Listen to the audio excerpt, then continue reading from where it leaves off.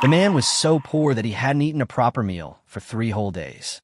The most he had eaten in those 3 days was when a neighbor, seeing his pitiful state, casually gave him half an expired baguette.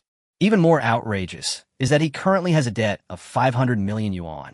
Strangely, no matter how much debt he owes, as long as he applies for a loan at the bank still dares to approve it. Even the wealthiest individuals and Wall Street giants seem to have gone mad, lining up with cash to beg him for financing, fearing they would miss the chance to get rich quick if they were a step too slow. And this man's name is Chen. It all started the day he finished paying off his mortgage. That day, he thought he had finally relieved himself of the pressure and planned to have a good drink and then get a good night's sleep. But no one expected that Chen would wake up in a parallel world. At first, he thought he had acquired the protagonist template. After all, transmigrators either crush Wall Street with future information or become the world's richest person with advanced knowledge. However, the moment he turned on his phone, he was completely stunned. His phone's home screen was crammed with familiar loan apps. The original owner had already maxed out his credit limit, and the overdue payment records were endless. To make matters worse, after news of his recent dismissal from the company spread, his colleagues, friends, and relatives all came knocking on his door, demanding that he repay the money. Just when Chen was driven to the point of almost questioning his existence, a notification sound suddenly rang in his mind. He had actually awakened a debt-free system. The more money he owed, the more points he would receive at the end of each month. These points could be directly redeemed for various cutting-edge technologies. The more you owe, the more points you accumulate. The more points you have, the more extravagant the cutting-edge technologies you can redeem. Ring. Chen Yang's phone suddenly beeped with a text message. He picked it up and froze on the spot. There was an extra 80 million yuan in his bank account, bringing his balance to over 80 million yuan. The sender was listed as Yongcheng City Municipal Engineering. He stared at the text message, repeatedly checking it, and the more he looked, the more something seemed off. The system clearly stated it was a debt reward, but this money wasn't a private transfer or a bank loan. How could it have come from a municipal engineering project? Chen Yang quickly realized something was wrong. Could the bank have transferred the money to the wrong account? His heart tightened. If he touched this kind of money, he might end up in jail for several years. But if he didn't do anything, the money would be recovered sooner or later. Then the so-called temporary debt would be gone, and the newbie perk would be forfeited. The thought of accumulating 8,000 points every month sent chills down Chen Yang's spine. He had already glanced at the system's redemption list. The techniques were increasingly outrageous, but they all shared one thing in common. They were shockingly expensive. For example, chip lithography technology requires 20 million points. Basic Internet of Things requires 5 million. Aerospace fighters require 8 million. And a multifunctional medical pod requires a whopping 15 million points. He flipped through the pages, which were full of cutting-edge technologies. Besides being powerful, they all had only one characteristic. They were expensive. Chen Yang simply filtered for the cheapest technologies, but even the cheapest ones cost 5,000 points, such as water quality improvement, air purification, and food formula optimization. 1 point equals 10,000 yuan, which means that even the cheapest technology would require a debt of 50 million yuan per month. Chen Yang couldn't help but smile bitterly. This system was clearly not designed for ordinary people. But looking at it from another perspective, acquiring these technologies could completely change one's life. For example, optimizing food formulas could make money by creating any brand, and even water quality improvement technology could potentially create the next billionaire. Chen Yang became increasingly tempted. 8,000 points a month, that's 96,000 a year. Even if I have to spend a few years in jail, it's worth it. He even started seriously considering the worst-case scenario. As long as I can keep this money, it's a golden goose. The money itself isn't important. The debt is. Chen Yang gritted his teeth, making up his mind completely, determined to take this gamble even if it meant risking everything. The problem is, how can he spend this 80 million without the bank chasing it back? Direct transfers won't work, and normal spending won't work either, as both will leave clear records. A thought suddenly flashed through his mind. What about buying a house? But he quickly dismissed it. The process for buying a new house is too slow, and it could still be chased back. The next moment, Chen Yang's eyes lit up. Unfinished buildings. These developers are already heavily indebted.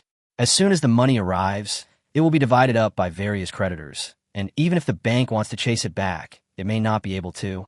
Moreover, If the project is revived, he might even make a profit. Even if the project is completely abandoned, he'll already have the points, so he won't lose out no matter how you look at it. It's the 21st now, and as long as he can hold out for 9 days, he can get 8,000 points. Then I'll gamble on these 9 days. Chen Yang made up his mind and immediately took action. He sent a message directly to the company group. Brothers, does anyone know where there are any unfinished buildings? The group immediately exploded. Some people exclaimed, "Are you crazy? You're going to buy an unfinished building." Others complained, "Even if you have money, you can't burn it like this." Chen Yang simply replied, "I have some money, but I can't afford a normal house, so I'm trying my luck." Everyone advised him not to act impulsively, and some even reminded him to save the money for medical treatment, but Chen Yang didn't explain further. Just then, Sun Miao from the finance department called, "Are you really planning to buy an unfinished house?" Chen Yang smiled. "There's no other way. I can only gamble on the probability." Sun Miao was silent for a while, then said in a low voice, "Then go and take a look at Henjia Lanxian. Don't ask too many questions." Sensing the hidden meaning in the other party's words, Chen Yang immediately checked the information. This property development was built by Wang's real estate, which had halted multiple projects due to a broken capital chain, completely trapped in a vicious cycle. More importantly, the developer had a huge loan due soon, practically driving them to desperation. They were either going to commit suicide or flee. Seeing this, Chen Yang became even more excited, because this was exactly what he was looking for. He immediately dialed his sales office. "Hello, how can I help you?" The voice on the other end of the line sounded noticeably tired. Chen Yang cut to the chase. "I want to buy houses, and I want to buy several." The other party was clearly taken aback. "Sir, are you sure? It's unbelievable that someone would be willing to buy houses at a time like this." The news quickly reached the boss, Wang Yaozu, who immediately cursed. "I've never seen such a sucker before. It's even more outrageous than joining the National Revolutionary Army in 1949. Not long after, Wang Yaozu called him personally, his tone full of doubt. "You really want to buy? Let me make this clear to you first. This project of mine is almost on its last legs." He laid his cards on the table. "The 300 million loan is about to expire, and I'm already preparing to transfer the project to Yunhai Group. You homeowners will have to continue to pay up." Upon hearing the words, Yunhai Group, Chen Yang's heart skipped a beat, and he vaguely guessed the underlying scheme. The corners of his mouth couldn't help but turn up. "That makes things even more interesting." He retorted, "Mr. Wang, are you willing to accept this?" The other party immediately cursed. "Willing to accept this, my ass. We've been set up, what can we do?" Despite the cursing, Wang Yaozu was still full of helplessness. "I really don't have the money to continue development right now. If you were the owner, you could only accept your fate and wait for someone else to take over." Chen Yang was silent for a moment, then suddenly said, "Mr. Wang, come see me.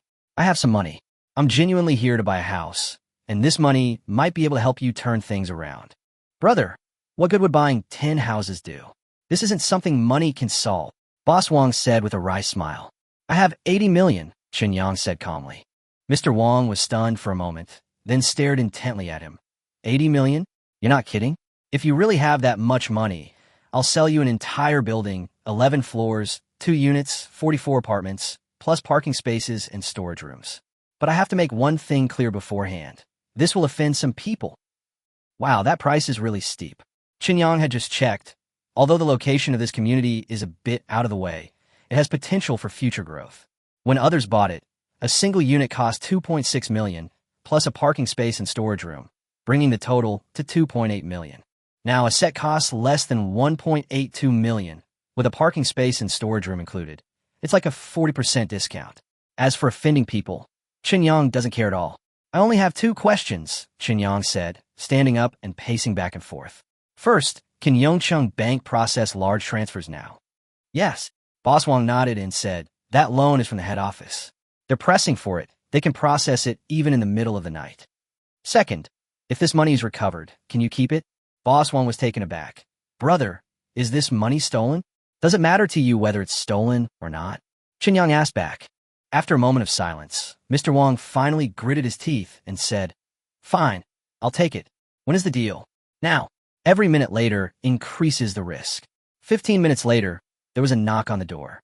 Mr. Wang arrived with 2 bodyguards, clearly on guard. Chen Yang handed over the bank card directly. Boss Wong, it's up to you now. After confirming the balance, Boss Wong immediately started making phone calls. Brother Liu, the money's in. Pay me back within half an hour. Give me permission for a large transfer. He made call after call, constantly pulling strings and opening up all possible channels. Soon, Chen Yang's phone received a notification. The temporary large amount remittance function has been activated. Please complete the transfer within 2 hours. Give it to me. Boss Wong took the phone, quickly operated it, and transferred the money into his account. Immediately afterwards, he transferred the funds in batches into multiple accounts, some amounting to several million, some to tens of millions, and even 2 transactions exceeding 20 million. A few minutes later, the money was returned under the guise of a loan and eventually entered the company account to repay the loan. After the last phone call, Boss Wong let out a long sigh of relief, his forehead covered in sweat. It's settled. He immediately took out the contract and handed it to Chen Yang. The best building in Henjia Lanxian is all yours. Consider it a token of my gratitude. Chen Yang didn't examine the documents closely, signing and pressing his fingerprint directly. For him, as long as the transaction was completed, that was enough. With the contracts exchanged, the 80 million yuan deal was officially finalized. Boss Wong couldn't help but ask, "Brother, where did this money come from?" Chen Yang replied casually, "The bank made a mistake." Mr. Wong initially didn't believe it, but after seeing the text message, he gasped, "Ruthless. This could land you in jail." Not necessarily. Chen Yang remained calm. The municipal government's money is gone, but the bank can't renege on it. I've already spent the money. Now they're more concerned about you. Boss Wong's expression changed instantly, finally realizing the seriousness of the situation. Chen Yang continued, "Look on the bright side. You and the bank are now tied together. If the money runs out, they can only continue lending so you can finish building the building. Once the houses are sold, everyone can make a living. When the house prices rise, you can not only break even but also make a profit. The bank can't be so clueless as to not understand this." The more Mr. Wong listened, the more alarmed he became, and his gaze towards Chen Yang completely changed. This young man had actually managed to carve out a path to survival amidst a siege by using a mistaken account. On the way back, Mr. Wong sat in the car, increasingly convinced by the absurdity of the situation. "This kid is incredible," the bodyguard couldn't help but ask. "Is it really that exaggerated?" Boss Wong lowered his voice and said, "You only see him taking risks, but he has already calculated his options. Even if something really goes wrong, he can use the situation to turn things around." He paused for a moment and then added, "This kind of person uses himself as a pawn." Meanwhile, in an old-fashioned courtyard, 80 million was transferred to the wrong number. The young woman's face turned pale instantly. The middle-aged man, however, remained calm. "Just get it back. Remember this lesson. I'll go deal with it." The young woman didn't have time to say more and hurriedly left. The call quickly reached Chen Yang. "Hello, Mr. Chen. I just accidentally transferred some money. Have you spent it?" the girl asked, her voice both nervous and polite. "Yes," Chen Yang replied calmly. "I bought an unfinished building." The girl's voice was almost crying. "You're buying an unfinished building? What if they stop building it?" Chen Yang smiled. "Then there's still your bank, isn't there? We don't do real estate." The girl immediately became anxious. Just then, the phone was answered, and a calm voice, though laced with suppressed anger, rang out. "I am Zhao Jiangwo, the branch manager of Yongqing branch. This money was transferred in error. This is illegal income, and you'll go to jail." Chen Yang's tone remained calm. "Then come and arrest me. My address is Unit 6, 6th floor, West Unit, Wutong Lane, Cultural Street." "Are you determined to be a deadbeat?" the other party asked angrily. "Don't get agitated. Getting agitated won't solve anything," Chen Yang said, and then hung up the phone. Arrogant. Too arrogant. The atmosphere in the conference room of a Yongqing branch was oppressive and strange. Some people looked surprised, some watched coldly, and most others acted as if it was none of their business. Only the girl with the sheep-like voice looked dazed, sitting in her chair with an uneasy expression. Bank manager Zhao was so angry his hands were trembling. He pointed at her and roared, "You can even make a mistake when transferring funds, you. If this is reported, not only will she be held responsible, but he himself will also be held accountable." Someone hurriedly asked, "Manager, what do we do now?" After a moment of contemplation, President Zhao suddenly said, "Don't call the police yet, investigate." An ordinary person couldn't transfer that much money. There must be someone pulling the strings behind the scenes, maybe even an inside job. Also, investigate Wang Yaozu's account to see where the money went. Do everything you can to recover it, and give the higher-ups an explanation. The word traitor instantly changed everyone's expression, drawing their attention to the girl. Her face turned deathly pale. She had only made a mistake, but being labeled a traitor meant she was finished. Bank manager Zhao, however, ignored them and slammed his hand on the table, declaring, "Begin." Soon, the data was presented to President Zhao. The more he read, the more shocked he became, and those around him exchanged bewildered glances. The money was transferred out in less than 20 minutes after arrived. "That's too swift," someone reported. It was split into 8 transactions within a minute, transferred to different company accounts, with the recipient claiming it was for debt repayment. Another person continued, "What's even stranger is that within minutes, these 8 companies had another 80 million flowing back under the guise of loans." Everyone gasped. "This is money laundering. It's a gang crime." As soon as they finished speaking, someone else added, 3 minutes later, the money was transferred to the head office to repay the loans. The person in charge is Vice President Liu of the head office. A deathly silence fell over the room. It was then discovered that the large sum transfer permissions had indeed been activated at Vice President Liu's behest. Someone couldn't help but exclaim, "A mole at the top?" Bank manager Zhao was completely stunned. He hurriedly dialed the phone. "Old boss, you've messed up. That 80 million yuan payment, you approved it." After hanging up, he slumped into his chair, feeling dizzy. He had thought it was just a mistaken payment, but he never expected it to lead to such a huge scheme. Meanwhile, in the head office, Vice President Liu was furiously making a phone call. "Are you crazy? You want me to grant you access to embezzled funds?" Old Wang on the other end of the line remained calm. "This is my only way out." After a moment of silence, Vice President Liu gritted his teeth and said, "If this gets exposed, I'm finished." Old Wang slowly said, "No, you still have a chance." He then recounted Chen Yang's plan, stating that if handled properly, everyone could escape and even make a profit. After listening, Vice President Liu hesitated. The building was worth over 100 million yuan, and if the deal went smoothly, the profits would be astonishing. However, the cost would be completely offending the Yunhai Group. He knew very well that the issue now was not whether to make money or not, but whether to protect himself. Old Wang continued to apply pressure. "Since we're already in the water, we'll all live together." Vice President Liu finally slammed his fist on the table. "Fine, I'm going all in. I'll approve the loan. You handle the rest." Old Wang laughed. "Don't worry, we can still turn this around."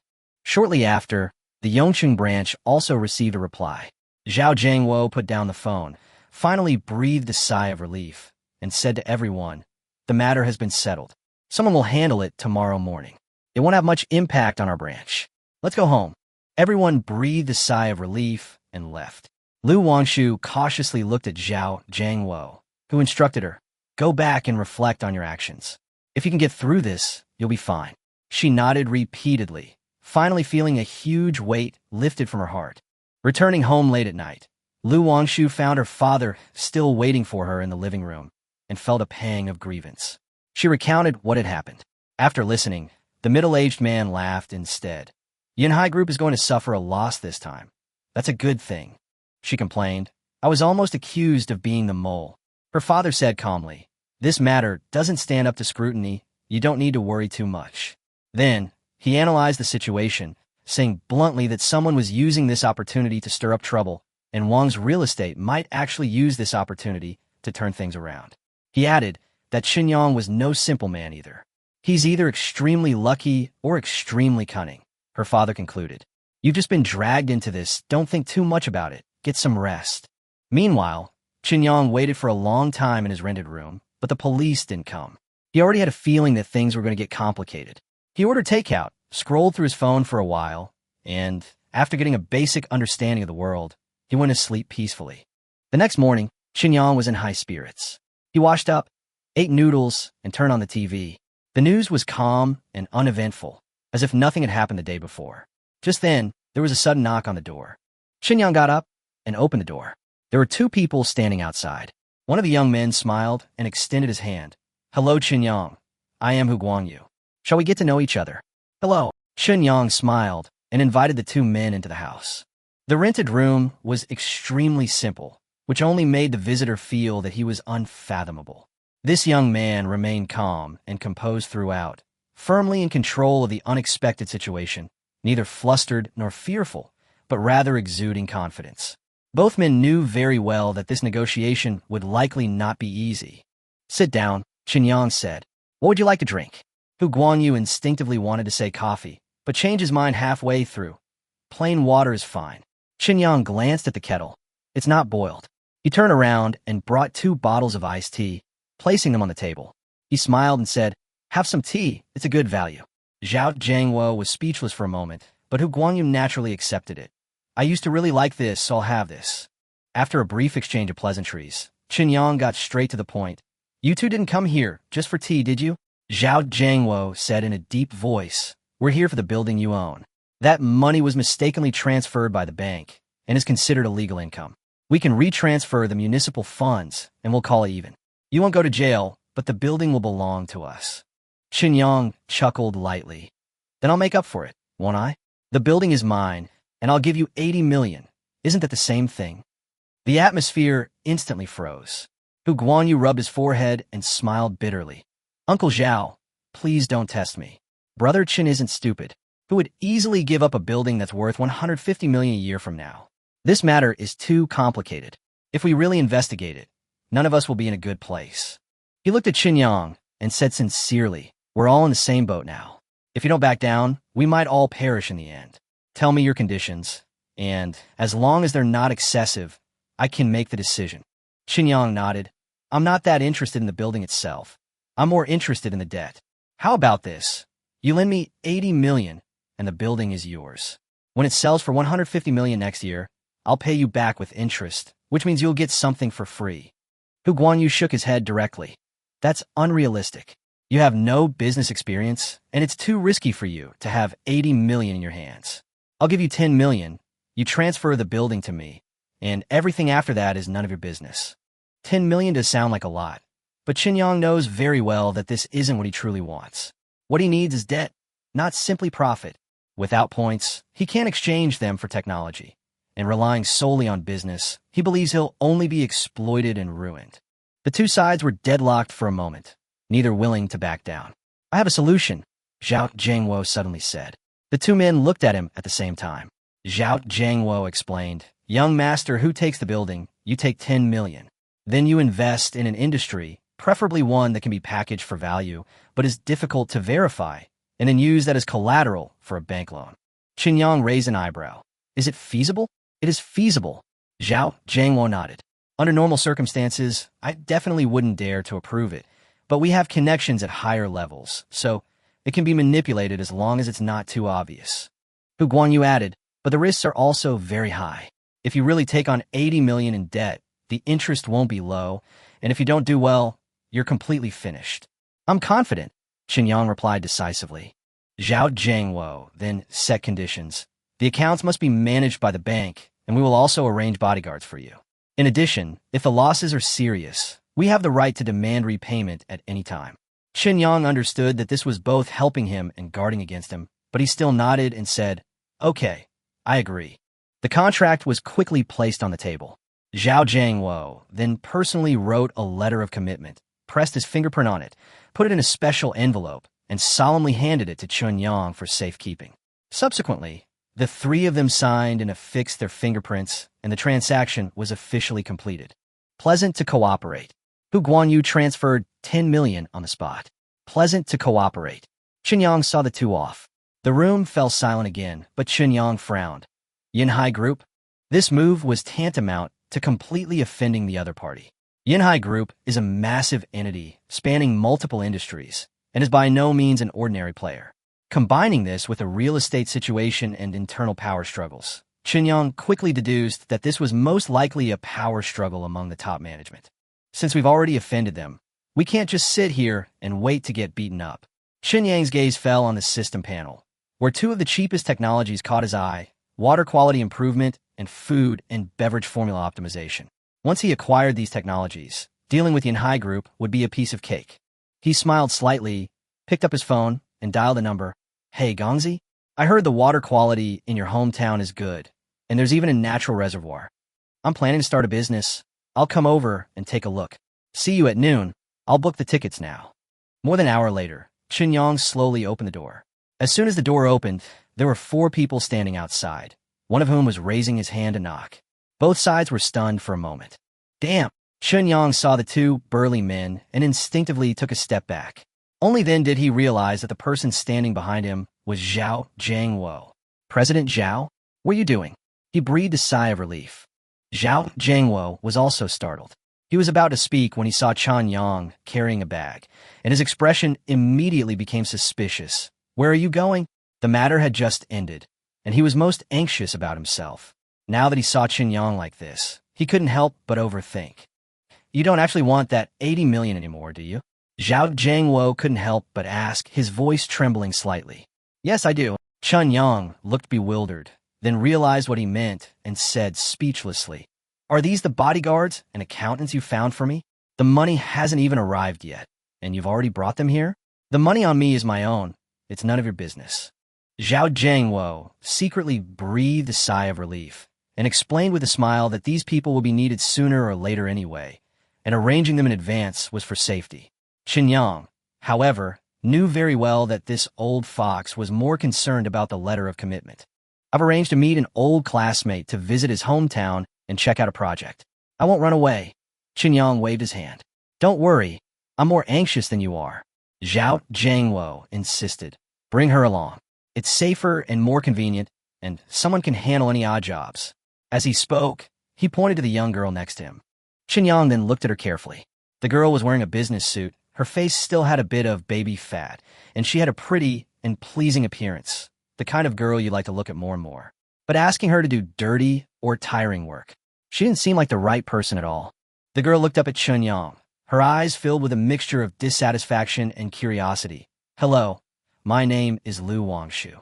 From now on, I will be your secretary, assistant, finance manager, and household manager. The bank manager instructed me that I must stay by your side at all times. Her tone was soft, but clearly reluctant. She was actually quite annoyed. This job had been forced upon her. If it weren't for the mistaken transfer earlier, she wouldn't have been pushed to take the blame and had no choice but to accept it. Hearing the voice, Chen Yang suddenly realized, Oh, you're the one who made the mistake? Lu Wangshu's face darkened. Zhao Jiangwo nodded. That's right, it's her. His tone even carried a hint of shirking responsibility. Chen Yang pulled Zhao Jiangwo aside and whispered, You're letting her manage the accounts? Aren't you afraid she'll bankrupt me? Absolutely not, Zhao Jiangwo quickly assured him, saying that she was a graduate of a prestigious university, had all the necessary certificates, and was a legitimate accounting professional. Although he said that, he was actually a little apprehensive, but since he had already brought her, he could only bite the bullet and use her. Then he introduced 2 veterans, Wang Gang and Zheng Chong, emphasizing that their safety was absolutely guaranteed. Chen Yang understood immediately. This wasn't just simple protection, but clearly a way to prevent him from running away. All right, they're fine. It's just a matter of a few more mouths to feed. Chen Yang nodded helplessly. Seeing that the matter was settled, Zhao Jiangwo didn't linger, saying he still had to see young Master Hu off, and hurriedly left. Upon hearing this news, Chen Yang's heart stirred. He vaguely guessed that the other party might be trying to profit from both sides. However, he also understood that such matters were inherently mutually beneficial. It was normal for Wang Yaozu to have sacrificed some benefits to overcome the difficulties. Let's go, let's set off. Chen Yang waved his hand and led the 3 away. In Yongcheng, Jinjiang New District, the Yunhai Group building stands tall. It doesn't handle production. Rather, it controls sales, distribution channels, and finance. The true central hub of the entire group. The group was originally a family business, but after the founder's death, the eldest son aggressively expanded, blindly entering multiple industries, which resulted in a severe blow and a significant reduction in assets within just a few years. Although it managed to recover through listing and financing, control had already fallen into the hands of capital. The Qi family now exists only as a symbol, with the real power held by professional manager Fan Wenping. He is highly capable and quickly restructured and laid off employees after taking office, thus gaining complete control of the company. At this moment, an internal meeting was being held in the conference room, with the entire sequence of events displayed on the large screen. Zhang Wanning calmly spoke up. The incident has already happened. We cannot allow the group's reputation to be trampled on, otherwise our capital score will drop. We must come up with a solution. Qi Yuming's face darkened, and he couldn't help but want to retort, but she immediately mocked him. If you're incompetent, do less. The more you do, the more mistakes you make. The atmosphere in the conference room instantly became tense. Fan Wenping spoke up to quell the argument. What I need is a solution, not to listen to your bickering. Qi Ruihua, the chairman of the Qi family, also stepped in to calm the situation. Later, someone reported that the head office had put pressure on the bank, and the bank could no longer provide assistance. Others pointed out that higher-ups had intervened, and the matter could no longer be resolved through personal relationships. Fan Wenping shook his head. Even capital can't mediate this. This matter involves more than just simple interests. Are we just going to let it go like this? Qi Yuming stared at Chun Yang's photo on the screen, his face full of resentment. Otherwise what? Someone responded coldly. This is a place where rules matter, not a place where capital can run rampant. Fan Wenping spoke again. It's just Wang's real estate. The losses are still within an acceptable range. But the problem is not that we lost, but that we lost to an unknown nobody, someone we fired ourselves. The meeting room fell silent. What we need to do now is to save face, Fan Wenping said calmly. Either let the outside world think that our defeat wasn't shameful, or let them know that Yunhai Group is still not to be trifled with. Chapter 7. How much money does it make in a year? Are you risking your life? All right, meeting adjourned. Anyone who comes up with a solution, come to my office. After waiting for a long time without anyone saying a word, Fan Wenming finally couldn't sit still any longer, got up and left with a grim expression. Qi Ruihua followed him out, and the meeting room immediately erupted in chaos. The executives all chimed in, finding the matter thorny. Chen Yang had just been fired from the company and was rumored to be seriously ill. He had nothing to lose, so they couldn't find a way to get revenge. Someone suggested exposing what happened behind the scenes, but that was immediately rejected. There were too many things involved, and if it were exposed, it wouldn't bring anyone down. Instead, it would make Yunhai Group look like it was tricked by a former employee, making a laughing stock in the industry. Finally, someone remembered an old business tactic, praising the opponent. If Chen Yang was portrayed as incredibly capable, Yunhai Group's loss wouldn't be so shameful. But as soon as this was said, others shook their heads. In the past, praising large organizations might have worked, but praising an ordinary person? Were they supposed to be Zhuge Liang reincarnated? Who would believe that? Everyone fell silent. The PowerPoint presentation they'd just seen had left them completely bewildered, and the more they thought about it, the more absurd it seemed. A dismissed employee had somehow managed to turn the tables on the entire company with a series of maneuvers. Who on earth approved his dismissal? Meanwhile, in the CEO's office, Fan Wenming sat down and had his secretary pour him tea. He rubbed his temples, feeling a headache coming on. He could think of any method the executives could come up with just as he could, but exposure, retaliation, or flattery were all inappropriate. Business battles are about profit. Losing usually means conceding and accepting the loss, not truly pushing someone to their death. Just then, the secretary came in and whispered a report that the head of the convenient snack food development and technology department said he had a solution and was waiting outside. Fan Wenming was taken aback.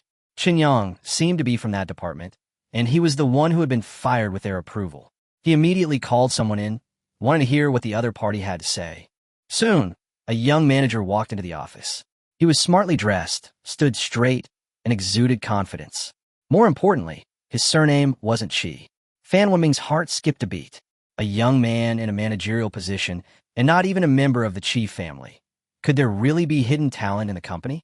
He even began to reflect on whether he had been too negligent in the past, allowing someone like Chen Yang to leave. After witnessing Chen Yang's tactics, he suddenly felt that his previous ordinary business tactics had become crude. He used to think that the strategies in the Three Kingdoms were too exaggerated, but today, Chen Yang had truly taught him a lesson.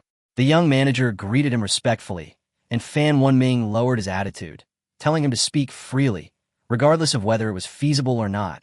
He wouldn't be blamed. The young manager apologized first, saying that he had approved Chen Yang's dismissal. He explained that Chen Yang was ill and worked long hours, and he was worried about potential problems for the company, which is why he made the decision. Now that the matter has escalated, he feels deeply ashamed of having let the company down. He then changed the subject, saying that he immediately arranged for an investigation and discovered that Chen Yang had mentioned wanting to buy an unfinished building in a private employee group. Not many people knew about the group's plans for Wang's real estate, so someone must have leaked the information. He suggested using the charge of stealing trade secrets to send Chen Yang and a leaker to jail together. Fan Wenming shook his head in disappointment after hearing this. Many people knew about this, and it was essentially the Qi family using their influence to target Wang's real estate. It wasn't a trade secret at all, and the accusation was baseless. The young supervisor's eyes flickered. Then he whispered that he already knew Chen Yang's whereabouts. Chen Yang went to Yuanming Lake in Wei County. He was already ill, and if someone gave him a push, Fan Wenming's heart sank, and he immediately interrupted him, asking how he knew where Chen Yang went and whether he had someone follow him. The young manager initially said no, and Fan Wenming breathed a sigh of relief. However, the manager then explained with a smile that he had Chen Yang's information and address, and had already arranged for 5 people to keep an eye on him. With just a word from the president, they could find a secluded spot and push Chen Yang into the lake without anyone noticing, and no one would suspect Yin Hai Group. Bang! Fan Wenming abruptly stood up, slammed his hand on the table, his face flushed red, and roared, "Get the hell out of here!" The young manager froze, not yet reacting. Fan Wenming yelled again, telling him to get out. Only then did the man scramble away in a panic. Hearing the commotion, the secretary rushed in. Fan Wenming, still furious, immediately ordered her to investigate who had hired this person, who was under their command, who else worked for them, and whether they were members of the Qi family. After the investigation was completed, all those involved were dismissed. The secretary hurriedly left. Fan Wenming paced back and forth in his office, picked up his water glass to take a sip, but the more he thought about it, the angrier he became, and he smashed it on the floor. He had heard that the Qi family had shady dealings, but he never imagined they were this shady. He was only here as a professional manager, not to get involved in shady dealings. This wasn't giving advice. It was clearly an attempt to drag him down with them. Fan Wenming grew increasingly fearful as he thought about it. Luckily, he had only asked for specific solutions, not promised a reward to whoever solved the problem. Otherwise, if those 5 had actually taken action, Chen Yang would probably be drowned by now, and he would be the mastermind. After breaking out in a cold sweat, he picked up the phone and called Zhang Wanning, asking her to come to his office so he could explain that there were still some internal problems and further layoffs might be necessary. Hanging up the phone, Fan Wenming sat back in his chair, rubbing his head and cursing. What kind of people are these? The company isn't his. He's just an employee, barely making a few dollars a year. Why risk his life for them? What benefits did the Qi family give him? Meanwhile, on Moonlit Lake in Wei County, an autumn breeze rippled across the water, gently rocking a small boat. Chen Yang sat cross-legged on the boat, looking quite content. Lu Wangshu, meanwhile, was brewing tea beside him, leisurely as if he were on vacation. Chen Yang opened his phone, intending to call his old classmate, but found his WeChat messages had exploded. Colleagues from all departments of the company were tagging him in the group chat. Some asked if he had bought an unfinished building. Others were amazed that he had made a fortune after leaving the company, wondering if he had gone back to inherit a billion-dollar fortune. Still others confirmed that the name and photo on the internal meeting materials were correct, and it was indeed Chen Yang. The group chat quickly turned into a scene of widespread shock. Some people exclaimed that it was a whole building, while others said that young Master Chen was so rich that he was asking them for money, wondering if he was just experiencing life. Some people lamented that some are born to be powerful, while others, no matter how well they pretend, are ultimately just riding horses. Besides the group chat, there were also a ton of private messages. Sun Miao from the finance department was the most panicked, begging Chen Yang not to say she was the one who leaked the information, otherwise she would be finished. She said the entire company was in an uproar, and the leadership was furious. Chen Yang replied, "Okay, I'll definitely repay you handsomely later." Sun Miao immediately sent a shy emoji. The next message was from the head of the technical department, who questioned why he did this and said that the company owed him nothing and he should be grateful. Chen Yang only replied with 2 words, "Idiot." Then he blocked and deleted him. Next came a message from Jean Yalin. She questioned Chen Yang about where he got so much money, saying he had promised to give her anything, but he turned out to be a liar and called him stingy and cheap, saying that even if he had money, he couldn't compare to Qi Shao. Chen Yang's eyelids twitched as he read the message. Without hesitation, he replied, "Yes, there's one more thing I haven't given you. Hasn't your mother been feeling unwell? I'll send you your mother's ashes later." After sending the message, he blocked and deleted it in one swift motion. He had just remarked on how diverse the world is when his phone rang. Looking up, he saw someone on the shore waving at him with their phone in hand. Chen Yang steered the boat to the shore. After boarding, the man first looked at Lu Wangshu in surprise, then at Zheng Chang and Wang Gang, asking if Lu Wangshu was his girlfriend and who the other two were. Chen Yang waved his hand in denial, saying he was single. Lu Wangshu was his assistant, and Zheng Chang and Wang Gang were his bodyguards. The visitor was stunned and asked him what was going on. Chen Yang smiled and said he was investing in Weixian County, then pointed to Yuanming Lake, explaining that he planned to build a water plant there to produce beverages and mineral water, and asked the other person what they thought. Gongzi was completely bewildered, thinking he was joking. Although Yuanming Lake was connected to an underground river, and Weixian County was known as a land of longevity, there were no mines here. The lake water was basically just river water, and someone had just urinated on the shore. Who will buy this stuff? Only a fool would buy it. Chun Yang's face was full of confidence as he said calmly, "What I want is to turn the impossible into the possible." But in his heart, he couldn't help but complain. Even if there were a more reliable place, he couldn't afford it. Chapter 8. The water quality is excellent. Drinking it will prolong your life. Wait, what's going on with you? Gongzi was still a bit dazed sitting on the boat, looking at Lu Wangshu and the two bodyguards, then at Chen Yang, feeling like he was dreaming. Wasn't this guy a simp just a while ago? How come he's suddenly rich? Looking at the shimmering lake surface under the sunlight, Chen Yang suddenly asked, "This lake is a natural reservoir. Why hasn't it been turned into a scenic area?" Gongzi was taken aback. "Are you serious?" Seeing that Chen Yang didn't seem to be joking, he explained that there are many scenic areas around Yongcheng. Although Weixian is under the jurisdiction of Yongcheng, it is located in a remote area, and most young people go to work in the provincial capital, so the local economy can't be boosted, let alone tourism. The reservoir is nice, but turning it into a tourist attraction would require major construction. The county had considered it before, but ultimately decided it wasn't cost-effective and abandoned the idea. Gongzi then reminded him that if he really wanted to lease it, the price would definitely be high. Chen Yang asked directly, "How much?" Gongzi thought for a moment and said that the reservoir was quite large, but because it was connected to an underground river, aquaculture couldn't be done there. A few years ago, someone wanted to lease it, but gave up after having experts inspect it. At that time, the county quoted a price of about 20 million yuan for 30 years. At this point, Gongzi couldn't help but advise him, "Yangzi, stop fooling around. Where did you get the money? Even if you have money, you can't waste it like this. Listen to me. After we finish eating, you should go back to Yongcheng. This money can't be wasted." Chen Yang smiled and said, "Don't you know me? Since I dare to start a business, I must be confident." Gongzi remembered that Chen Yang used to work at Yanhai Group, a company that started by selling bottled water. Could he really have mastered some core technology? But what core technology could bottled water possibly have? Gongzi became more and more confused. After confirming several times that Chen Yang wasn't joking, he still picked up his phone to inquire. A while later, he returned and said that if he really wanted it, they could discuss it. It would be around 15 million, and the term would still be 30 years. Chen Yang nodded his thanks and turned to Lu Wangshu. "You go and negotiate within 10 million for 20 years. Lu Wangshu pointed to herself, her face full of disbelief. "Me?" Chen Yang said matter-of-factly. "You are the only general under me right now. If you don't go, who will? Why don't you contact your bank manager and find someone more capable to go instead?" Lu Wangshu was speechless. The bank manager had already said that if she was replaced, she could pack her things and leave. No matter how unwilling she was, she could only grit her teeth and agree. As soon as the ship docked, she left with Zheng Chang. Chen Yang, on the other hand, looked relaxed. He knew very well that he wasn't cut out for business. The reason he dared to take such a risk this time wasn't because of strategic planning, but because of the confidence given by the system. He always believed in one thing: leave professional matters to professionals and don't interfere yourself.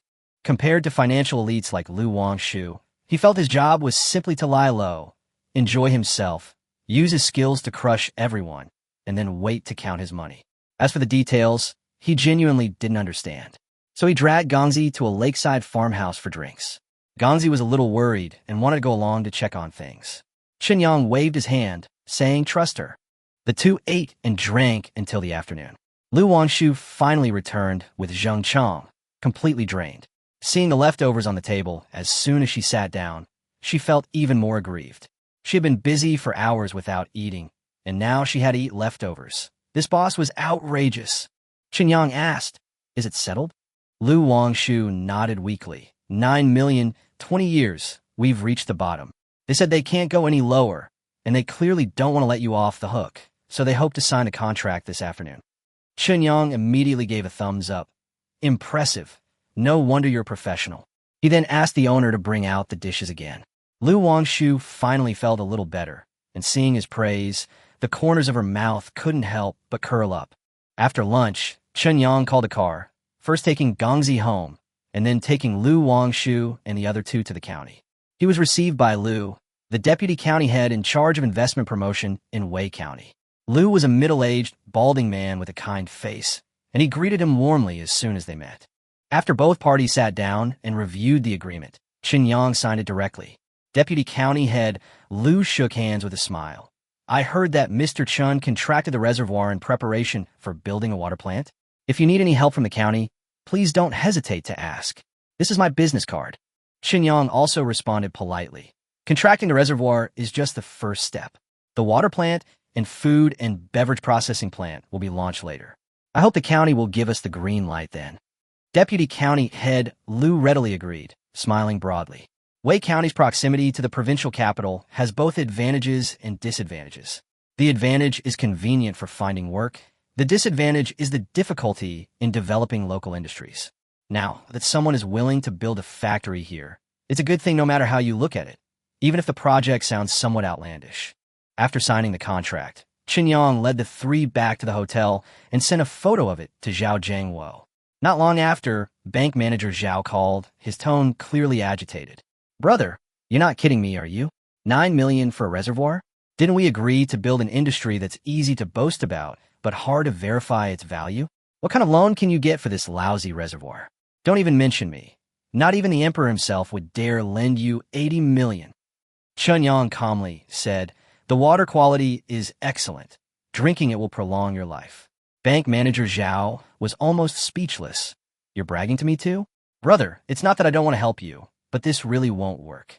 Chen Yang wasn't joking. Looking at the healthy water quality enhancement technology in the system, he knew very well that this wasn't ordinary mineral water or purified water, but rather healthy water that had been treated and was beneficial to the human body. While it's called water, it's more like a health supplement, and a genuine one at that. The system has a comment about it. Buying this is not as good as buying gene evolution fluid. The meaning is clear. It possesses some of the effects of gene evolution fluid. Even if it's less than 1%, or even 1,000th, it's still effective. Unfortunately, Chen Yang hasn't received his points yet, so he can't produce a sample. Chapter 9, Extraordinary People Do Extraordinary Things. The two sides remained deadlocked for more than 10 minutes, neither able to convince the other.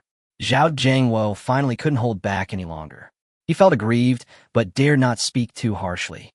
After all, Chen Yang held leverage over him, and if he really pushed Chen Yang too far, Chen Yang might report him, and Zhao Jiangwo would be finished. Fortunately, he had arranged for an assistant and bodyguards in advance. As long as Lu Wangshu kept an eye on the loan, nothing serious should happen. If there were to be a loss, he could immediately withdraw the remaining loan, seal off the factory, and resell it, which would at least mitigate the losses. Thinking he was doing Hu Gongzi's bidding, Zhao Jiangwo could only console himself. Even if he lost his bank manager position, it was better than going to jail. He said in a deep voice, "I'll have Lu Wangshu prepare the documents and allocate the funds within 3 days. You'd better think this through. Failing to repay the money will land you in jail. You idiot." The call ended, and Chen Yang simply shrugged. He wasn't worried at all. With such advanced technology at his disposal, how could he possibly lose? On the other end, Zhao Jiangwo's face was grim, and he regretted it more and more. After a moment of silence, he still called Hu Guangyu and told him the whole story. "Young Master Hu, that kid doesn't know how to do business at all. Borrowing 80 million to sell mineral water. Can you believe it? I think I'm really finished this time." After hearing what was said on the other end of the phone, Zhao Jiangwo nodded repeatedly, his tone full of helplessness and obsequiousness. In a residential area of Yongsheng, Hu Guangyu hung up the phone his brow furrowed. At the dining table, an elderly man was slowly sipping his porridge. Noticing Hu's expression, he asked, "Is something wrong?"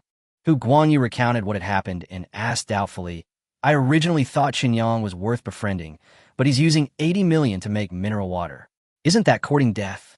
The national market has long been dominated by big brands, and Dongjiang province is also under the control of Yunhai Group. What makes him think he can get in? The old man wiped his mouth and said calmly, "Extraordinary people do extraordinary things. Madmen have their ways. The winner takes all. Don't rush to see what he does. See what he ultimately does. Anyone who dares to do this must have some kind of backing, unless they're a fool." Hu Guanyu nodded thoughtfully after listening. The next day, after spending the night in Weixian County, Chen Yang and his 3 companions took the high-speed train back to Yongchen. According to Lu Wangshu's plan, now that the company and all the paperwork were ready, the next step was to hire people. She didn't understand business management and needed to find professionals to handle it. Chen Yang agreed, so he slept until 10 a.m. By the time they arrived at the job market, it was already 11:30 a.m., and many companies were already packing up and leaving. Lu Wangshu couldn't help but complain, "I called you several times, and you wouldn't get up. Now almost everyone's gone. How are we supposed to recruit?" Qinyang wasn't in a hurry at all. It depends on fate. Those who are recruited early may not be the most suitable. The truly capable ones also have strong personalities and aren't so easily satisfied with the treatment of ordinary companies. The money hasn't arrived yet, so it doesn't matter if it's a day or a day later. To him, as long as people aren't stupid, they can achieve success using cutting-edge technology. Lu Wangshu rented a temporary stall and put up a simple recruitment sign. Qinyang then sat down casually. Passers-by couldn't help but take a second look at the setup. 1 assistant and 2 bodyguards, with the bodyguards standing like gatekeepers, didn't look like they were recruiting ordinary employees at all. However, there are always those who dare to take the plunge. A few minutes later, a middle-aged man with a scruffy beard and casual clothes walked over and sat down directly opposite Qinyang. He asked, "What positions are you hiring for?" Qinyang countered, "You want to hire everything? What do you want to do?" The man laughed. "Hiring everything? How about hiring a general manager? Do you think I'm up to the task?" "I think so." Qinyang directly took out a contract and placed it on the table. "Sign it." The contract was prepared in advance by Lu Wangshu, and the company was officially established yesterday with the approval of Deputy County Head Lu. Its name is Xinghai Beverage Food Company, Limited. The man was stunned, and Lu Wangshu was equally bewildered. Who hires a general manager so casually? Qinyang smiled at him. "What? You're scared now?" The man flipped open the contract, glanced at it a few times. It was just established yesterday in Weixian County, still in the preparatory stage. "So how much salary are you going to pay me?" Qinyang shook his head. "I don't know how much you're worth, but you certainly know yourself. Write down your own job title and salary. As long as you're confident enough, $1 million annual salary is fine too." The man's name was Jiang Lihai. He had recently suffered setbacks in both his love life and career and had been cooped up at home for 2 months. He never expected that his first time going out would result in encountering such a crazy boss. But it was precisely this unwavering trust that suddenly ignited a long-lost drive within him. He picked up a pen, wrote General Manager in the job title column, and then wrote Annual Salary 800,000 in the salary column. After finishing, he put the pen down. "This price isn't expensive for me. I will prove my worth." Qinyang gave a thumbs up, very confident. "Come on, sit here." Jiang Lihai was taken aback. "What for?" "To recruit people." Qinyang said matter-of-factly. "I have no experience. Everyone has their own expertise. Since you are the general manager, it is natural to leave the recruitment to you." Jiang Lihai was taken aback. To delegate authority so soon after signing the contract. What immense trust that must be. He immediately sat down at the recruitment booth and said earnestly, "Don't worry, boss. Just tell me what positions you need, and I'll take care of the rest."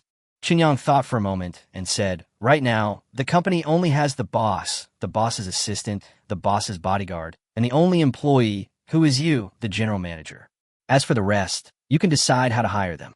Jiang Lihai instantly sobered up, all the emotion he had felt earlier vanishing completely.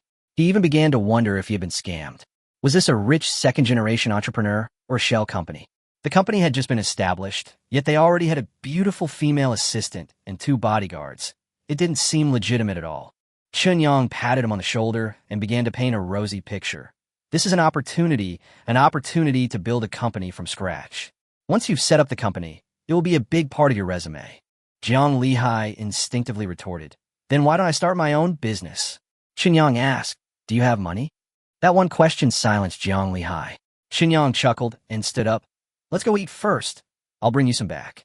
After saying that, he left with Lu Wangshu and the other two, leaving Jiang Lihai sitting there, his fists clenched tighter and tighter. He couldn't help but curse inwardly, wondering why he had been so moved. This boss was truly inhuman.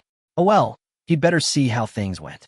Anyway, there was no confidentiality agreement, no non-compete clause, and no penalty for breach of contract. If things went wrong, he'd better run. Chapter 10 Boss, what is your dream? After leaving the job market, Chen and his three friends found a hot pot restaurant and sat down. The restaurant was mid to high end, and they ordered almost all of their signature dishes, which would cost at least 2,000 or 3,000 yuan. In the past, Chen wouldn't have dared to even dream of such spending. In his previous life, he was busy working and paying off his mortgage, never having a moment's rest. In this life, he became a sycophant, working 996 every day, eventually exhausting himself to death without ever having a single good day. Now that he suddenly has money, he naturally spends it without restraint, having experienced life and death twice. Chen has come to terms with things. Everything might be illusory, and living for the moment and leaving no regrets is perhaps the real goal. Even without the system, he wants to live a more carefree life in this one. But these actions seemed extremely abnormal to Lu Wangshu. After only 2 days together, she understood Chen even less. Lu Wangshu came from a good family, had met many people, and had been taught by her father from a young age. She considered herself to have good judgment. Yet Chen remained completely unfathomable. If he was able to seize the opportunity of a mistaken payment to make a fortune of tens of millions, it shows that he has amazing skills and extraordinary courage. Once he gains power, shouldn't such a person immediately plan to expand and snowball his ambitions? Lu Wangshu had heard of similar people before. Whether in the gray industry or in the early stages of some companies, there were always these ruthless characters. They were mostly extremely wary and would stop at nothing to grow their businesses. But Chen was completely different. He took the money 1 minute and immediately wanted to take out a loan the next, which seemed normal, since loans are a shortcut to development. But he insisted on going into the mineral water business, which was already outrageous enough. What's even more outrageous is that he seems unwilling to care about anything. Yesterday, he handed over the coordination with Weixian County to her, and today the recruitment process was incredibly casual. He directly handed over the general manager position to someone he had just met and even told that person to recruit. Isn't he afraid of being sidelined? Aren't he afraid of being scammed? Thinking of this, Lu Wangshu finally couldn't help but ask, Boss, what is your dream? Chen was taken aback, then laughed. Dream? When a boss talks about dreams to his employees, it's called drawing a pie in the sky. What do you mean by talking about dreams to your boss? Trying to draw me a pie in the sky. Lu Wangshu said helplessly. That's not what I meant. I mean, I really don't understand what you've been doing these past 2 days. What exactly are you trying to do? Seeing that she was serious, Chen also stopped joking and slowly said, if it were before yesterday, my dream would be very simple. To have my own house, a car, and some savings so that I wouldn't live such a bad life. Upon hearing this, Zheng Chang and Wang Gang both nodded. They understood all too well. A house, a car, and savings were the goals of almost all ordinary people. Lu Wangshu pressed further, and now. Chen held up 3 fingers. I have 3 dreams now. First, to live a more comfortable life and no longer worry about money. All 3 nodded. This dream was realistic and normal. Chen continued. Secondly, I want to see the view from a higher vantage point. With the advancement of human technology, most things can be accomplished with enough money.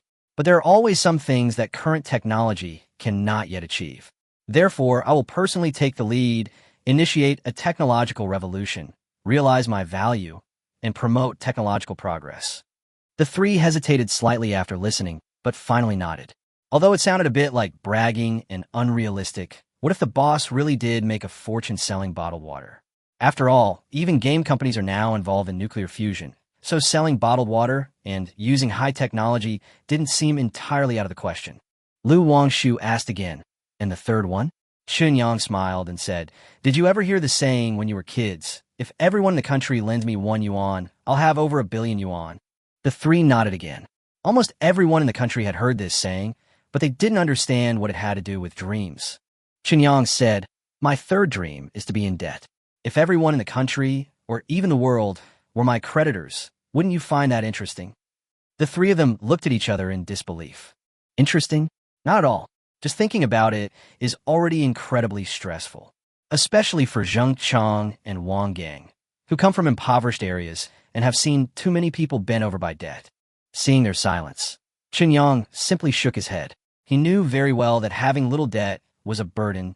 Having a lot of debt was a huge burden, but when the debt was so great that it affected everyone, the burden would shift to others. When one person's downfall is enough to trigger a chain reaction of collapse, everyone will try to support him.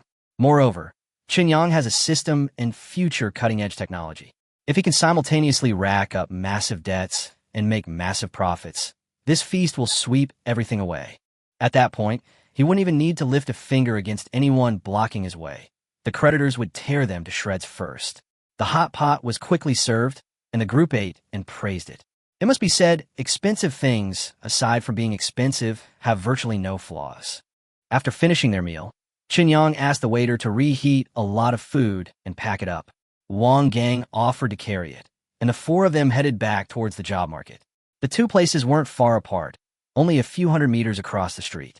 When they arrived, Zhang Lihai was standing in front of a group of people giving a training session.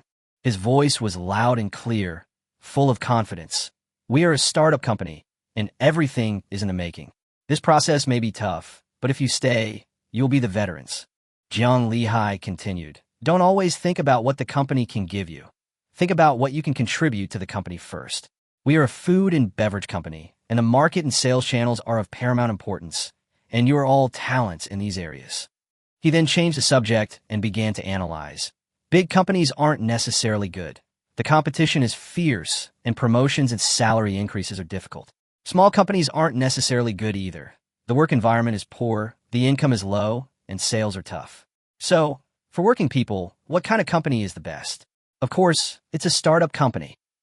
Because the boss is willing to spend money, there are many positions and fast promotions. Although the competition is fierce, there are also many opportunities to make money. If you can't make money outside, you can still make money from a boss. Think about it carefully. Doesn't that make sense? After these words, many people who were originally hesitant were swayed. Zhang Lihai pressed his advantage. If the company collapses, it's because the product isn't competitive. If the boss collapses, it's because he had poor vision and chose the wrong industry. What have we lost? None. So brothers, listen to me, sign the contract, and work hard. If you do well, you'll make a lot of money. If you don't, you'll make a small amount. As the general manager, I'll definitely stand with you. The atmosphere instantly ignited. Someone shouted, "That makes sense." The general manager said so. What are we hesitating for? Let's do it. Give it a shot. Sign a contract. I'll take one too. Behind them, Lu Wangshu and the others stared in disbelief. This is recruitment? Dude, we hired you to sell bottled water, not to run a pyramid scheme. Chapter 11, First Point Settlement. What a talent. Chen Yang couldn't help but exclaim. He hadn't expected that the general manager he'd casually hired would be such a master of persuasion. No wonder this old guy looked so dejected, yet dared to ask for the general manager's position. He really knew how to use his brain. A boss. Zhang Lihai turned around, immediately feeling embarrassed, sweat beading on his forehead. His heart pounded. Had the boss heard everything he'd just said? He'd only just started. Was he going to be fired right away? Chen Yang patted him on the shoulder and laughed. You're absolutely right. You're a real talent. Don't worry, I don't blame you. Come on, let's eat. After saying that, he took the lunchbox from Wang Gang and put it on the table. He then asked Lu Wangshu to prepare the contracts for everyone, and then pulled Zhang Lihai to sit down. Looking at the table full of food, Zhang Lihai immediately felt that the boss valued him highly. He quickly got into the swing of things and asked, "Boss, what do you need us to do next?" Chen Yang wasn't in a hurry. He first looked at the person signing the contract and asked him about the recruitment situation. Zhang Lihai thought for a moment and said that the company was already barely able to operate and basic workers could be recruited in Weixian County. But the most crucial thing right now was research and development. He had worked as a professional manager before and had also studied the food industry, so he knew that the core of this industry lay in research and development, management, and sales. In terms of management, since the company is in its early stages, he can take charge of more things initially, and then gradually recruit or promote people from within to fill positions such as procurement, manufacturing, and distribution. He can also integrate the existing sales team and set up a makeshift operation to get things running. The real problem is the product. Does the company have its own formula? How much are they planning to invest in R&D? These are the questions that will determine success or failure. Jiang Lihai looked at Chen Yang, feeling somewhat uneasy. In the food and beverage industry, the worst thing is for the boss to launch a project on a whim. If they don't even have a core formula, then all the people they hired and the contracts they signed today are wasted, and he might as well just walk away. Chen Yang nodded and said, "Don't worry, we have the formula, and it's a unique product with great market value. The focus now is on building the factory, customizing the production line, and procuring raw materials." Hearing this, Jiang Lihai finally breathed a sigh of relief. He said the company's factory site was located at Yuanming Lake in Weixian County, a place nestled between mountains and water, and originally a source of building materials for Weixian County, making transportation convenient. As long as the project was finalized, construction could begin in about half a month. Chen Yang was somewhat surprised. So fast? Jiang Lihai explained that the factory buildings would be completed first, as the steel structure assembly would be the fastest. The real time-consuming tasks were leveling the roads, paving the factory area, and building the perimeter wall. If time was tight, production could begin in half a month, but the employee dormitories and office buildings would take much longer, even if they were just a few 3- to 5-story buildings. Chen Yang nodded in satisfaction. "Very good. Since you're the general manager, I will give you authority and let you build the beverage factory from scratch. As long as you do well, promotion and salary increases will not be a problem. This company is just a small experiment for me. If you have the ability in the future, I will give you a bigger platform." Upon hearing these words, Jiang Lihai immediately had a guess in his mind. Why was the boss so casual? Why did he seem so indifferent? It was very likely that he was a rich second-generation entrepreneur, or that he had a very powerful background. This company might seem like a hobby, but perhaps it really was just a hobby. But while the boss could have fun, he couldn't. He had to seize the opportunity and perform well. Thinking of this, Jiang Lihai immediately perked up and quickly assured him, "Don't worry, boss. I'll handle everything perfectly, big or small. Just watch my performance." Chen Yang glanced at him, somewhat surprised. Why was this guy suddenly so energetic? But it was a good thing. He said directly, "The rest is up to you. Take some men to Weixian tomorrow and get things done. I'll give you 50 million now. I want to see the factory built and the bottling production line ready by next month." 50 million. And that's just for building the factory and buying the production line. Jiang Lihai was even more excited. This doesn't look like a small factory at all. To be able to go this far as a hobby, how much wealth and powerful connections must the boss have? Chen Yang then pointed to Lu Wangshu. Get the bills for food and lodging directly from her for reimbursement. Jiang Lihai immediately got up to ask for her contact information. Lu Wangshu's eyes were strange, and she could tell that he had probably misunderstood, but the loan matter involved too many things to be made public, so she didn't explain. After finishing their business, Chen Yang left with his men, leaving everything else to Jiang Lihai. Even when Jiang Lihai led his team to Weixian the next day, Chen Yang didn't see them off, only offering a few brief instructions over the phone. 2 days later, the 80 million loan arrived in the account. Lu Wangshu handled everything. Chen Yang only signed the papers at the end. A few days later, it was finally the night of June 30th. In a rented apartment, Chen Yang put down his phone and got up to go to the bedroom. Zheng Chang and Wang Gang in the living room exchanged a glance, both somewhat surprised. Having followed Chen Yang for so long, they realized he wasn't like a wealthy person at all. Aside from slightly higher spending on food and drink, he was no different from an ordinary person. He still lived in a rented apartment, didn't buy a car or a house, and seemed completely uninterested in these things. He usually does the same thing as them, lying in bed scrolling through his phone, looking at pretty girls, watching short videos, not sleeping until midnight, and not getting up until noon. Even the 2 former Special Forces soldiers have been influenced to have irregular sleep schedules. What they didn't know was that Chen Yang did not want to buy things. He simply had limited funds. He couldn't afford the good ones, and he was too lazy to buy the cheap ones. As for watching videos and playing games, it was just for fun. He went back to his room early today because it was time. The points would be credited to his account soon. 8,000 points. That was the foundation of everything. Ding! A notification sound rang in Chun Yang's mind, followed by a line of text appearing before his eyes. Monthly settlement begins. Settlement in progress. Settlement complete. Congratulations, host. You have accumulated 80 million yuan in debt and gained 8,000 points. Chapter 12, Cutting-Edge Technology. Bioenergy Microbiota. Finally, the money arrived. Chun Yang smiled, immediately opened the redemption shop, filtered for the cheapest technology, selected the healthy water quality improvement technology, and clicked redeem. Redemption successful. 5,000 points deducted, remaining 3,000 points. The next second, a flood of data rushed into his mind. The content that was originally obscure and difficult to understand now seemed as if he knew it by nature. He could understand its meaning with just a little thought. Just as Chen Yang had guessed, this technology was not ordinary water purification at all. Simply purifying water is not unusual. What's truly impressive is the cutting-edge technology behind it. The so-called healthy water quality refers to the drinking water production technology for ordinary people in the interstellar era. At that time, humans had already colonized the stars. Although there were many planets, fresh water was scarce, and water that could be consumed healthily by humans for a long time was even more difficult to obtain. Thus, this technology was born. The water it produces is not simply pure water, but is first purified, and then hundreds of trace elements are added through a special formula to create an energy-generating and self-circulating bioenergy microbial community in the water. The key lies in this microbial community. It can reproduce automatically, creating a self-circulating water quality that won't spoil even after being stored in a warship for decades or centuries.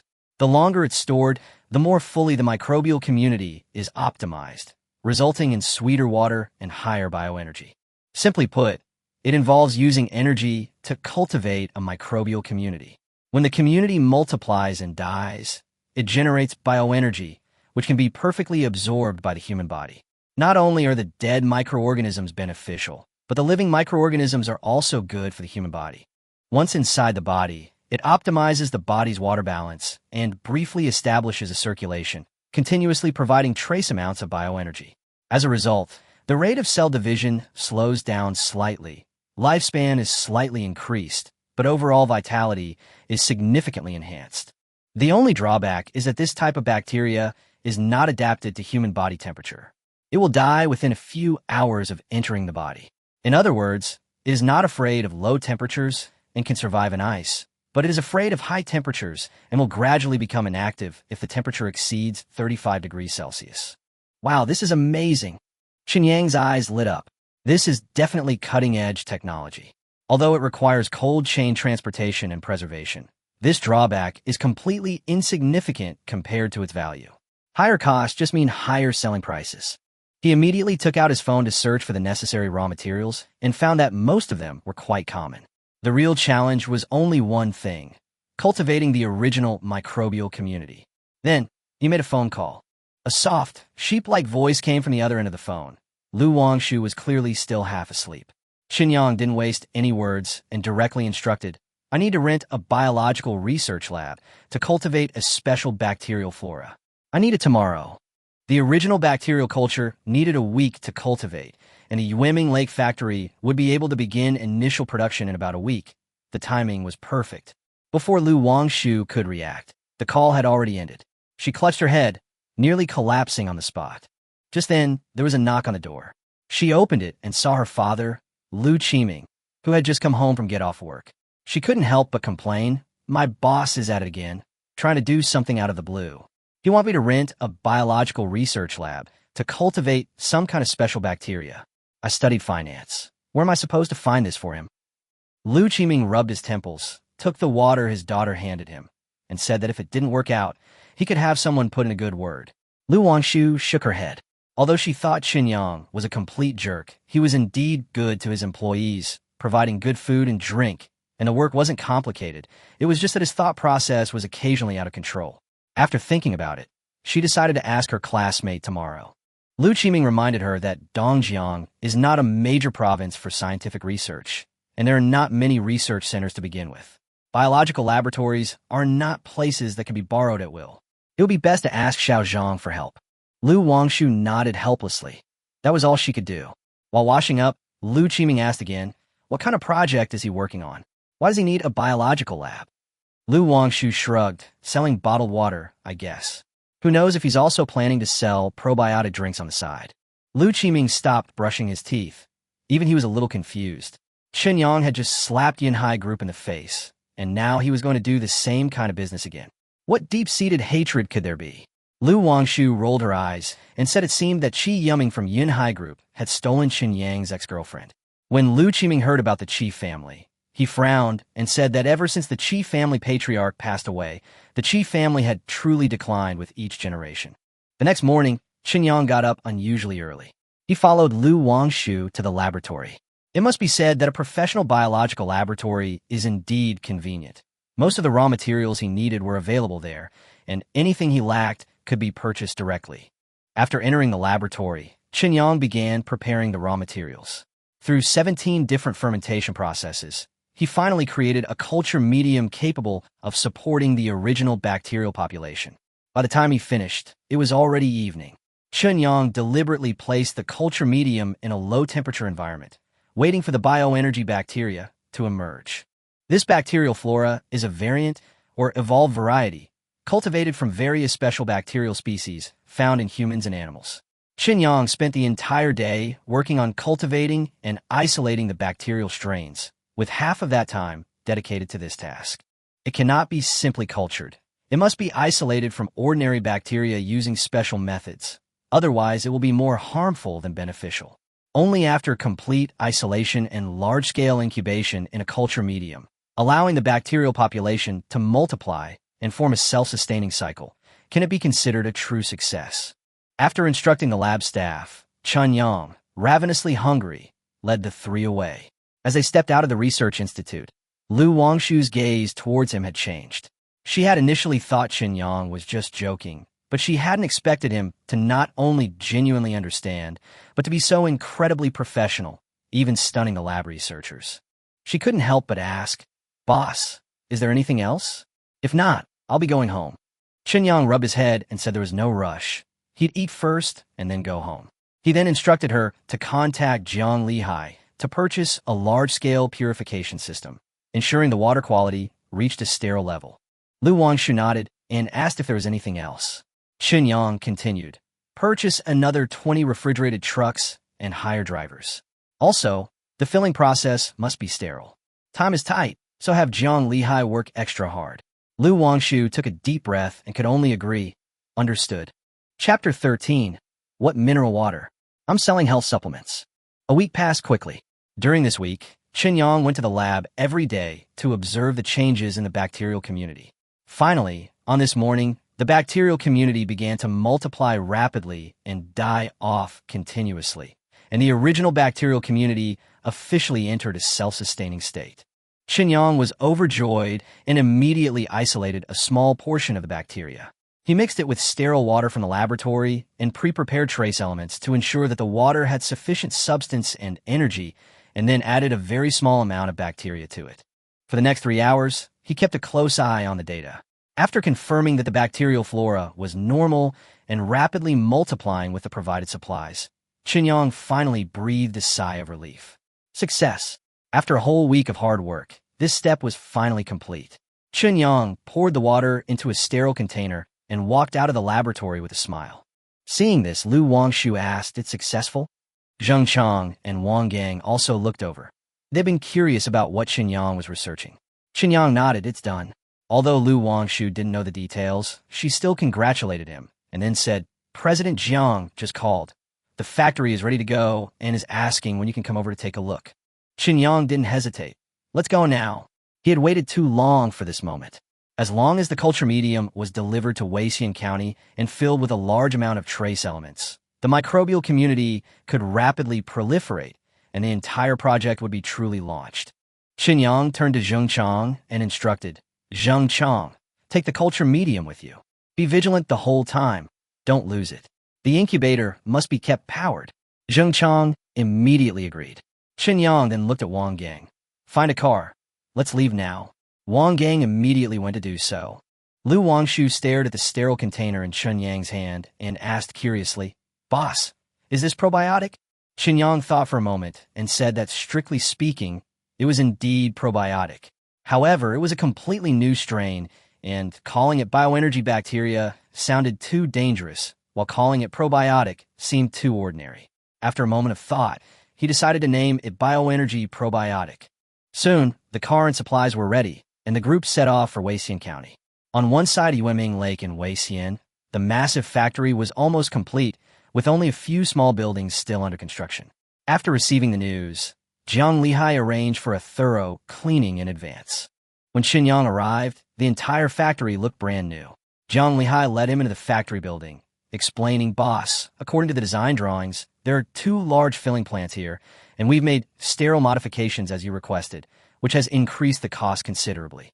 He continued, saying that in addition to the bottling plant, there are also raw material processing plants, aseptic water manufacturing and transportation plants, and a newly added inactivation and sterilization plant specifically for disinfecting bottling containers. Because of the tight schedule, the equipment could not be customized, so the contractor had to modify it on site. It is now basically completed and can be inspected today. At this point, Jiang Lihai finally couldn't help but ask, "Boss, aren't we a food and beverage company? What are we doing with all this? These standards are ridiculously high, and the costs have almost tripled. Even medical standards aren't this outrageous. What exactly are we going to produce?" Chen Yang handed him the sterile container. Seeing the puzzled looks on everyone's faces, Chen Yang said directly, "We've never been selling bottled water. You got the wrong idea. We're selling health supplements." Jiang Lihai was stunned. "Boss, are you kidding me? We're a food and beverage company. We don't have health product qualifications." The people around him were also confused. Chen Yang laughed. "No qualifications are needed. We'll just sell it as mineral water, just at a higher price." This statement only confused everyone more. So after all this, it's still about selling water? Jiang Lihai, however, seemed to suddenly have an epiphany, his eyes lighting up. "I get it. The boss is just creating a gimmick. Sterile, health-preserving, and healthy. It sounds high-end, but it's actually just water. It's a business with no initial investment." The crowd's gazes towards Chen Yang immediately turned strange. Chen Yang's forehead creased, and he said irritably, "What do you know?" As he spoke, the group arrived at the raw pulp production workshop. 2 huge raw pulp storage tanks had already been installed in the workshop, and Chen Yang was quite satisfied with them. Simply inject sterile water into the storage tank and add a large amount of trace elements, and the bacteria will multiply rapidly. Then, it is automatically mixed with sterile purified water at a ratio of 10,000 to 1, while a certain amount of trace elements are added, and the final product is formed. The contractor's engineers were still there, conducting final tests. Chen Yang paid them more money to make minor adjustments according to his requirements, and only then was the project officially completed.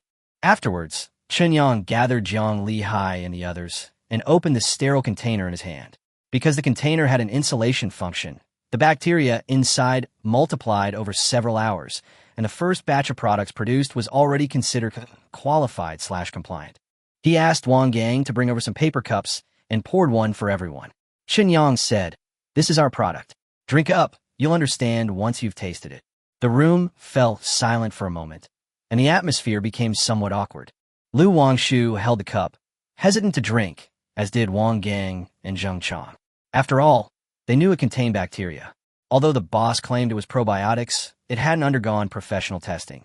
So who would dare drink it casually? On the other hand, Jiang Lihai and his 2 young subordinates, unaware of the inside story, downed it in one gulp as soon as they heard it was a company product. After finishing his drink, Jiang Lihai smacked his lips and, amidst the admiring gazes of the others, said, "It's a little sweet? Not the sweetness of sugar, but a refreshing aftertaste. Although it's essentially water, it tastes better than ordinary water."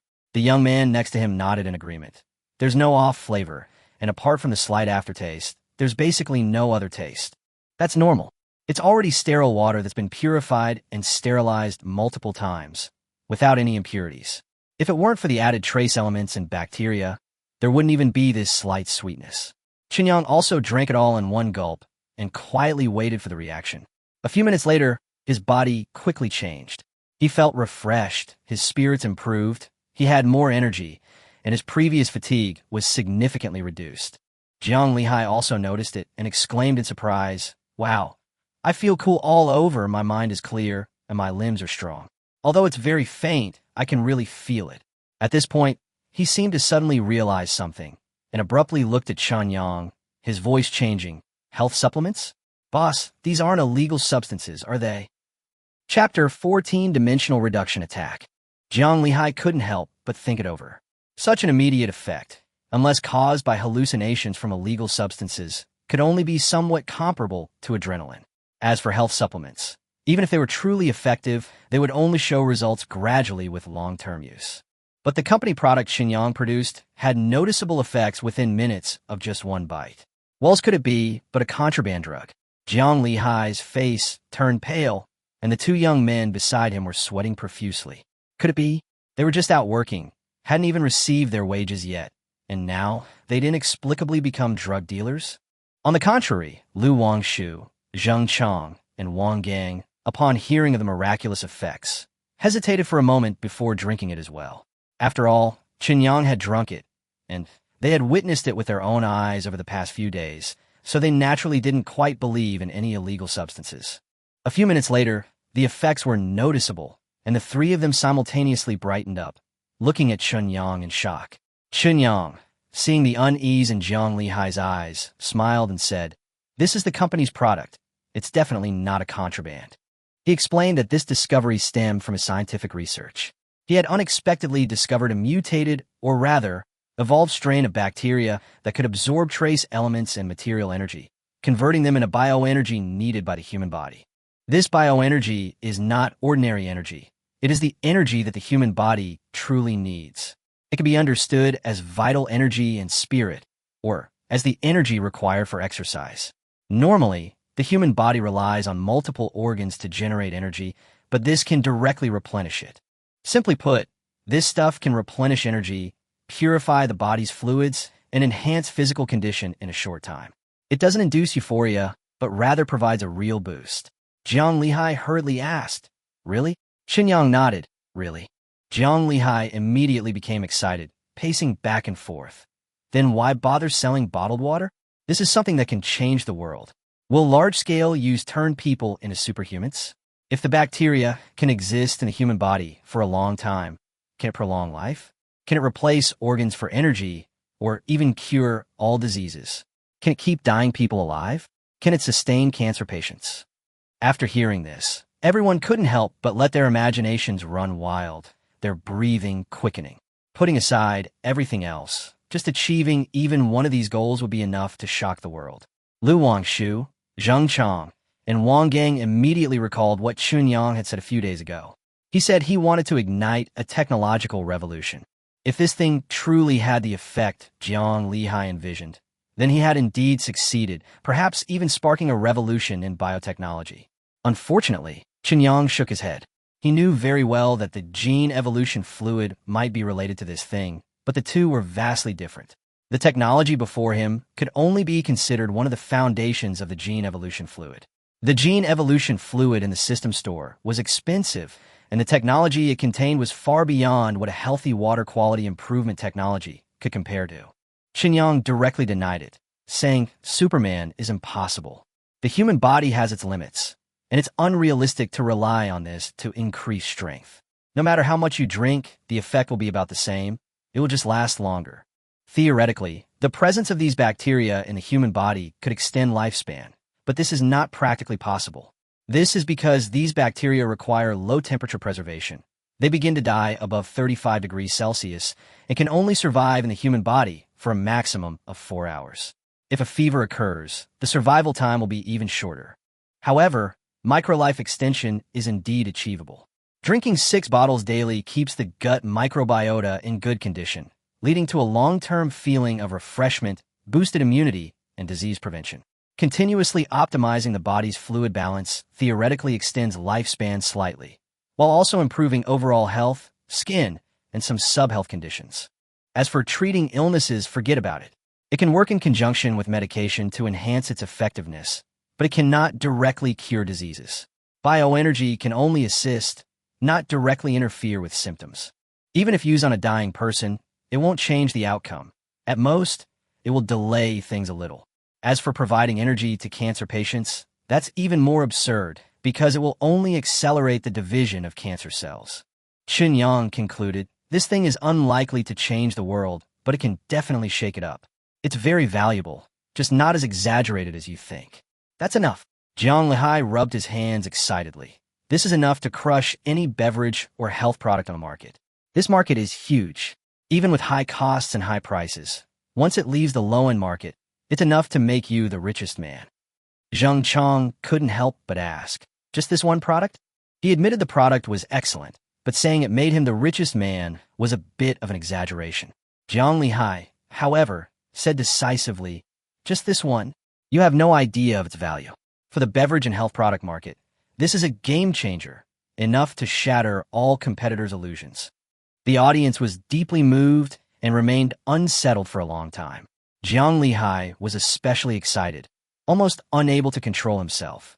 Despite failing in both his love life and career, he felt he was about to reach the pinnacle of his life.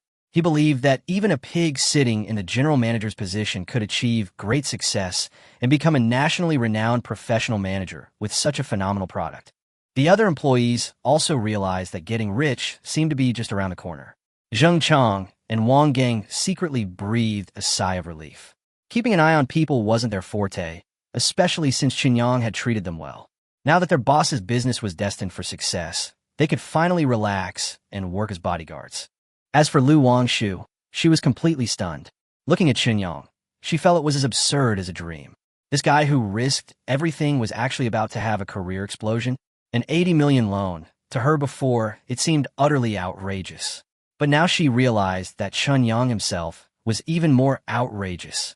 She quickly calculated the product's effectiveness, future revenue, market impact, and potential chain reactions in her mind, and finally had to admit that a mere 80 million was nothing at all. Once the product is launched and released, let alone 80 million, even 800 million or 8 billion, there would be plenty of people willing to invest. It seems her job as an assistant will soon be over. Thinking of this, she felt no relief, but rather a strange sense of loss. Jiang Lihai then asked, Boss, when do we start production? The sooner the better, Chen Yang replied, pointing to the raw material storage tank. I'll start microbial culture this afternoon. One night should be enough. We can start production tomorrow morning. I need a batch of products to attract investment, and we can also release some to the market first.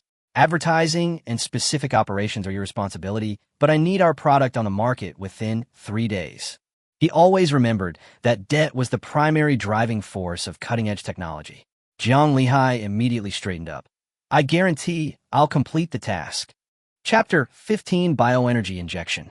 Jiang Lihai was thrilled and immediately pulled the two men behind him in front of Chen Yang, preparing to introduce him to the company's next key personnel. The first was Wang Feng, 30 years old, energetic and driven. He had been learning from the contractor's engineers these past few days and was very familiar with the factory's equipment and processes. Jiang Lihai planned to promote him to be in charge of the two main bottling workshops first. The bottling workshop is a fully automated production line, so it doesn't need many people. Jiang Lihai has already contacted several labor agencies in Weixian County to recruit a batch of temporary workers first, and then set up a human resources department after the company stabilizes. The second one is Zhao Qi, 28 years old, a professional salesperson. Recently, he has been in charge of marketing and sales and has done a lot of research. Unfortunately, now that the product direction has changed, those researches are basically useless. Both of them were a little nervous. In the past, they could have thought that if one place didn't want them, another would. But now it was different. The opportunity to rise to prominence was right in front of them. Missing it now might mean missing it forever. They were about to make their mark when Chen Yang waved his hand to interrupt. I trust the people. The key now is the product name, packaging, and pricing. What are your thoughts? Jiang Lihai hesitated. The cost of this stuff. Chen Yang didn't say it explicitly, only reminding him. It needs to be stored at low temperatures. It's fine in winter, but how long it can be kept at room temperature in summer depends entirely on the weather. Leaving aside the production cost, the storage cost alone is not low. Jiang Lihai asked him how much he wanted to order. Chen Yang countered, if it were you, wouldn't you feel the pinch at a certain price per bottle? Some said the effect was so amazing that they would buy it often for 50 yuan, but they couldn't afford anything more expensive. Others thought 30 yuan was a good price, while still others countered that a cup of coffee costs more than 30 yuan. After much discussion, Chen finally understood. The product is indeed good, but people's purchasing power limits their perceived price. Poor people think even 10 yuan is expensive, while rich people might not even bat an eye at 1,000.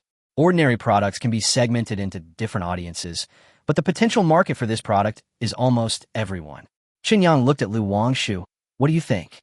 Lu Wangshu thought for a moment and said, You're making things more complicated by separating pricing and packaging. I have two solutions. First, make medium, large, extra large, and mini sizes with different prices for different sizes. Anyway, the effect doesn't make much difference whether you drink a lot or a little, so there's no need for uniform packaging. Everyone's eyes lit up, thinking this idea was feasible. Chen then asked for a second suggestion. Lu Wangshu was a little embarrassed. You've all been vaccinated, right? Those ampoules that you can just break open, like rifle bullets, 1 to 25 milliliters per bottle. I think that kind of packaging would be good. She went on to explain that glass ampoules require fire sealing, which is not suitable for them. But there are plastic versions on the market, and they can also buy a blow-fill seal 3-in-1 device, which is aseptic filling, saving money and time, and making it easier to price. The moment these words were spoken, everyone in the room was stunned. Jiang Lihai was the first to react and couldn't help but applaud. That's outrageous. We're selling the effect, not the water itself. 25 milliliters per bottle, while ordinary mineral water is 500 milliliters, which can be divided into 20 bottles and sold. Even if each bottle costs 30 yuan, that's still 600 yuan. Chen also gave a thumbs up. Lu Wangshu, I didn't expect you to be such a genius. It's a waste of your talent to work in finance. You should be a shrewd businessman. This method is great. It solves both the packaging and pricing issues. Keep up the good work, and I'll give you a big bonus when I make my fortune.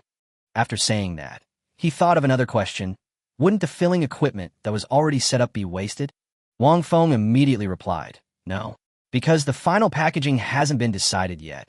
Some parts of the filling equipment haven't been officially assembled.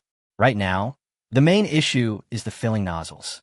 We can contact the contractor and pay extra for modifications. Chen asked how long it would take. Wang Feng said he wasn't sure, but the other party did take on modification business, and expedited service should take no more than 3 days. Besides, they hadn't left yet, so he could ask them now. Chen immediately told him to get it done, and Wang Feng responded and hurriedly ran out. Everyone praised Lu Wangshu, making her blush. Only Zhao Qi, who was in charge of sales, stood aside, increasingly confused as she listened. He had considered many sales strategies, and he had contingency plans for everything, from high-end to tacky packaging. But he never imagined that the product would be sold in small medicine bottles. He also considered that this product required refrigeration and was ridiculously expensive, so it definitely wouldn't fit on ordinary supermarket shelves. At most, it could only be placed in a freezer. And initially, it seemed that the only people willing to buy it would be young people. Would normal young people buy this kind of stuff? It seems only drunk people need it. To open up the market, bars and nightclubs seem to be the only suitable places. Zhao Qi already pictured in his mind deafening music in a dimly lit nightclub, men and women dancing intimately, while he and his men hid in a corner, mysteriously asking, Brother, this is good stuff. Want one? He suddenly shivered. Something was wrong. This was terrifying. Wasn't this like illicit trade? They'd get arrested, wouldn't they? But no one paid any attention to his unease. Chen and the others had already begun discussing product names. If it were a large bottle, the name would be easy to come up with. It could be Chinese style, science fiction, or energy drink style. But now that it's a small medicine bottle, what to call it has become a problem. Lu Wangshu had just been praised and was eager to show off, so she took the initiative to say, I think bioenergy is a good name. It's science fiction, simple, easy to associate with, and easy to remember. Chen pondered for a moment and nodded. That's interesting. Jiang Lihai then asked, So what category do we fall into? Health supplements? Mineral water? Neither fits. Health supplements are prone to false advertising, and mineral water with this kind of packaging is just too ridiculous. Chen thought for a moment and then made the decision. Let's add a few more words and call it bioenergy injection, which can be taken orally. Everyone fell silent for a moment. Jiang Lihai sighed and reminded him, Boss, injections are for medical use. We're just mineral water. This could easily be accused of false advertising. Lu Wangshu's eyes lit up. Not necessarily. Just because it's called an injection doesn't mean it has to be medicine. Our sterile packaging theoretically meets the standards for injection. If someone insists on getting it injected, we can't stop them. Although it may be misleading, as long as nothing goes wrong, no one should care. Zhao Qi, standing nearby, trembled with fear. He felt everything was unfolding exactly as he had imagined. This guy was definitely going to get caught, wasn't he? Chapter 16 is officially in production. After the product packaging and name were finalized, the next step was pricing. They ultimately settled on 30 yuan per tube. Chen Yang wasn't particularly concerned with the price, but Zhang Lihai was right. A good product must have a good price. Even with later discounts, it couldn't appear cheap from the start. Just as they finished discussing the matter, Wang Feng arrived with his engineers.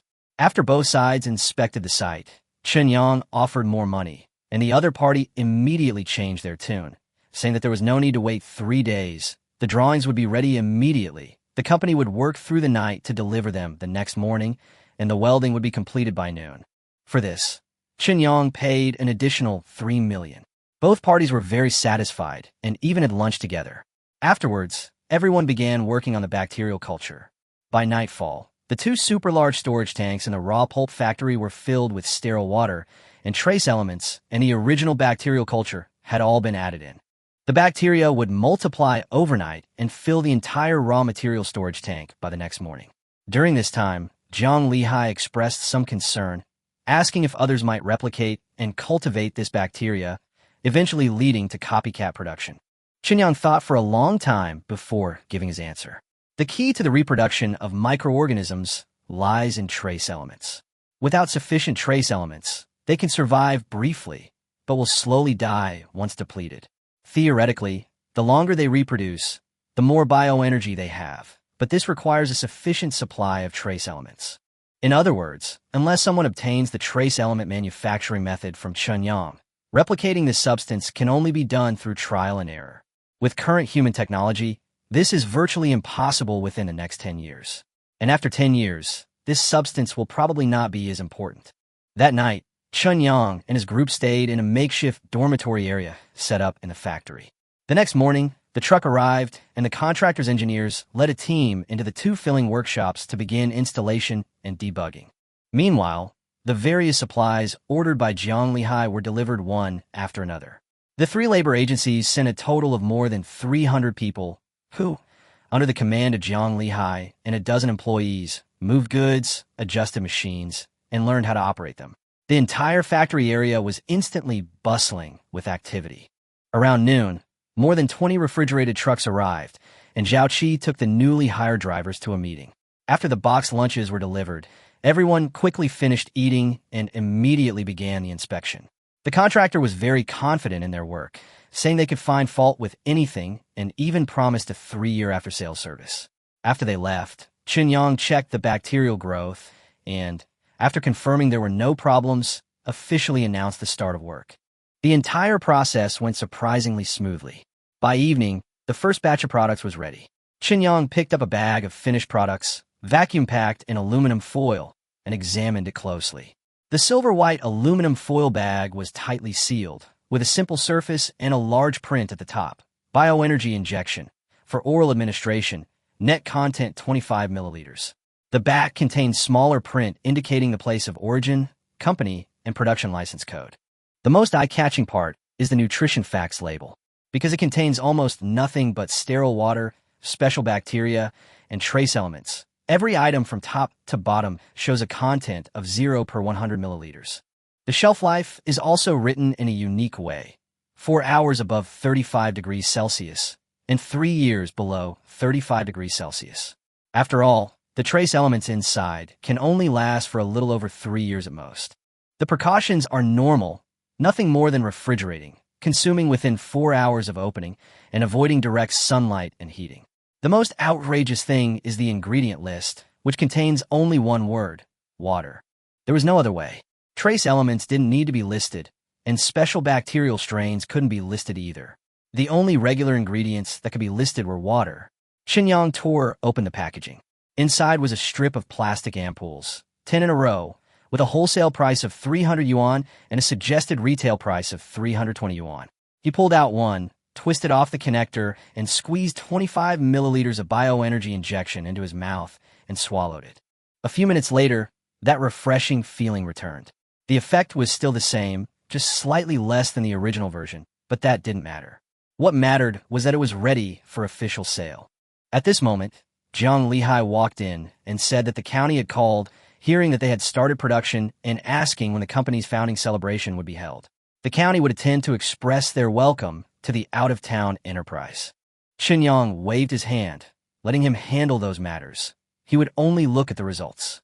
He asked how much had been produced today, how much was expected to be produced per day, and what the profits would be. Jiang Lihai immediately became excited, saying that this time it was all thanks to Assistant Lu's ruthless solution. Now, with both workshops operating simultaneously, they could produce more than 80,000 bottles per hour. This afternoon, after only 5 hours of operation, they had already stockpiled more than 400,000 bottles. If they operate in 3 shifts, running 24 hours a day, they can produce close to 2 million bottles. If all 2 million bottles are sold out, the after-tax revenue would be around 50 million. 50 million a day, minus costs, is practically Chun Yang's net income. Cost. Chen Yang scoffed. The materials used to produce trace elements were practically worthless, less than 1/10,000th of the profit. The microbial community could also reproduce on its own. Aside from employee wages, there were virtually no costs. He asked Jiang Lihai to get him some finished products to take back to Yongcheng, leaving the factory's operations to him. He told Jiang Lihai to just do whatever was needed and that he would fully support him. Jiang Lihai had mixed feelings. He was touched by his boss's trust, but also felt like he was dreaming. He'd been walking unsteadily for the past 2 days, but he knew this wasn't a dream, but a real opportunity. All he could do was become stronger, to live up to Chun Yang's trust, and to seize this opportunity. One day, he would make those who looked down on him pay attention.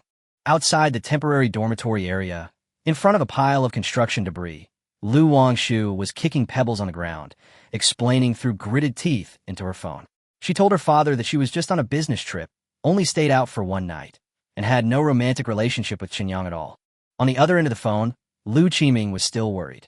He said he had raised his daughter alone and couldn't bear to see her fall into a pit of fire. Chun Yang's methods were extreme and unstable. He even took out an 80 million loan to retaliate against the Yunhai Group for a relationship. He seemed irrational and unreliable by any measure. Lu Wangshu was furious. She desperately wanted to tell her father that Chen Yang wasn't making mineral water at all, but a miraculous product. However, this involved company secrets, and even if Chen Yang hadn't explicitly said he wanted to keep the news under wraps, she couldn't just blurt it out. She could only emphasize that her father shouldn't judge people based on prejudice. Chen Yang was actually very capable, not as unreliable as he made him out to be. Lu Qiming immediately seized on this, saying that what she was doing was nothing, and that she was already siding with outsiders. Lu Wangshu, furious, hung up the phone on the spot. Chapter 17, My Product, is absolutely shocking. What's wrong? Chen Yang had just finished packing his things and was about to call for people to leave when he saw Lu Wangshu walking over with a cold face. Lu Wangshu said indifferently, "Nothing, the old man has overstepped his bounds." Chen Yang was taken aback, then realized what he meant. Your dad, right? Just because you don't come home at night? Your dad is a total doting father. Doesn't your mom do anything about him? Lu Wangshu was silent for a moment, then said, "My mom has been gone for many years." Chen Yang immediately realized he had misspoke and whispered an apology. He also understood Lu Wangshu's father's thoughts. If his only daughter, whom he had raised with great difficulty, were really kidnapped by someone, the old man would be furious. Lu Wangshu shook her head, saying she had long since come to terms with it. Chen Yang didn't ask any more questions. Outsiders couldn't advise him on such matters. Besides, he was an orphan in this life, and his predecessor had been so easily swayed by Jean Yalin's words that he had become her slave because of a long-term lack of love. Soon, Chen Yang called Zheng Chang and Wang Gang, and the 4 of them drove to Yongcheng. Weixian County was very close to Yongcheng, only an hour's drive away, and they entered the city. On the way, Chen Yang dialed Wang Yaozu's number. He hadn't been in a hurry to contact him before, waiting for the product to be ready. Without something to show for it, no matter how good the talk, it's all empty words. Only by actually producing a product can one be qualified to discuss investment. The system's online store had everything he wanted, but what he lacked most right now was money. However, he didn't want company investment. Investing was like giving away a piece of the pie, and Chen would never allow anyone to interfere in his company. What he wanted was personal investment, in other words, a loan. He was willing to offer high interest rates, but shares were out of the question. The call connected quickly, and Wang Yaozu's cheerful voice came through. Brother Chen, what a coincidence. I was just about to contact you. A few old buddies heard about your situation and insist that I organize a dinner party. Do you have time? Chen laughed and said, of course. It just so happens that my new product has also come out. Would you like to take a look and give it a try? Wang Yaozu immediately agreed. Okay, it's a deal. I'll send you the address. After the call ended, the address was quickly sent. It was a high-end hotel in Yongqing. Chen told Wang Gang the location, then looked at Lu Wangshu. Shall I take you home first? Lu Wangshu refused outright. No, I've been busy all day, and there's a big meal to eat. You want me to leave? Chen instantly understood. She was still angry with her father, so he didn't try to persuade her further. Meanwhile, in an office, Lu Qiming grew increasingly frustrated. He called his secretary and instructed, at this hour, that girl should be home by now. Contact the person on duty at the compound and ask if she's gone home yet. Secretary Zhang nodded in agreement, but was somewhat surprised. He had never seen his boss like this before. Meanwhile, at Yinhai Group, Zhang Wanning handed a layoff list to Fan Wenping and said, President Fan, we've poached quite a few people this time, but seems the layoffs have hit the Chi family where it hurts, and they've reacted very strongly. Fan Wenping scoffed, don't bother with them, they're like grasshoppers in autumn. Ever since that incident, he had looked down on the Chi family even more. They had finally managed to clear their name, yet they were still engaging in shady dealings. The whole family seemed to lack a clear head. He flipped through the list and suddenly asked, how's Chen doing? I haven't heard from him in a long time. Fan Wenping still harbored some feelings for Chen. Although that kid had made tens of millions, young people might not be able to stay idle for long. If he could be brought back, it would be a good asset, whether for getting things done or for getting back at the Chi family. Zhang Wanning's expression was a bit strange. I do have some news, but... Fan Wenping looked up. What's wrong? Zhang Wanning said. After that incident, he not only received tens of millions, but also borrowed 80 million from the Yongqing branch. 80 million? Fan Wenping was somewhat surprised, then shook his head and laughed. This kid's got guts. I was originally thinking of recruiting him back, but I didn't expect him to start his own business. What industry is he in? Zhang Wanning paused, selling bottled water. What? Fan Wenping was stunned on the spot. You're not kidding? He's going to sell bottled water? He slapped us in the face, and now he wants to kick us in the butt. Zhang Wanning said helplessly. It's true. I also checked, and it seems he already has the finished product. Wang Yaozu is hosting a dinner party tonight, and one of my friends is there. He said that the main character tonight is Chen, and he will be bringing a mysterious product. Fan Wenping tossed aside the documents and stood up, saying, let's go take a look. Zhang Wanning hesitated. Even if he's in this industry, he's only just started. Wouldn't it be too much of a favor for us to go over like this? There's already a lot of talk about it outside, and things have only just calmed down. If you show up, Fan Wenping said solemnly, we must take our opponents seriously. With that, he left. Zhang Wanning watched his retreating figure, shaking her head inwardly, thinking that President Fan was overthinking things. There were no truly brilliant strategists. Many things were simply a matter of chance. But since her boss had spoken, she could only follow. Shortly after, at the Yongqing Long International Hotel, Chen and his group got out of the car and, led by a waiter, took the elevator to the private room that Wang Yaozu had reserved. The room was enormous, large enough to fit 3 bedrooms and 2 living rooms, and its lavish, opulent decor shone under the lights. Wang Yaozu was chatting and drinking tea with several business owners when he saw Chen arrive. He immediately stood up to greet him, smiling and giving him a hug. The main character has arrived. This is Brother Chen. Everyone stood up to greet him. Some praised his handsome appearance, some called him a promising young talent, and others joked that they had heard Wang Yaozu tell his story so many times that their ears were practically calloused. There was a small cubicle to one side of the private room. The door was open, and the boss's secretaries and drivers were sitting inside. Lu Wangshu had obviously seen this kind of scene before. After greeting Chen, he led Zheng Chang and Wang Gang over there. Wang Yaozu then pulled Chen inside, introducing them one by one. This is President Lu Chenwei of Yongchang head office, This is General Manager Sun Hai of Yuan Securities. This is Boss Xiao Shun of Long International. This is General Manager Liang Chaochuan of Yonghua Construction. Among these people, Chun Yang had heard of some of the companies, and he had recently learned about others. Lu Chengwei was most likely the one who helped him lift the restrictions on large transactions. Sun Hai of Yuan Securities was a big fat man, and Boss Xiao of Long International was the owner of this five-star hotel. He wasn't very familiar with the others, and they didn't seem like people he could easily lend large sums of money to. Qin Yang still went up to greet them one by one. After exchanging pleasantries, Wang Yaozu asked with a smile, "Brother, I heard you borrowed 80 million to start your own business. What exactly is it?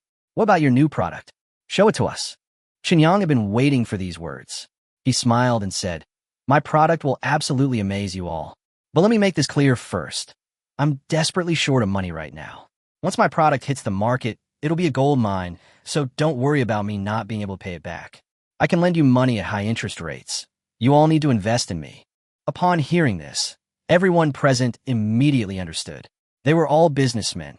If Chen Yang was seeking investment for the company, they might not dare to easily part with their money. After all, investing real money might only result in a pile of worthless shares. However, if it's a personal loan for him to use to run his company, the meaning is completely different.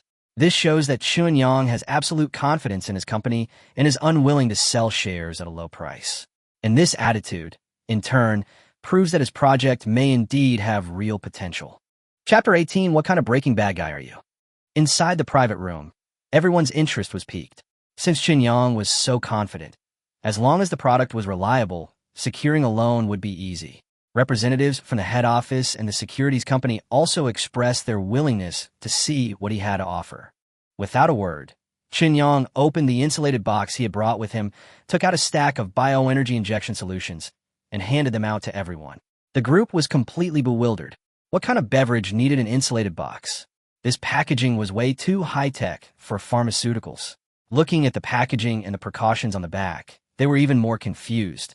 Wang Yaozu couldn't help but ask, "Brother, what exactly is this?" Qin Yang tore open the packaging, pulled out a vial, and smiled mysteriously. "Try it first, and you'll understand. Twist it open and drink it." He took the first sip, and the others followed suit. However, looking at the thing in their hands, they hesitated somewhat. The packaging said beverage, but the thing was small and strange and didn't look quite right. A few minutes later, the private room became eerily quiet. Suddenly, someone stood up, their face filled with disbelief. "This feeling, it's kind of magical. Isn't this too exaggerated?" One by one, the others spoke, clearly noticing the unusual changes occurring in their bodies. Liang Chaochuan, the CEO of Yonghua Construction, his expression shifted repeatedly before he suddenly stood up, saying he needed to use the restroom. Wang Yaozu and the others stared at Qin Yang, shocked and curious. A terrifying suspicion was already forming in their minds. Qin Yang, however, looked relaxed. "My company's new product, how's it? Amazing, right?" Wang Yaozu looked conflicted and lowered his voice to ask, "Brother, is this legal?" Qin Yang retorted, "How is it illegal? This is a brand new product. It's never appeared before, and there's no law explicitly prohibiting it." The crowd exchanged bewildered glances, their anxiety growing. Brand new? Never seen before? Something about this was getting increasingly suspicious. Vice President Lu's hand, holding the cup, was trembling as he asked, "How's the production? And the price?" Qin Yang held up 3 fingers. "We can supply 2 million units a day at 30 yuan each." A collective gasp filled the private room. Someone, pale-faced, shakily stood up, saying they had low blood sugar and needed to take medication. The others wanted to run, but seeing Chun Yang's gleaming eyes, no one dared to move. What if this kid had something else on him? Everyone glared angrily at Wang Yaozu, cursing him inwardly. If he hadn't called them, they wouldn't be in this mess. Qin Yang wanted to introduce the product and ask how much they could borrow. Wang Yaozu quickly stopped him, forcing a smile, and said, "Brother, let's eat first. Everyone's hungry. We can talk slowly after we eat." Qin Yang vaguely sensed something was off, but as a guest, he could only nod. Soon, the table was laden with dishes. Everyone raised their glasses, and Chen Yang didn't refuse, thinking of these as future creditors, and toasted with them. Before they had even finished eating for 20 minutes, the door to the private room was suddenly kicked open. Everyone jumped in fright. The next second, a group of fully armed law enforcement officers, carrying riot lights and pistols, rushed in. Almost simultaneously, everyone in the private room stood up and pointed at Chen Yang in unison. Before Chen Yang could react, he was handcuffed on the spot. Then someone shouted, "There are 3 more in that room over there." Not long after, Zhang Chong and Wang Gang's roars rang out. "What's going on? Why are you arresting us? We're innocent." Chen Yang then came to his senses and quickly explained, "It's a misunderstanding. It's all a misunderstanding." At this moment, Liang Chaochuan, who had disappeared for half an hour, jumped out, a sneer on his face. "Shut up. Do you know who I am? Before I went into business, I was in the anti-drug squad." He stared at Chen Yang, his tone icy. "You're finished, kid. I recorded it all. Developing new types of contraband, producing 2 million units a day, selling for only 30 yuan. Do you want to dominate the global contraband market?" Chen Yang was completely stunned. He never expected that this old bastard would take a bite and then turn around and report him. Lu Wangshu, on the other hand, remained calm and said indifferently, "May I make a phone call?" Law enforcement officers refused on the spot. No. As the 4 were escorted away, many people in the hotel lobby watched and discussed the scene. Among them, a man and a woman saw this, and their faces were full of disbelief. Fan Wimping looked at Zhang Wanning in shock. Him? Manufacturing and selling contraband? Isn't he the one who sells bottled water? Zhang Wanning also opened her mouth. "I don't know." Fan Wimping quickly told her to inquire. Soon, Zhang Wanning hung up the phone and said absent-mindedly, "I heard that he is using the guise of selling beverages to develop new types of contraband, with a daily output of 2 million bottles. Fan Wimping gasped and muttered, "Good heavens, this kid is a real talent. If he hadn't been caught, wouldn't he have been able to dominate the global market? This is a major case. It'll probably be on the news tomorrow." Inside the law enforcement office, the interrogation quickly began. "Name?" Chen Yang explained helplessly. "I'm innocent. It was a beverage. There were no contrabands and no side effects." "Be honest, name." Chen Yang. Age? 25. Because the other party believed Chen Yang was consistently uncooperative, the interrogation ended quickly, and he was locked in a detention cell. The cell was mostly empty, except for a small room where a fat man was lying. The fat man turned to look at him. "Brother, how did you get in here?" Chen Yang sighed. "I sell drinks." The fat man immediately perked up. "What a coincidence. I sell candy. So what if it's a little expensive? Is that illegal? Why are you arresting me?" Chen Yang was surprised. "You arrest people for high prices? Don't scare me."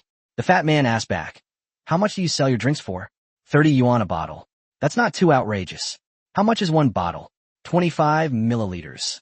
The fat man's eyes widened instantly. "Holy crap. You're even more ruthless than me. What kind of drink costs almost $1 per milliliter? Are you selling gold? My rock candy only costs a few $100s a pack." Before the two could continue, the armed law enforcement officers outside immediately shouted, "Shut up. No talking." One of them stared at Chen Yang and said coldly, "Stop being stubborn. You're developing new types of contraband with a daily output of 50 tons. Nobody can save you now." The fat man was shocked again and exclaimed, "New types of contraband? 50 tons a day? What kind of Breaking Bad guy are you?" Chen Yang denied it weakly. Don't talk nonsense." Although he couldn't explain it clearly for the time being, he knew he would be fine, so he remained relatively calm. Chapter 19 Collaboration with National-Level Laboratories. Half an hour later, a commotion was heard outside, and a group of people wearing black hoods were brought in and neatly handcuffed to the railings. As soon as the hood was removed, everyone immediately cried out for justice. But as soon as one of them looked up, he saw Chen Yang. Chen Yang also saw him. His face stiffened, and he quickly turned around. The man, however, grabbed the fence excitedly and shouted, "Boss! Don't hide, boss! I saw you. Explain to them, we're innocent." Chen Yang covered his face on the spot. Good heavens, every single one of the company's sales staff had been arrested. The fat man next to him instantly sobered up, staring at him warily. "You just said you were innocent, and now your underlings and henchmen are here." Chen Yang was utterly speechless. At the same time, in a solemn office building, there was a rapid knocking on the door. Lu Qiming frowned and said, "Go in." Secretary Zhang rushed in, sweating profusely, and reported urgently, "Boss, something's happened." Miss Liu is suspected of developing new types of prohibited items and manufacturing and selling prohibited items in large quantities. She's been taken away by law enforcement. Liu Qiming was startled at first. Then his face darkened.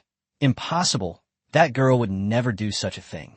Secretary Zhang quickly explained that Lu Wangshu had already identified herself, which was why law enforcement contacted him urgently. He then hesitated before saying, could it be that something happened to Chen Yang, and Miss Liu was implicated? Liu Qiming's eyes turned cold. Chen Yang did like to take unconventional approaches, but he wouldn't go so far as to dance on the edge of a knife. He immediately stood up.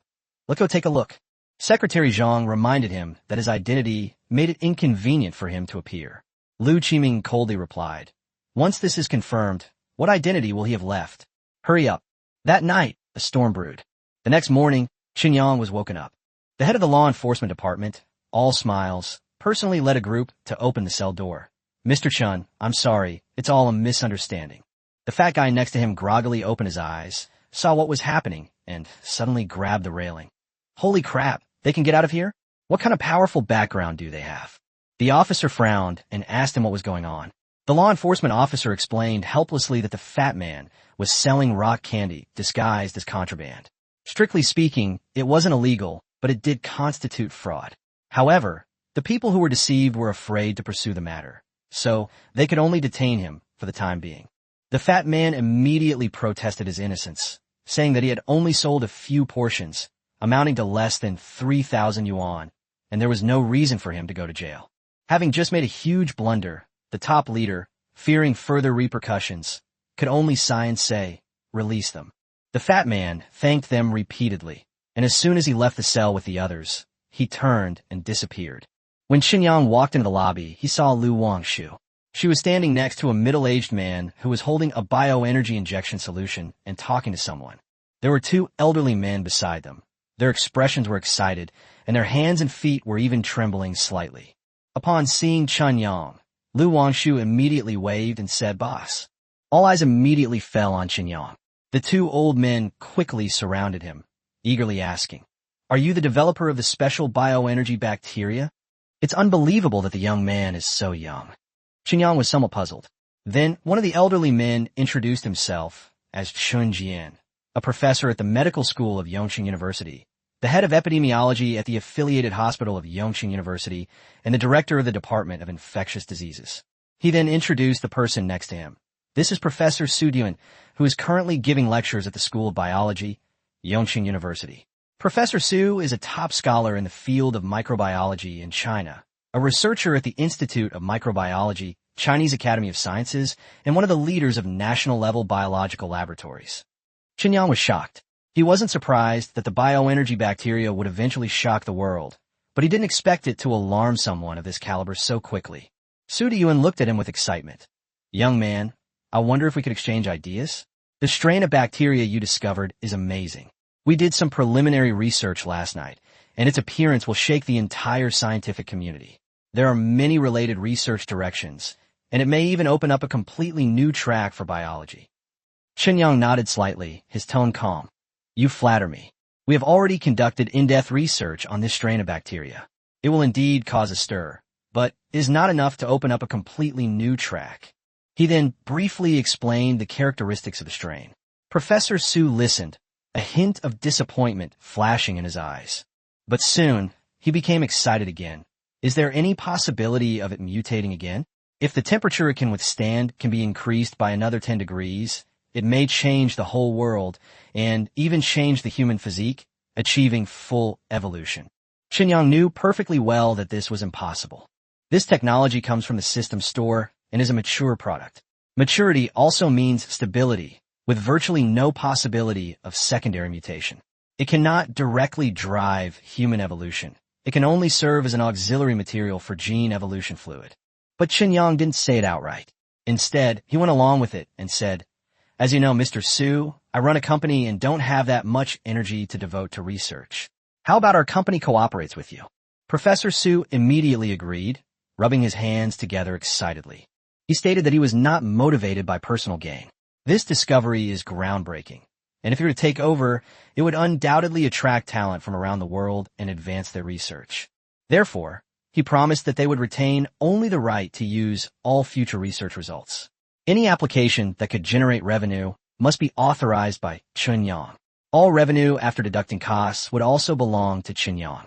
Chen Yang chuckled upon hearing this. This old professor was indeed reliable, a typical person who sought fame and knowledge, but not profit, single-mindedly focused on scientific research. He understood that although the special strains couldn't be used directly as evolution fluid, their research value was still enormous. If developed properly, the subsequent benefits would be substantial. After thinking for a moment, Chen Yang said, "I will not invest any funds in the project we are cooperating on for the time being. You will bear the costs first. However, I promise that as long as all research and development results generate revenue in the future, 20% of the net profit will be used as research and development funds, which you can freely dispose of." Old Su grasped Chen Yang's hand and thanked him repeatedly. This project is extremely important to him. The entirely new strain is Chen Yang's secret formula. And if Chen Yang is willing, plenty of organizations are willing to provide funding and personnel. Old Su had already prepared for losses, but now that Chen Yang is willing to contribute 20% of the profits, it's almost impossible for the project to lose money. Chen Yang also benefited. He didn't need to do the research himself. He could just wait to collect the money. As for engaging in scientific research himself, that's absolutely out of the question. He'd rather spend that time trying to borrow more money. After all, bioenergy bacteria are nothing compared to the technologies available in the system store. Chapter 20. I was too eager to improve. President Chen. At this point, Chen Jian couldn't sit still any longer and took the initiative to speak up. "President Chen, our medical field also greatly needs this kind of bacteria. Your bioenergy injection has a huge auxiliary effect on many treatments. Yongda Medical School also has a national key laboratory, and we would like to cooperate with them. Could you give us an opportunity?" Fearing Chen Yang would refuse, he quickly added, "Our conditions are the same as Professor Su's. Yongda Affiliated Hospital is affiliated with Yongda Medical School. We are not short of funds and can forego research funding. We just need a name for cooperation." Last night, Chen Jian personally tested the medical effects of the special strain, and the results far exceeded expectations. He knew that Chen Yang had no need to ask them to cooperate. Even if this stuff were sold directly as a beverage, their hospital would still buy it, and might even have to fund its own clinical applications. Therefore, he dared not mention money, only seeking a title. As long as the cooperation qualification was obtained, Yongda Affiliated Hospital and Medical School would surely quickly gain prominence in the medical field. Chen Yang had originally planned to market the bioenergy injection as a health supplement, and he understood Chen Jian's scheme. However, he didn't care, since the company's priority was profit and market share. With the backing of an organization like Yongda, product sales will be smoother and external doubts will be reduced. More importantly, this kind of cooperation can also bring many hidden benefits to the company.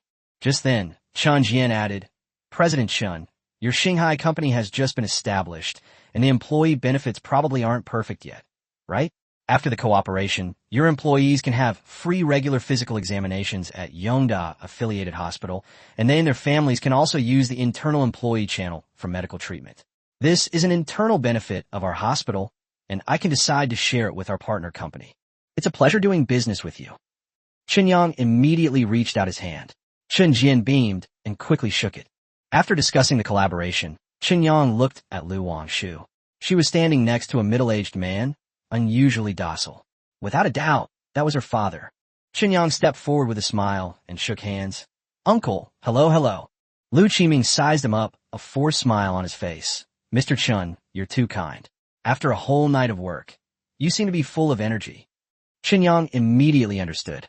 The man's daughter had been locked up with him overnight, accused of developing new types of contraband. This doting father probably hadn't slept all night. He quickly apologized. "I'm so sorry, it was my oversight. I should have sent assistant Lu home first last night." Lu Qiming's expression softened a bit, and he patted him on the shoulder. "All right, the kid's grown up. This is just a belated rebellion. You better do a good job, kid. I looked at the product, it's good stuff. As long as you're down to earth, your future is limitless." Chen Yang nodded repeatedly and then saw everyone off. Upon exiting the law enforcement office, Zheng Chang and Wang Gang were already waiting outside. After getting into the car, Chen Yang took out his phone and dialed Wang Yaozu's number. Wang Yaozu's cautious voice came from the other end of the phone. Hello. It's me, Chen Yang said irritably. Old dang, what's going on? You said you'd treat me to dinner, but you ended up getting me locked up? Wang Yaozu was startled. Brother, you're out? How did you get out? I already said it's not contraband. It's a brand new product. Chen Yang rolled his eyes. Wang Yaozu was embarrassed for a long time before quickly apologizing. It's a misunderstanding, really a misunderstanding. Here's what we'll do, brother. You go back and rest first. I'll arrange a get-together tonight. I'll have that bastard Liang Chaochuan serve you tea and water and apologize to you personally. No need for tea or water, Chen Yang said. I'm busy for a while. The product is amazing. Academicians from the Chinese Academy of Sciences have approached us, and Yongdao Medical School also wants to collaborate. We won't be meeting up anytime soon. I just called to let you know. After saying that, he hung up immediately. This was essentially a misunderstanding, and Chen Yang wouldn't hold a grudge over it. Those people would become his money-making machines and potential creditors in the future, and he wanted to maximize his profits. He could skip the gathering, but if they offered him money, he certainly wouldn't refuse. Thinking of this, Chen Yang couldn't help but smile. At this moment, Wang Gang suddenly reminded him, Boss, why don't you give bank manager Zhao a call? The law enforcement officers contacted bank manager Zhao after they interrogated us last night. We haven't been able to reach him since we got out, and he's probably under a lot of psychological pressure right now. Are you under a lot of psychological pressure? It's too big. At this moment, at Zhao Jiangwo's home, Zhao Jiangwo, who had stayed up all night and whose eyes were bloodshot, had already hung up the rope. Old Zhao, don't do anything rash. The plump young woman cried as she grabbed his arm. Zhao Jiangwo covered his face in anguish, clutching the rope in his other hand. I'm so sorry. I was too eager to improve. One wrong step and I'm doomed. He became increasingly distraught as he spoke. I shouldn't have given that kid the loan. It was already an illegal operation, and I was so careful, but I never expected him to go and make drugs. 80 million yuan. 50 tons a day. Is he insane?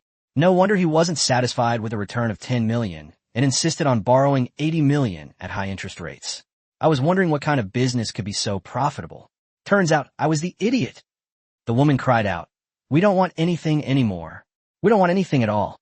We just want to leave now, as long as we're alive. Zhao Jiangwo shook his head. Don't try to persuade me. I have no choice but to take the blame. Otherwise, if it implicates young master Hu, we're all finished. Only when I'm gone can you all live a good life. He closed his eyes, utterly despairing. That's it. I'm tired. Let's destroy it. Just then, the cell phone on the ground rang.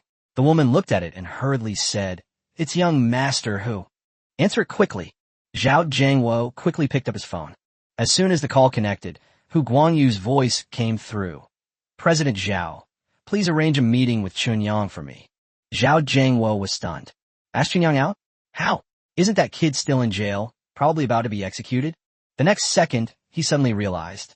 Chen Yang was about to die, and Hu Xiao was subtly reminding him to go see Chen Yang in the underworld. Zhao Jiangwo sighed in despair. I understand. Young master Hu, I only ask that you take good care of my wife and children. I don't ask for great wealth or status, just that they're not bullied. On the other end of the phone, Hu Guangyu was stunned. What are you saying? Chapter 21, if I had the authority, I would have given you the whole bank. I understand. Zhao Jiangwo said with a sorrowful expression. Young master Hu, this matter will definitely implicate me. I approved the 80 million, and I will take responsibility. Don't worry, it will not affect you. I will hang myself today. I said it, and no one can stop me. No, damn it. Hu Guangyu was forced to swear, and said urgently. Your information is way out of date. Chen Yang has been released. He's fine. That wasn't some contraband at all. It's something that's about to shake the world. Your 80 million is nothing. He earned it back in 2 days. I was even hoping you could help me arrange a business meeting with him. You better not actually be dead. What? Zhao Jiangwo was stunned and asked incredulously. Really? Bao Zhan. Hu Guangyu quickly explained. Who would have thought? That kid's bottled water isn't ordinary bottled water at all. He's just selling high-quality stuff as bottled water. His factory can make tens of millions a day. I haven't had much contact with him, so I wanted to ask you for a favor. Arrange a meeting with him to discuss business and see if there's any possibility of getting on the ship ahead of schedule. At this point, Hu Guangyu was truly moved. He was terrified when he received the news last night. Holy crap, this young man. He borrowed 80 million to manufacture contraband. This is fucking terrifying. A daily output of 50 tons. Not to mention him. If this were true, even his grandfather would have to pay a heavy price. But to everyone's surprise, the wind direction changed completely overnight. That's not contraband. It's damn good stuff that will shock the world. It's something that will definitely make you rich. Who the hell wouldn't want to take advantage of such an opportunity to get a piece of the pie? As for eating meat, that's basically impossible. Why? Zhao Jiangwo asked, puzzled. With your status, young master Hu, it's normal for you to eat some meat, right? Besides, with your help to protect him, his ship can be stable. Why do I need to help with this? Eat my ass. Hu Guanyu said speechlessly. I just found out too. You, Zhao Jiangwo, are really something else. You actually sent Speaker Lu's daughter to be his assistant and secretary. Is this how you want to advance your career? Who? Lu Wangshu? Speaker Lu Qiming's daughter. Zhao Jiangwo looked on incredulously. Is it true or false? That's Lu Qiming, a figure with far more influence than even the old man from Hu Guanyu's family. The old master of the Hu family was only in charge of a certain area. There was a general manager above him, but Lu Qiming was the overall leader. In the entire Dongjiang region, his word is law. Just so you know, Hu Guanyu said helplessly. Besides, putting everything else aside, the new product that Chunyang has created is enough to attract attention from all levels. So it's impossible to play tricks. Have you ever seen anyone dare to make a mess of things under the spotlight? Besides, with Speaker Lu protecting them now, let alone Dongjiang, who in the whole country would dare to make a mess of things? So now it all comes down to who's willing to pay more and what Chunyang really wants. Getting on this ship won't be easy. I understand. Zhao Jiangwo finally understood and immediately said, Don't worry, I will do my best to help you get a date with him. Thank you very much. Once it's done, I will reward you handsomely. What? You want to lend me money? Chunyang immediately perked up, sat up straight, and his eyes lit up. President Zhao, I still owe 80 million. Are you sure you can still lend me that? Look at what you're saying. Bank manager Zhao laughed heartily and said, Brother, you're a truly capable person. Before you had no products, I dare to lend you 80 million. Now that you have products, let alone 80 million, I'd lend you 800 million. If I had the authority, I would even give you the bank. Good heavens. That's some serious flattery. Chunyang was quite impressed and laughed. Okay, let's meet at my place in half an hour. Okay, I'll be right there. Half an hour later, Chunyang wasn't surprised that President Zhao and Hu Guangyu came to his door together. Last night's incident had already thoroughly established the reputation of the bioenergy injection. Although it hasn't really become famous in the market yet, it's probably already widely known in circles of capital and power. This is actually a good thing for Chunyang. It's almost mid-July now, and he's eager to borrow more money to spend. The more you borrow, the better the technology you can acquire next month. With better technology, you can brag even more and borrow even more money. This is a loop. Welcome. Chunyang gestured, inviting the two to sit down. Zhao Jiangwo quickly responded, smiling throughout. To him, Chunyang was no longer just a lucky poor boy, even young master who had taken the initiative to come to him seeking cooperation. So this man was already considered a big shot. Looking at Chunyang, who was still much the same as he had been half a month ago, Hu Guangyu couldn't help but feel a little dazed. At the time, he was impressed by the man's nonchalant attitude and wondered what gave him such confidence. He never expected it to be so astonishing, truly earth-shattering. Putting everything else aside, the bioenergy injection alone is enough to propel Chunyang to the pinnacle of his life and make him a true big shot. Not to mention the rumors circulating that Speaker Lu harbors resentment towards this young man, yet has also shown him considerable favor. There's no doubt that this boy likely has some connection to Miss Lu. Otherwise, why would that doting father act this way? To rise to the top in one step. Hu Guanyu was genuinely envious. Lu Wangshu was someone even he couldn't reach. If he had known she worked under Zhao Jiangwo, he would have rushed to curry favor with her long ago. He had only heard that Speaker Lu had a daughter before, but unfortunately Speaker Lu was transferred from Kyoto to Dongjiang to take charge of the work. He thought that the other party's daughter was still in Kyoto, but he did not expect that she was working as a bank employee in Yongsheng without telling everyone. It really is true that great people live in seclusion in the city. Brother Chen, Hu Guanyu adopted a very humble attitude. In his view, even without Lu Wangshu, Chunyang would still be someone who could stand on equal footing with him in the future. With Lu Wangshu, he would inevitably surpass him. Brother Hu, please have a seat. Chen Yang invited the two to sit down, then took out 2 bottles of iced tea and said with a smile, "We haven't moved yet, so we don't have much to drink at home. Shall we have this?" "Great." Hu Guanyu laughed. "Every time I come here, Brother Chen, you help me reminisce about my youth." Zhao Jiangwo quickly accepted the tea, laughing. "To be honest, all teas are the same. I can't taste the difference. But I like this iced tea. It's so sweet." Beside them, Zheng Chang and Wang Gang both had rather strange expressions. They remember very clearly that when they were recruited, Zhao Jiangwo complained about the iced tea for a long time. To make a long story short, today might be a bit busy. Chen Yang said with a smile, "Professor Su Diyuan from the Chinese Academy of Sciences, who is in charge of the National Level Biological Laboratory, is going to sign a cooperation agreement with our company, as well as with the affiliated hospital of Yongda University. So I may have to go to Weixian County today to sign some contracts. There will be reporters following us, so I may not have much time to spend with you. I'll treat you to dinner separately later." "You're too kind. Business is more important." Hu Guanyu was secretly surprised. He hadn't expected someone to act so quickly. Although he wasn't from the capital circle, it was clear that once the press conference was held, getting on board would be even more difficult. "Brother Chen, I'll get straight to the point. We were both very satisfied with our last collaboration, so I'd like to ask if there's any possibility of continuing our cooperation." Hu Guanyu spoke up, then added, "Name your price. I won't haggle. Just give me a chance." "I'm afraid that won't work." Chen Yang shook his head, which secretly disappointed Hu Guanyu, but this was within expectations. "Of course, there's another investment method. I wonder if Brother Hu would be interested." "What method?" Hu Guanyu's spirits immediately lifted. "Invest in me personally." Chen Yang pointed himself and said, "To be honest, Shanghai Company is not short of money, and it is very easy to get a loan. Financing is of no benefit to Shanghai, and exchanging shares for market share is even more ridiculous. After all, this is a groundbreaking product that can crush the times. But it's true that I'm short of money. I've loved research since I was a child, and I've dabbled in various disciplines. I won't rest on my laurels at Shanghai Company, so I need a lot of money to continue my research and to expand our operations. You've probably already calculated Shanghai's future profits. Calling it a money-printing machine is an understatement.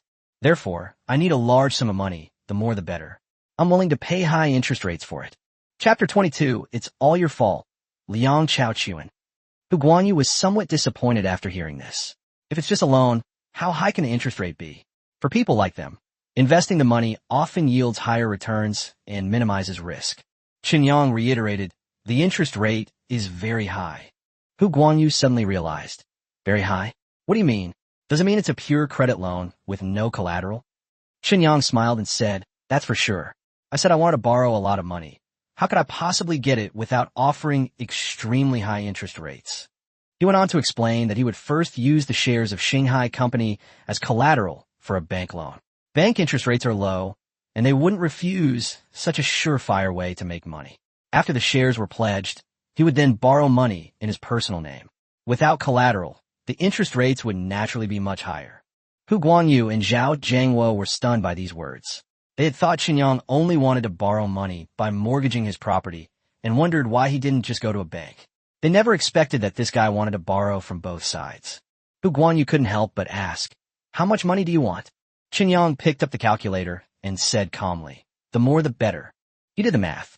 If Shanghai Company's daily profit is 50 million, that's 1.5 billion a month and 18 billion a year. Theoretically, valuing such a high-quality asset at 100 billion isn't an exaggeration. But he also knew that no matter how miraculous the effects of a newly launched product, banks wouldn't actually give it a valuation of hundreds of billions. After all, accidents can happen at any time. If the technology is leaked or hacked, the company's value could instantly drop to zero. Unless Shanghai had already captured the national health supplement market, a valuation of hundreds of billions was just a dream. Therefore, it would be quite good if he could get a loan of tens of billions from the bank.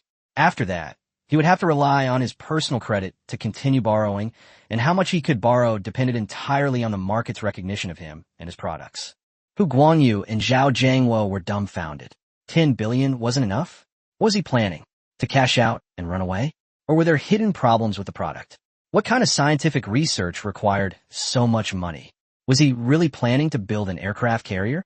What they didn't know was that in Chen Yang's eyes, the healthy water quality improvement technology was just the beginning.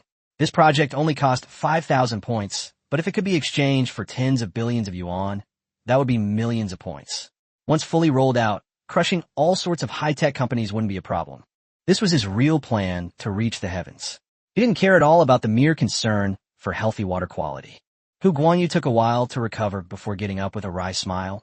Brother, although I don't understand, I am indeed deeply shocked. To be honest, I can't make the decision on this matter. I have to go back and discuss it with my family. Please keep in touch.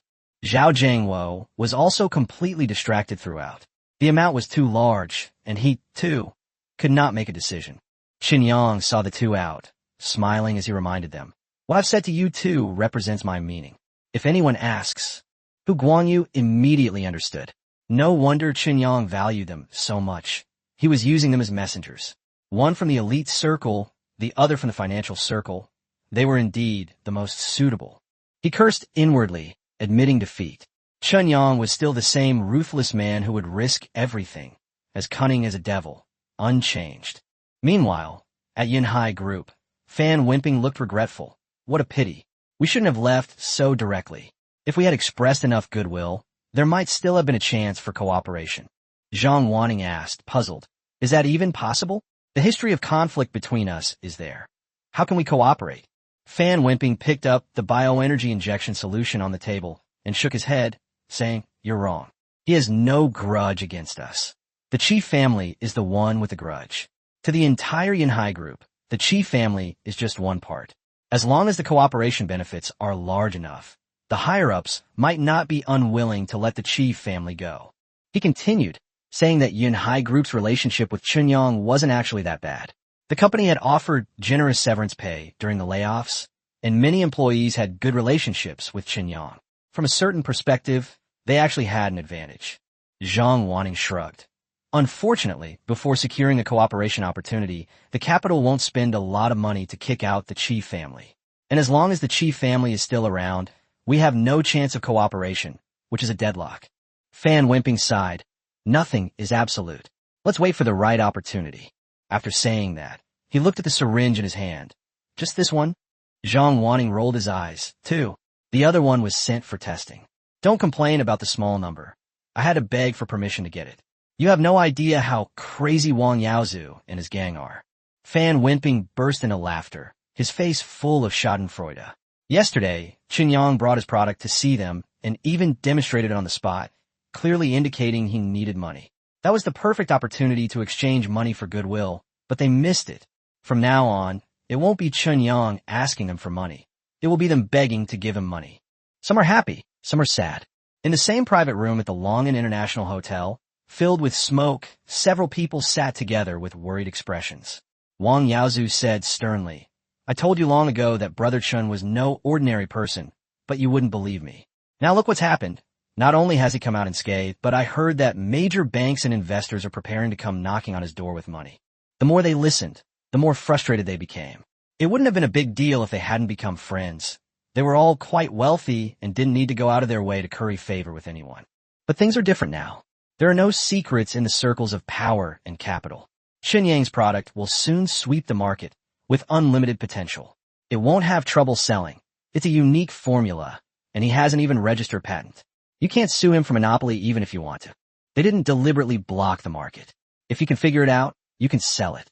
If you can't figure it out, you can only blame yourself for not being capable enough. Missing out on such a golden opportunity to befriend a future super-rich tycoon would be a painful thought for anyone. Not to mention, rumors have already spread that Chen Yang might be Speaker Liu's son-in-law. This is even more painful. Such a person will be someone they can never hope to reach in the future. Finally, someone slammed their fist on the table and yelled, It's all your fault. Liang Chaochuan, you thought you were so clever, and now look what's happened. Liang Chaochuan lowered his head, unable to utter a single word. Strictly speaking, he hadn't done anything wrong. It was at most a misunderstanding, and he hadn't truly offended Chen Yang. He was more heartbroken than anyone else that he had lost the opportunity to make friends. Both the funds Chen Yang would control in the future and the resources the Liu family could provide were extremely important to him, a construction business owner. Chapter 23. Borrowing 20 billion. After lunch, Before 2 p.m., there was a knock on the door of the rented room. Wang Gang went to open the door and saw a group of smartly dressed business professionals standing outside, each with a serious expression and a capable demeanor. Led by him, the group entered the room. There were more than a dozen people, almost filling the entire rented room, and it seemed that there were still people outside who hadn't been able to squeeze in. The group was led by 4 middle-aged men, who stepped forward one by one to introduce themselves. Hello, Mr. Chen. I am Zhao Chunlei, representing the Dongjiang branch of ICBC to discuss loan matters. I am Zhou Chun, representing the National Bank. I am Wen Shuai, representing the Agricultural Bank of China. I am Lu Hui, representing China Construction Bank. Chen Yang nodded in greeting, and the two quickly got down to business. Zhao Chunlei was slender with a square face and appeared mature and capable. He got straight to the point. Mr. Chun, we understand your needs. After discussions with several banks and investment firms, it was ultimately our big 4 banks that contacted you. Chen Yang didn't beat around the bush and asked directly, valuation, interest rate, and the maximum loan amount? Zhao Chunlei smiled and announced a number, 200 billion. He continued, please don't think it's too little. The product is indeed a good product, but the risks are also very high. Nobody knows how long it will take to crack this technology. Once it's no longer a monopoly, its value will shrink. After verification and evaluation, we value Shanghai at 20 billion, with an annual interest rate of 5% and a total loan amount of 20 billion, with a term of 1 year. This loan was jointly undertaken by the 4 major banks, and the collateral was 100% of Shanghai Company's shares. More importantly, the special bioenergy strains must belong to Shanghai Company, not Shenyang personally. In other words, if Shenyang is unable to repay the money after 1 year, or if the company runs into problems along the way, it would be equivalent to selling the formula for the special strain to the bank for 20 billion yuan. On the surface, this price seems like a loss. After all, given Shanghai's profit margins, they could probably recoup the cost in a year or even 6 months. But the accounts can't be calculated like that. For Shenyang, the most important factor is time. The system settles accounts monthly. The more he owes, the more points he accumulates. However, in the eyes of investors, any technology, once it emerges, will eventually be mastered. What they're truly betting on is how much market share Shenyang can seize before others catch up. Very good. Shenyang was very satisfied with the result. While satisfied, he also harbored some doubts. Shanghai is basically just a dilapidated factory now. The only valuable thing it has is the new bacterial strain. Surprisingly, the investors are being so honest. No price pressure, no delays, and no obstruction. The two sides did not engage in much wrangling and signed an agreement on the spot. After the contract was signed, Zhao Chunlei shook Chen Yang's hand. Mr. Chun, it's been a pleasure doing business with you. The loan will be deposited into your company's account tomorrow morning. Chen Yang got up to see them off. After they left, he stroked his chin and muttered to himself, something's not right. Wang Gang looked bewildered. What's wrong? Didn't the boss just strike it rich? Chen Yang frowned and said, they're being too polite. Although the bacterial formula is worth far more than this price, outsiders don't know that. Normally, they should try to delay and suppress us to gain even greater profits. But this loan went so smoothly that it didn't seem real. I was prepared to fight them. At this moment, Zheng Chang spoke softly. Perhaps it has something to do with Miss Lu? Chen Yang was taken aback. Lu Wangshu? What does she have to do with you? Zheng Chang looked at him in surprise. Boss, you didn't know? Chen Yang was even more puzzled. What do I know? Zheng Chang quickly explained. Miss Lu's father. We came out early with Miss Lu. Those people call her Father Chairman Lu, and her father is the boss of Dongjiang. What? Chen Yang was stunned on the spot. Then he recalled his experience last night and thought of Professor Su Diyuan and Professor Chen Jian. He couldn't help but facepalm. He had initially thought that the bioenergy bacteria had alerted those two experts. Now it seemed that wasn't the case at all. The real reason was Lu Wangshu's father. That makes sense when you think about it. No matter how amazing a new thing is, it would take 2 or 3 days before it could be presented to those big shots. The fact that they were able to verify and research it overnight clearly means that Lu Wangshu's father specifically hired someone to clear his daughter's name. The truth is now clear. That girl, Lu Wangshu, actually has this other identity. Chen Yang was no longer a novice in society, so he naturally knew what such a person meant. Even if he reached the pinnacle of bioenergy bacteria and became worth hundreds of billions, he would probably only be qualified to say a few words to her father. This is a true master. Chen Yang picked up his phone and called Lu Wangshu directly. When the call was connected, Lu Wangshu's voice sounded groggy, as if she had just woken up. Chen Yang was taken aback. "Why are you sleeping again?" Lu Wangshu said speechlessly. "Do you think I'm like you?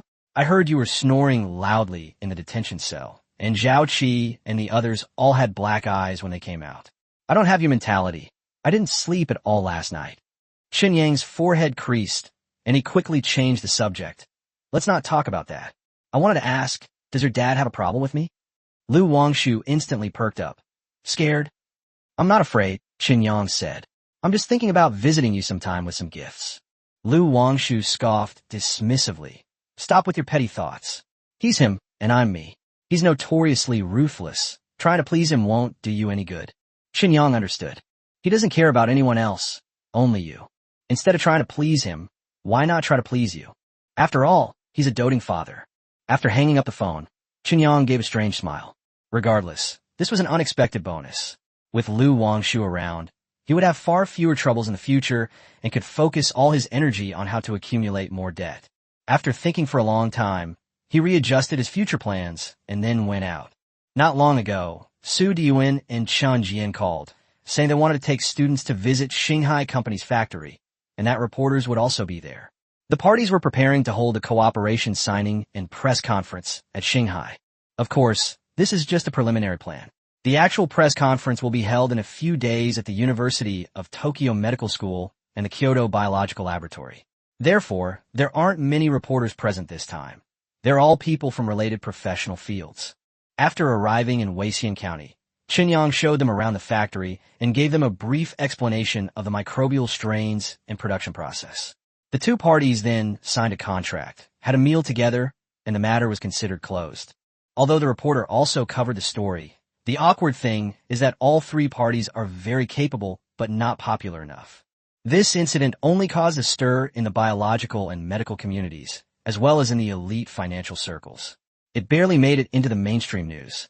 Chen Yang searched on a short video platform and found that such an important matter only had a few dozen comments, which was quite pathetic. After seeing everyone off, Shanghai held its first internal meeting. At the meeting, Chen Yang told everyone that the company had just taken out a loan of 20 billion yuan.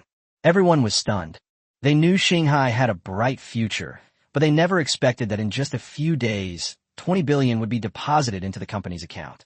Although it was borrowed, it was still 20 billion. Jiang Lihai was so excited that his hands and feet trembled.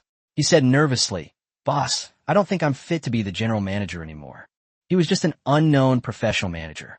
The largest company he had ever led was a vice president of a company worth hundreds of millions a few years ago.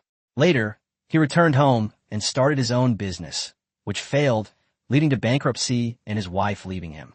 Now, if he were to manage a company worth tens of billions, he would be genuinely afraid that he would ruin it. Chen Yang patted him on the shoulder. "I believe in you. No one is born knowing everything. If you don't know something, you learn it. Spend these 20 billion as you like. I just want results." For Chen Yang, talent is not the most important thing. His products are inherently superior. What truly matters is loyalty and obedience. Jiang Lihai has performed quite well in the past 2 weeks. He does whatever he's asked to do, like an old ox. Chen Yang usually only needs to give him one instruction, and the rest can be left to him. What is talent? That's true talent. Chapter 24. Buying a house, a car, and an apartment. Boss, I will never forget your kindness and support. Jiang Lihai was truly moved. The authority to grant 20 billion yuan was given so readily. In his eyes, Chen Yang was no longer just a boss, but a confidant and mentor. Chen Yang waved his hand and said, "Speak properly." Jiang Lihai immediately sat up straight. In a conference room, dozens of managers also looked at Chen Yang with expectant faces. Chen Yang patted the cheap tables and chairs in the makeshift meeting room and said directly, "Replace all of these with better ones. I do business not just to make money, but to ensure that my brothers can live a good life." He doesn't interfere much with salaries, but he insists on improving living conditions and necessities. The cafeteria will be free, with a head chef and high-quality ingredients. The dormitories will be renovated to ensure employee comfort. Recreational facilities will be built where necessary, and the area around Yueming Lake will be fully landscaped to improve the environment. Finally, he revealed a major benefit. Yongda-affiliated hospital has signed a cooperation agreement with us, and the company will add medical reimbursement to the program. If you have been employed for more than a year and develop an illness during your employment, the company will cover your medical expenses. The meeting room erupted in chaos. Really? Did I hear that right? This is outrageous. Chen Yang solemnly said, as long as you treat the company as your home, the company will treat you as family. This is not just empty promises. If you have the ability, work hard, and the company will provide a platform for you to showcase your talents. The next second, everyone cheered. Long live the boss. Mr. Chen is awesome. Chen Yang couldn't help but laugh at their excited expressions. Anyone can win people over. Others just make empty promises, but he actually gives. When Chen Yang left the company, he had 2 new group chats on his phone. One was the Shanghai Food Beverage Management Group, and the other was the General Staff Group. Both groups were buzzing with discussions about today's meeting, with benefits and perks practically flooding the chat. They hadn't gone far when Jiang Lihai hurriedly caught up with him again. Boss, there are 2 more things. The first thing was that 3 local real estate agencies in Weixian County heard about the company's benefits and wanted to join Shanghai. Chen Yang looked completely bewildered. Why would we need an intermediary? Jiang Lihai explained that they could be placed in the Human Resources Department. The company mainly recruits ordinary workers in Weixian County, and it's more convenient to have these local experts help. Senior management will be recruited separately, while middle and lower-level staff will be divided into 3 groups to compete with each other. Chen Yang nodded. It's up to you. What about the second thing? Jiang Lihai said that the company previously lacked funds and could only rely on on-the-ground promotion to open up the market. But now that there are sufficient funds, he wants to do online promotion, build an official website, support online ordering and mail delivery, and then place advertisements to make the products go viral online more quickly and create a brand effect. Chen Yang remained indifferent. It's your decision. Jiang Lihai smiled wryly. Boss, I really can't make that decision. Once it goes viral online, our current production capacity won't be enough and we'll have to expand. Whether it's expanding the existing factory or opening a new branch, it's up to you. Chen Yang didn't think twice. We can just expand the existing factory area. The bottles are small and cold chain transportation is convenient, so there's no need to open a branch factory. Jiang Lihai also mentioned that the products need to be stored at low temperatures, and a large number of ice packs of different sizes will be used for mailing. He asked whether he would build his own factory or outsource it. After a moment's thought, Chen Yang took out his phone and called Wang Gang. Over the phone, he told Wang Gang to open an ice pack factory, and Shanghai would then purchase supplies from him. As for funding, he suggested Wang Gang apply for a loan from Zhao Jiangwo at Yongqing Bank. After hanging up the phone, Chen Yang said calmly, "It's resolved." Jiang Lihai listened with envy. He knew very well that new Tycoon could be casually helped up by Chen Yang. He then brought up issues such as the headquarters building, company vehicles, and provincial sales models. Chen Yang thought for a moment and said that building a new building was too troublesome, so it would be better to just buy one and put the headquarters in Yongqing. He would let Jiang Lihai handle the company vehicle arrangements. And as for his and Jiang Lihai's cars, he would buy them in Yongsheng and have them delivered. After making these arrangements, Chen Yang got into his car and left. The next morning, Lu Wangshu opened the door to her rented room and found the 3 people who usually slept until noon sitting on the sofa staring at her. She was stunned. What's wrong? Why are you looking at me like that? Chen Yang immediately stood up. God of wealth, you've finally arrived. Has the money arrived yet? Lu Wangshu was speechless. It's here. I came over as soon as the money arrived. Chen Yang waved his hand and said, Let's go. Lu Wangshu asked in confusion. What are the plans for today? Spend money. What project? Chen Yang snapped his fingers. Buy a house, buy a car, buy an apartment. Wang Gang quickly drove the rented Mercedes SUV downstairs, and the group got in.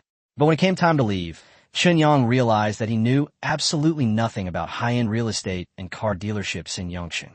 He looked at the 3 of them. Do you know where to buy high-end RVs in Yongsheng? The 3 looked at each other and shook their heads. Lu Wangshu said she had only been in Yongsheng for a year and hadn't paid attention to these things. Zheng Chang and Wang Gang weren't locals either. They were just migrant workers and knew even less. Chen Yang had no choice but to take out his phone, scroll through his WeChat list, and finally select Hu Guangyu to make a voice call. Chapter 25, Don't be shy. I just made 20 billion. Hello. As soon as the call connected, Chen Yang asked directly, Young Master Hu, are you busy? Hu Guangyu replied with a smile. Brother Chen, no rush. I'm just slacking off at the company. Chen Yang said he needed a guide familiar with the high-end car and real estate markets and asked if Hu Guanyu could help. Hu Guanyu immediately perked up, saying his company dealt in high-end cars and that he could come directly to Hu Guanyu and arrange it at cost price. After thanking him, Chen Yang asked for the address and then handed his phone to Wang Gang. The group quickly arrived at a high-end car market in Yongcheng, where they saw Hu Guanyu standing at the entrance smoking. Chen Yang got out of the car to greet them, and Lu Wangshu followed. Hu Guanyu, who had been all smiles, immediately composed himself upon seeing Lu Wangshu, and after shaking her hand, quickly called out, "Miss Lu." Lu Wangshu responded calmly. The usually soft-spoken girl suddenly exuded a certain air of authority. Chen Yang didn't pay attention and pulled Hu Guanyu aside, saying, "I'm planning to buy myself a car, my bodyguard a car, and the company's general manager a car." Hu Guanyu was taken aback, not expecting him to ask for 3 cars right away. He then led everyone into the showroom and asked him if he wanted a sports car or a luxury sedan. Chen Yang shook his head. No sports cars. The group was somewhat surprised that the young man, who had suddenly become rich, didn't want a sports car. Chen Yang's next statement was even more direct. "I don't have a driver's license. I only ride in cars I don't drive." After saying that, he pointed to an SUV on the display stand. "That one is nice, I'll take it." Hu Guanyu's lips twitched, and he was about to introduce the car model when Chen Yang waved his hand. "It's not important. I have money." This newly rich nouveau riche attitude left Hu Guanyu speechless. Then, Chen Yang pointed to 2 more vehicles. "Give that SUV to the bodyguards, and send that sedan to Shanghai Company in Weixian County for the general manager's use."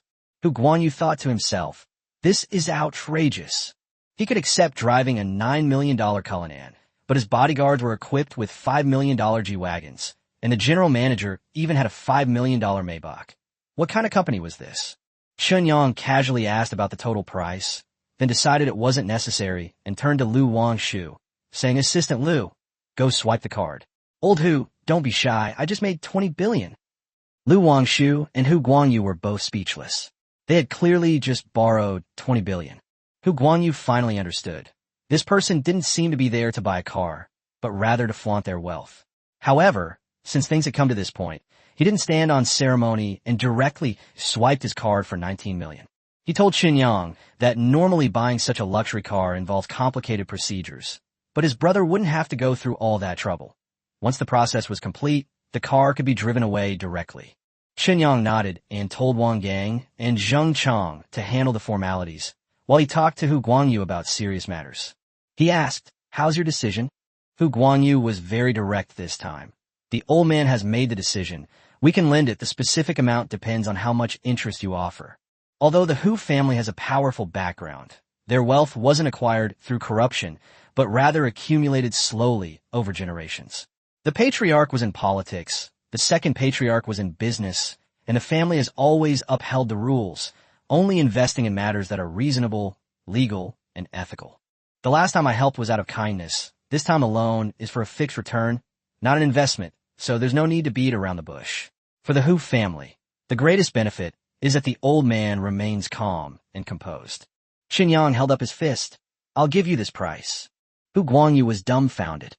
One finger might be 10%, 2 fingers might be 20%, but what does a fist mean? Chen Yang laughed and said, "Full rate. Within the legal limits. The annual interest rate is 24%. The more you borrow, the greater the risk, and I won't cheat you. If the interest rate is too low, no one will lend to you. So no matter who comes, this is the price." Hu Guanyu was stunned. A 24% annual interest rate was already considered high within the legal range. A normal business achieving a 20% annual profit was considered a miracle, let alone this large-scale capital operation. But if this money is lent to Chen Yang, it's different. It's not a loan business, just a loan, so it won't make him lose face or affect old Master Hu. Hu Guanyu was clearly tempted and immediately took out his phone to make a call, communicating with his family for a moment. He quickly put down his phone and said with a smile, 1 billion. The old man has agreed. We can raise 1 billion by allocating the funds we have and taking out loans from some of our non-prime assets. With 1 billion, the annual interest would be 240 million and the monthly interest alone would be 20 million. It's faster to make money than ordinary assets, and more importantly, it's easier and more stable. As for the risks, the Hu family wasn't too worried. Even if Chen Yang messed things up, he'd still have to repay the Hu family's money first. Besides, with such a large operation, neither Hu Guanyu nor Old Master Hu believed he could lose everything. Even a wrecked ship has 3 pounds of nails, let alone this cruiser that is about to set sail. Chen Yang immediately beamed. It's a pleasure to cooperate with you. An extra billion is equivalent to an extra 100,000 points. Hu Guanyu was also decisive, sending someone from his family directly. After both parties signed the contract, Chen Yang's personal account quickly received an additional billion yuan. Chapter 26. Secluded yet not avoiding the world. Far from the dust, yet not leaving the city. The Cullinan was a 4-seater car. Chen Yang and Lu Wangshu sat in the back, Wang Gang drove, Hu Guanyu sat in the passenger seat, and Zheng Chong followed behind in his G-Class. As for the Maybach, Hu Guanyu arranged for an employee to deliver it directly to Weixian County. The 2 cars, one after the other, headed towards the address he had given. The luxury car attracted a lot of attention along the way, and when it entered the residential area, the security guards hardly asked any questions and let it pass directly. Upon entering the residential area, the scene before him immediately changed. Chen Yang hadn't expected that such a quiet place would be hidden in a bustling metropolis like Yongqing. The entire residential area is built along the Daong River, which spans Yongqing. It has excellent greenery, clean roads, trees and flowers arranged in a pleasing manner, fresh air, and a gentle breeze that calms the mind. The area is dotted with traditional Chinese-style houses, all of which are detached villas with their own courtyards, understated yet exuding an air of luxury. Hu Guanyu pointed out the window and introduced, Brother Chen, this place is called Daong Shengjing, the most luxurious residential area in Yongqing. It only has villas, and each one costs more than 50 million. When it went on sale 2 years ago, I also ordered one, but not to live in it. I was waiting for it to appreciate in value before selling it. Chen Yang glanced at him. Your Hu family can't even afford a villa? Hu Guanyu chuckled twice and lowered his voice, saying, I sometimes stay for a few days, and I come over when friends have gatherings. Chen Yang didn't press further, his gaze falling on one side of the residential area. Tell me about the manor. The car continued on and soon arrived at a manor. Though called a manor, it was more like a traditional Chinese garden. Green hills and clear waters, swaying willows, artificial mountains and waterfalls, pavilions and towers. Everywhere behind the walls was a picturesque scene, exquisitely beautiful like a painting. Even just standing outside, you can feel the unique, hazy tranquility of a traditional Chinese garden, as if you're drawn into a landscape painting the moment you get close. Hu Guanyu said with a complicated expression, this manor is said to have been designed by the top domestic designers and built to the highest luxury standards. The construction cost alone is outrageous. I've been inside before. The pavilions are connected and the buildings are clustered together. The modern facilities and Chinese style are combined exceptionally well. It's comfortable, safe, and perfect for cultivating one's mind and body. Chen Yang asked, want it? Hu Guanyu smiled wryly. Who wouldn't want that? It's pretty much the ultimate fantasy for ordinary people when it comes to living. It's a pity it's too expensive. There are only 4 buildings in total in the 4 directions of Daong Shengjing, and they all have their own gates, so you don't have to go through the inside of the community. As he spoke, he continued his introduction. The South Garden was retained by Zhao Jiangshan, the president of the Dongjiang Chamber of Commerce and chairman of the Jiangshan Group, and converted into a top-tier private club. The North Garden, near the Daong River, was acquired by the son of the chairman of the Hanhai Energy Group and turned into a private club. The West Garden was bought by the Shun Group last month, reportedly through the eldest daughter of the Shun family, Shun Wei, most likely as an investment. Only the East Garden remains unsold. It boasts the most secluded location and the best scenery, making it the ideal place to live. Unfortunately, those who want to live there can't afford it, and those who can afford it may not truly want to live there. Hu Guanyu talked a lot, his words filled with envy, like a young man who saw a goddess but dared not approach her. Chen Yang turned to look at Lu Wangshu. What do you think? Lu Wangshu was taken aback, not expecting to be asked about this. However, she still said seriously, secluded from the world, yet not shunning it, far from the dust, yet not far from the city. If we disregard the price, no one should be able to refuse. Chen Yang grinned. What a coincidence. I'm the kind of person who doesn't look at the price. Call someone over and buy it. Hu Guanyu's eyes widened instantly. Holy crap, are you serious? This isn't just a car, It's a mansion and estate. I've heard that with taxes and fees, the total price is almost $1 billion. Chen Yang took out his bank card and laughed. What a coincidence, I just made $1 billion. Hu Guangyu was stunned. He just earned $1 billion? Wasn't that the money his family had just lent to Chen Yang? And this guy immediately used it to buy a house? Although his mind was a little fuzzy, Hu Guangyu still took Chen Yang to find the sales team. The sales team then urgently contacted the boss, and a group of people quickly arrived. After a brief discussion, the two parties finalized the total price as $1 billion. The other party handled all the formalities, and Chen Yang moved in immediately with just his bags. He didn't want any of his belongings in the rented room, only sent a message to the landlord and paid a few hundred yuan more for cleaning. Afterwards, Wang Gang and Zheng Chang drove the car into Danyuan. There are parking lots inside and outside Danyuan. The outer parking lot can accommodate 20 to 30 cars, and there are 2 garages inside, one on the ground and one on the second basement level near the elevator, which can accommodate more than 20 cars in total. It's clear that the developer considered the possibility that the house might be converted into a clubhouse or retreat center after purchase. The 2 cars parked inside, making the huge garage seem exceptionally empty. Hu Guangyu watched with envy, and then the group took the elevator back to the ground floor. The pavilions and towers on the ground are connected, and the Chinese-style buildings are numerous but not chaotic. It took the group a full half hour to walk around the entire area. The main building is very bright inside. From the outside, it looks like a classical garden, but inside it has a modern design with all kinds of furniture and appliances, all of which are custom-made. A 100-inch TV covers an entire wall, and although the sofas and curtains are in Chinese style, they are both elegant and comfortable. Not only Wang Gang and Zheng Chang were amazed, but even Lu Wangshu and Hu Guangyu were also surprised. The group sat down at the tea table on the second floor of the main building. Lu Wangshu looked at the exquisite tea sets and couldn't help but become interested, so she took the initiative to brew tea. Chen Yang asked with a smile, "Do you like it?" Later, you, Wang Gang, and Zheng Chang will go and register your information. You can come and go freely afterward. There are plenty of rooms here, so you can all stay. Lu Wangshu was initially delighted, but then shook her head. Forget it. I could just take the subway. If I really stayed here, my dad would kill you. Besides, I have to go back to work after the loan is paid off. What kind of situation would it be if I stayed here? Wang Gang and Zheng Chang quickly waved their hands, saying, "Boss, this place is too nice. We dare not stay here." Chen Yang glanced at the two of them. "Forget about her. What are you two doing getting involved? You're bodyguards, not errand runners. This house is so big. If you didn't live here, if we really encountered danger, would anyone hear me, even if I screamed my lungs out?" Upon hearing this, the two could only awkwardly scratch their heads. Chapter 27 Long'an Commercial Center. Chen Yang looked at Lu Wangshu, but didn't speak immediately. He was calculating the value of Yongchang Bank in his mind. Yongchang Bank was just a local bank with some influence in Dongjiang, but couldn't compare to the major banks. He estimated its market value to be around 100 billion. Compared to the benefits Lu Wangshu could bring him, a mere 100 billion was nothing.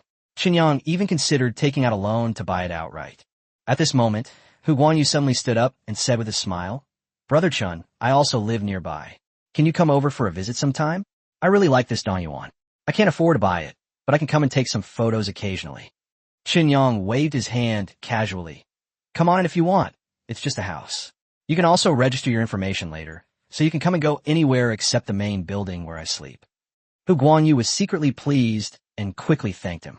Being able to come and go freely meant that the two were at least friends.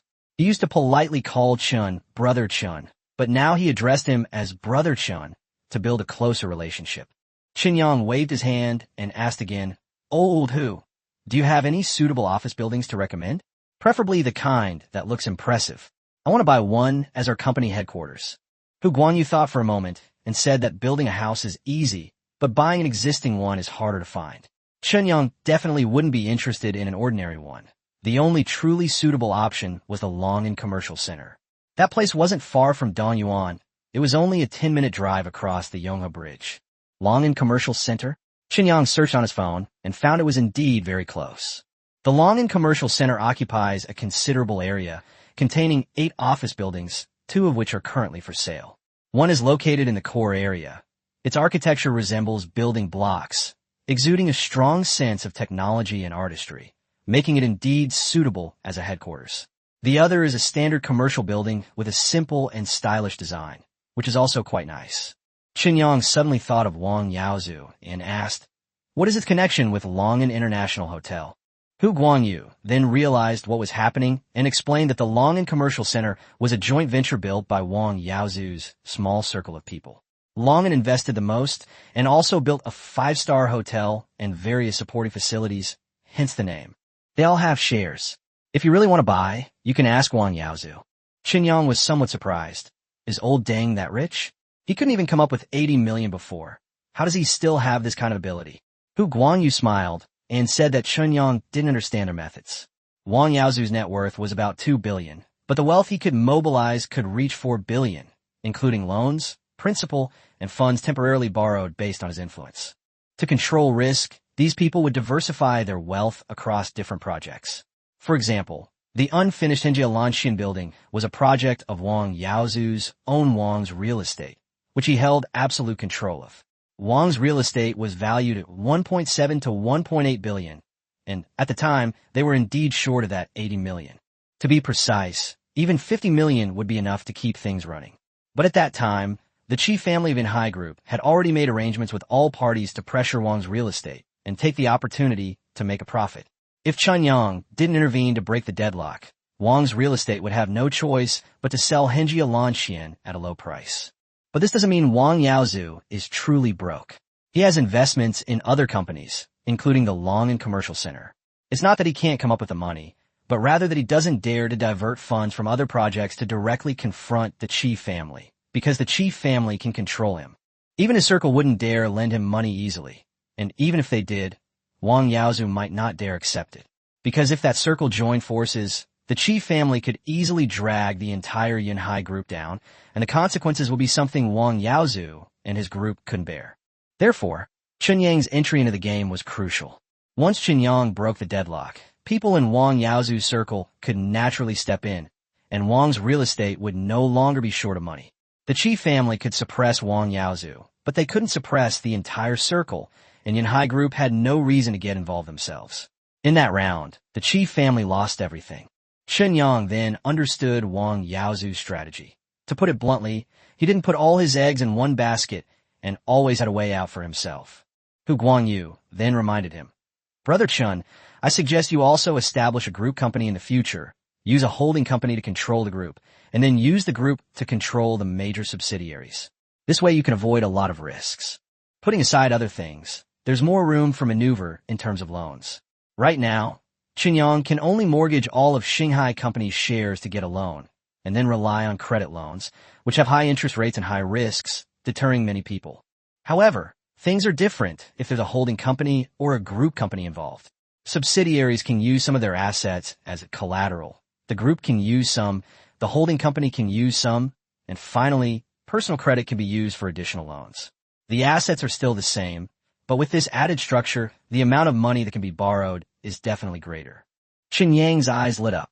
He wasn't particularly interested in other things, but he always took borrowing money very seriously. He turned to look at Lu Wangshu. Lu Wangshu put down the tea set, pointed to himself, and said with some helplessness, "Me again? I can't do this. I definitely have enough money, and setting up a holding company is easy, but the group company has requirements. With only one Shanghai company, it's impossible to form a group, unless you acquire or register a few more companies." Chen Yang smiled and said, "I'll write it down and work on it later." He had been browsing technology online for the past few days and had already identified a direction he liked. The subsidiary would be established soon. After giving his instructions, he took out his phone and dialed Wang Yaozu's number directly. As soon as the call connected, Wang Yaozu's cheerful voice came through. "Hey, little brother, you have time today? I'll treat you to a drink." Chen Yang cut to the chase. "We'll talk about drinks later. I've been really busy lately. How much did those 2 buildings in the Longan Commercial Center cost?" Wang Yaozu was taken aback. "You want to buy a building? That commercial center is a joint venture between a group of our old friends. I can't make the decision on my own. But since you asked, I can give you a rough price. The one in the core area is at least 900 million, and the one next to it is cheaper, but it's still over 500 million. Chen Yang looked around at the houses, then at Hu Guangyu, and muttered, "One is 900 million, the other is 500 million. So cheap? They're not even as expensive as my house." Hu Guanyu felt a wave of dizziness. How could that be the same? And what do you mean by saying that to me? You borrowed money from my family to buy the house I wanted, and now you're showing it off? On the other end of the phone, Wang Yaozu hurriedly asked, Brother, what do you say? How about I arrange a gathering, invite everyone, and we can chat over drinks?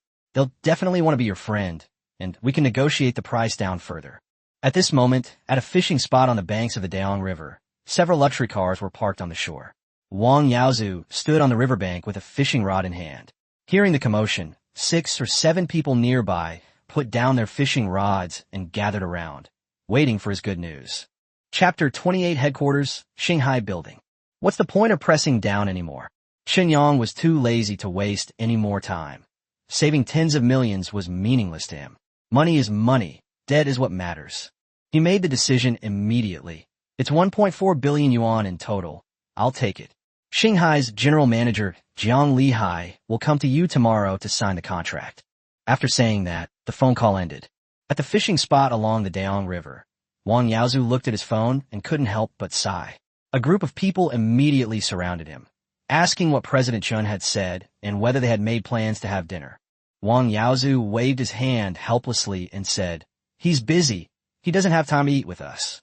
There's just one thing. He wants to buy those 2 buildings in the Long and Commercial Center that are listed for sale. Everyone's eyes lit up when they heard that. The Long and Commercial Center project was the core of what brought these people together. Wang Yaozu acquired the land. Lu Qinwei and Sun Hai were in charge of funding. Liang Chaochuan was in charge of construction. Zhao Shun was in charge of investment promotion and planning, and the others were also involved in their respective roles. They transformed this place into a large-scale urban complex integrating shopping malls, pedestrian streets, 5-star hotels, office buildings, apartments, and catering and entertainment, investing more than 4 billion yuan, of which more than 3 billion yuan was loans.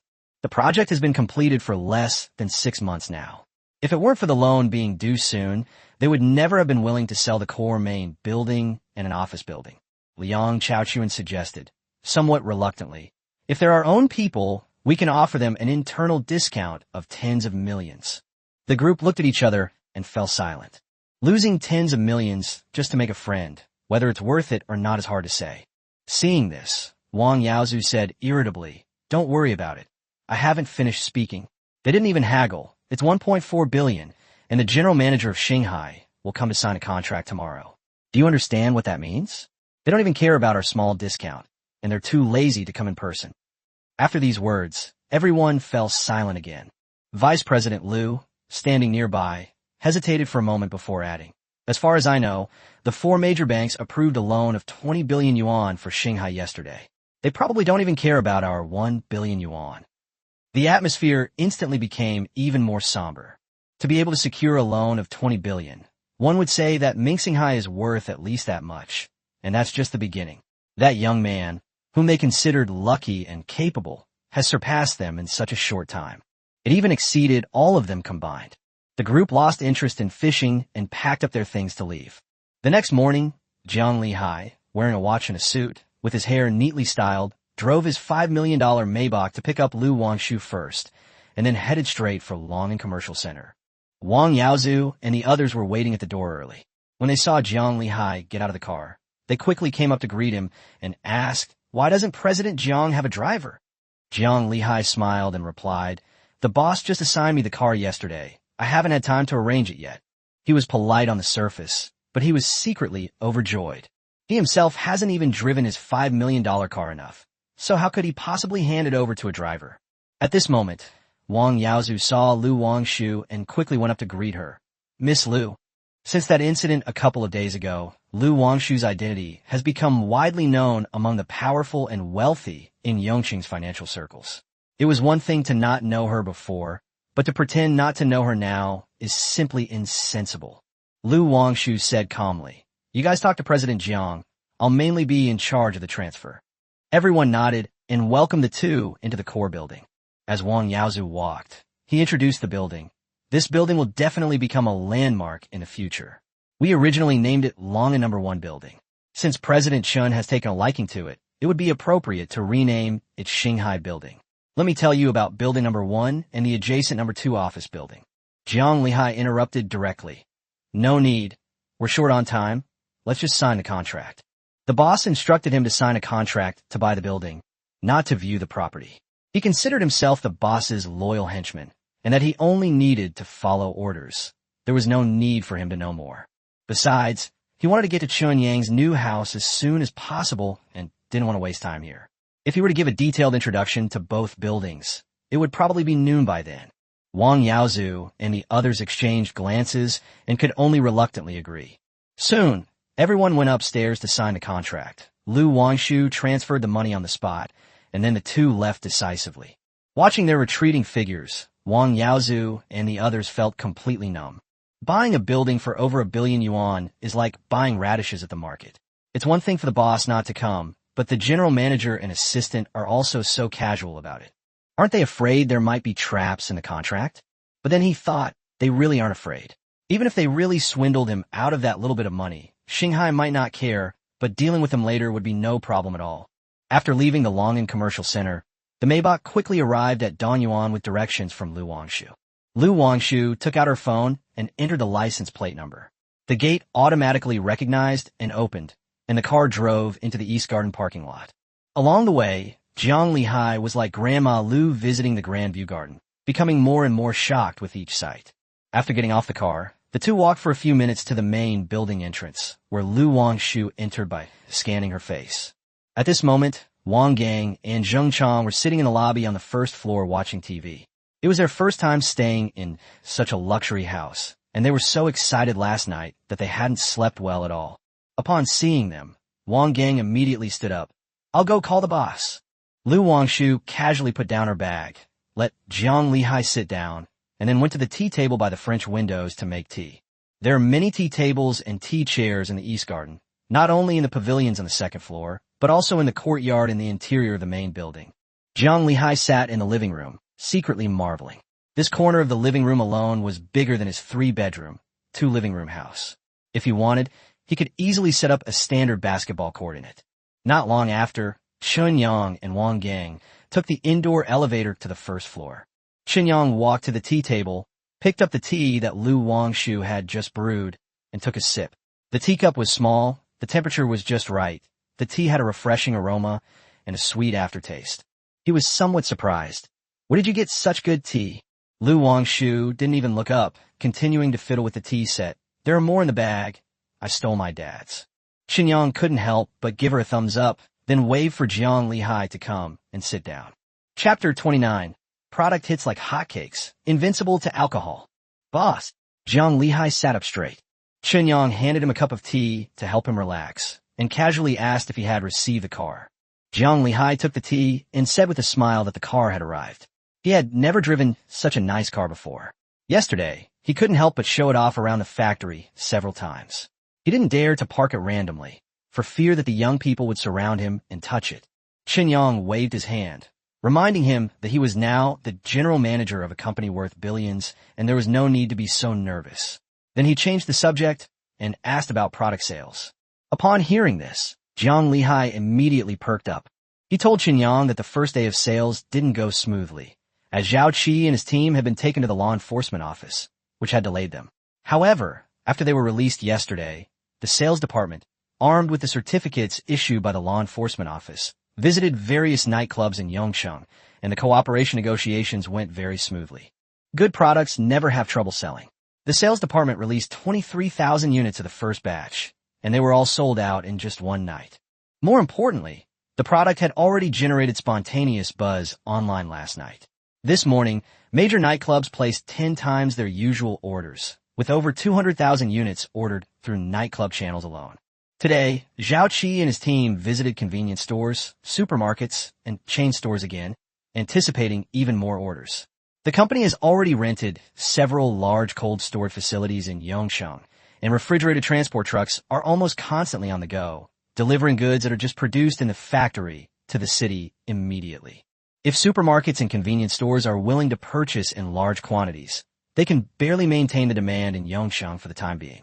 But Jiang Lihai also reminded Chen Yang that the more amazing the new product, the faster it would become a hit. In the next few days, it would likely attract attention across the entire internet, and people from all over the country would come to pick up the goods. With current production capacity, supplying Yongsheng is more than enough, but satisfying the entire country is simply unrealistic. Let alone the whole country. They are far from meeting the needs of the entire Dongjiang province. Fortunately, he has already contacted the contractor, and the factory area is being expanded. If all goes well, more than a dozen workshops and factories will be built in 2 weeks, at which point the production capacity will be able to truly support the national market. After listening, Chen took out his phone and searched for bioenergy injection on a short video platform. As a result, quite a lot of content appeared, including videos, photos, and simple text descriptions. One of the posts had a really exaggerated title. Family members, does anyone know what this is? The effect is absolutely incredible. The caption below the photo reads, "The blogger went to a bar with her girlfriends last night, and the bartender highly recommended this. They bought 2 out of curiosity and ended up being incredibly energetic all night, unable to get drunk at all." The comment section was also very lively. Some people asked if it was a new type of hangover cure, some suspected it was a banned substance, and others complained that it was an injectable liquid that could be taken orally, which sounded outrageous. Others said they and their boyfriends bought it last night, and the effect was indeed amazing, but a small vial cost 50 yuan, while the suggested retail price was 32 yuan. Nightclubs are so greedy. Chen Yang couldn't help but shake his head. It really was a bit unscrupulous. He continued scrolling down. Another video title is even more direct. Is it cutting-edge technology or contraband? A strange encounter at a nightclub in Dongjiang, Yongsheng. Let me show you something new. The content was quite long, and Chen Yang was too lazy to read it carefully. The gist of it was that the blogger was shocked by the effect and wondered whether this thing was a contraband. Further down, there was a post asking to buy. The title reads, "Brothers, does anyone have bioenergy injection solution? I'm willing to pay a high price." The blogger said that last night he had dinner with his boss and clients, and he was already quite drunk, but the clients insisted on going to a nightclub. By chance, he tried a bioenergy injection while in the restroom, and after drinking it, he immediately felt refreshed and completely sobered up within half an hour. Over the next few hours, he dominated the dinner table, drinking so much that not only clients, but even the boss was almost knocked out. For someone who isn't a heavy drinker, this is a godsend. But when he tried to buy more, he was told it was out of stock. He had a business dinner tonight, so he had to buy it at a high price. Chen Yang was also somewhat surprised after reading it. He hadn't really paid much attention to the hangover relief effect before, but unexpectedly, this seemingly insignificant function became one of the biggest sales highlights. As he continued scrolling, he came across another video that was highly targeted. The title is the emergence of bioenergy injection a good thing or a bad thing? The blogger in the video clearly disliked this stuff. He said that he and his friends went to a nightclub and, out of curiosity, ordered a cocktail mixed with bioenergy injection fluid. As a result, he was able to drink 1,000 cups without getting drunk from beginning to end. Because he couldn't get drunk, he not only spent several times more on drinks than usual, but also didn't experience the blissful feeling he wanted at all. Finally, he solemnly declared that this thing would inevitably lead to the disappearance of drinking culture, since no one would be able to get drunk in the future. So what would be the point of drinking? Chen Yang was amused by this logic. He clicked on the comments and saw that, sure enough, no one was on his side. Some say that being able to drink 1,000 cups without getting drunk is a good thing, and that the toxic drinking culture should have been eliminated long ago. Others say that this kind of good thing deserves to be lauded. Still others counter by saying that if the blogger wants to get drunk, they can simply choose not to drink, and it can also be used to sober up in case of an emergency, making it a godsend for working people who frequently socialize. Some people saw right through the blogger's purpose, mocking him for seeking a feeling of euphoria, suggesting that he probably wasn't drinking to make himself happy, but rather to get others drunk and take advantage of them. A chorus of curses erupted below, calling him disgusting and saying he couldn't even afford drinks and was trying to take advantage of others. Chen Yang watched dozens of videos in a row, and the more he watched, the more certain he became that the bioenergy injection was indeed a hit. The product had only been on the market for a short time, but its effect was so incredible that everyone who tried it couldn't help but share it, which immediately sparked a wave of popularity on short video platforms. At this point, Jiang Lihai raised another question. If the company website needs to go live urgently, the only option is to buy a ready-made code template and modify it, which will cause problems with security and subsequent maintenance. Developing it from scratch would take at least half a month to a month. He wanted to know if Chen Yang was in a hurry to launch online sales. If there's no rush, he'll have headhunting firms start poaching people and establish a network department first. Without even thinking, Chen Yang shook his head and said there was no rush. Online sales can indeed allow products to reach the whole country and encourage users to spread the word, but it doesn't mean much to them. Bioenergy injection is a revolutionary product. It's bound to be a hit sooner or later, so there's no need to rush into advertising. Moreover, his old classmate's ice pack factory had only just begun site selection and construction, and the company's current production capacity couldn't keep up. For now, he just needed to secure the Yongqing market. Jiang Lihai nodded to indicate that he understood. Just then, Chen Yang's phone beeped. He glanced at it on WeChat and said to Jiang Lihai, "You've been busy these past few days, so don't leave today." Jiang Lihai was taken aback, then pointed to himself. Chen Yang waved his phone and said with a smile that someone was coming over at noon to celebrate his housewarming. Since that was the case, Jiang Lihai decided to stay and keep them company. Later that evening, the two went to a nightclub to experience the atmosphere and check the sales of the bioenergy injection to see if it was really a hot seller. Chapter 30, Housewarming Banquet. Chen Yang had always believed that he had never underestimated his influence. But it wasn't until this day that he realized he had been too naive. Around 11 a.m., cars began to arrive at Donyuan Park. Wang Yaozu arrived first with 7 or 8 people and his female companions. Jiang Lihai personally went out to greet them, but the group did not drive in. Instead, they walked into the park. It took them a good 10 minutes to walk from the main gate to the main building. Chen Yang, standing in front of the gate, was somewhat surprised and asked, "Why didn't you drive the car in?" Wang Yaozu quickly stepped forward and explained with a smile, "We're not the only ones here today. How could we possibly be qualified to drive our cars into the East Garden? There are some important people behind us." Chen Yang was taken aback. A big shot? Zheng Chang was also a little confused. He had been following Chen Yang around, but he didn't think his boss knew many big shots in Yongqing. Soon, more vehicles arrived, and most of them parked in the parking lot outside the East Garden. Only the few cars brought by Hu Guangyu drove directly into the parking area inside the garden. Hu Guangyu got out of the car and watched as Donyuan gradually became lively, a satisfied smile spreading across his face. After returning home yesterday, he told his grandfather about Chen Yang buying Donyuan for 10 billion yuan. He thought he would be scolded, but to his surprise, his grandfather laughed heartily instead. The old man enlightened him, saying that buying a house was a good thing. The more expensive, the better. Chen Yang's willingness to spend 1 billion to settle in Yongshang showed that he intended to integrate into the local circle. 1 billion is nothing to Shanghai future, but a 1 billion mansion is enough to shake up Yongshang. Since they were friends, he should help him save face in a situation like this. Hu Guangyu then realized what was going on and released the news overnight. Newly minted super-rich Chen Yang has settled in Yongshang, acquired Donyuan for 1 billion yuan, and will hold a housewarming banquet tomorrow. The news spread like wildfire, reaching the elite and financial circles of Yongqing. Those with the right to attend inquired incessantly, while those without could only watch with envy. Hu Guangyu, however, was busy until midnight and didn't wake up until 10 a.m., only then realizing he hadn't informed Chen Yang beforehand, and quickly sent a message. "Brother Chen," Hu Guangyu stepped forward with several young men, introducing them one by one. Their elders were not suitable to appear in person, so these younger members came on their behalf. Although it seemed like only the young people were present, they represented their respective families.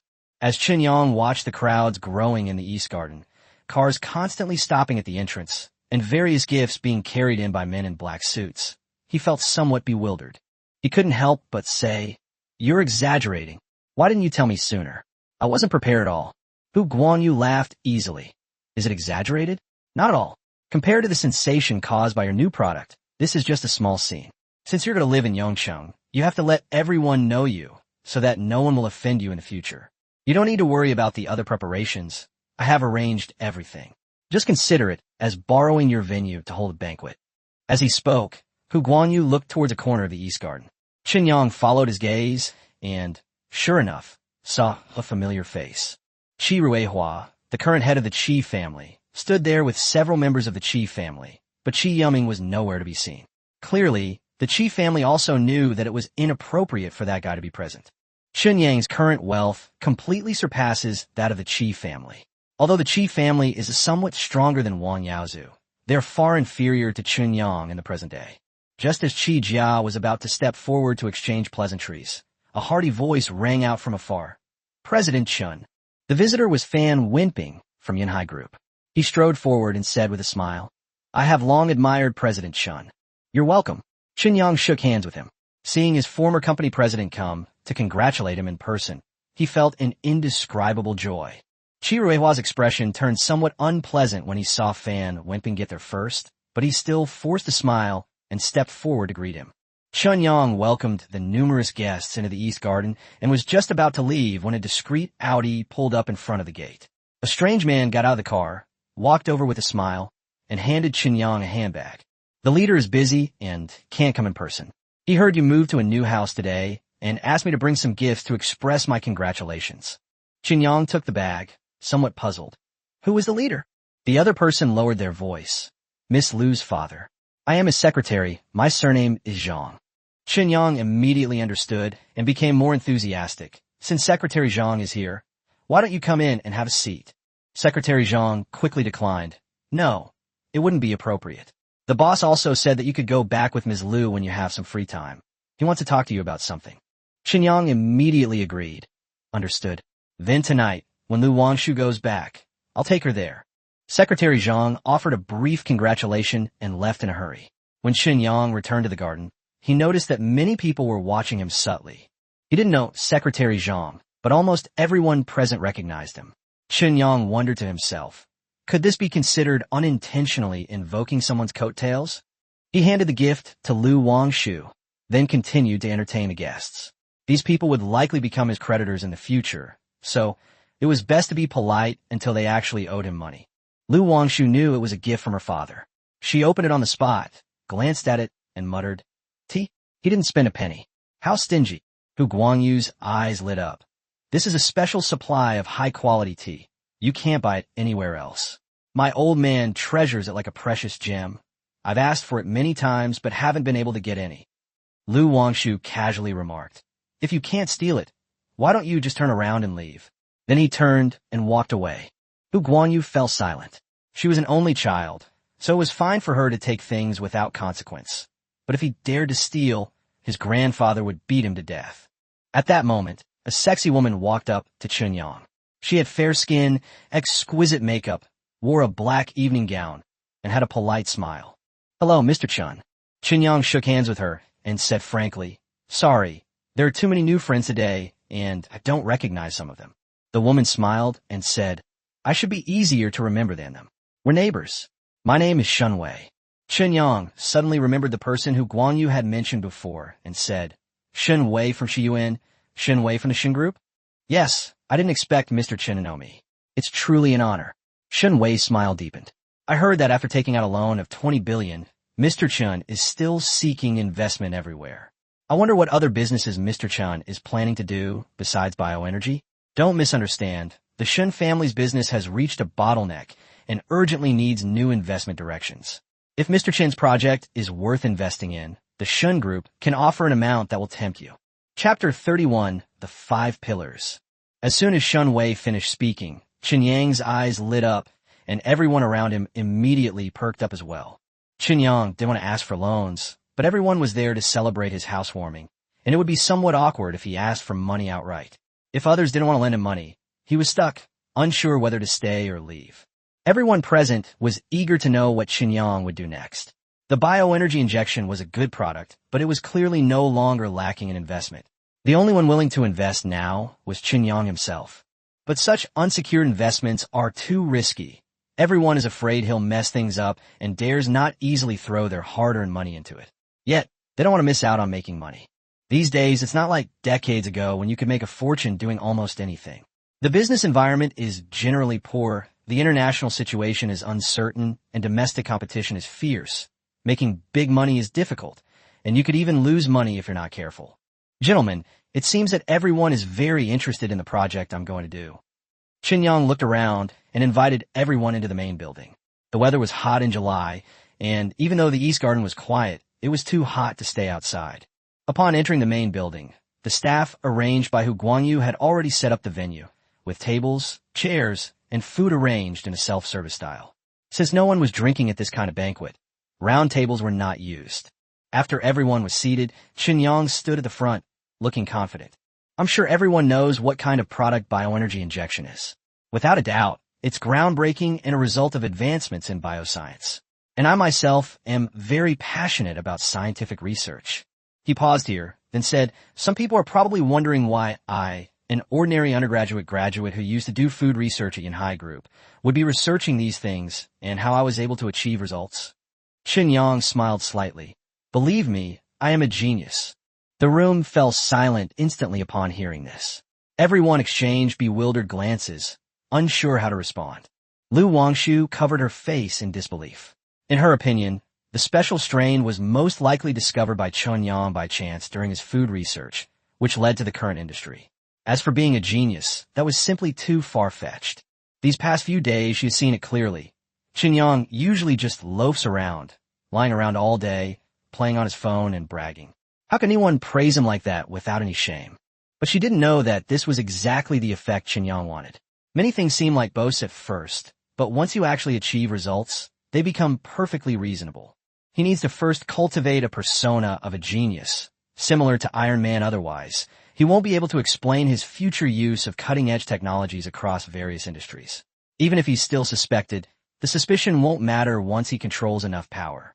To be honest, standing before the crowd, Chen Yang continued, in my view, no matter how technology is subdivided, there will only be 5 true pillar industries for humanity in the future.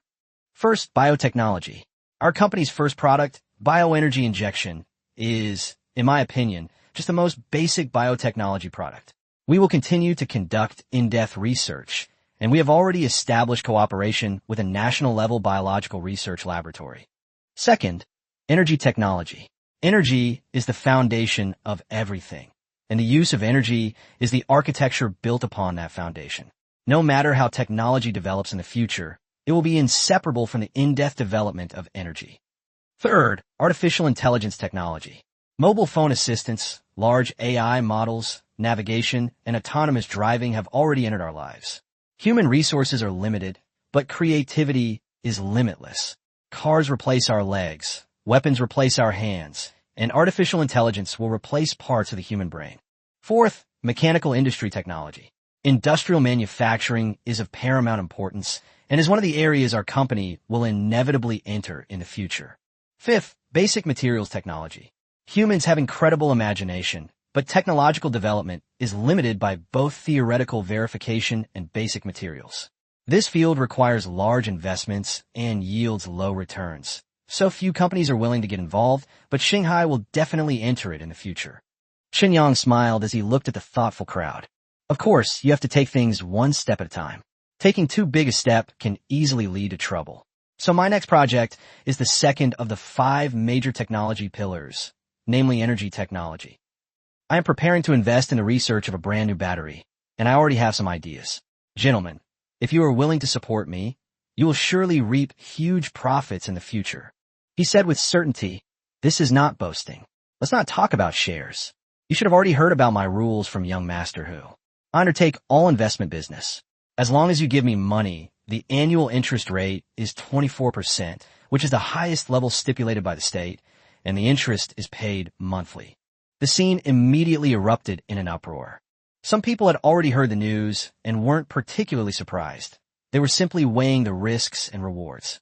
Others, however, were hearing about it for the first time, and their breathing quickened upon hearing the annual interest rate of 24%. Business is tough these days, and many people without quality assets have no choice but to invest their money. However, the normal returns are only 1.5% to 4% per year. Anything above 4% is basically a non-guaranteed, floating return, and losses can happen at any time. Compared to this, the annual interest rate offered by Chen Yang is incredibly tempting. Even with some risk, it's considered normal. If there were absolutely no risk, that would be like a scam. The question is, should I believe him or not? Everyone hesitated. Credit-based loans have always been synonymous with high risk. But Chen Yang is different. He's a rising star in the business world, well known in the scientific research community, and holds a blockbuster product like bioenergy injection. Although the product has been mortgaged to the bank, no one really believes he can't repay the loan. As long as the technology isn't cracked within 6 months, he can pay off the loan. At that point, he'll not only make pure profit, but by dominating the market first, he can continue to make a fortune even if the technology is later broken. In this situation, would Chen Yang really do something reckless? Just as everyone was pondering, Shun Wei, who was sitting in the first row, smiled and spoke first. I voted. She looked at Chen Yang, her tone calm yet firm. I believe in President Chen's future, and my Shun family can provide 3 billion. Chapter 32. I'll let you owe me debts, but I won't give you shares. Hiss. Everyone present gasped in shock. 3 billion. For many, that figure exceeded their entire fortune. Did the Shun family really dare to gamble like that? However, considering the Shun family's businesses, jewelry, gold, cosmetics, luxury watches, antiques, and luxury goods, almost all of them are high-profit industries, and they have plenty of cash on hand. It makes sense. At this moment, Hu Guanyu also raised his hand and said with a smile, my Hu family will invest an additional 500 million. We just liquidated some unprofitable assets yesterday, and I believe in President Chen's future. Everyone was shocked once again.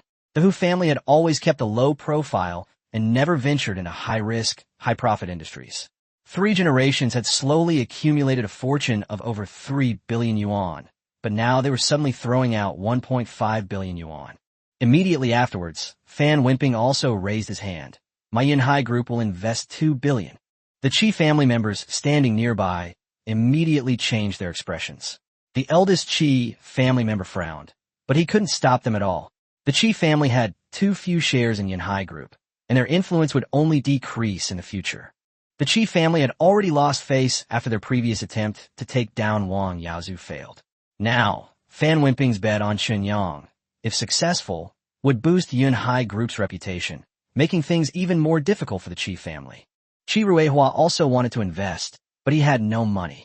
The shares in Yinhai group were the foundation of the Qi family. Apart from that, he really couldn't come up with hundreds of millions or billions. Thinking of this, only 2 words remained in his mind: decline. When the old man was still alive, the Qi family always occupied the core positions in Yongqing's social circle. But now, they can only sit in the corners, and Qi Ruihua's aura instantly sank. Wang's real estate. Invest 500 million. Wang Yaozu also raised his hand and laughed. I just sold the properties. The money hasn't even warmed up yet. Here you go, brother. Chen Yang smiled and nodded in response. Then, the small circle of people brought by Wang Yaozu began to speak. Longing Group, invest 500 million. Yongcheng Head Office, invest 500 million. Heng Yuan Securities, invest 500 million. Yonghua Construction, invest 500 million. Huiai Home Furnishings will invest 300 million. Guanghua Infrastructure will invest 200 million. In an instant, the atmosphere at the scene was completely ignited. People kept joining in, either in the name of a company or as individuals.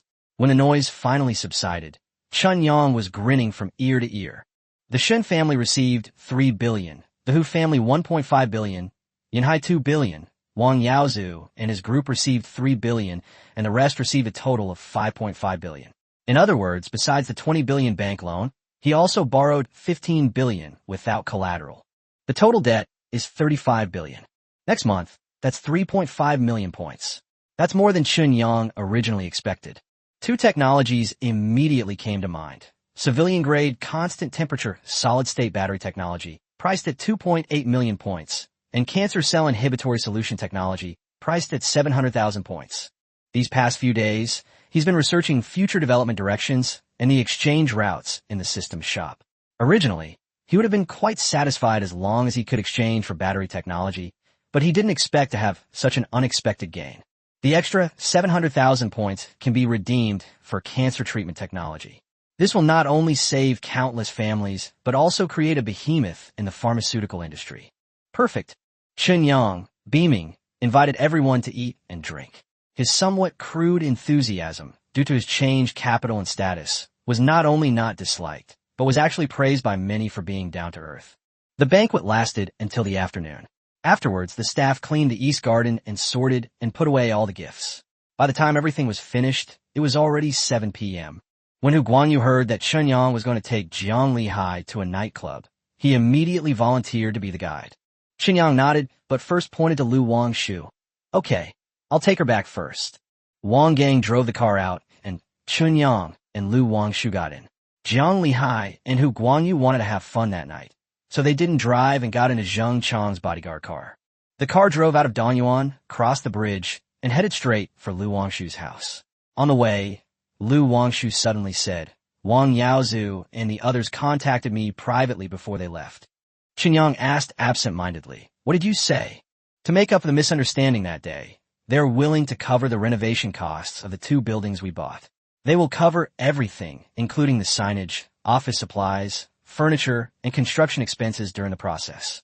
Chen Yang then came to his senses. Wow, that must be tens of millions. Lu Wangshu nodded. More or less. Fortunately, those 2 buildings already met the requirements, so there weren't many things that needed to be changed, otherwise it would have cost even more. Chen Yang nodded earnestly. You're a kind person. I'll lend you some more later. Lu Wangshu was speechless. Was this how he repaid the kind person? After a moment of silence, she suddenly asked, Are nightclubs fun? Chen Yang shook his head. I don't know. I used to work like a dog every day, 996.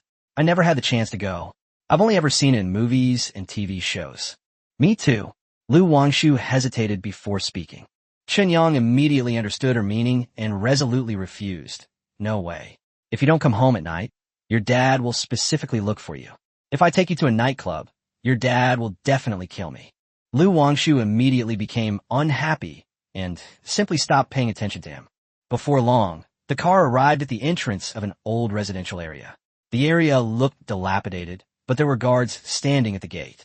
After Lu Wangshu scanned her face, the 2 cars were allowed to enter.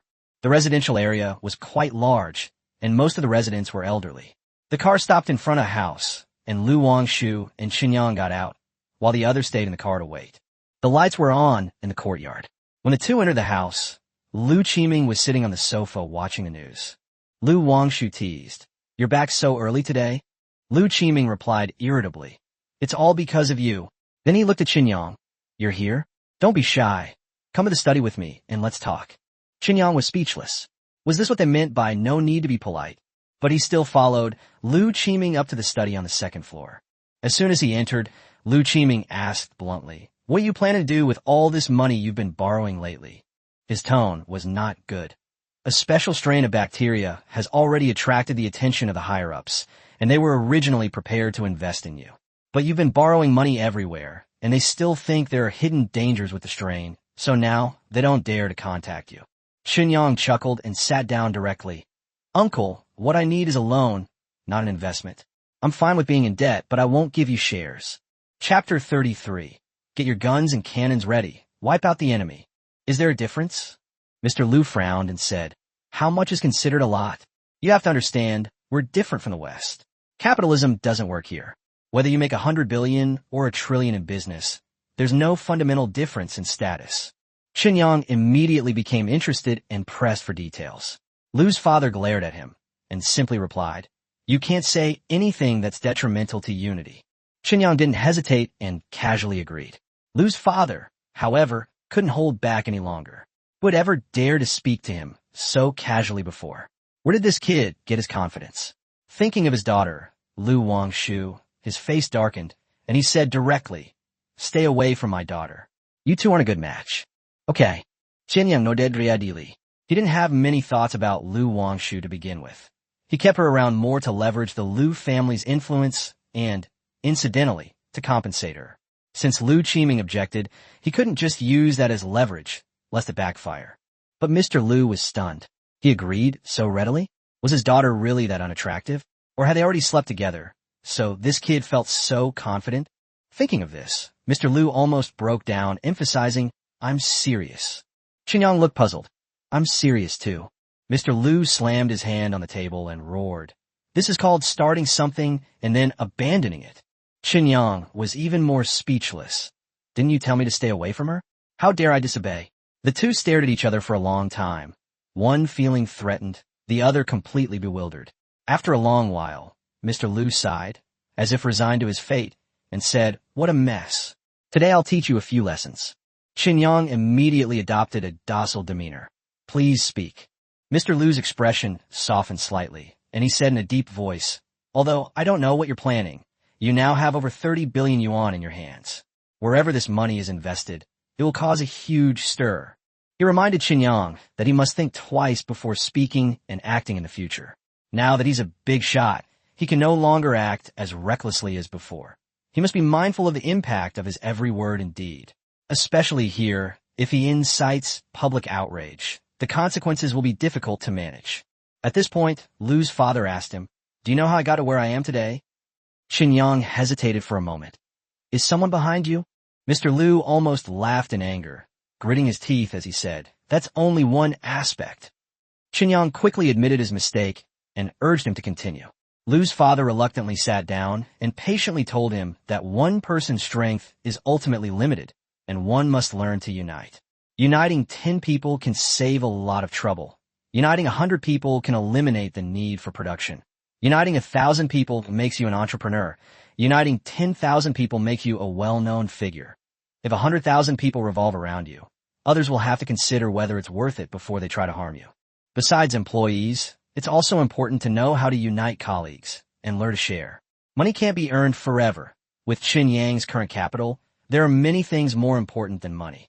Lu's father pointed out that his stubborn insistence on holding onto his shares, preferring to lend money at high interest rates rather than let others invest, essentially stems from a lack of understanding of sharing. Lending and investing are completely different. Lending money only provides limited funds, and a lender bears the risk.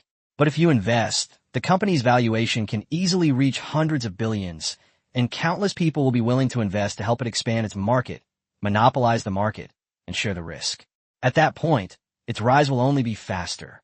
Lu's father said that this reflects a small farmer mentality, always wanting to cultivate one's own small plot of land without cooperation or exchange. At the same time, it reflects a dictatorial mindset, always wanting to hold all power in one's own hands. But since ancient times, even emperors have not been able to achieve absolute control. Compromise is an art, and also a kind of wisdom, Mr. Lu said earnestly. The core of any struggle is to minimize enemies and maximize friends. Business is the same. You must learn to share and become a leader-type businessman. Only when you are willing to share your wealth will others elevate you, and more wealth will gather around you. He was so thirsty that he picked up his tea and took a sip, but when he turned around, he saw Chen Yang lost in thought, and his temper flared up again. "Did you understand?" "I understand." Chen Yang nodded and said seriously, "Make guns and cannons, kill all the enemies, and the rest are all friends. Get the hell out of here." Mr. Lu was so angry he laughed. Chen Yang was kicked out of the Lu family just like that. But he didn't regret it at all. Mr. Lu was talking about the righteous path, but he had a system that prevented him from repaying his debts. So he had no choice but to take the shortcut. That last joke was just him not knowing how to refuse Mr. Lu's perfunctory response. Once in the car, Wang Gang glanced at the rearview mirror and asked curiously, "Boss, how did the talks go?" Chen Yang smiled and said, "Why are you so curious? Just drive your car and go have some fun with young Master Hu tonight." Wang Gang immediately started the car and notified Zheng Chong via walkie-talkie. The two luxury cars quickly drove away from the old residential area without attracting much attention. After all, the residents here had seen too many luxury cars coming and going. Hu Guanyu arranged for a high-end bar in Yongcheng.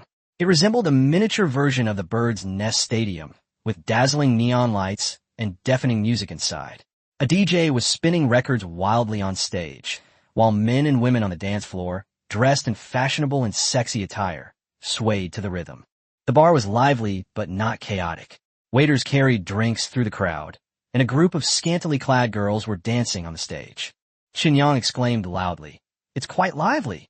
Hu Guanyu also shouted back, "I come here often. Shall we go to a private room or a booth?" Chen Yang asked what the difference was. Hu Guanyu pointed to the women in the dance floor. "You can fish in the booths." Then he pointed to the girls dancing on the stage. "You can raise fish in the private rooms." Chen Yang didn't hesitate at all. Private room. Reality isn't a drama. Fishing is all about luck. Where are all those pretty girls waiting to take the bait? Fish farming is the real shortcut. Spend money and have all sorts of beautiful women delivered right to your doorstep. Hu Guanyu immediately summoned the manager and reserved the top-tier private room on the second floor. But just as Chen Yang was about to leave, he suddenly stopped. He turned to look towards the dance floor. Zheng Chong and Wang Gang were protecting him from behind, but Jiang Lihai was nowhere to be seen. Then he saw Jiang Lihai standing by the railing, his hands clenched tightly, staring intently at the corner of the stage. Chun Yang and Hu Guanyu walked over and saw a sexy woman in a white dress embracing a middle-aged man with a burly face. The two were very close, their hands and feet moving around intimately. Chen Yang looked on with curiosity, then glanced at Jiang Lihai and casually asked, "Who is it?" "Your wife." Chapter 34. Let the music continue and the dance continue. That bitch. Jiang Lihai was trembling with anger. The music in the bar was too loud, and he cursed a few more times. Chun Yang and Hu Guanyu didn't hear clearly, but they vaguely heard the words cheating, false accusation, and leaving with nothing. The two exchanged a glance, and Chen Yang looked at Zheng Chong, beckoning him, "Come here." Zheng Chong immediately had a bad feeling. "Boss." Chen Yang leaned close to his ear and whispered a few instructions, then patted him on the shoulder, saying, "Go on, but don't betray your master if anything happens." "Yes, boss." Zheng Chong's face darkened. His mouth moved as he climbed over the railing and walked towards the couple in the corner of the dance floor. Jiang Lihai froze, turning to look at Chen Yang. Chen Yang simply smiled and said, "Let's watch the show." Hu Guanyu also became interested and casually called the manager over. The group stood by the fence and looked down. Zheng Chong was tall and burly. When he stood in front of the woman and the middle-aged man, both of them were taken aback. The middle-aged man awkwardly withdrew his hand from its inappropriate place and was about to speak when Zheng Chong stopped moving his mouth. Hitoe, a mouthful of saliva landed precisely in the middle-aged man's mouth. The middle-aged man's face instantly changed. He frantically pounded his chest and gagged several times. The next second, he angrily swung his fist at Zheng Chong. The fist landed on Zheng Chong's chest, but Zheng Chong didn't budge. He then slapped Zheng Chong back. Smack! The crisp sound made the dancers around stop and turn to look in their direction. The middle-aged man covered his face and roared angrily. "You dare hit me? Do you know who I am?" He swung a series of wild punches and charged forward again, but Zheng Chong didn't hold back at all. He raised his hand and slapped him again, leaving marks on both sides of his face. The middle-aged man, enraged, grabbed a bottle and was about to attack. Zheng Chong immediately shouted and rushed forward. "Everyone, look carefully. He used a weapon first. I was acting in self-defense." As soon as he finished speaking, a series of loud, cracking sounds followed. The woman then came to her senses, too terrified to intervene, and could only scream, "Ah, why are you hitting me? Help!" The commotion grew louder and louder, and everyone on the dance floor stopped and gathered around to watch the spectacle. Some people whispered among themselves, wondering who was so brave as to start a fight at the Starlight Bar. Others gloated, saying that the guy who caused trouble last time was still in jail. Chen Yang and Hu Guanyu watched with great interest by the fence, while the manager looked troubled but dared not speak. Jiang Lihai finally sighed. "Boss, that's enough. Thank you." Chen Yang smiled and said, "We're on the same side. How can we let this bastard bully us?" He whistled, and Zheng Chong immediately stopped. He then picked up a bottle of liquor from the nearby table and poured it over the middle-aged man's head, saying with concern, "Brother, are you all right? Don't blame me. You attacked first. I was just acting in self-defense." The middle-aged man and the woman were furious, but because of Zheng Chong's physique, neither dared to make another move. The woman could only take out her phone to call law enforcement. Chen Yang then looked at Jiang Lihai and said, "Old Jiang, it's your turn to go on stage." After saying that, he gave the manager a couple more instructions. The manager immediately beamed. "Don't worry, Mr. Chun. Everything's arranged." Jiang Lihai was taken aback. "I'll go beat them up too." "No need." Chen Yang laughed as he walked. Zheng Chong tortured their bodies. Now it's your turn to torture their minds. Before Jiang Lihai could react, the stage music suddenly stopped. The manager took the microphone and went on stage, smiling as he announced, "Ladies and gentlemen, I'm very sorry. There was a slight mishap. But I have good news. Tonight's entire bill will be on Mr. Jiang Lihai." The entire venue fell silent for a moment, then erupted in cheers. "Someone's paying? Holy crap. What kind of behavior is this from young Master Zhao? General Manager Jiang is awesome. Thank you very much, Mr. Jiang." The cheers grew louder and louder, and everyone laughed, except for the middle-aged man who had just been beaten. Chen Yang and his group went went up the stairs to the second floor. The spotlight fell on Jiang Lihai, who was wearing a suit and a watch. His hair was neatly styled, and he looked mature and respectable. The woman downstairs looked on in disbelief. How is that possible? He's become rich again? How could this be? She suddenly looked at Zheng Chong. What's your relationship with Jiang Lihai? Did he order you to do it? Zheng Chong looked completely bewildered. My employment contract is with the Yongsheng branch, and the boss is Zhao Jiangwo. What does Jiang Lihai have to do with me? As he spoke, he pulled out his work card, which clearly stated Yongsheng branch, position, security guard. The middle-aged man was so angry his nose almost twisted.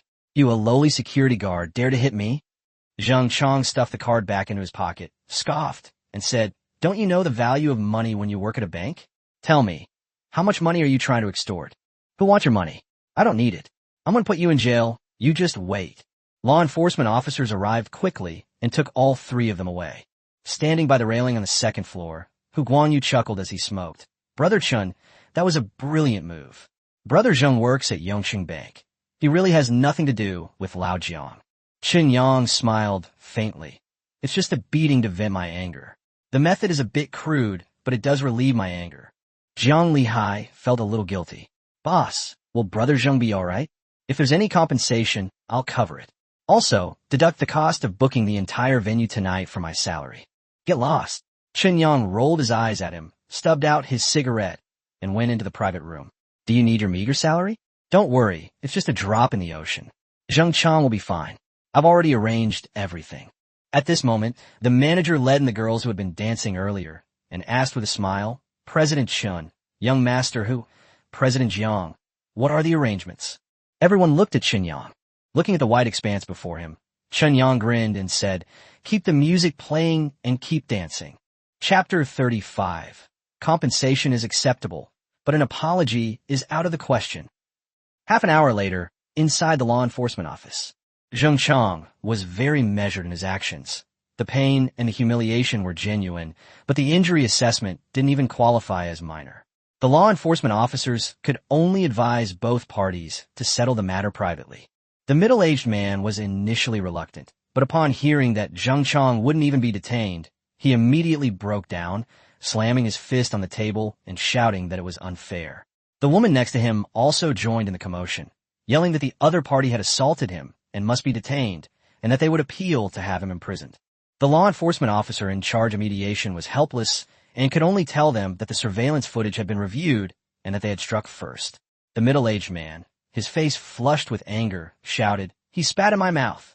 The mediator sighed and said that Zheng Chong had already explained that he was so engrossed in looking at the woman that he didn't notice anyone nearby and accidentally spat in the wrong place.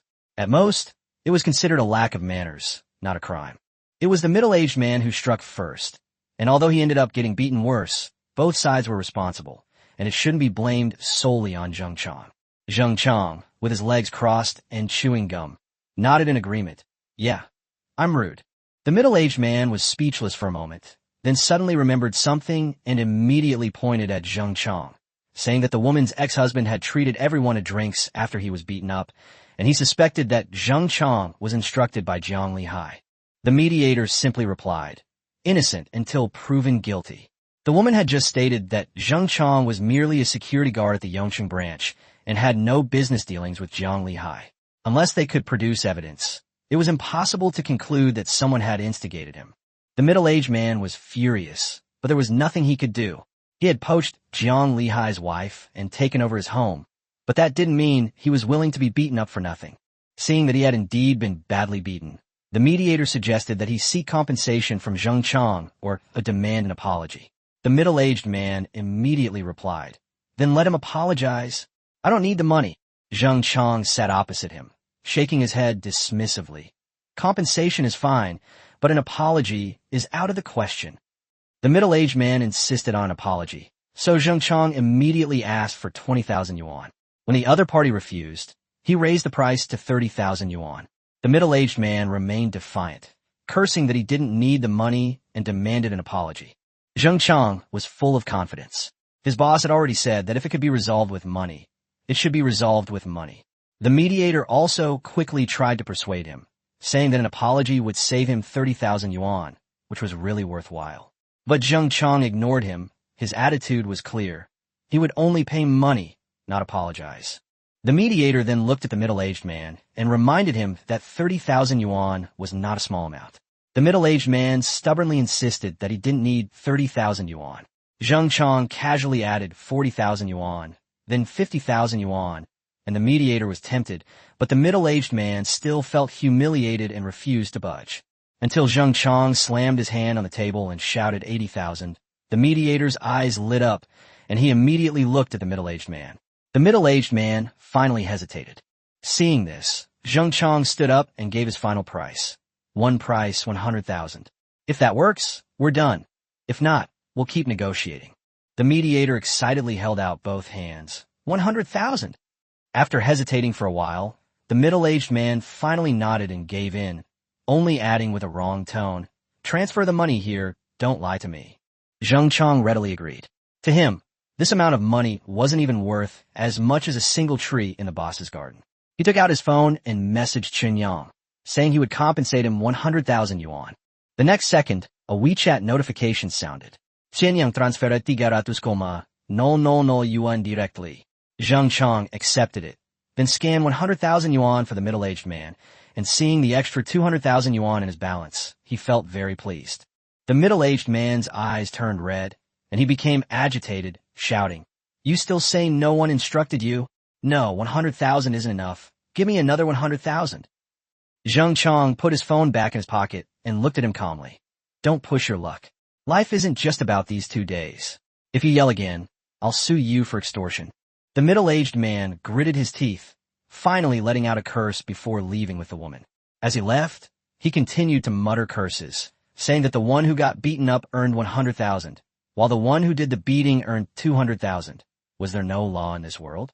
On the other side, at Starlight Bar, in the #1 private room, the girls left after their dance. The manager had hinted that they could stay for extra money, and that they were all very clean. But neither Qin Yang nor Hu Guangyu were interested. Hu Guangyu needs to be mindful of his public image. Given his status, he's not short of women. Ordinary women have long lost their appeal to him. To attract his attention, a woman must possess some advantage in terms of beauty, temperament, education, status, or personality. Qin Yang is similar. Although he hasn't had many romantic relationships in his past and present lives, he's experienced what he needed to. Now that he's suddenly become rich, his perspective and mindset are different. The pleasure from ordinary romantic relationships doesn't even compare to the intensity of showing off by throwing money around or achieving goals step by step. Of course, part of the reason is that there were too many people, and he was a little too reserved. If it were a private setting, the situation might be different. The two men watched the dance with genuine appreciation, like saints, until the girls left, thanking them profusely and taking their money. They even applauded earnestly afterward. Only Jiang Lihai's eyes were filled with reluctance, and his hands were fidgeting. Qin Yang glanced at him and said indifferently, "What kind of behavior is this in public?" After saying that, he handed the slips of paper that the girls had given him to Jiang Lihai. Jiang Lihai immediately beamed with joy, perhaps because he had been holding it in for too long, or perhaps because he had finally gotten his revenge, and he became very excited. He even declared with self-righteousness, "I'm single now. I can do whatever I want." Chen Yang ignored the old lecher, got up and walked out of the private room, with Hu Guangyu standing by the railing looking down. The bar was already lively, but after Qin Yang booked the whole place, it became an even bigger party, with people still trying to get in. The manager had arranged for people to guard the door, and newcomers would only be allowed in once someone left. Even though the entire venue was booked, the bar still had its rules. Given Hu Guangyu's status, no one dared to take advantage of the situation. Those drinks that were usually used to rip off customers, costing tens or hundreds of thousands of yuan, had long been quietly collected away. They were simply not available. The drinks provided for a private event are at most a few thousand yuan a bottle, and there are even discounts. Everyone knows this, and not many people are really so tasteless as to try to take advantage of someone else's treat. Inside the bar, a long line of people was waiting. At the front of the line was a new type of alcoholic beverage made with bioenergy injection solution. Seeing this, Hu Guangyu couldn't help but laugh and said, "Brother Chen, you're going to have to spend a lot this time. They're using your products and drinking your wine. They can drink 1,000 cups without getting drunk." Chun Yang's forehead creased with annoyance as he stared speechlessly downstairs. But it was just a small amount of money after all. So he quickly looked away and suddenly asked, "Is there any way to get a batch of gun licenses?" Chapter 36 Rebirth. I want to be a supporting character. Hu Guanyu was startled upon hearing this, nearly dropping the cup in his hand. He whirled around, his eyes wide, and asked, "Brother Chen, what did you say? Gun licenses?" And another batch. Chen Yang picked up his wine glass, took a sip, and spoke calmly. His ambitions would only grow larger, but he had no parents, no wife or children, and no heir. If anyone were to harbor ill intentions, he would have to prepare in advance. Hu Guanyu understood his concerns, but also looked troubled. Obtaining a small number of gun licenses was manageable. As long as a security company was registered or acquired and its qualifications met the regulations, an application could be made. However, obtaining a large number of licenses, especially those involving oversized or substandard firearms, was not something the average person could handle. He was very blunt. This is strictly regulated. Many people in the elite circles own guns, but very few actually have proper licenses. Even Lu Wangshu's father couldn't openly approve a batch of licenses for Chen Yang, unless Chen Yang receives special treatment from higher-ups. For example, if he possesses highly classified advanced technology, or if anything happens to him that would have a huge impact, special procedures might not be necessary. Chen Yang asked, "Isn't the bioenergy injection enough?" Hu Guanyu shook his head. "Not enough. Unless you can prove that this product is difficult to crack in the short term, and that you have the potential to monopolize the Western market." Chen Yang didn't bring it up again after hearing this. He wasn't ready to prove anything yet, as his power was still limited. Besides, he could exchange for new technology next month. Perhaps his superiors would arrange it themselves without him even having to ask. However, the security company's idea intrigued him. He asked Hu Guanyu if he could find enough veterans if he started his own security company. Hu Guanyu smiled and said it was simple. He had an uncle who worked in a related unit, and Dongjiang had a lot of retired soldiers every year. As long as the salary wasn't low, not only could they recruit people, but they could even let Chen Yang pick and choose. After retiring, they could seamlessly enter the company and even have the company's name attached to their veteran employment program. Chen Yang raised his glass and clinked it with his, "Got it. I'll come find you later." Hu Guanyu agreed nonchalantly. Chen Yang then inquired about the Hu family's businesses. Hu Guanyu smiled wryly and said that the family prioritized stability, with one business in pharmaceuticals and the other in automobiles. Chen Yang was somewhat surprised. Both industries sounded promising.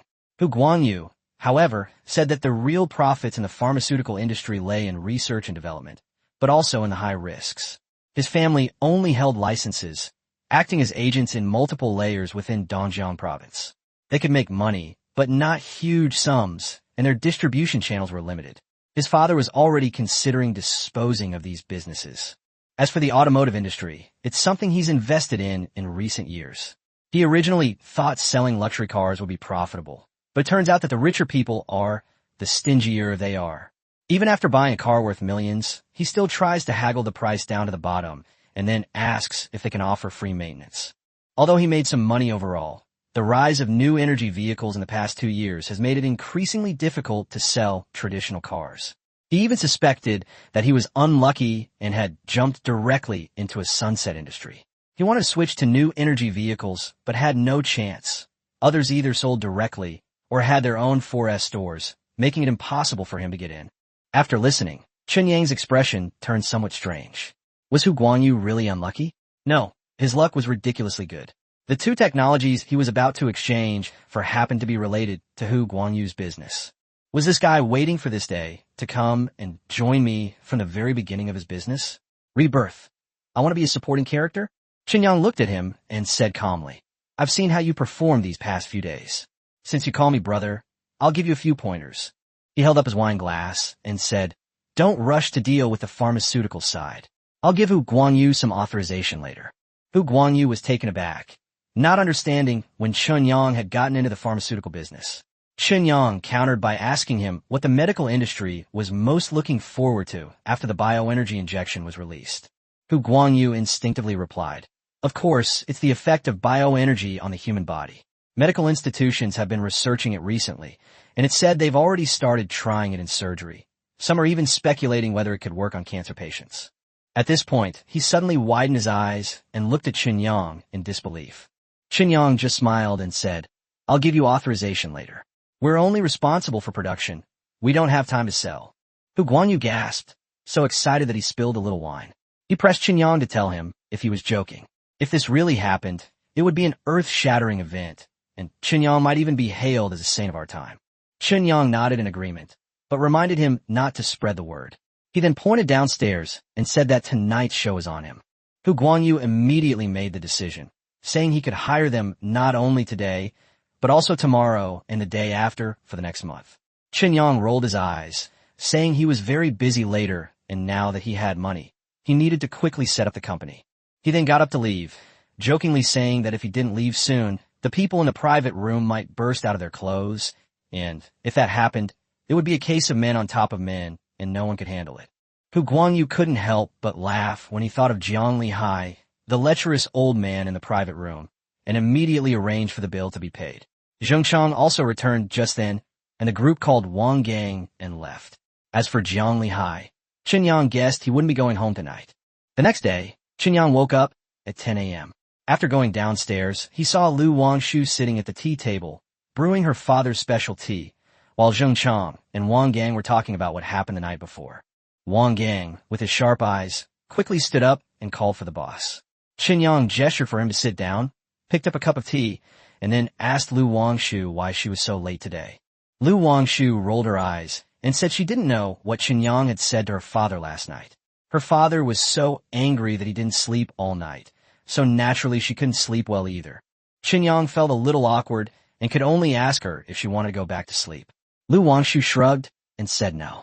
Although her father couldn't sleep himself, he insisted that she sleep, saying that she should pay attention to rest, so she could only do as he said, and she had slept enough. Chen Yang couldn't help but complain. Mr. Lu was truly a doting father, treating her practically like a pregnant woman. Then, he scratched his head and suddenly asked, "Has President Jiang returned?" Lu Wangshu was taken aback. "President Jiang? Didn't he come back yesterday?" "They're still not back." Chen Yang immediately looked at Zheng Chang and Wang Gang. Their expressions were strange, and they stammered, unable to speak. Chapter 37.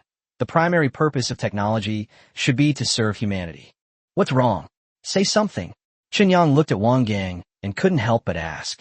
Wang Gang glanced at Lu Wangshu, then stood up and whispered in Chen Yang's ear. President Jiang was arrested last night. He was supposed to be detained, but he paid more of the fine before being released. He drove away early this morning, saying he was too ashamed to see you. Chen Yang was stunned, his face full of shock. He's serious? Seeing that neither Wang Gang nor Zheng Chang responded, Chen Yang could only shake his head speechlessly. Lu Wangshu looked at them curiously. What's wrong, President Jiang? It's nothing. Chen Yang didn't want to talk to her about those messy things, so he casually brushed it off. The old man got drunk and caused trouble. He was fined and was too ashamed to face anyone, so he went back to Weixian County. Lu Wangshu looked surprised.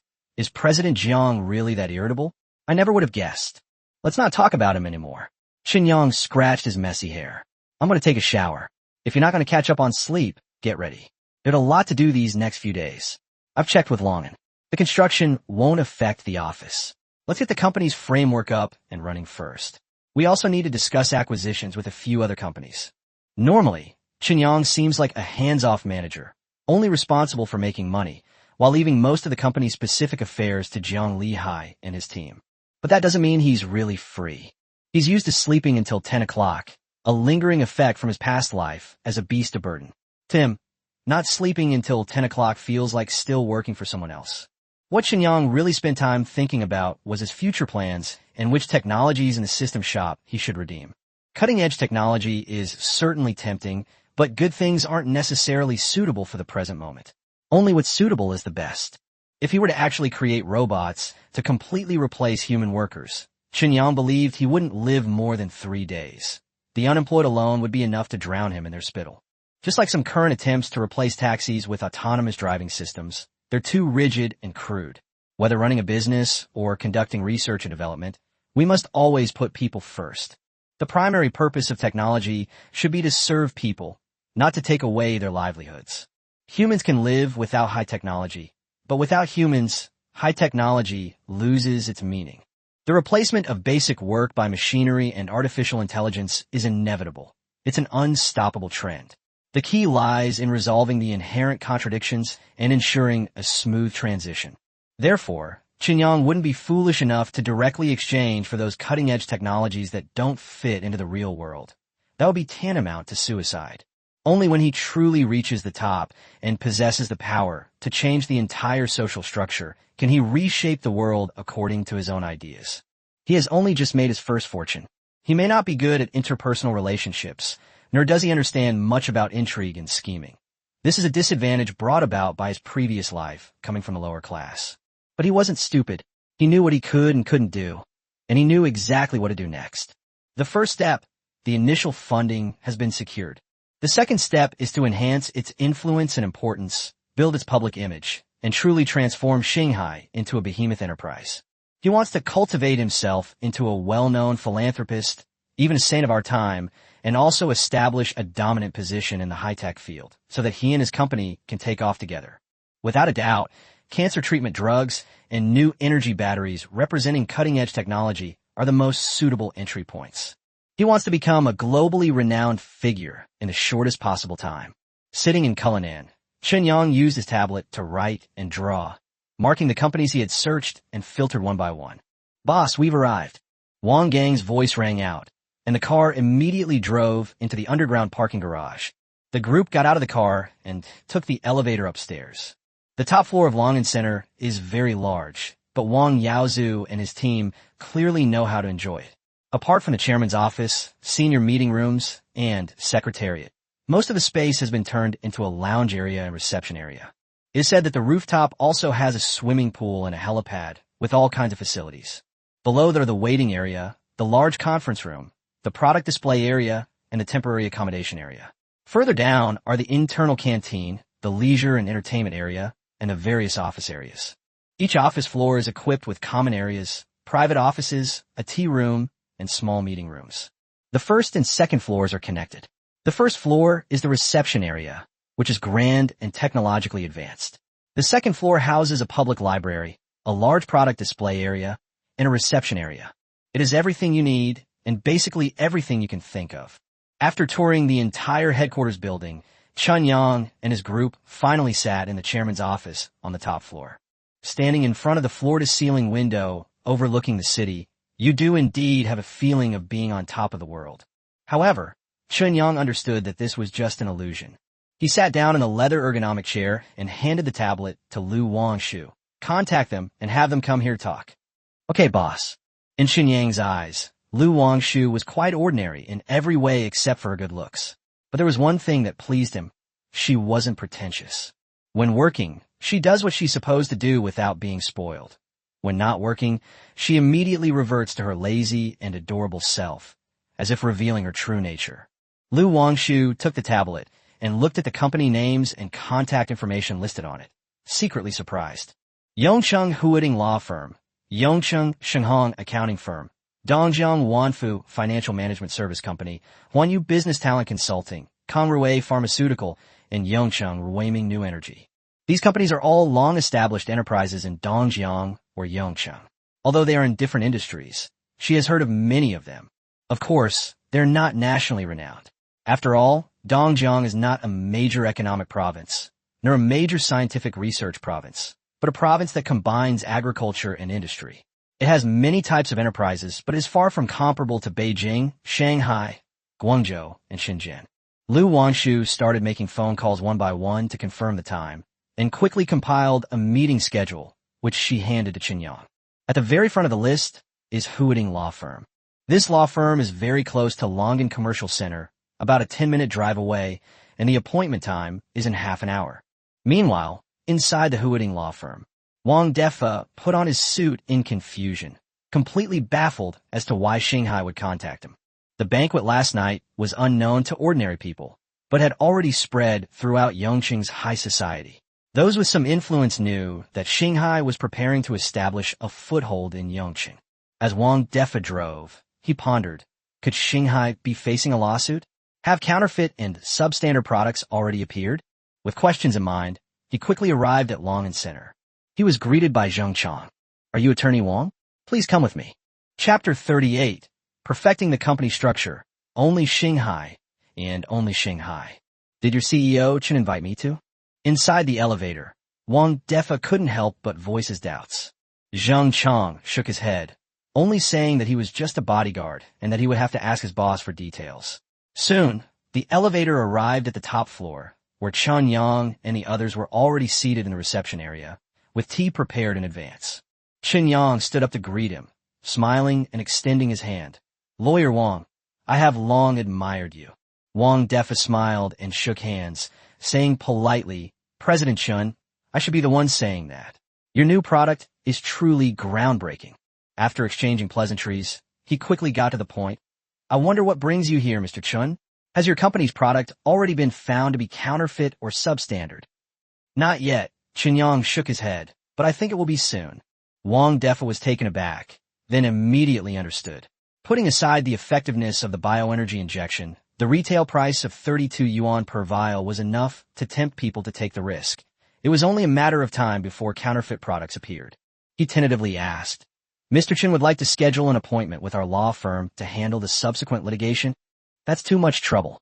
Chen Yang shook his head again and said directly, As far as I know, Hounding Law Firm was founded by Attorney Wang and two partners. Half a year ago, they withdrew their investment and left, and now Hounding is basically supported by Attorney Wang. Wang Defa's expression was somewhat unnatural, but he still forced a smile and explained that although the two partners had taken away a group of people, those who remained were the elites he had selected over the years, and each of them was capable of handling things independently. Very good. Chen Yang held up 3 fingers. 30 million. Hounding currently has about 20 people. I'll pay 30 million to buy you all a year's time. During this year, all of you will be merged into Shanghai and become Shanghai's legal department. You will be in charge of distributing the money. After a year, whether you want to go back and open your own law firm or stay at Shanghai is up to you. Wang Defa was stunned on the spot. 30 million might not be an exorbitant sum for a top-tier firm, but for Hounding now, it's a huge amount. He himself earns about 4 to 5 million a year, while most others only earn around 300,000. If distributed proportionally, he could get over 10 million. Several key personnel could each get several million, and the rest would average out 6 or 700,000. This is almost equivalent to earning 2 or 3 years' worth of income in 1 year. Wang Defa was indeed tempted, but he also knew that once the team merged into Shanghai, it would be almost impossible to take them back intact a year later. The 30 million was nominally salary, but in reality, it was more like a settling-in allowance. After a long silence, he asked the most crucial question. Mr. Chen, I'd like to know, how will our income be determined 1 year from now? Chen Yang answered decisively. We'll see how they perform this year, and then we'll renegotiate the contract. But I can guarantee that Shanghai's income level will be among the highest in the country. This is not an exaggeration. For Chen Yang, money doesn't mean much. Spending it out can bring talent, efficiency, and loyalty. More importantly, he has cutting-edge technology. Making money is too easy for him, so there's no need to exploit his own people. Wang Defa stood up, extended his hand, and changed his address. Boss, from now on, we bookworms who can only recite legal statutes will be in your care. He agreed very readily. Chen Yang inwardly praised him and said earnestly, Don't worry, I don't like making empty promises. But one thing is certain, I make money quickly, I'm happy to spend it, and I won't mistreat my own people. After hearing this, Wang Defa was deeply moved. This was perhaps the most genuine promise he had ever heard. He immediately stated that the entire Hounding law firm would relocate to Shanghai within 2 days.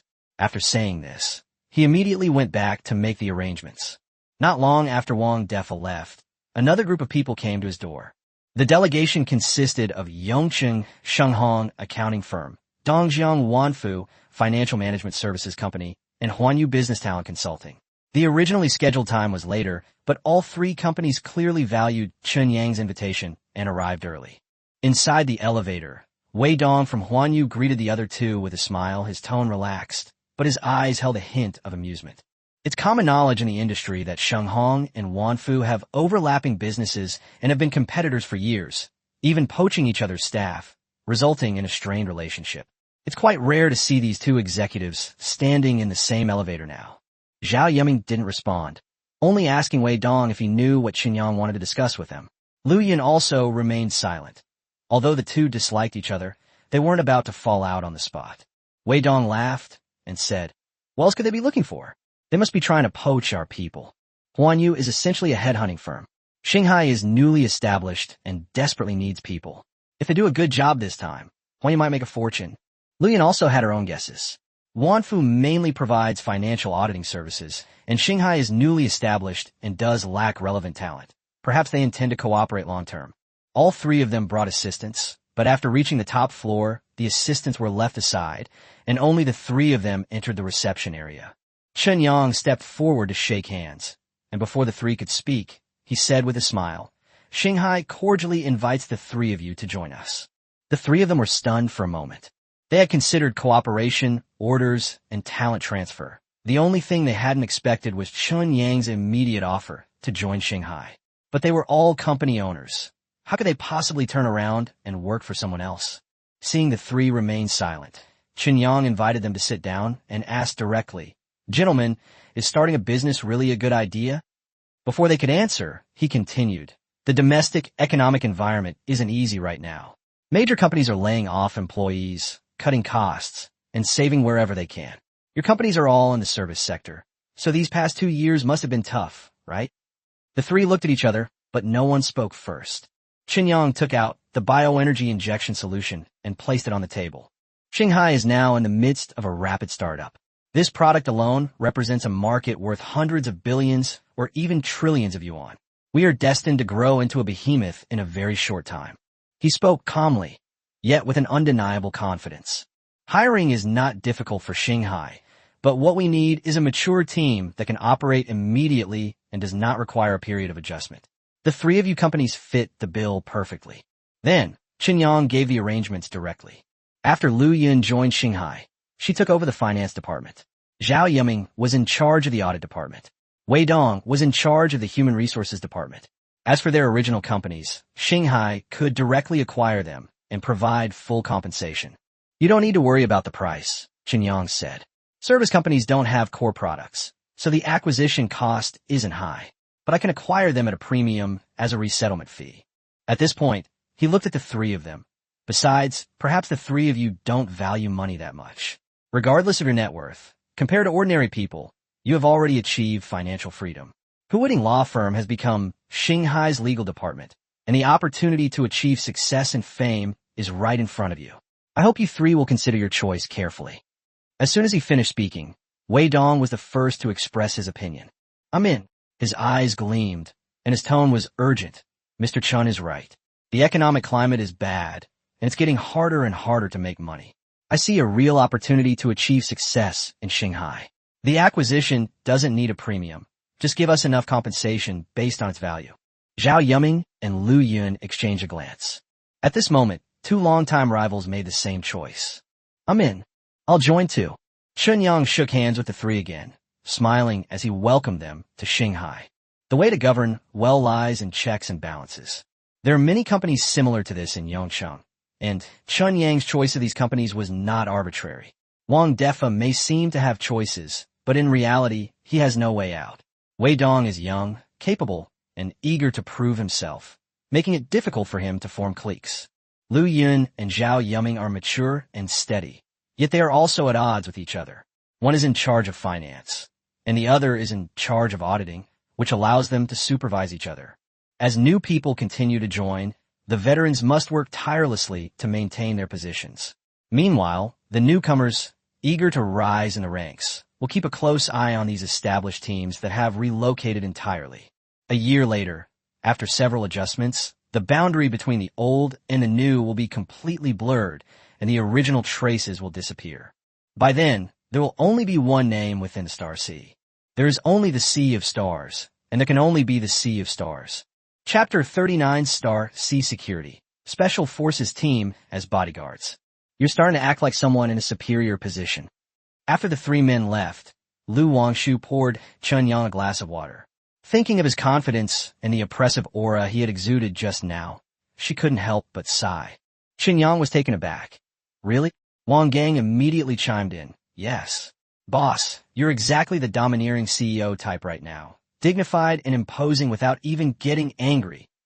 Chen Yang glanced at him suspiciously, feeling that his words sounded a bit too exaggerated and unrealistic. Wang Gang was usually a man of few words, so his sudden display of flattery was definitely suspicious. What he didn't know was that Wang Gang was green with envy when he heard that Zheng Chong had received a 200,000 yuan kickback, and he spent the whole day thinking about how to behave. Lu Wangshu felt a little embarrassed after hearing this. He had only made a casual remark, but Wang Gang's interference made it seem like the two of them were flattering Chen Yang. Chen Yang looked at Wang Gang and asked, "Aren't you usually quite honest and kind? What's wrong with you today? Do you need something from me?" Wang Gang hesitated for a long time before whispering, "Boss, when do you think we should acquire Yongchang Bank as well?" Chen Yang immediately understood. They wanted a raise. He smiled and said, "Here's what we'll do. You and Zheng Chong will resign immediately. I'm starting a security company today, so you can both join it. The monthly salary is 100,000 yuan, with additional pay for any emergencies. If you both step up and help me in any dangerous situation, you'll both receive a bonus." "Really?" Wang Gang and Zheng Chong's eyes lit up. Chen Yang nodded, "Really? But the business is too big. The two of you alone aren't enough. I heard from Zhao Jiangwo that you used to be Special Forces soldiers. Why did you suddenly retire?" Wang Gang scratched his head, somewhat embarrassed. "We made a mistake. We broke discipline during the military exercise, which had a big impact. It wasn't just the two of us, but also several comrades. Our entire special operations squad was forced to withdraw." Chen Yang frowned. Training a special operations team is not cheap. Are they going to be retired after just one mistake? Wang Gang tried to evade the question, but Zheng Chong directly exposed him. "Boss, it was a joint military exercise. This kid chopped off someone's hand, which caused our entire team to retire. He got beaten up 3 times afterward." Chen Yang was speechless for a moment and could only utter one word, "6. Zheng Chong hesitated for a moment, then asked, "Boss, if you want to expand the security scale, our team is full of elites. Should we give them a job too?" He wouldn't ask for a regular job, but a monthly salary of 100,000 yuan and a job at a newly established security company. That's a veteran position. It's better than staying at home doing nothing. Chen Yang was naturally willing. Retired soldiers are easy to find, but real Special Forces soldiers are rare, and each one is a treasure. He immediately set out the rules. Monthly salary starts at 100,000 with the company's benefits. Additional bonuses will be given for any incidents. If someone saves me once, I will be rewarded according to my merit, with a minimum of 1 million. If someone becomes permanently disabled as a result of saving me, I will be compensated 10 million. If they die, I will be compensated 50 million.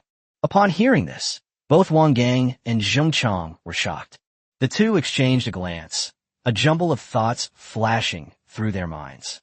If their boss were in danger and they rushed in, only to be slightly outmatched, and then have their legs broken after a desperate struggle, that would cost them 10 million. However, the two quickly suppressed this thought.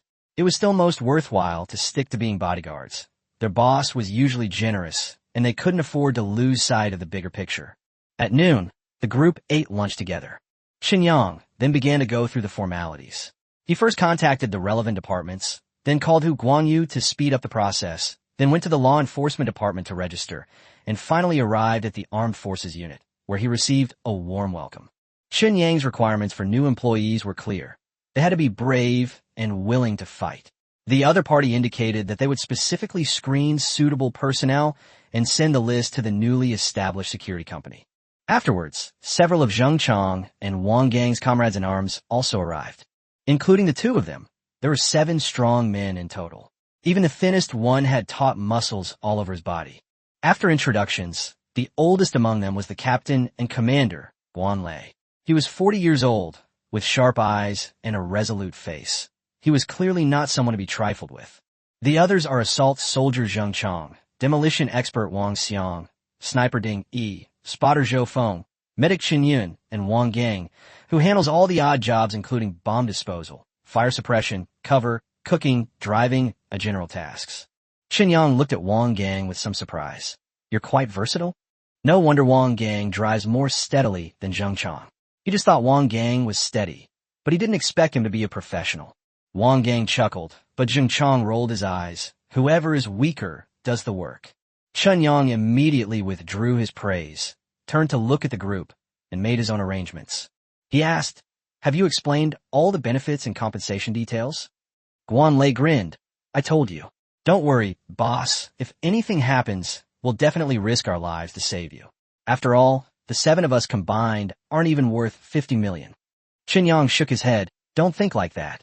Everyone only has one life. Don't risk your life unless absolutely necessary." He then instructed, "Captain Guan is the oldest and most reliable.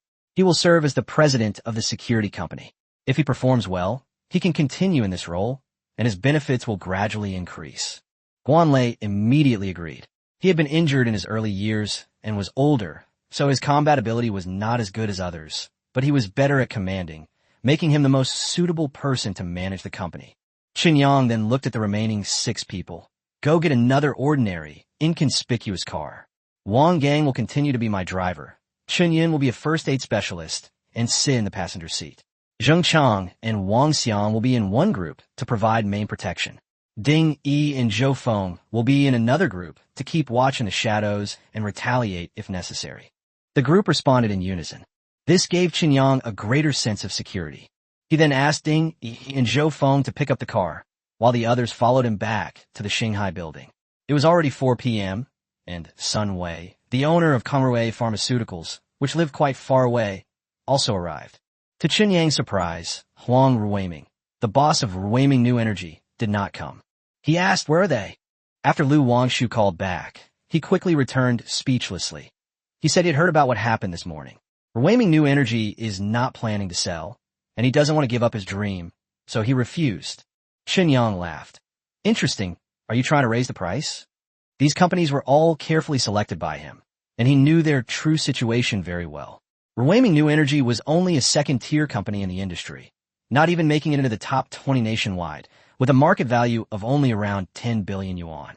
Recently, the company's directors have been frequently selling shares, and everyone in the industry knew that Huang Ruiming wanted to cash out. Huang Ruiming had long considered selling the company because he felt he couldn't compete with the larger corporations.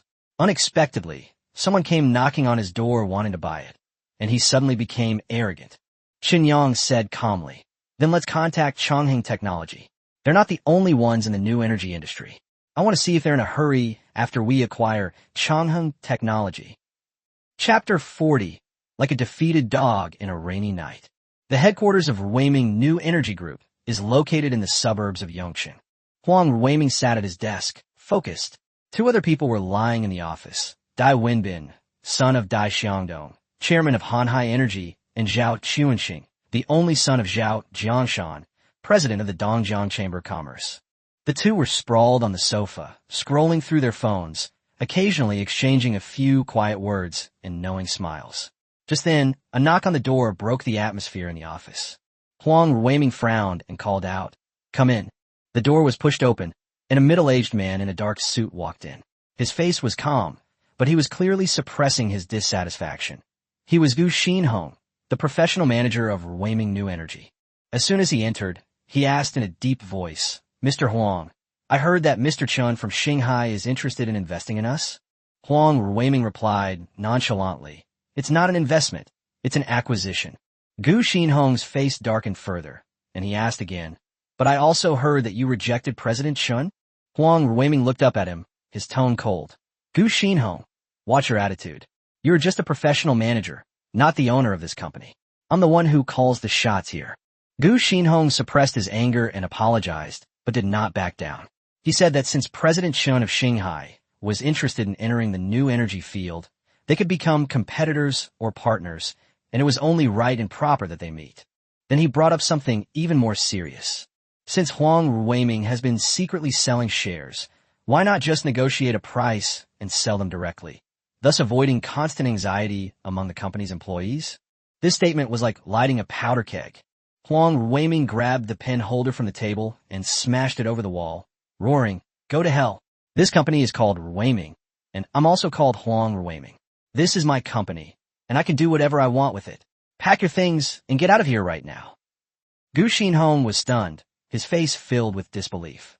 He pointed to himself and said that he had been invited by Huang's father to be a professional manager when the company was still just an OEM factory.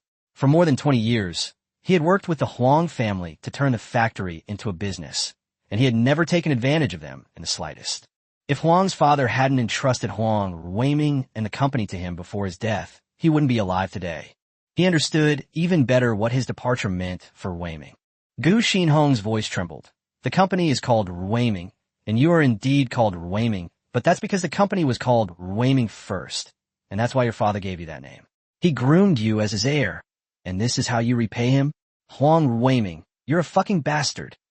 Huang Weiming completely lost control, roaring wildly. Get out. Get out of here right now. Security. Security. Soon, security guards rushed in and dragged the distraught Gu Xinhong out. Gu Xinhong never imagined that after serving the Huang family for more than 20 years, he would be eliminated in this way. He was like a defeated dog in a rainy night, ruthlessly kicked out of the house. Outside the chairman's office, the secretary, assistants, department managers, and many employees stood there. No one dared to speak. They could only watch helplessly as this scene unfolded. But everyone felt heavy-hearted, even disheartened. Even the executives who had been eyeing Gu Xinhong's position changed their expressions slightly and began to secretly make plans. In the office, Huang Weiming smashed a lot of things in a fit of rage before finally quieting down. Dai Wenbin and Zhao Chuanxing exchanged a glance, but their reactions were completely different. Zhao Chuanxing sensed something was wrong and immediately stood up to say goodbye. Brother Huang, I'll go first. We'll play again when you've calmed down. He walked very fast, hardly stopping at all. Dai Wenbin stepped forward, patted Huang Weiming on the shoulder, and advised, don't be angry, it's pointless. What professional manager? To put it bluntly, they're just dogs you keep. If they don't listen, just replace them. Huang Weiming sighed, his expression somewhat complicated. He used to be a good person. I never expected him to turn out like this. Dai Wenbin sneered inwardly, his gaze sweeping over the small amount of white powder peeking out from under a magazine on his desk. He thought to himself, they've changed? Haven't you changed yourself? However, Huang Weiming's desire to seize power was actually a good thing for him. With Gu Xinhong gone, no one could stop Huang Weiming from selling his shares. Thinking of this, Dai Wenbin put on a considerate look and sighed. If you ask me, your family is just too kind. You can't raise a dog until it's tame. If you raise it, it'll eat and drink your food, and if you try to get rid of it, it'll hurt your relationship. There are professional managers everywhere. You've been too good to Gu Xinhong, which is why he dares to act like this. Huang Weiming sighed again. But he's not wrong either. He's practically become the company's spokesperson over the years. If he leaves, the stock price will probably plummet. Dai Wenbin immediately glared. Isn't the stock price just a tool to fleece retail investors? It's normal for it to fluctuate, going low today and high tomorrow. Huang Weiming said helplessly.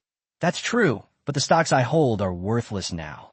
Dai Wenbin pretended to think for a moment, then said, well, my old man has wanted to get into the new energy field for a long time, but he hasn't made up his mind yet. I'll go back and persuade him, and then you can sell some of your shares to Hanhai Group. With our investment, the stock price will definitely go up a notch. Huang Weiming's eyes lit up. Really? Dai Wenbin patted his chest and laughed. We're brothers, would I cheat you? Before the news of Gu Xinhong's resignation spreads, I'll tell my dad right now to buy it at market price. No bargaining. Huang Weiming burst into laughter. Good brother, you really are a spendthrift. Dai Wenbin adjusted his glasses, a smile playing on his lips. Why use also? Aren't you the same? The two looked at each other and then burst into laughter. Meanwhile, at the Star Sea headquarters, Chen Yang was warmly shaking hands with Sun Wei, the CEO of Congrue Pharmaceuticals. After they sat down, they began discussing the acquisition of a biomedical research institute owned by Congrue Pharmaceuticals in Yongqing. The negotiations went very smoothly. Chen Yang's offer was sufficiently sincere, and Congrue Pharmaceuticals, which already wanted to transform into an international drug distributor, had long desired to shed the burden of its biomedical research institute. The two parties quickly reached an agreement, ultimately settling on a deal for 1.55 billion yuan. Congrue Pharmaceuticals was well prepared, bringing its legal counsel. Chen Yang also summoned Wang Defa, and after discussions, the two sides quickly drafted a contract. After signing the papers, Sun Wei left with a big smile on his face. At the same time, Zhang Shaoxing, chairman of Changping Technology, also arrived at the Longan International Hotel Longan Commercial Plaza branch with several people.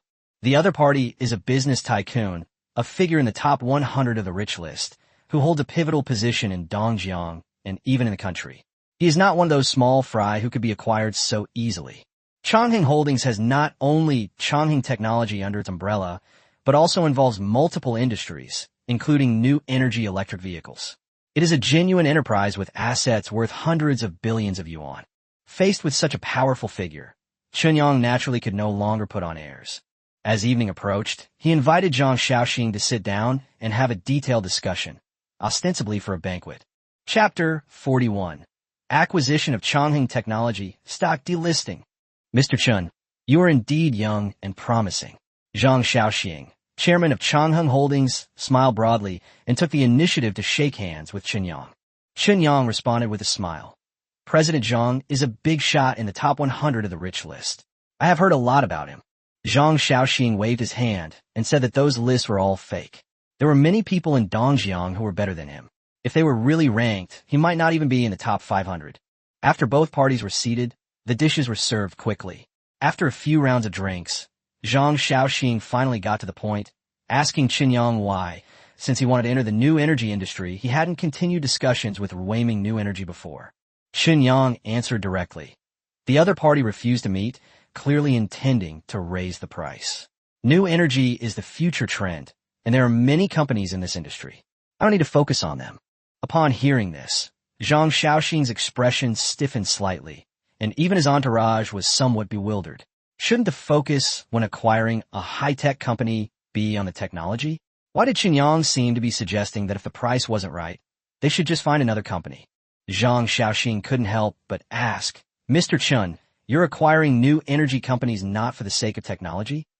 Chunyang raised his glass and smiled. I have the technology. As for where it comes from, Mr. Zhang, you don't need to ask. I acquire companies simply for convenience, to avoid wasting time starting from scratch. So the so-called technological value is worthless to me. Zhang Xiaoxing was speechless. He did indeed want to sell Changheng Technology. Although Changheng Holdings had a new energy electric vehicle business, Changheng Technology had invested heavily over the years, but lacked competitive technology and talent. Even its own electric vehicles were now using batteries from other companies, drawing widespread criticism from users. What's more troublesome is the complex shareholding structure of Changheng Technology. Although Zhang Xiaoxing is the chairman of Changheng Holdings, he only holds a limited number of shares. Other shareholders and investors have long lost patience with the continuous losses and want to sell even at a lower price. He had originally planned to use Chunyang's youth and inexperience to inflate the price. Unexpectedly, Chunyang revealed his true colors right from the start. After a long silence, Zhang Xiaoxing gritted his teeth and said, President Chen, I won't beat around the bush anymore. 13 billion, Changheng Technology is yours. Chunyang shook his head. It's too cheap. Zhang Xiaoxing was taken aback. Why did he shake his head when he said it was cheap? What did that mean? Chunyang said calmly, I want absolute control, 15 billion. That's impossible. Zhang Xiaoxing stood up abruptly.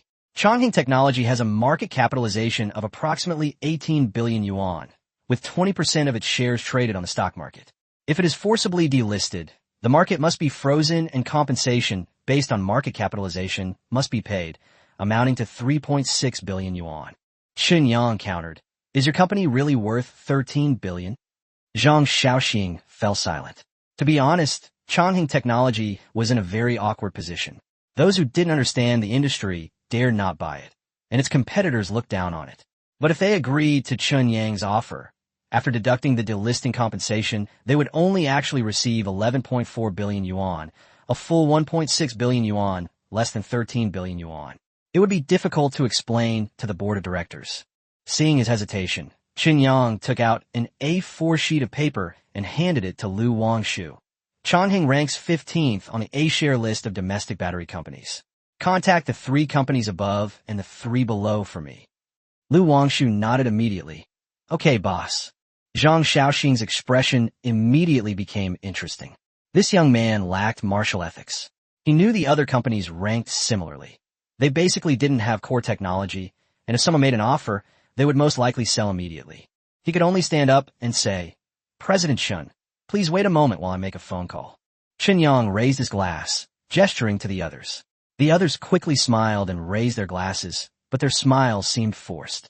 They wanted to say a few words on behalf of the company, but they weren't high enough in rank. The fact that Chen Yang was even sitting here for a meal was already a sign of his magnanimity. After all, the man in front of him has a similar net worth to Zhang Shaoxing. The only difference is that one is a wealthy man and the other is a debtor. Zhang Shaoxing, with his more than 30 billion yuan fortune from Changheng Holdings, firmly holds a place among the top rich lists. Chen Yang, although his future is promising, currently owes more than 30 billion yuan and will probably only be on the list of debtors. 20 minutes later, Zhang Shaoxing returned, rubbing his temples. It's settled then. We'll go with Mr. Chen's quote. But there's one condition. Apart from senior management, there can be no large-scale layoffs in the short term. Changheng was originally a company supported by Yongcheng, and we have to give our superiors an explanation. Chen Yang nodded, okay.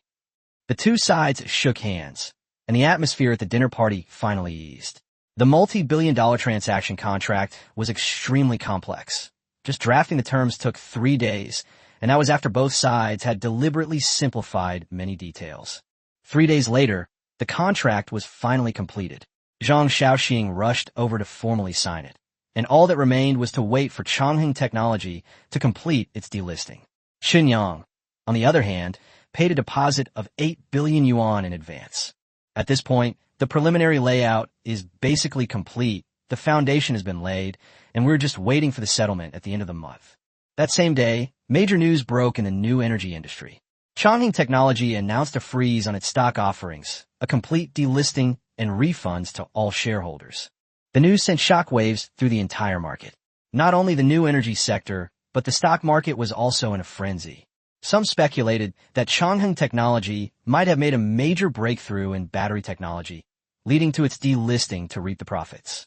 This speculation drew widespread investor dissatisfaction, resulting in a barrage of online criticism. Some people in the industry think the same way, but they are more level-headed and choose to wait for the results. Soon, the truth was revealed. Xinghai Group invested 15 billion yuan to acquire Changheng Technology and renamed it Xinghai Energy Technology Company, Limited, officially entering the new energy field. Changheng Holdings secured 15 billion yuan in cash flow and announced a full investment in its electric vehicle business, completely shedding its old burdens and adopting the industry's best supporting products to create the strongest new energy electric vehicles. After the news spread, Xinghai Group once again became a trending topic because of its bioenergy injection, and Changheng Holdings' stock price also soared. This acquisition was so explosive that it alarmed all parties involved. After all, Chen Yang's creditors have been keeping a close eye on him. Chapter 42, Protecting Chen Yang at All Costs. Gu Xinhong comes to the door. So, Chen Yang spent over 20 billion of the 35 billion he had in just a few days. In the Hu family courtyard, old master who sat under the grapevines, blowing on the porridge in his bowl, and asked calmly. He had experienced famine. Back then, he and his younger brother survived only thanks to 2 bowls of porridge given to them by others. Decades had passed, but he still couldn't forget that memory. Hu Guangyu nodded, his expression somewhat complicated. Yes, his ability to spend money is no less than his ability to borrow money. He spent 1 billion on a house, acquired several companies for several hundred million, spent 1.5 billion on the Biomedical Research Institute, and this time he went even further, spending 15 billion directly. He paused, then added, including Weixian County, the renovation of Yueming Lake, the expansion of factories, the construction of buildings, and the paving of roads have cost another 3 billion yuan. All in all, we've already spent over 20 billion yuan. Old master who smiled and said, smart. Anyone would covet over 30 billion yuan if it were in his pocket. Spending it out is cleaner and better for him. Hu Guangyu was puzzled. But why is he in such a hurry? If we do these projects slowly, we can save at least 1 billion yuan. Old master who retorted, for him, isn't it just the price of a house? Hu Guangyu fell silent, never expecting that his grandfather's words would break his guard. At this moment, old master who suddenly stopped smiling and said in a deep voice, befriend him at all costs. Hu Guangyu was taken aback. Old master who continued, I'm old. I've reached the end of my rope. Going any higher is as difficult as climbing to heaven. It wasn't easy for your second uncle and me to crawl out of the gates of hell. Without the hardships we endured back then, There would be no Hu family today. Your father and uncles are quite hardworking, but what I'm really worried about is your generation. You're the only boy in both branches of the family, and you bear the responsibility of continuing the Hu family line and ensuring its prosperity. Originally, the two old men didn't have high expectations for Hu Guangyu. They just wanted him to maintain the family business. But Chen Yang was different. From the moment he claimed he could cure cancer, he was clearly destined for greatness. Old master Hu stared at Hu Guangyu. Being on good terms with him will only bring you benefits. You can also help him matchmake with the Liu family's daughter. As long as he can marry Liu Wangshu, he can guarantee your life. For this, the Hu family is willing to pay any price. Give up everything. Hu Guangyu's expression hardened. Grandpa Hu nodded. If he really joins the Liu family, then naturally I won't need to protect him. Until then, I will do my best to protect him.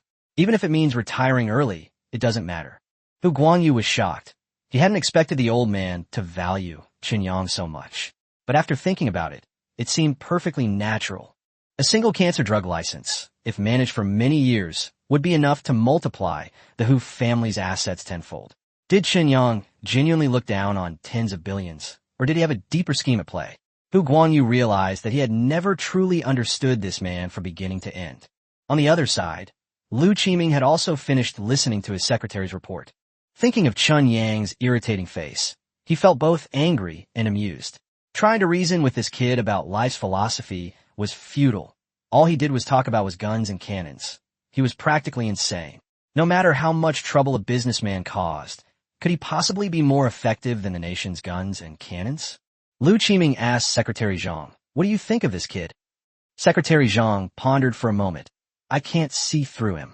His actions seem flamboyant and absurd, but the results are often in his favor. He seems carefree and irresponsible, but he is actually very resourceful. He seems to spend money like water, but he can make money even faster." He chuckled wryly as he said this. Because of the banquet he hosted, all 4 of Daong Shungjing's estates were sold, and the prices have already gone up. If he resells them, he can make at least 100 million. "Boss, please don't test me. I really don't understand." Liu Qiming took a sip of tea, his face turning bitter. If he understood it, why would he need to ask his secretary? Looking down at the tea foam in his cup, he felt even more frustrated. His daughter had stolen all the good tea. Once a daughter grows up, she's gone. At the same time, Chen Yang was also making tea. He grabbed a handful of the specially supplied tea leaves, as if they were free, much to Liu Wangshu's exasperation. Chen Yang, however, pushed her away. He had gone to bed too late last night and gotten up too early today and desperately needed a pick-me-up. There was nothing we could do. An unexpected guest had arrived. Chen Yang looked at the person opposite him. "President Gu, you should have seen the news.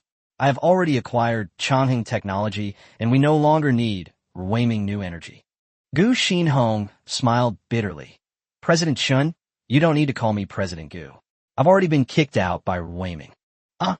Chen Yang and Liu Wangshu were both stunned. They had reviewed the documents.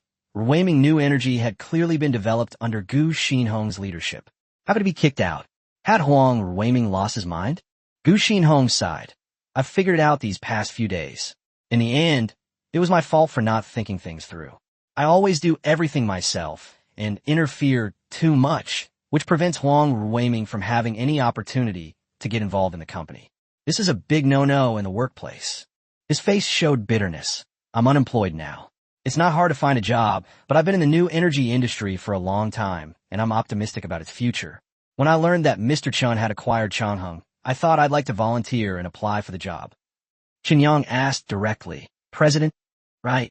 When it came to his professional field, Gu Xinhong became noticeably more confident and immediately began to talk about his plans and ideas for the future. After listening, Chen Yang immediately approved the plan. Okay. He was originally considering whether to replace the head of Changheng after its change of ownership. If he didn't replace him, it would easily lead to factionalism. If he did, there were no suitable candidates at the moment. Headhunters wouldn't be able to find a reliable person for the time being. Gu Xinhong's arrival was just in time. Chen Yang asked Liu Wangshu to prepare the contract, and then said, "Once the contract is signed, you will take office. From now on, you will be the president of Shanghai Energy Technology Company." Gu Xinhong's expression brightened. Chen Yang continued, "I only have one requirement for you in the short term. Thoroughly reorganize Chang'ing. without large-scale layoffs, get everyone under control. Gu Xinhong asked bluntly. To establish a dictatorship? That's right. Chen Yang smiled and said, I have no shortage of technology or money. We will invest more in the future and provide new battery technologies. The company has a bright future, but I don't want anyone jumping up and banging on the table to talk to me. Understand? Understand. Gu Xinhong nodded outwardly, but inwardly he was secretly surprised. This request seemed simple, but in all his years in the industry, he had rarely seen such a direct boss. However, since the boss said that, there must be a deeper meaning behind it. Suddenly, he thought of Huang Weiming and the scene where the other man slammed his fist on the table and told him to get out. Gu Xinhong understood instantly. Those who dare to slam their fists on the table with their boss are not necessarily employees. They're more likely to be competitors. The boss's desired autocracy extends beyond the company. It extends to the entire industry. Chen Yang intends to make all his competitors kneel before him and speak to him on their knees. Gu Xinhong's eyes gradually sharpened. As long as the technique truly met the standards, what harm was there in playing the villain? Chapter 43: Job Levels and Salary Grades. Group Integration.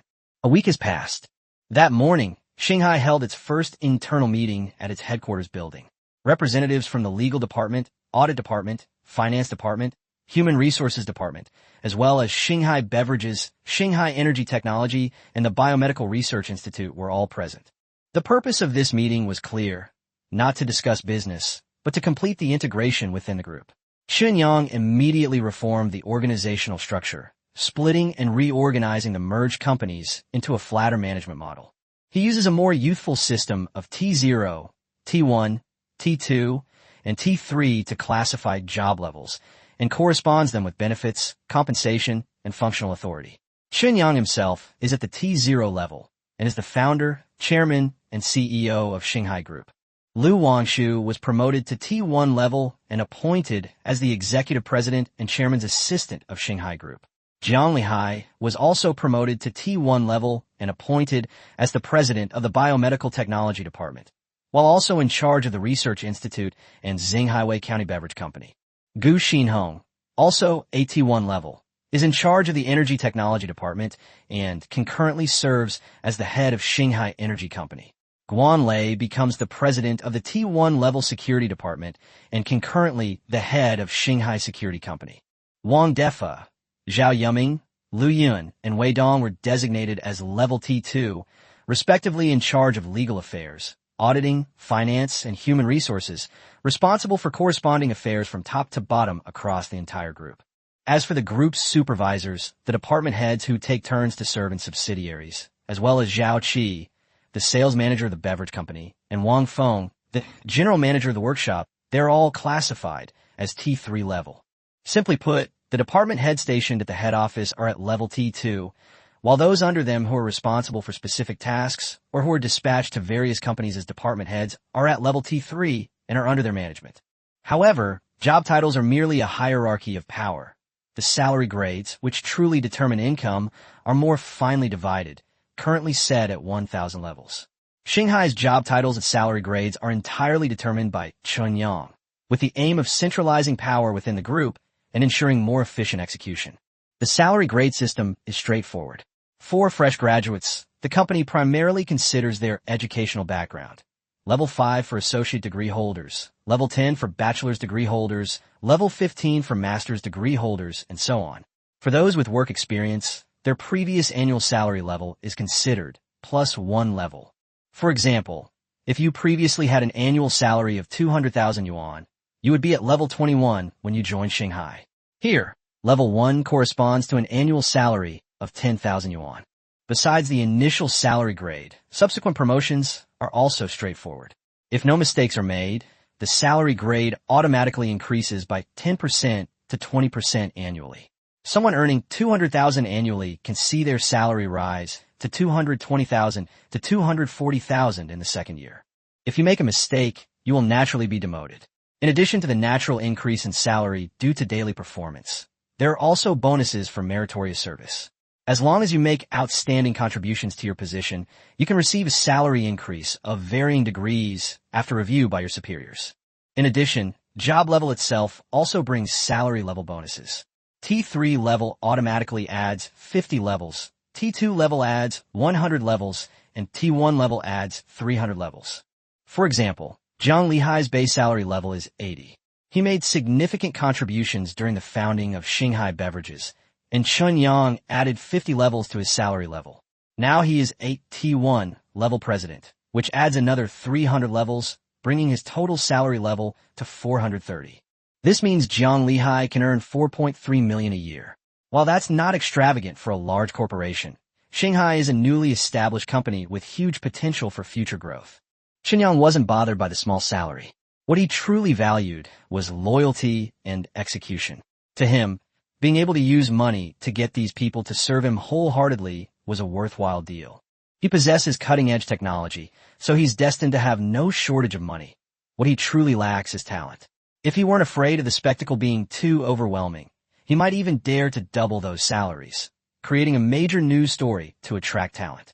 Guan Lei had just been discharged from the military and was already very grateful to be able to enter the T1 level.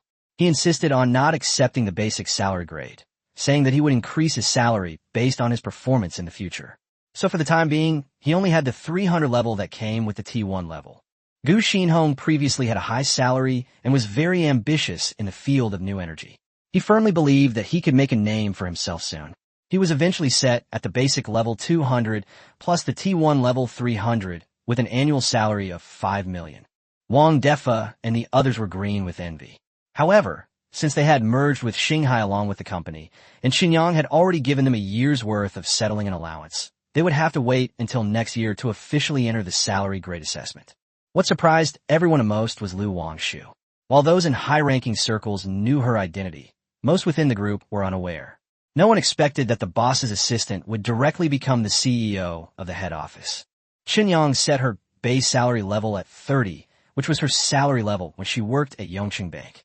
Adding the T1 level of 300 and the merit bonus of 150 levels, she had a total of 480 levels. A 4,800,000 annual salary. Lu Wangshu was stunned and instinctively wanted to refuse. But Xinyang cut her off with a single sentence. You're always the one who's busy. Think about how much you helped me when you were at Yongqing Bank. He spoke with a half smile, clearly alluding to the matter of the 80 million. Lu Wangshu's face immediately darkened. Why bring up something she didn't want to discuss? Even now, thinking back, she finds it incredibly absurd. 8 different numbers between the two accounts, and she still managed to enter them all wrong. During the meeting, after adjusting positions and determining job levels and salary grades, Xinyang assigned tasks to everyone. He explained the general direction he had in mind, and then let the heads of each department handle the specific tasks themselves. For him, all he needs to do is steer the ship. As long as the direction is right, that's enough.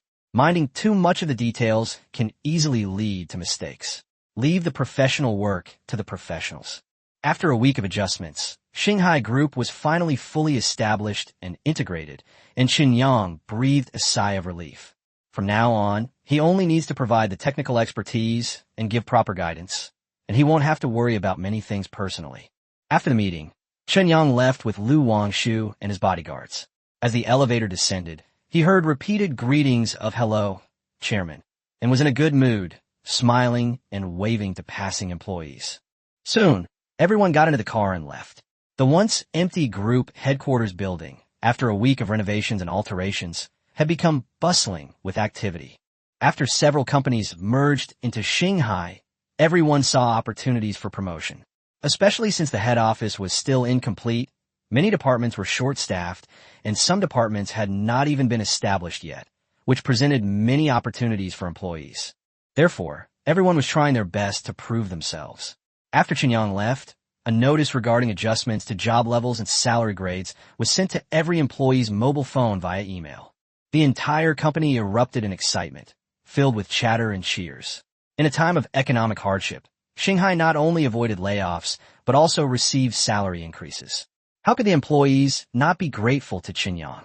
In the car, Wang Gang asked, "Boss, are we going home?" Xinyang shook his head. "No, Long and International. Something's up today." Chapter 44.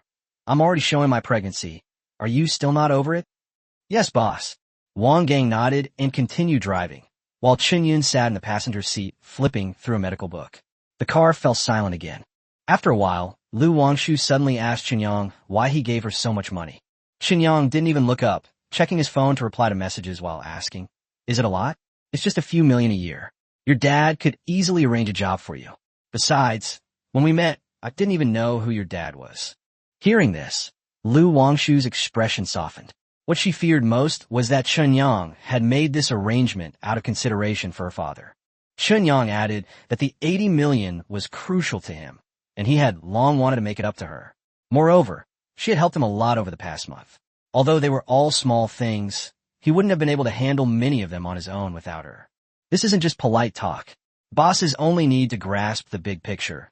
But if they really want to do everything themselves, there's a method to every single thing. Just like Jiang Lihai, who can set up the framework of a large factory in 2 weeks after receiving a task, Chen Yang probably wouldn't be able to finish it in 2 months. Lu Wangshu's lips curled up slightly. "All right, you've convinced me." Chen Yang was taken aback and almost misheard. He looked up and saw her smug look, then realized that he had misunderstood. He smiled and continued replying, "Keep it up, I believe in you. Now you're not just an assistant, but also the CEO of the head office. Unless it's something major, I basically won't get involved in the internal affairs of the head office. You'll be in charge of those." He told Lu Wangshu to go back and recruit people from Weidong to build up the secretarial team. As for the salary grades, merit awards, and demerits reviews mentioned in the meeting room, those were all under her jurisdiction. Does this count as wielding great power? Wang Gang, who was eavesdropping in front, couldn't help but ask. Chen Yang retorted directly, "You don't know anything. For a company, the essence of power is the distribution of wealth.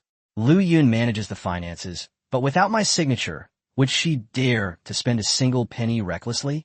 It's Miss Lu who holds the real power of distribution. Many people may perform meritorious service, but what constitutes a major merit, a minor merit, or no merit at all depends entirely on the evaluator's criteria. The same applies to making mistakes. Even if someone performs a meritorious service, someone who doesn't like the situation can say that the method was flawed, and instead of rewarding them, they will be punished. If someone really annoys you, you could just find an excuse to fire them." Chen Yang laughed and said, "Just you wait and see. Some people haven't realized it yet. In a while, when those presidents and department heads see her, won't they all be bowing and scraping and calling her Sister Lu?" Lu Wangshu blushed. "What are you saying?" However, Wang Gang and Chen Yin didn't know that Chen Yang would ultimately have to sign off on it, and they took it seriously. Wang Gang immediately said, "Sister Lu, please take good care of your little brother from now on." Chen Yin put down her book, turned around, and obediently greeted, "Hello, Sister Lu." Lu Wangshu was utterly speechless. Soon, the car arrived at the Longan International Hotel. Chen Yang got out of the car, dressed casually, not formally at all. He looked at Lu Wangshu. "An old classmate is getting married, and we're having dinner today to mark the end of my single life. Are you going? If not, I'll have Wang Gang take you home first." Lu Wangshu thought for a moment, then shook her head and said she didn't like this kind of occasion. Chen Yang nodded and waved for Wang Gang and Chen Yun to see her off. Afterwards, Zhang Chang got out of the car with Wang Xiang and followed Chen Yang, while Ding Yi and Zhou Feng secretly followed. At the hotel entrance, Chen Yang met Gongzi. Gongzi's full name is Xiao Gang, and he was his old classmate and roommate in college. However, it wasn't Xiao Gang who got married today, but another close friend from his dorm. Chen Yang flipped through the original owner's memories and felt somewhat gratified. No matter how down on his luck the original owner was, he never lent money to his old classmates, perhaps to preserve that pitiful bit of self-respect. Yangzi, Xiao Gang was all smiles. After resigning from his government post, he felt much more relaxed, as if he had finally started living the life he wanted. He joked, "Should I call you President Chen now? Or what should I say? Screw you." Chen Yang punched him lightly. "Let's leave it at that for today. You're still Gongzi, and I'm still Yangzi. Let's not talk about anything else if we can. If we really need help, we'll help, but let's not brag." Xiao Gang nodded with a smile. "I understand. If it were just a few of us from the dorm, I would definitely brag to them. But there are a lot of people today, so let's keep a low profile." Chen Yang waved his hand, and Zheng Chang and Wang Xiang then blended into the crowd. Xiao Gang glanced at it. "Bodyguard?" Chen Yang nodded. "I've set up a security company. If you need anyone in the future, just go and ask them for people."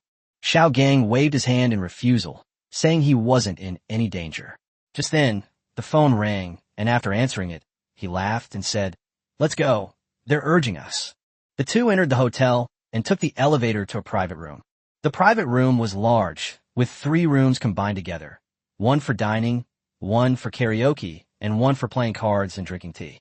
Chen knew that this kind of entertainment and dining private room cost at least 8,000 a night, not including food, only some tea, snacks, and fruit. Standing at the door is today's groom, Haozi Lu Hao. In college, the 4 of them in their dorm got along very well. Yangzi, Chen Yang, Gongzi, Xiaogang, Haozi, Lu Hao, and Ranzi, Li Ran. The 4 were about the same age, and none of them would give in to the others. They argued for a few months in their freshman year, but couldn't figure out who was the leader, so they eventually just started calling each other Z. Chen Yang and Xiao Gang stepped forward to offer their congratulations, each handing over a 2,000 yuan red envelope. Neither of them intended to show off. They had already discussed it with Li Ran in the group chat and decided to follow the standard procedure. Xiao Gang laughed and said, "Finally, one of the 4 singles has found a partner." Lu Hao retorted, "Who are you looking down on? You're the 3 most eligible bachelors and Casanovas, okay? Have I ever been single?" Chen Yang gave a thumbs up, then turned his hand down and said, "If you have the guts to say that at your wedding tomorrow, then I'll admit you're something else." Lu Hao immediately shut up. He comes from a well-off family. He's a local of Yongcheng. His father is a senior executive at a company, and his mother owns a chain of clothing stores. He spent money lavishly during college, which led to many sweet romances. Xiao Gang asked where Li Ran was, and Lu Hao said he was singing in a private room, so he took the 2 of them to the next room. As soon as the door opened, a chaotic scene of demons erupted inside. Chen Yang and Xiao Gang were stunned on the spot. 1, 2, 3, 4, 5, 6, 7, a total of 7 women, and all of them were Lu Hao's ex-girlfriends. This guy really isn't afraid of his fiancée finding out. The 2 looked at Lu Hao in shock. Lu Hao turned off the music and casually introduced them. "No need to introduce them. You all know them. These 2 are my childhood friends." 2 men on the sofa stood up to greet them, and Chen Yang and Xiao Gang stepped forward to shake hands. The men were polite, but clearly maintained a distance, not even exchanging names. That's how adult social interactions work. You're not part of the same social circle, so there's no need for deep friendships, but you also won't easily offend anyone. "Yangzi, Gongzi, it's been a long time." Li Ran was very enthusiastic. He put down a microphone and came over to hug her. The girls in the private room were all familiar with each other. After all, they were all old classmates, and even though they were from different majors, they knew each other because of Lu Hao. Before long, the private room became lively. When Lu Hao got to the emotional part of his song, he suddenly made a major blunder. He looked tenderly at his 7 ex-girlfriends, Lily, Wenwen, Mingming, Nini, Lingling. "Tonight is my bachelor night, and it's time to say goodbye to you all, but I just can't bear to part with you." Before he could finish speaking, the women rolled their eyes in unison. "Screw you. Roll. Idiot." One of them was even more speechless. "Don't disgust me. My child is already in kindergarten." Another person complained, "If you hadn't insisted that we come, no one would have bothered with this so-called bachelor party." Another person looked down at their belly and sneered, "Look, I'm showing, and you're still not over it? Puff." Chen Yang and his 2 companions, who were huddled to the side drinking, all burst out laughing on the spot. Chapter 45, who knew that at her age she was still so love-struck? Ha ha ha. After a burst of laughter, Chen Yang, Xiao Gang, and Li Ran were kicked out of the private room, while Lu Hao's 2 brothers covered their faces, unable to bear the sight. The 3 of them went to the rooftop for some fresh air and a smoke, gazing at the myriad lights and traffic outside Long International. Chen Yang asked Li Ran what she had been busy with lately. Li Ran took a deep drag of her cigarette and said with a look of deep affection, "Dating." Chen Yang and Xiao Gang were stunned. Li Ran looked at the night sky as if he saw his beloved, and said earnestly, "She is like a star, igniting hope when I was most helpless, and like the moon, illuminating my life. I will marry no one but her." Xiao Gang immediately cursed, and Chen Yang remained silent for a moment before tentatively asking, "How old is she?" Li Ran's voice trembled slightly. "That's not important." Chen Yang's heart sank, and he asked again, "Do you need to raise her son?" Li Ran shook his head. "No need. I might have to help her take care of her grandson in the future." Xiao Gang was shocked again.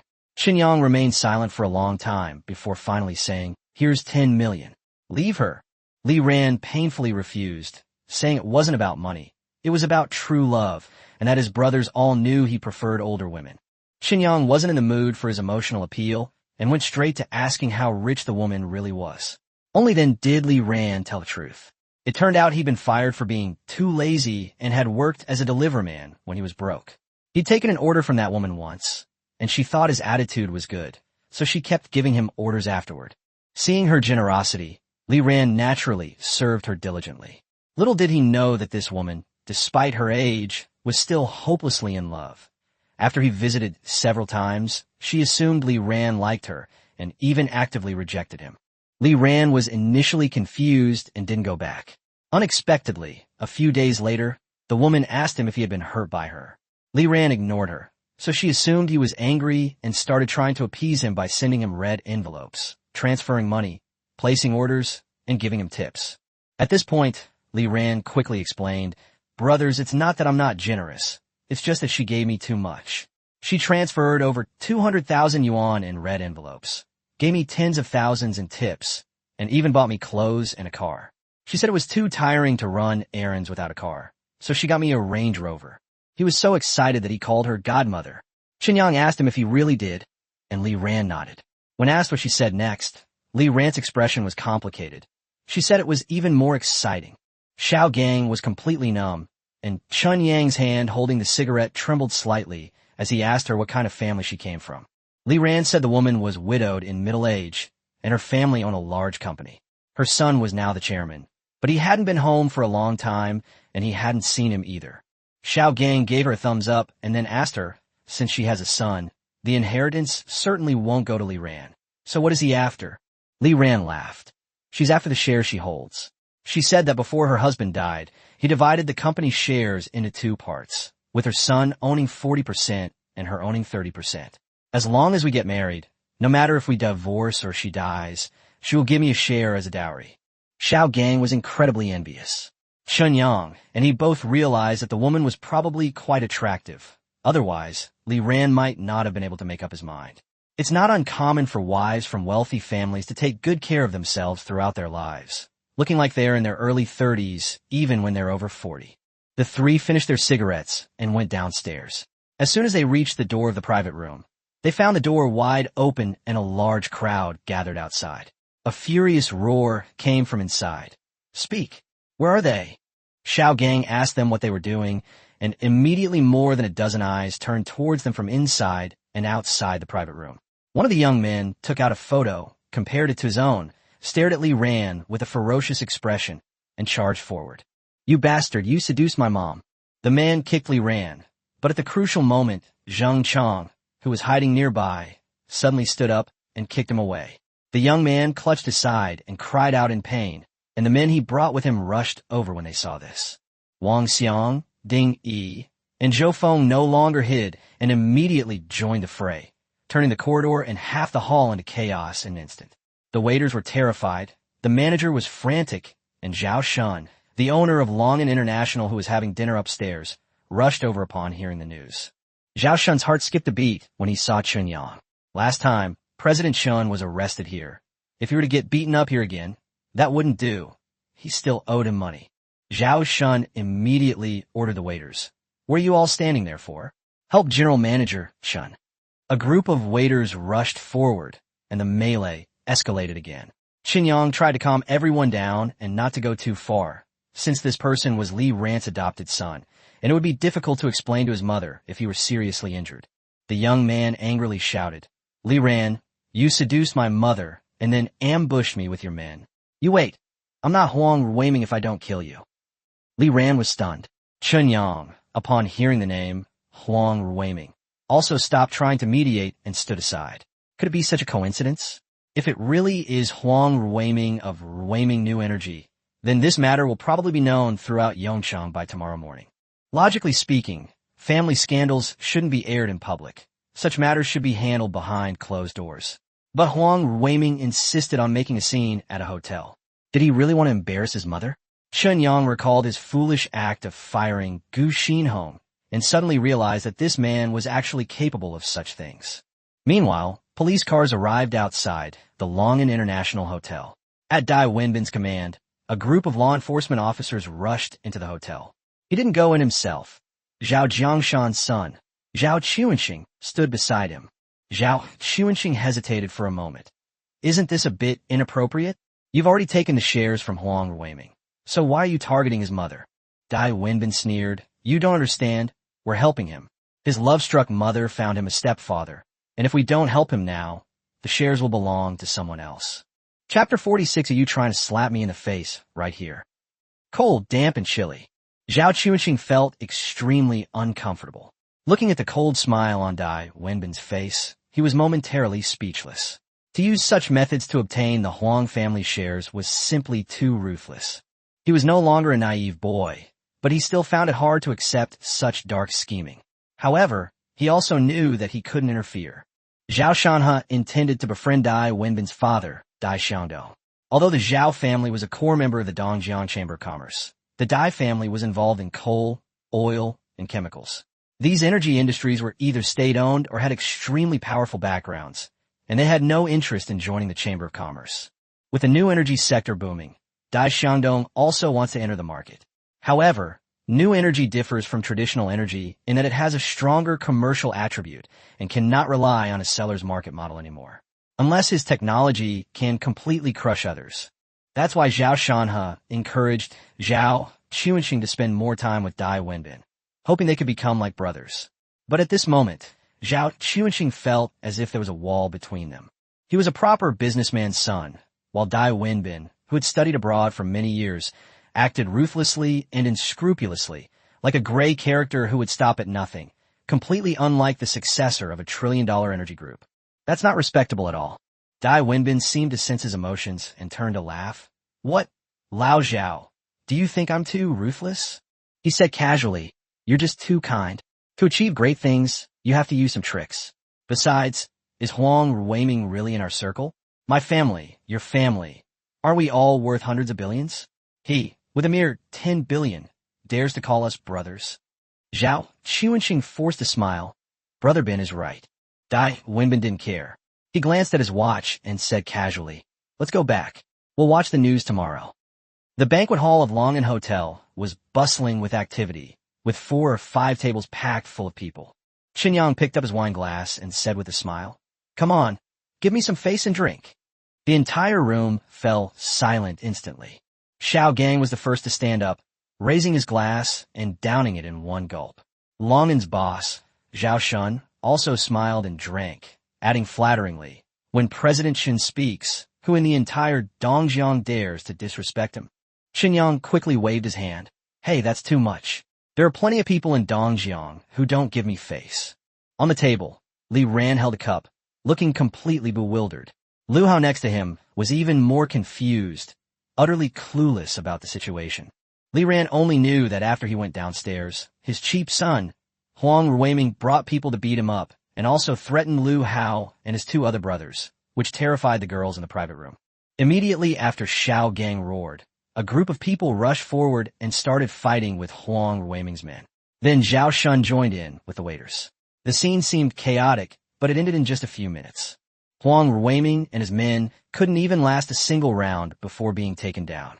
They later learned that the strangers were actually Chun Yang's bodyguards, and Zhao Shun only intervened because of Chun Yang's influence. Li Ran's mind was buzzing. When did Yangzi become a boss? And a chairman of Xinghai Group? With a net worth of tens of billions? So even though he works so hard to serve Huang Ruiming's mother, he still can't become the boss? Lu Hao felt like he was dreaming. His supposedly perfect bachelor party night had almost turned into a nightmare, and he'd ended up witnessing a spectacular show. When he learned that Chun Yang was the recently famous owner of Xinghai, he was completely stunned. How come this kid has suddenly become so arrogant after not seeing him for half a year? The 2 men looked at Xiao Gang simultaneously, wanting an explanation. Xiao Gang simply grinned and said, I'm the boss now too. The 2 were even more bewildered. What's going on here? How come they've all become more and more outrageous in such a short time? Lu Hao's 2 friends standing next to him were also filled with regret. They were the children of local businessmen and had certainly heard of Xinghai Group, but they never expected that the young man in front of them was the boss. I should have been more enthusiastic earlier. Even exchanging contact information would have been something to brag about later. As for Huang Ruiming, he was completely dumbfounded at this moment. He was helped back into his chair by his bodyguards and men. His back was aching terribly.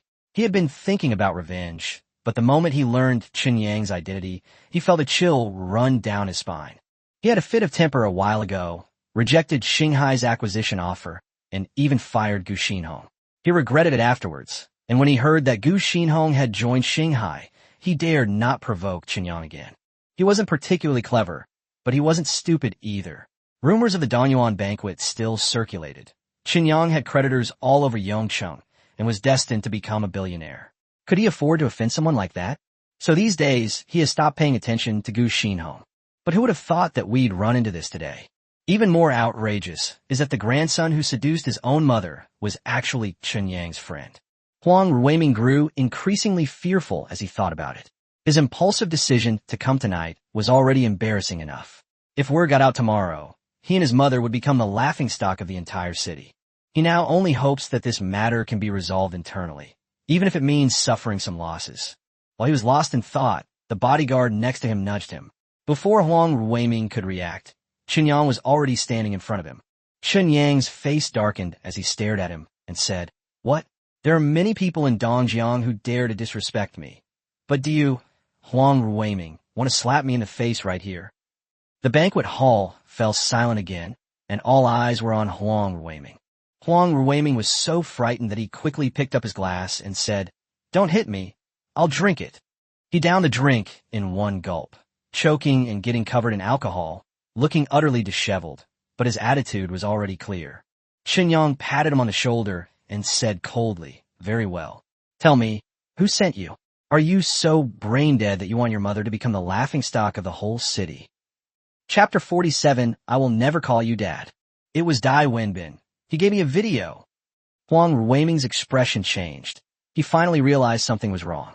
Chen Yang put down his wine glass, lit his cigarette, and asked casually, "He likes your mother too? He's so attentive, even constantly monitoring her."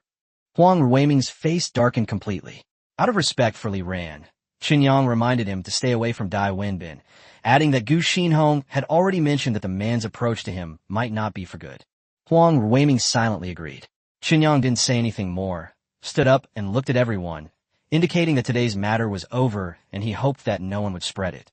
He said that everyone should eat and drink as they pleased tonight, and that it was on him. Everyone readily agreed to give him face. Zhao Shun immediately called the manager to make arrangements, and soon a waiter pushed in a food cart, placing various dishes and drinks on the table, finally easing the tense atmosphere. Chen Yang called Li Ran to his side and told him that his matter with Huang Ruiming had to be resolved eventually. Whether they should separate and reconcile or become a family in the future, he told them to discuss it themselves. Li Ran was a little nervous after sitting down, but with Chen Yang beside him, he felt much more confident. Huang Ruiming stared at him and said through gritted teeth, "Leave my mother, and I'll let this matter go. I won't bother you again." Li Ran took a deep breath. "We truly love each other." Huang Ruiming sneered in anger and immediately offered 5 million. Li Ran's retort, "Your mother likes me," only fueled his rage. Huang Ruiming raised the price to 20 million, warning him not to push his luck. Li Ran glanced at Chen Yang, then suddenly became assertive, saying that he had just checked and that the Huang family's company was worth tens of billions, with Huang's mother holding 30% of the shares.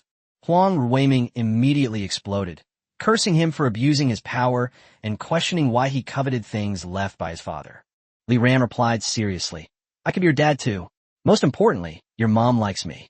Huang Ruiming was nearly driven mad with anger, wishing he could stab him on the spot. But after venting his frustration, he could only suppress his rage and say that the two were 20 years apart in age and were simply not a good match. This time, Li Ran got serious and asked him if he had ever thought about his mother. His father had been gone for several years. How long had it been since he'd been home? And did he even know how lonely she was? Huang Ruiming was speechless for a moment. Li Ran continued to confess, saying that at first, money might have been a factor, but later he really developed feelings for her, and the two were mutually in love. To prove he wasn't after money, he pointed at Chen Yang and said, "My buddy is the chairman of Xinghai Group. Would I be short of money?" He then added that they could sign an agreement that if he abandoned Huang's mother in the future, he wouldn't want a single penny from the Huang family. Huang Ruiming remained silent for a long time before finally sighing helplessly and gritting his teeth as he said, "I will never call you Dad." Li Ran immediately smiled. Chun Yang and Xiao Gang, who was secretly watching from the side, both gave a thumbs up, confirming in their hearts that this kid really had feelings for someone else's mother. After the conversation started, the atmosphere improved considerably, and everyone resumed eating and drinking, gradually making the private room lively again. Just then, the door was kicked open with a bang, and a group of law enforcement officers rushed in, their expressions serious. But before they could even speak, they were stunned to see the harmonious scene inside. The captain in charge stood there, watching the group of people drinking and eating, and even wondered if he had come to the wrong place. Zhao Shun was not going to tolerate them. He immediately questioned them angrily, asking why they had kicked down the hotel door and who they were going to arrest. He also said that he would personally file a complaint and make them bear the consequences. The captain was stunned. He quickly stepped forward to apologize and then left with the furious Zhao Shun to deal with the situation. Watching this scene, Huang Ruiming felt a chill of fear, and his hatred for Dai Wenbin grew even stronger. Chun Yang didn't even look up, saying while gnawing on a chicken foot, "Be smarter next time."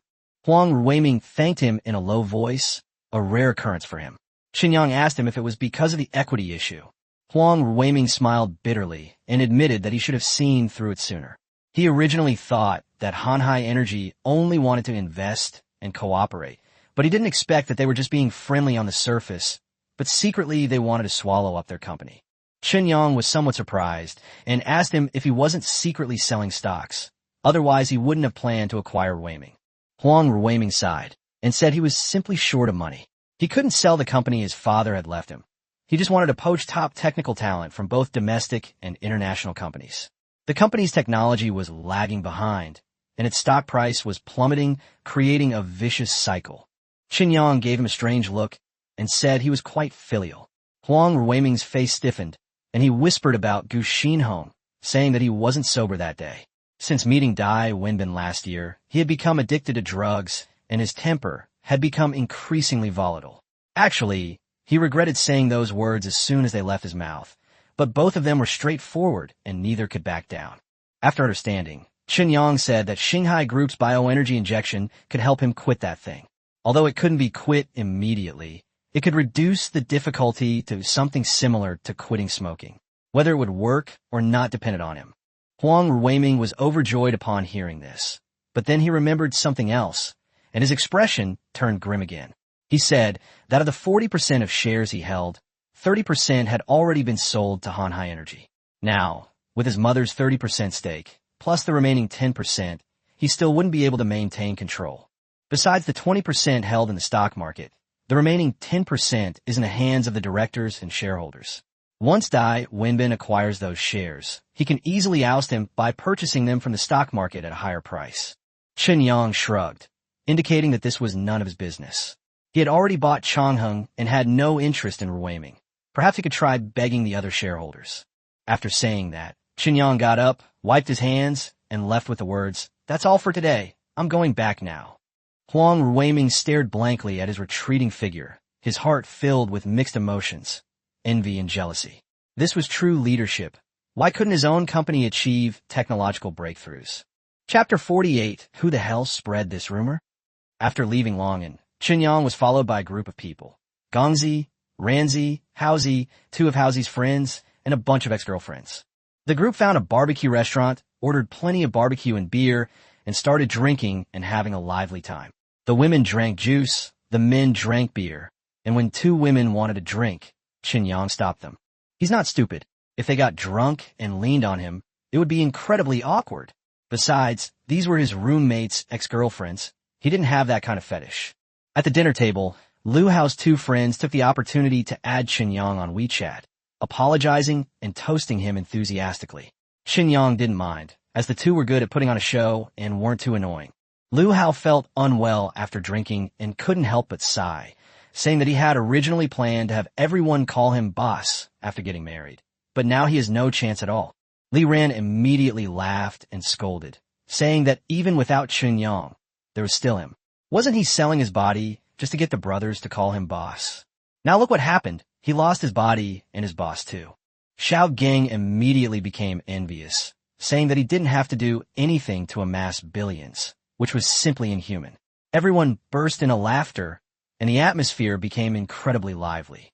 Ding Yi, Chen Yin, Wang Xiang, and Zhou Feng were also eating skewers and drinking nearby, while Zheng Chang and Wang Gang could only watch longingly because they had to drive and couldn't drink. Time flew by, and it was already 2 a.m. When everyone dispersed, Qin Yang also went home. The next day at noon, Qin Yang got up to drink water and immediately saw Lu Wangshu looking at him with a strange expression. He casually turned on the TV, and the culinary team that Don Yuan had hired began serving dishes. Qin Yang asked her if something was wrong. Lu Wangshu suppressed a laugh and said that rumors were circulating that he had seduced Huang Ruiming's mother, and that he also liked married women and older women. Now, everyone in Yongqing's social circles was calling him Chow the traitor. Puff! Qin Yang spat out a mouthful of tea on the spot, slammed the cup down, and glared angrily, saying, "Who the hell spread this rumor?" After he finished speaking, he looked at Zheng Chang and the others, who quickly shook their heads. Zheng Chang explained that he had already asked, and Huang Xiao said it wasn't them who spread the rumor, and none of the classmates were talking nonsense either, so it was probably Dai Wenbin's group who did it. Qin Yang was even more confused. You have to choose your people when you spread rumors, right? How did they pick on him? Lu Wangshu explained with a smile that some tabloid reporters had heard that Huang Ruiming had gone to a hotel to catch his wife cheating, and then saw Chen Yang coming out of the hotel. Combined with his acquisition of Ruiming new energy, outsiders naturally guessed it was him. Li Ran was not famous, so no one would think of him. Chen Yang was so angry he was speechless, repeatedly saying he felt wronged. Zheng Chang then took out his phone and said that some self-media outlets had written even more outrageous stories, claiming that he acquired Ruiming new energy just to win a woman's favor. Qin Yang was dumbfounded. That woman was 20 years older than him. What was he after? Wang Gang also chimed in, saying that someone had photographed Huang Ruiming with a bruised and swollen face, which was rumored to be because he tried to cause trouble for Qin Yang, but was instead beaten up by his stepfather. Qin Yang was completely dumbfounded, feeling like he had been subjected to cyberbullying for no reason. The news quickly spread throughout Yongqing, causing an uproar in all circles. After all, it involved Qin Yang, a newly minted super-rich man. Big news and gossip alike were irresistible to everyone. It was said that Speaker Liu had been in meetings all morning and his face hadn't looked good. Meanwhile, at the Huang family mansion, Huang Ruiming didn't go to the company all night and couldn't come up with a solution to the predicament. After the rumor spread, his biological mother, Lu Suxin, came storming over with a stick. The Huang family was thrown into chaos. Huang Ruiming, already bruised and battered, was chased and begged for mercy. Lu Suxin continued to hit and curse, saying that she had never had an affair with Qin Yang, and that he had believed everything she heard and gone to cause trouble for others. Lu Suxin is extremely well preserved. She still looks young even in her 40s, and when she's angry and crying, she even has a touch of girlish charm. No wonder Huang Ruiming's father left her 30% of the shares before he died. When Huang Ruiming saw his mother crying, he immediately knelt down and admitted his mistake. Just as Lu Suxin was about to make a move, Li Ran walked in and quickly stopped her, saying that her son was too old to be hit like that and that her self-esteem should be respected. Huang Ruiming clenched his fists instantly, feeling so frustrated that he wanted to curse. Lu Suxin's expression changed drastically, and she hurriedly gave Li Ran a meaningful look. But Li Ran stepped forward directly and confessed that the person Huang Ruiming wanted to arrest yesterday was actually him, that they had accepted each other, and that he would clarify the rumors. Lu Suxin was startled, worried that the clarification would affect Li Ran. Li Ran, however, solemnly stated that he didn't care. He loved her, and nothing could change that. The two gazed at each other affectionately, and one of them uttered, "Ran Ran," and the other, "Xin Xin," almost making Huang Ruiming, who was standing next to them, vomit. Lu Suxin glared at her son and angrily demanded that he call her dad. Li Ran stopped her, saying there was no rush and that he would accept her one day. Huang Ruiming gritted his teeth, wishing he could kill him on the spot. After calming down, Lu Suxin asked him again why he had fired Uncle Gu. Huang Ruiming stammered, unsure how to explain. Lu Suxin waved her hand in disappointment, saying she couldn't be bothered with it anymore, but old Gu had done the Huang family a great favor, and she had to beg for forgiveness no matter what, otherwise he shouldn't come home again. Huang Ruiming was taken aback, then suddenly had a flash of inspiration, immediately agreed, and got up to leave. He finally came up with a solution. He had no idea himself, but Uncle Gu was experienced and surely had one. He was going to apologize profusely, to beg for forgiveness, and more importantly, to ask for a way to keep the company alive. Face self-respect? That's nothing. Survival is the priority. Chapter 49, but he immediately knelt down. When Huang Ruiming found Gu Xinhong was inspecting the former Changheng Technology new energy battery plant in the suburbs. From the CEO of a company worth tens of billions to the head of a company worth nearly 20 billion, Gu Xinhong had mixed feelings, but he couldn't hide his high spirits. He casually asked the person in charge, "Is the order completed?" The person in charge immediately stepped forward to report, saying that the head office had notified them a week ago to stop accepting new orders, and they had been processing old orders these past few days. Most of them have been completed, with only a few electric vehicle companies still producing lithium batteries and lead-acid batteries, which can be delivered within a week. Gu Xinhong nodded and instructed, "After this batch of orders is completed, give the employees a holiday, upgrade the dormitories, canteen, and all factory infrastructure, and ensure that employee benefits are in accordance with the group's unified standards." The person in charge was all smiles and quickly said that the arrangements had been made. Everyone was very happy and touched. When the company was sold, many people in the factory felt like the sky was falling. Unexpectedly, the new boss did not lay off a large number of employees, but only held an internal criticism meeting, dealt with a group of senior executives who had the most problems, and the rest of the employees stayed on. What surprised the employees even more was that all the policies released by the head office were favorable. In particular, the new salary grade system, which reassessed salaries based on pay stubs, resulted in almost everyone getting a grade increase, meaning they could earn an extra 10,000 yuan a year. In this environment, just keeping your job is a blessing, let alone getting a raise. So when people in the factory talked about the new boss, almost everyone was grateful. At this moment, the secretary hurried over and reported in a low voice, "President Gu, Mr. Huang from Ruiming is here and wants to see you." Gu Xinhong's face immediately darkened. "I won't see him. You came all the way from Ruiming with me. Don't you know about me and him? Tell him to get lost." The secretary, somewhat helpless, leaned closer and lowered her voice. "I told him, but he knelt down on the spot." Gu Xinhong was stunned, completely dumbfounded. Huang Ruiming actually knelt down? Does this kid really know he was wrong? Gu Xinhong couldn't bear it any longer. After all, Huang Ruiming was someone he had watched grow up. He was practically his own nephew. Even if he had broken Huang Ruiming's heart this time, the relationship wasn't something that could be severed so easily. He sighed, "Let's go, I'll go see him." Soon, the two arrived at the office. As soon as Huang Ruiming saw Gu Xinhong enter, he knelt down with a thud and cried out, "Uncle." Gu Xinhong was so frightened that he took several steps back and immediately became alert. "What are you doing? Don't cause me any trouble. I'm telling you, I'm not going back." He continued coldly, "I'm doing very well now.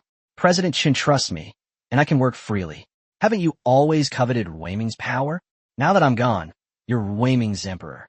What are you doing here looking for me?" Huang Ruiming didn't expect to get him back. After all, he himself was about to be kicked out of the company. He grabbed Gu Xinhong's leg and cried out urgently, "Uncle, I'll sell my company shares. Please save me." Gu Xinhong's expression changed drastically. He kicked him away on the spot and angrily shouted, "Why did you do this? Your father and I went through so many hardships back then, and we never thought of selling the shares. You've only been in power for a few days, and you've already sold the shares." Huang Ruiming quickly recounted the whole story, then waited with a look of regret for Gu Xinhong to speak. After listening, Gu Xinhong's expression changed repeatedly. He remained silent for a long time before sighing, "I really don't know what to say to you. You can't get new technologies this way. Spending money on research and development doesn't guarantee a breakthrough. If it were that easy, every industry would have been monopolized by capital long ago."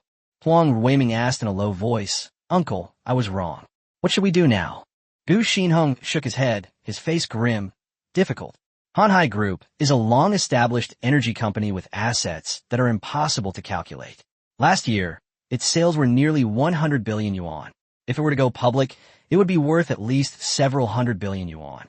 Not to mention, the Dai family of Hanhai has an unfathomable background. Once the shares are in their hands, how could they possibly give them up? Huang Ruiming panicked completely. Is there really no hope?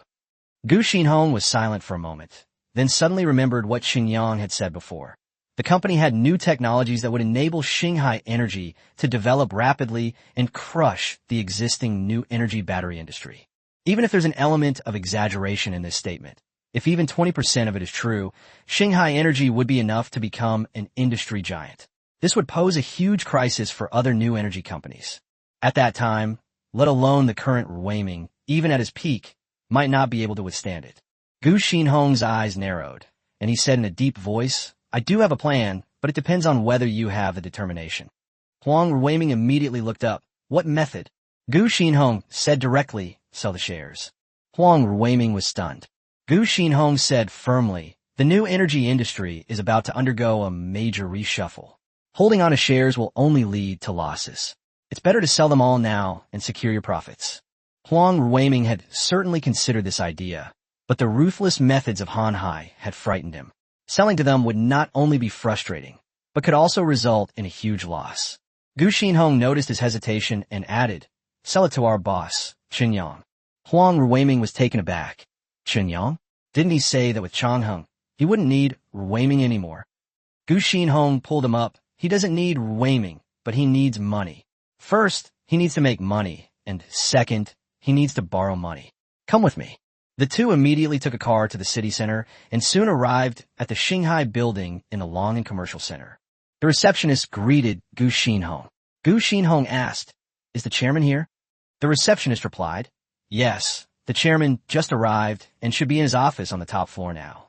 Gu Xinhong asked someone to make an appointment for him, and then led Huang Ruiming into the private elevator. Chen Yang had already received the message and was currently sitting with his legs crossed, drinking a cola and staring at the large wall in the chairman's office. The projector was on, and a live stream of beautiful women was prominently displayed on the wall. Gu Xinhong's lips twitched as he entered the room. He used to think Huang Ruiming was outrageous, but now he realizes that the new boss is also quite outrageous. He stepped forward and called out, boss. Chen Yang glanced at him, then looked at Huang Ruiming, and without asking any questions, simply pointed to the sofa, sit.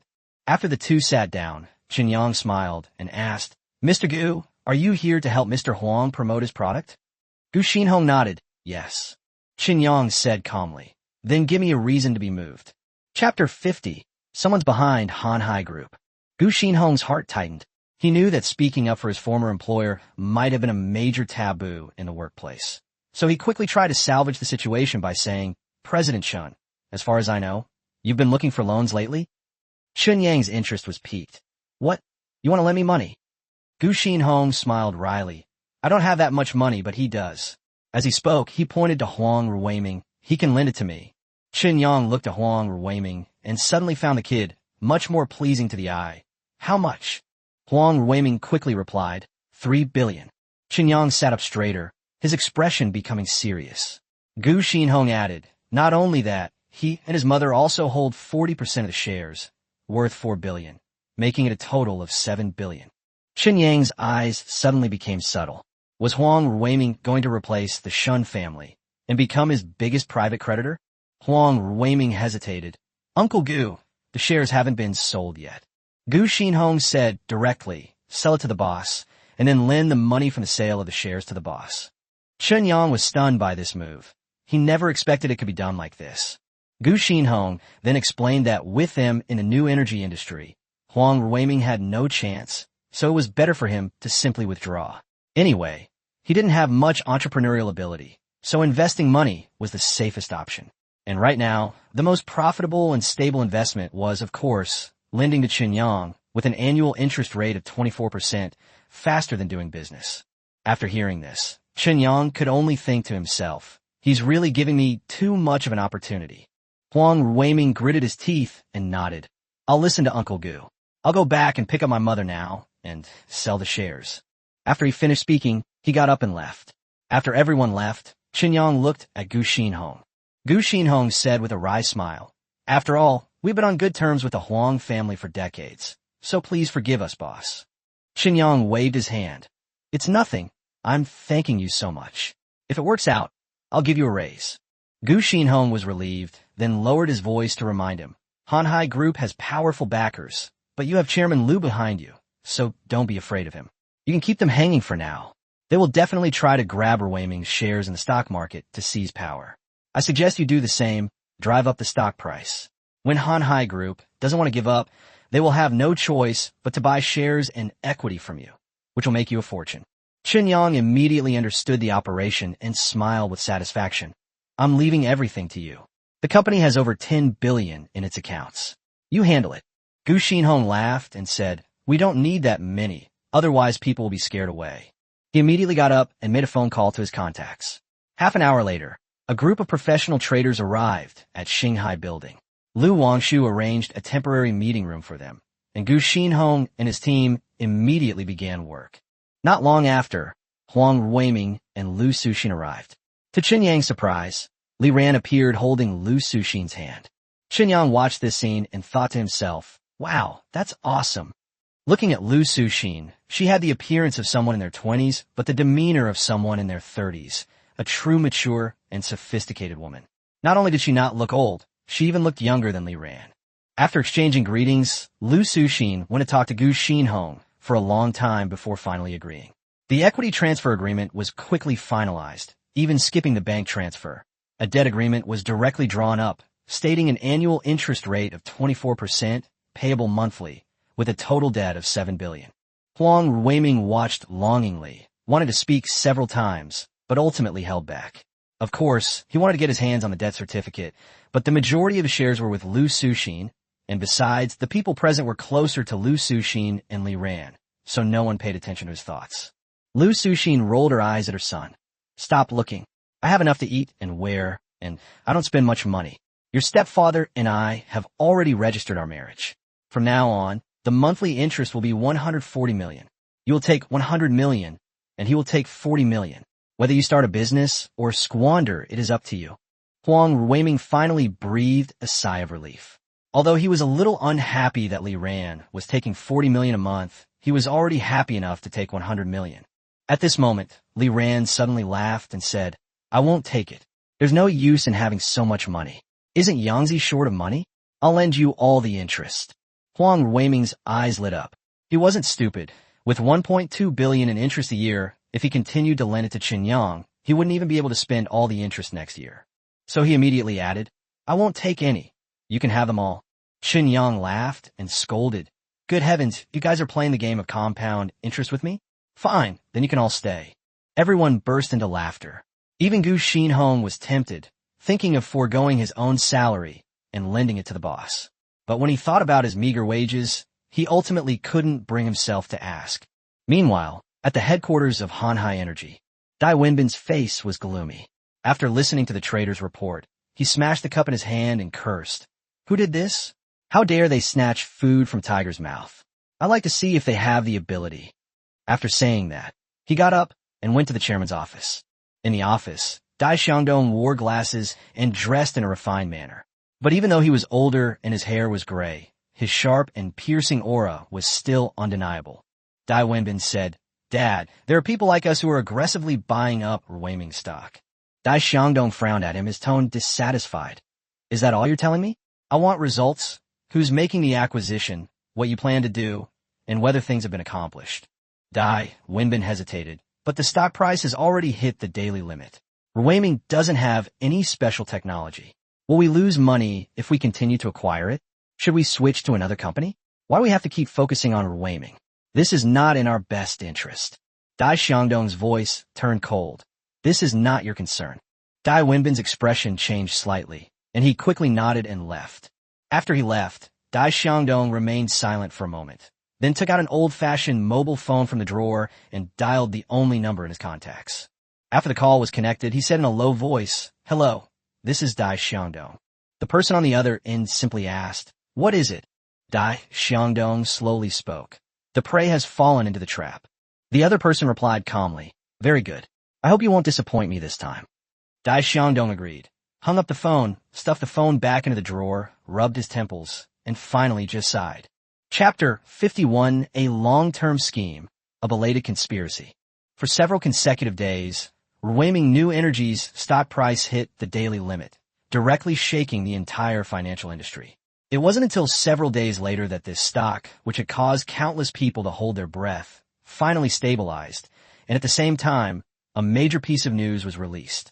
Hanhai Energy Group announced that it had previously acquired 30% of Ruiming New Energy's shares, and yesterday, it swept up a large number of circulating shares on the stock market and acquired 10% from several major shareholders within Ruiming, officially completing its controlling stake. Immediately afterwards, Hanhai held a board meeting at Ruiming early in the morning to remove Huang Ruiming from his position as chairman and appoint Dai Wenbin as the new chairman. The news caused a complete uproar in Yongcheng, and the new energy industry was also stirred up.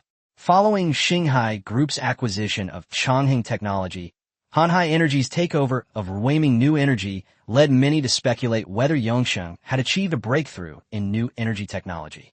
Various rumors circulated widely, but no one could give a definitive answer.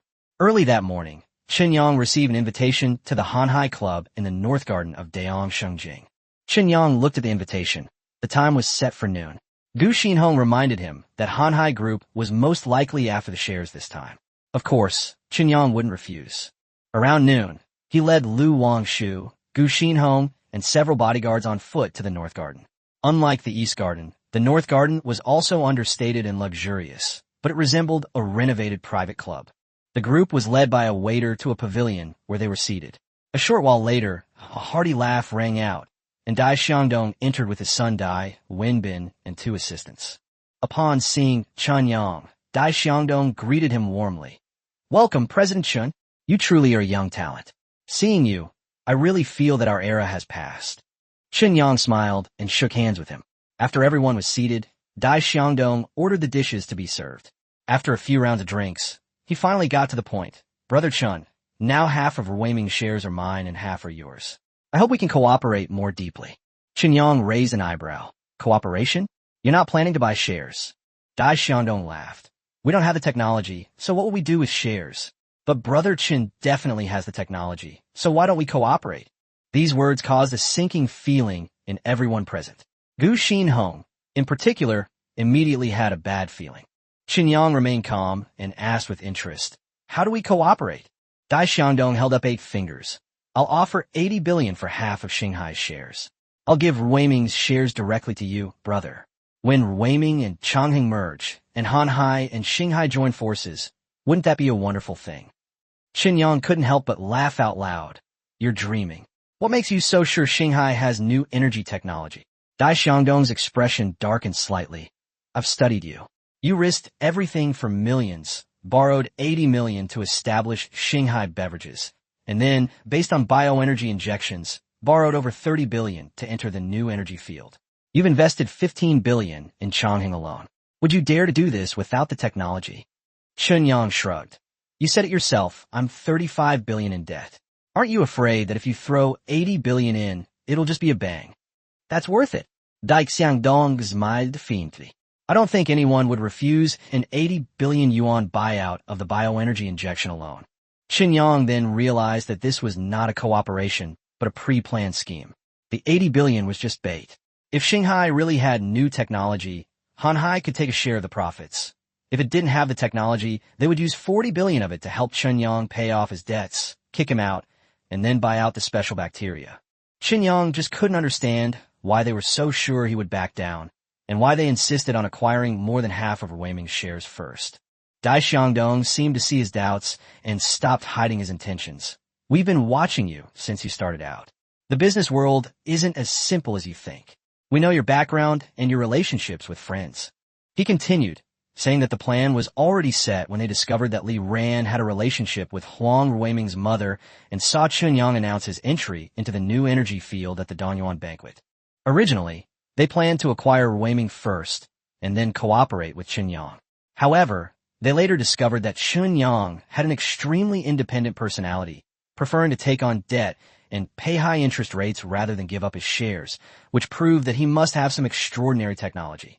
Dai Xiangdong also stated frankly that Chen Yang's successful acquisition of Changheng Technology was partly due to their prior communication with Changheng shareholders. He then calculated the expenses one by one. 1 billion for Danyuan, 15 billion for Changheng, 3 billion for Weixin Investment, 1.55 billion for the Biomedical Research Institute, 1.4 billion for the headquarters building, plus several companies and other expenses. In a short period of time, Chen had already spent more than 22 billion. Of the 35 billion loan, only 13 billion remains.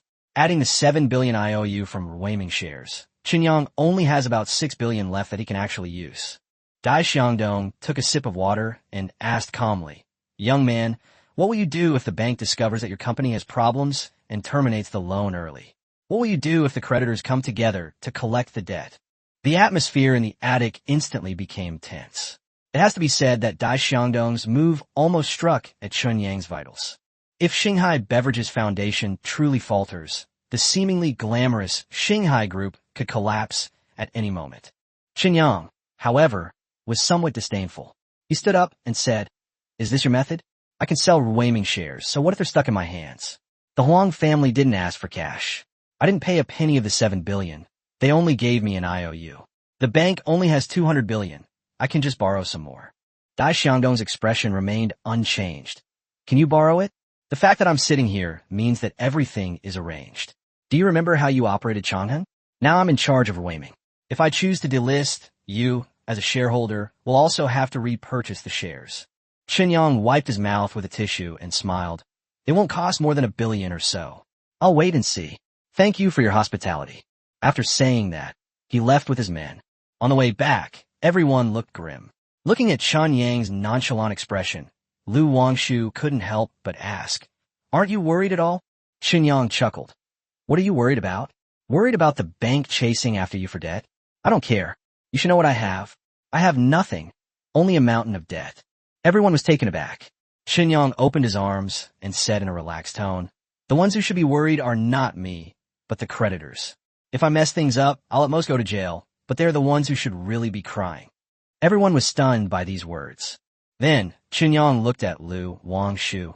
"The source of the pressure on the bank must be higher up. It's time for your dad to step in." Lu Wangshu rolled her eyes, but still took out her phone to inquire about the news. Chen Yang then looked at Gu Xinhong. "Since you rejected Dai Xiangdong, negative news will come soon. Go and ask around in various circles." Gu Xinhong nodded in agreement. He had initially felt guilty about Huang Weiming's situation, but after listening to this conversation, he realized that he had been nothing more than a pawn from beginning to end. Perhaps his turning to Chen Yang after his downfall was also part of Chen Yang's scheme. Back at Dongyuan, Chen Yang remained calm, even somewhat amused. Dai Xiangdong and his backers had no idea what a true dimensional reduction attack meant. He had said long ago that he couldn't possibly lose. Faced with absolute technology, all obstacles are a joke. No matter how well Dai Xiangdong plans, what can he do? Even if the bank demands payment, he can still delay and stall. Chen Yang had originally thought that with Lu Wangshu's father involved, many obstacles wouldn't arise. But now it seems that some people are bolder than he imagined, actually daring to launch a ruthless attack.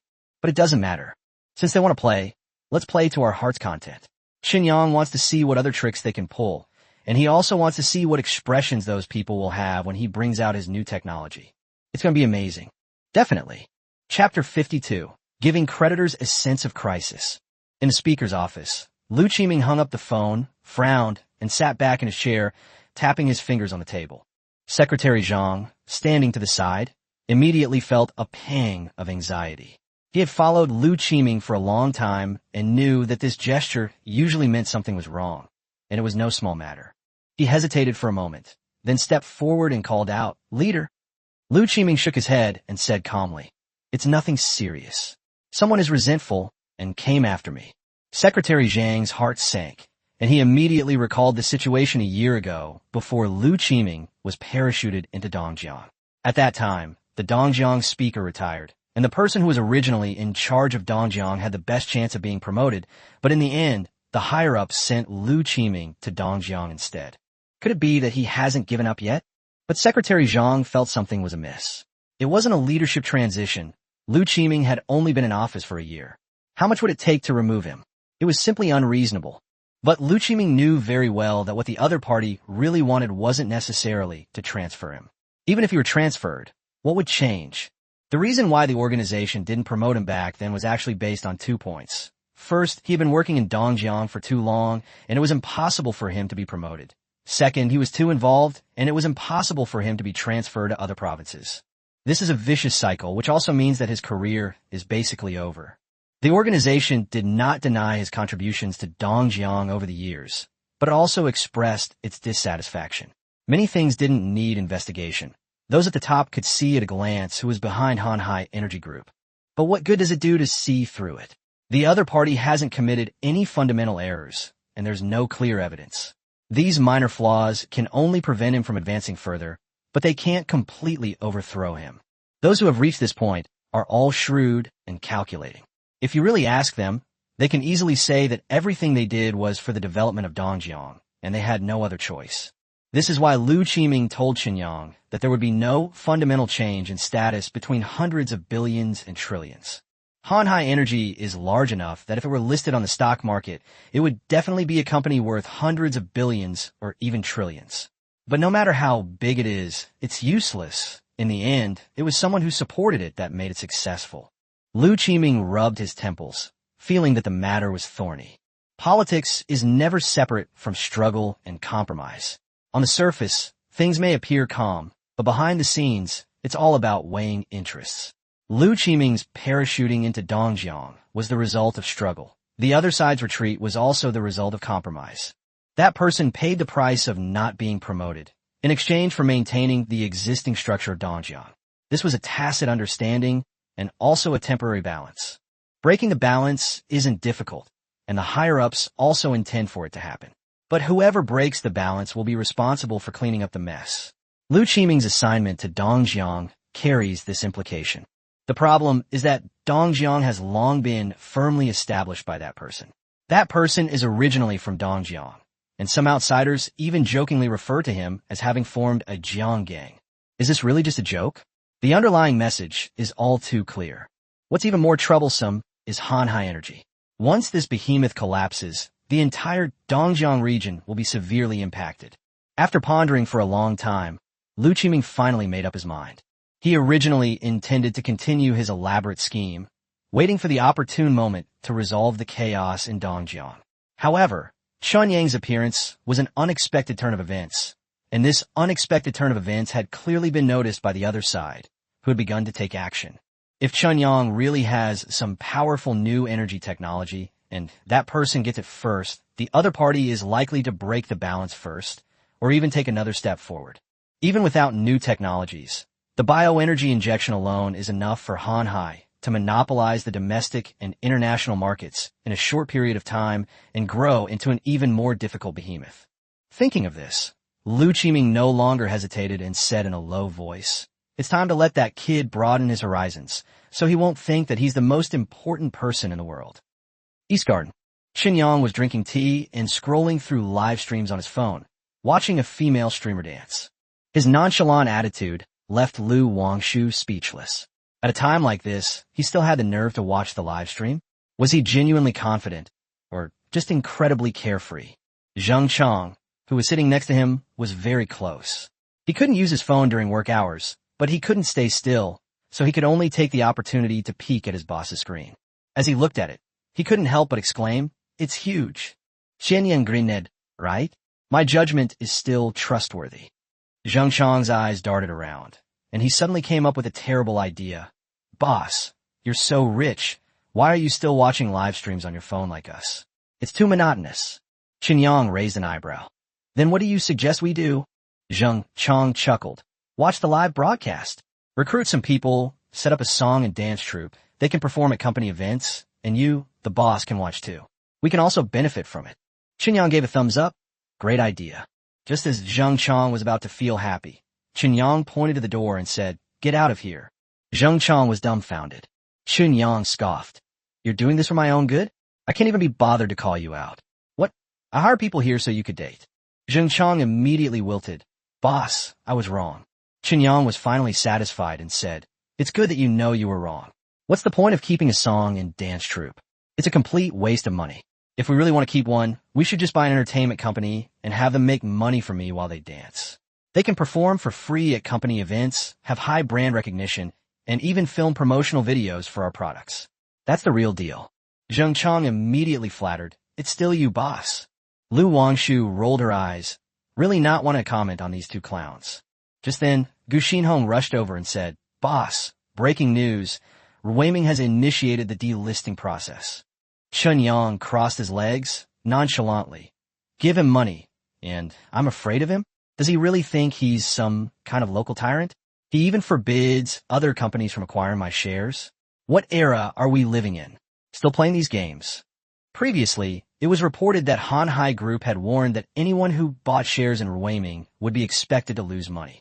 Upon hearing this, many who had initially intended to take over the investment stopped. After all, the bulk of repayment's profits were still in Hanhai's hands, and Dongjiang was Hanhai's territory. If someone says you'll lose money, you can forget about making a profit. However, this incident has also worsened many people's perception of Hanhai and Dongjiang, who feel that Hanhai is too domineering and Dongjiang's local protectionism is too severe. Gu Xinhong looked at Chen Yang and asked, "Boss, what do we do next?" Chen Yang smiled upon hearing this. "Next, let's give our creditors a sense of crisis." Chapter 53 has been banned by the administrator.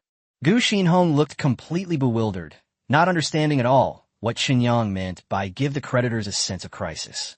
Chen Yang remained calm and directly ordered, "Spread the word that all appointments will be closed to guests recently. I'm going into seclusion to develop new products." Gu Xinhong was dumbfounded. The company had just encountered trouble with Hanhai Group, and now they suddenly wanted to do research and development. To outsiders, wasn't that just hiding away like cowards? He hurriedly advised, "Boss, you can't do that.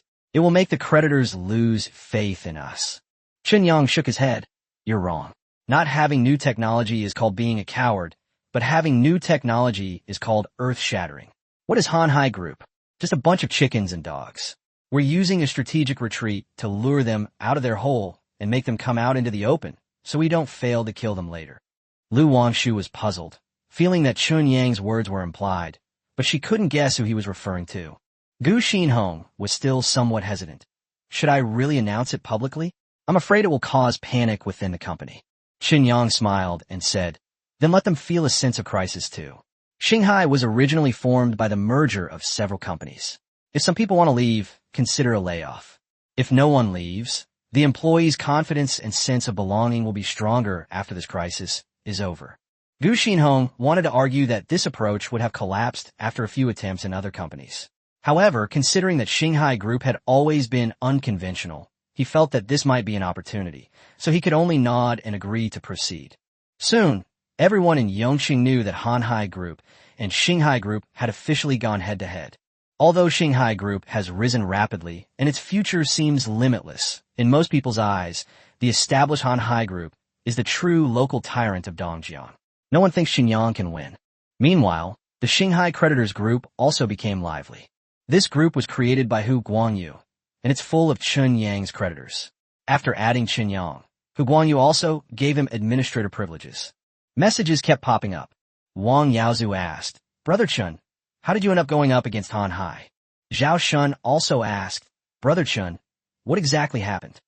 Chen Yang looked at his phone and replied earnestly, "Everyone, don't worry.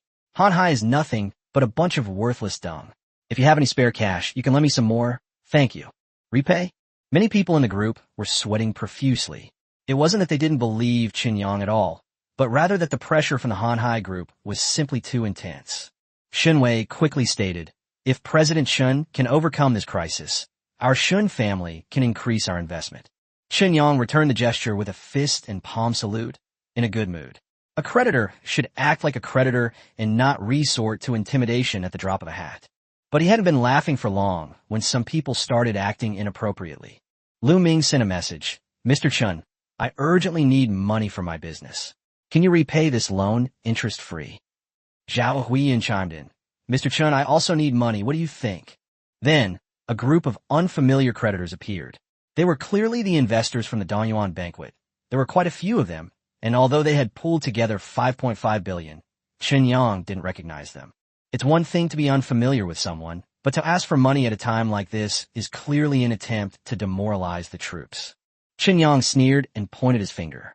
Group member Lu Ming has been banned by the administrator. Group member Zhao Huiyun has been banned by the administrator. Group member name has been banned by the administrator. A series of mute notifications flooded the screen. Chen Yang was acting like a madman, leaving everyone in the group dumbfounded. For a long time, no one dared to speak. A moment later, Wang Yaozu tentatively said, "Everyone, please don't cause trouble at this crucial moment." The next second, group member Wang Yaozu has been banned by the administrator. Wang Yaozu was completely bewildered. He was clearly speaking up for Chen Yang, so why was he banned? Unfortunately, he couldn't send out his explanation. Someone in the group quickly offered help. Zhao Shun sent a message. "President Chen, Lao Wang is speaking up for you." Group member Zhao Shun has been banned by the administrator. Lu Chenwei was also banned after typing General Manager Chen. Shen Weikai sent a Chen and was also caught. The entire chat interface was filled with administrator activity logs. The group fell completely silent. No one dared to speak up again. After a long while, the group leader, Hu Guangyu, finally appeared, trembling. "Brother, dear brother, I'm the group admin, please don't ban me." Chen Yang only replied with a question mark. Hu Guangyu immediately backed down. "Brother, you can focus on doing big things. Leave the group chat to me, and everyone will stop making a fuss." Chen Yang then replied, "All right." Everyone finally breathed a sigh of relief. In the temporary residence of Shanghai Energy Company, Lu Wangshu sat to the side, staring in disbelief. She stared at Chen Yang's phone screen, speechless for a long time. Are all debtors this cruel to their creditors? Aren't these creditors just too pitiful? Chen Yang sneered as he put down his phone. A 24% annualized profit is like loan sharking. I've already done them a favor by helping them get rich, and they still dare to push their luck? Lu Wangshu was speechless. But upon closer reflection, he realized he wasn't wrong. If someone could consistently deliver such high profits, countless people would be begging to be their benefactor. She stood up and said, "Boss, I'm off work." Chen Yang waved his hand. "Be careful on the road. It's far from the city center. Let Zheng Chang and the others take you." After saying that, he found a place to curl up and continue playing on his phone. Lu Wangshu was even more speechless. Was this what he meant by closed-door research and development? Soon, Lu Wangshu returned home, only to find that her father, Lu Qiming, was already home. While reading the newspaper, Lu Qiming asked, "I heard that Chen Yang went off to do research and development. Still haven't shown up?" Lu Wangshu nodded. "Yes, he just wanted to play on his phone in a different place. I don't know what he was thinking." Lu Qiming put down his teacup, shook his head and smiled. "I have to say this kid is indeed smart. He has already figured out that Han Hai's targeting of Shanghai is just a facade and that someone is actually using him to target me. He wants me to make the first move." Lu Wangshu was taken aback. "Targeting you? What?" Lu Qiming sighed. "You really have no political wisdom at all. The day after you were arrested, people were spreading rumors that Chun Yang was my future son-in-law. Didn't you ever think about why?" Lu Wangshu immediately became anxious. "What son-in-law? Don't talk nonsense." Lu Qiming was speechless for a moment and could only continue to explain. "It seemed like an accident before, but now it seems that someone deliberately brought you two together, just waiting to shift the blame onto me today." After calming down, Lu Wangshu asked again, "What's in it for him?" Lu Qiming said in a deep voice, "It's very simple. First, if Han Hai swallows Shanghai, it can expand rapidly and break the existing balance. At that time, that person's opportunity for advancement will come. Second, even without new technology, as long as we force Xinjiang to bow down, we can also drag me into it. As long as I stand with him, he can remain safe and sound for the next few years." Lu Wangshu was still somewhat puzzled. Just for a few years of stability? Lu Qiming glanced at her. "At our level, a few years is enough to turn the world upside down." She asked, "So what are you going to do?" Lu Qiming's face darkened. "There's no choice. They've already set the stage. If you don't go up and sing, you lose. Since he wants to compete, I'll make my stance clear first thing tomorrow morning." Chapter 54. Point Settlement. The show begins. In the early hours of that night, Chen Yang put down his phone, a slight smile appearing on his lips. The next second, a system notification sounded in my mind. "Settlement for this month has begun. Settlement in progress. Settlement complete. Congratulations, host. You have accumulated 35.08 billion yuan in debt and gained 3,508,000 points. Total remaining points, 3,511,000 points." Chen Yang raised an eyebrow and immediately asked in his mind, why wasn't Huang Weiming's 7 billion included? The system quickly provided an explanation. Because the shares hadn't actually been sold yet, there was a possibility of fraud, so this share for AU model couldn't participate in this month's point settlement. Only after the shares were sold and converted into fixed funds could they be included in next month's settlement. Chen instantly understood. The system was preventing him from buying shares with exorbitantly priced IOUs and then accumulating points by not selling them. For items like shares, antiques, and properties, whose prices fluctuate wildly, the market must confirm their value. Empty IOUs are meaningless. Although somewhat surprised, he wasn't bothered. The 7 billion was an extra bonus. If it didn't count this month, it could count next month. Right now, the most important thing was the technology he wanted to exchange for. He already had enough points. Chen immediately began searching for the target technology. Civilian-grade, constant-temperature, solid-state battery technology, priced at 2.8 million points. Reviews indicate that this is a core-type constant-temperature, solid-state battery developed by an unknown small company. Although it seems like a knockoff of a certain battery, it offers extremely high cost-effectiveness. Cancer cell inhibition technology, priced at 700,000 points. Reviews indicate this is an accidental product of a biological gene laboratory. It can stimulate its own genes to inhibit mutated cells, causing them to die and slough off naturally. While worthless in the space age, it holds immense significance today. Without hesitation, Chen clicked to redeem. A massive amount of information flooded his mind instantly. It took him a long time to recover, his eyes filled with amazement. The principle behind cancer cell inhibitory solutions is not complicated. They utilize gene stimulation to create an inhibitory effect, causing cancerous cells to detach on their own. Although it involves many theories of human genetics, this technology itself is an accidental product and does not require a complete system. As long as the formula is mastered and there's a basic understanding of human genes, it can be manufactured. The most crucial element is the bioenergy provided by the special bacterial strain. With the bioenergy injection as a base, the preparation of the inhibitory solution is not difficult, only more expensive. One vial of inhibitory solution costs approximately tens of yuan, far exceeding the cost of ordinary bioenergy injections. Compared to existing cancer treatments, this cost is ridiculously low. Cancer treatments today often cost hundreds of thousands or even millions of dollars, and even if cured, they often leave lasting side effects and severely damage the patient's health. This inhibitor, however, has virtually no side effects. The only challenge is managing sales. Chen never intended to make a fortune from it. It was more about building a reputation. Most families facing cancer were already pushed to the brink, and he didn't want to take advantage of them further. But prices that are too low are also inappropriate. We can earn less domestically, but we don't need to be lenient in the international market. We promised to hand this business over to the Hu family, so it's a good opportunity for them to handle the overseas markets. As for pricing, let them decide for themselves. After finalizing the arrangements for the inhibitor, Chen turned his attention to civilian-grade, constant-temperature, solid-state batteries. After studying the materials, he realized that the person who designed this battery was truly remarkable. Initially, it didn't even resemble a battery. It was more like some kind of complex device. Later, as its intended use changed, it underwent generations of upgrades and modifications before gradually becoming a civilian battery. This battery can release electrical energy in a very short time and charges extremely quickly. As long as the power supply is sufficient and the battery is not damaged, it can be fully charged in just a few minutes. Unlike traditional chemical batteries, it relies mainly on physical adsorption for energy storage and release, combined with novel materials, resulting in an astonishingly high energy density. Even more outrageous is the internal core reaction. As long as the battery has power, it can adaptively start, stimulating the internal particles to achieve cooling, temperature control, and even absorb external high temperatures to convert them into energy. In low-temperature environments, it will also automatically perform battery maintenance.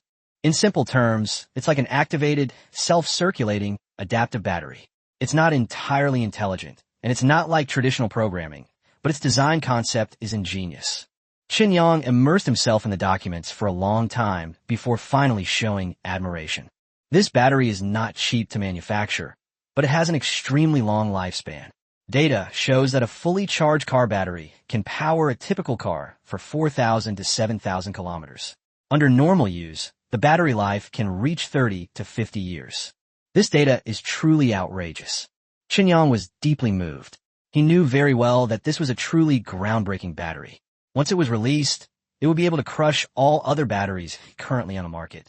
Even if the manufacturing cost was relatively high, it would seem incredibly cheap in the face of such performance and lifespan. Without any hesitation, Chen Yang couldn't sleep at all. He went straight to the research center and began copying and organizing the new battery data. This project was too complex for him to complete alone. He had to break down the various technical components, assign them to different teams, and mobilize the entire company's resources to have any chance of replicating it within a few days. Just as Chen Yang was fully immersed in scientific research, the next day, news broke that was enough to shake the entire Dongjiang and new energy fields. At the meeting that day, Speaker Liu Qiming inspected and guided various tasks of Dongjiang, and finally focused on the field of new energy. The speech covered a lot of ground, but the core themes were only two: transformation and support. New energy will become the core direction for Dongjiang's transformation from traditional energy, and Dongjiang will fully develop the new energy industry, attracting investment and encouraging more new energy companies to establish themselves there. The news immediately caused a stir in the relevant circles. Everyone understands that the battle between the old and the new has begun. The Grand Steward sets the stage, the Grand Master leads the performance, and now it's time for everyone to choose sides. Chapter 55. The Qi family ascends to power, banks chase after debts. On the first day of August, the entire Dongjiang region was shaken by a piece of news. This day belonged to Liu Qiming. No one dared to raise any questions at the meeting. Any issues could only be reported later. Undercurrents surged in the Dongjiang River, and Yongsheng was like the eye of the storm. All departments joined the discussion, and those with ability acted immediately, eager to seize the opportunity to show off, while those who were too deeply involved wore only despair on their faces. The so-called new versus old conflict is not merely a clash between new and traditional energy sources, but also a matter of politicians choosing sides between the new leader and the old one. It's too early to say who will win between these two powerful figures, but in this process, those with problematic records will inevitably be brought to justice one after another.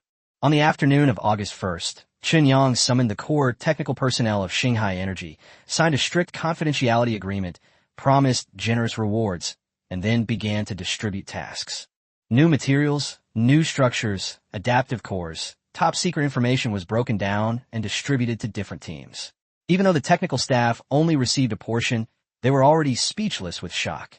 They finally understood that the boss wasn't just making empty promises. The company truly possessed a revolutionary technology that would crush the industry. Soon, everyone rushed into the lab with boundless enthusiasm, working day and night on their research.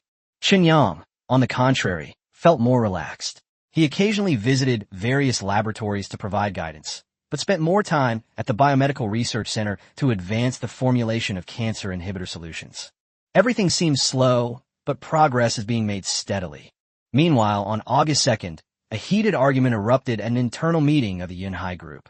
The new leader, Fan Wenping, flew into a rage and argued fiercely with Qi Ruihua, the head of the Qi family and the previous leader. Finally, the investors intervened, suspending Fan Wenping from his position and temporarily appointing Qi Ruihua as president. The Qi family's sudden turnaround shocked and puzzled many. No one knew what they had up their sleeve to regain the approval of investors. Just as everyone was speculating, a piece of news quickly went viral across various circles and the internet. Qi Jia is suing Chen Yang, chairman of Shanghai Group, claiming that the technology for their bioenergy injection originated from Yunhai Group. Chen Yang was an employee of Yunhai before starting his own business, and the two parties signed an agreement stipulating that all research and development achievements during his employment belonged to Yunhai. Some media outlets even camped out at the courthouse entrance, interviewing Qi Yuming, head of the R&D department at Yunhai Group, and Jin Yalan, Chen Yang's ex-girlfriend. Facing the camera, Qi Yuming stated with righteous indignation that Chen Yang knew the bioenergy injection belonged to Yunhai, yet he resigned without authorization to start his own business and steal the technological achievements. This behavior is absolutely unforgivable, and Yunhai Group will definitely pursue the matter to the end. The reporter then turned the camera to Jin Yalan. Jin Yalan was dressed fashionably, but her expression was feigned as gentle and heartbroken. She said she and Chen Yang had been in a relationship for a long time, and she never expected him to do such a thing. That day, Chen Yang said the company had given him a bonus, and when she asked why, he didn't answer. As a result, he resigned that very day. The reporter pressed for details about whether the two had broken up. Jin Yalan immediately denied it and said with a worried look that although Chen Yang left without saying goodbye, they had never broken up. She only hoped that Chen Yang would come forward as soon as possible and turn himself in like a man. No matter what he did in the future, she was still willing to be with him. Even Shi Yiming couldn't help but glance at her, a chill creeping over him. This woman was far too skilled at acting. Had he been fooled by her too? Jin Yalan was unaware that she had overdone it, and she started crying as she spoke. The reporter was also moved and repeatedly urged Chen Yang to turn himself in as soon as possible in the video. The video was quickly posted online, instantly causing a huge uproar.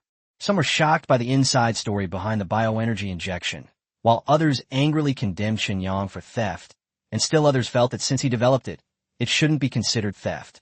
However, many more voices argued that the research results of employees within a company should belong to the company. Otherwise, if all researchers could abscond with the results, how could the company invest in research and development? Some people even said that the bioenergy injection was too expensive, and if it were operated by Yanhai Group, it might be as cheap as a beverage, allowing ordinary people to drink it every day. A massive online backlash quickly erupted, with voices supporting Yanhai and condemning Chen Yang flooding the internet. As for whether anyone was manipulating public opinion behind the scenes, the answer is self-evident. At the Biomedical Research Institute, Chen Yang glanced at the news during a break, only to give it a dismissive smile. To seize the fruits of one's labor, ruin one's reputation, and then have the bank chase after the debt is a classic case of undermining one's foundation. The methods are quite elaborate. After saying that, he casually tossed his phone aside, not caring about it at all. Seeing that Chen Yang remained silent, the online trolls and self-proclaimed righteous individuals intensified their attacks. Han Hai clearly felt the time was right. The following day, August 3rd, a routine economic symposium was held on the morning of August 3rd. Lu Qiming, as the speaker, did not attend. The meeting was naturally chaired by the chief steward. At the meeting, the chief executive officer emphasized the need to rectify the economic market and crack down on economic irregularities, and specifically mentioned the lawsuit between Yanhai Group and Shanghai Group. Finally, he shifted his tone, specifically asking whether banks and financial institutions should reflect on their own practices. Why was a new company able to obtain a loan of $20 billion? Was there a thorough investigation before the loan was granted? Were there any favors or personal connections involved? Shouldn't those responsible for the review bear some responsibility? As expected, someone from the bank arrived at noon that day. The person who came was Zhao Chunlei, an acquaintance of Chen Yang. He was still impeccably dressed in a suit, exuding composure. As he entered the Biomedical Research Institute, he smiled and shook hands with Chen Yang, but his tone betrayed a sense of helplessness. Mr. Chen, there are some things I probably don't need to say more about. Chen Yang sat down in the lounge area, lit a cigarette, handed one to him, and asked, "Are you really going to try and get it back?" Zhao Chunlei shrugged. "There's nothing we can do. The regulations do exist. After you file this lawsuit, the bank can either recover the loan at any time or not. But now it seems we have no choice but to recover it." Chen Yang asked again, "How long can it be delayed?" Zhao Chunlei hesitated for a moment, then said in a low voice, "At most half a month. Forced recovery requires going through procedures." Chen Yang smiled slightly upon hearing this, his expression remaining confident. "That's enough. Just tell them I'm refusing to repay and let them pursue the loan through enforcement." Chapter 56. Kneel down before him and lend him all your money. On August 4th, a piece of news shook the Dongjiang officialdom in various circles. Everyone understood that Speaker Liu had finally made his move. A citizen in a prefecture-level city in Dongjiang filed a formal complaint against a coal-chemical subsidiary of Hanhai Energy Group, alleging that it harbored and condoned organized crime and was involved in forced transactions, intentional injury, illegal detention, robbery, and disruption of production and business operations. In addition, a series of cases involving provoking trouble, obstructing testimony, destroying evidence, harboring criminals, illegally occupying farmland, and illegal mining were uncovered. The cases span from 30 years ago to the present, and the evidence is piled up in several baskets. On Monday, August 5th, at an anti-corruption meeting, Lu Qiming brought up the Hanhai incident and directly criticized everyone present by name. He said that the Hanhai incident is by no means an isolated problem in a certain prefecture-level city. As a pillar enterprise in the province, Hanhai should not only be nurtured, but also be eradicated with swift and decisive measures so that the enterprise can benefit the people rather than be placed above them. The whistleblower report involves numerous high-ranking officials. Dongjiang's handling of the matter itself is neither compliant with regulations nor effective in silencing public opinion. Therefore, the matter has been reported to higher authorities and will now be taken over by the inspection team and the Anti-Corruption Bureau. Before the investigation concluded, Liu Qiming instructed everyone to maintain a stable working environment, manage public sentiment, control online public opinion, and safeguard the Dongjiang economy and related industrial chains. Finally, he kept those whose names were called, and the rest of the meeting adjourned. It is said that someone fainted on the spot during the meeting. After the news spread, the whole province was in an uproar, with some people applauding and others feeling as if they had lost their parents. On one side of the North Garden, in a pavilion by the Daong River, Dai Xiangdong cast a handful of bait and sighed softly. A storm is brewing. A middle-aged man in a traditional Chinese suit sat next to me, holding a fishing rod in his left hand and a teacup in his right. I asked him, "Are you confident?" Dai Xiangdong paused for a moment, then said about 70 to 80%. He then added that the boss said the person behind speaker, Liu, wouldn't be able to hold on for long, and if things dragged on, the inspection team would have to go back in 2 months. The elderly man in the Tang suit shook his head. "It's not that easy. Their target is clear. They're coming for you. What good are sacrificial pawns?" He looked at Dai Xiangdong and sighed again. "Why did you choose this path in the first place? Do you regret it?" Dai Xiangdong chuckled. "What's there to regret? Back then, I was poor and worked as the boss's secretary. I couldn't resist reaching out, and the boss found out. He raised his hand high, then gently lowered it, and even pointed me in the right direction." The old man frowned. "Don't you know whether the vast ocean is yours or his?" Dai Xiangdong cast another bait. "So what if it belongs to someone? Power is in my hands, so it's mine. Ultimately, it might belong to him, but as long as he doesn't use it, it can only be mine." The old man in the Tang suit thought for a moment and nodded. He'd been living a life of glory for so many years, even moving his ancestral graves 3 times. He hadn't lived in vain. Dai Xiangdong said he had no way out, but he had already made arrangements for his future. Who would have thought that Zhao Jiangshan, the current president of the Dongjiang Chamber of Commerce, was once his younger brother, Dai Xiangshan, from his hometown. More than 30 years ago, after changing his household registration, outsiders only knew that Dai Xiangshan had died. Later, Dai Xiangdong rose to prominence with the support of that big boss, and secretly helped Zhao Jiangshan. Decades later, the 2 brothers became the chairman of Hanhai Energy and the chairman of Jiangshan Real Estate Group, respectively. This Daong scenic area was developed by Jiangshan Group. The reason was simple. Dai Wenbin wanted a mansion facing the Daong River, and his uncle Zhao Jiangshan granted his wish. To avoid suspicion, he even built 3 more manors for sale. Zhao Jiangshan asked, "What can I do for you?"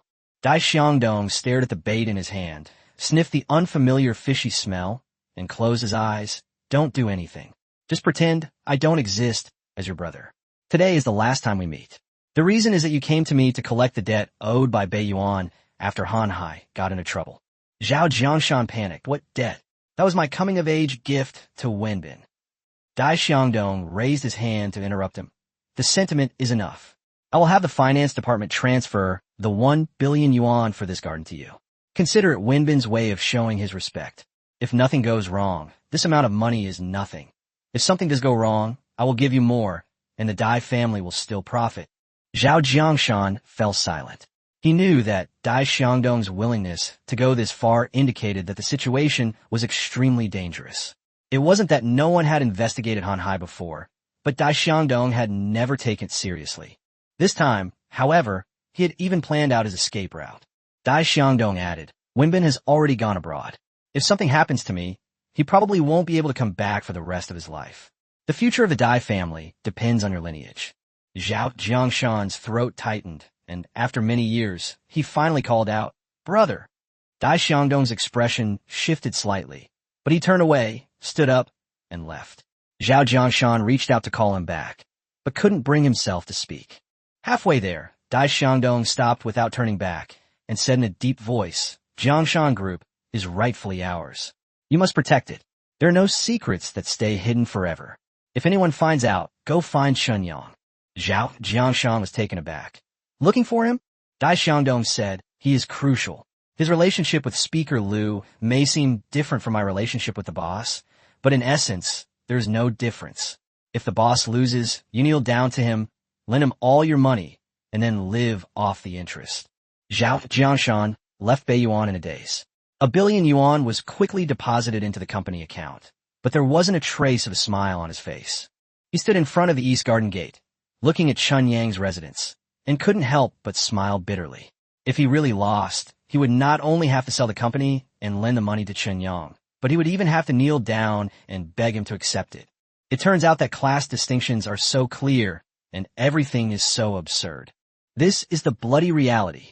Chapter 57. How much have I sacrificed for you? On the morning of August 8th, the Dongjiang Business Exchange Conference was officially held. On this day, business owners and executives from various industries in Dongjiang arrived at Jiangshan International Hotel one after another. At the meeting, representatives of several industry leaders spoke in turn, and the audience applauded continuously.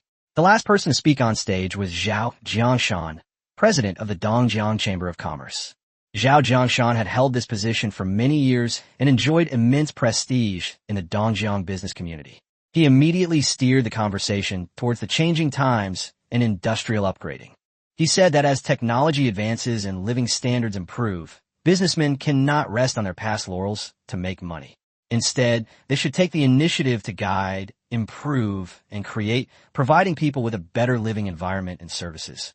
He then shifted his focus to the economic environment of recent years.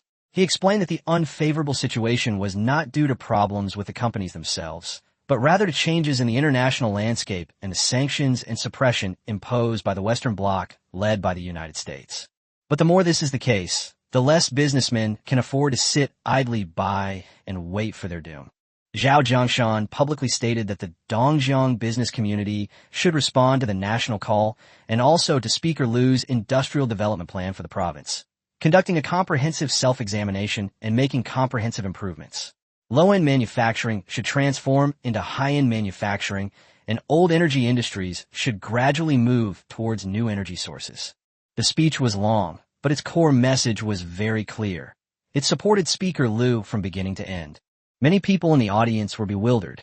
Hadn't Chairman Zhao previously been actively cultivating relationships with the Hanhai Group? Why the sudden change in attitude? Was something really wrong with the Hanhai Group? Everyone had different thoughts, and their expressions began to change. After Zhao Jiangshan finished speaking, enthusiastic applause broke out in the room. After the exchange meeting, reporters immediately surrounded Zhao Jiangshan for interviews. Towards the end, one reporter brought up the lawsuit between Xinghai Group and Yanhai Group, wanting to hear his opinion. Zhao Jiangshan smiled and said he didn't know the details and couldn't comment on the case itself, but he did have some opinions about Qinyang. Upon hearing this, the reporters and everyone present perked up, and all eyes turned to him. Zhao Jiangshan's face turned cold, and he said in front of everyone that Qinyang was cunning and deceitful. As far as he knew, Qinyang didn't own a single penny. All the funds were borrowed under various pretexts. He didn't know the ownership of the products, but Qinyang was very arrogant and selfish. He added that as the president of the Dongjiang Chamber of Commerce, he had been waiting for Qinyang to take the initiative to visit him.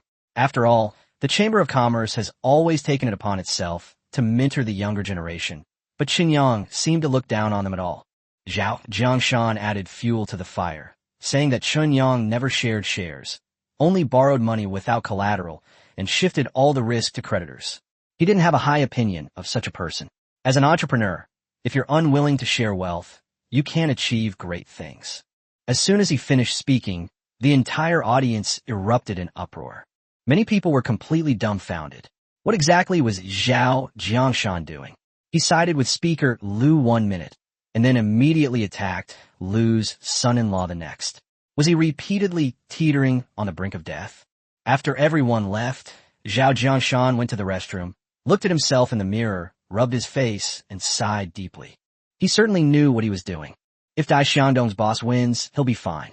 But if Speaker Liu wins, and the other side knows about his relationship with Dai Xiangdong, then he'll have to take the initiative to apologize to Chen Yang. But the question is simply kneeling down effective?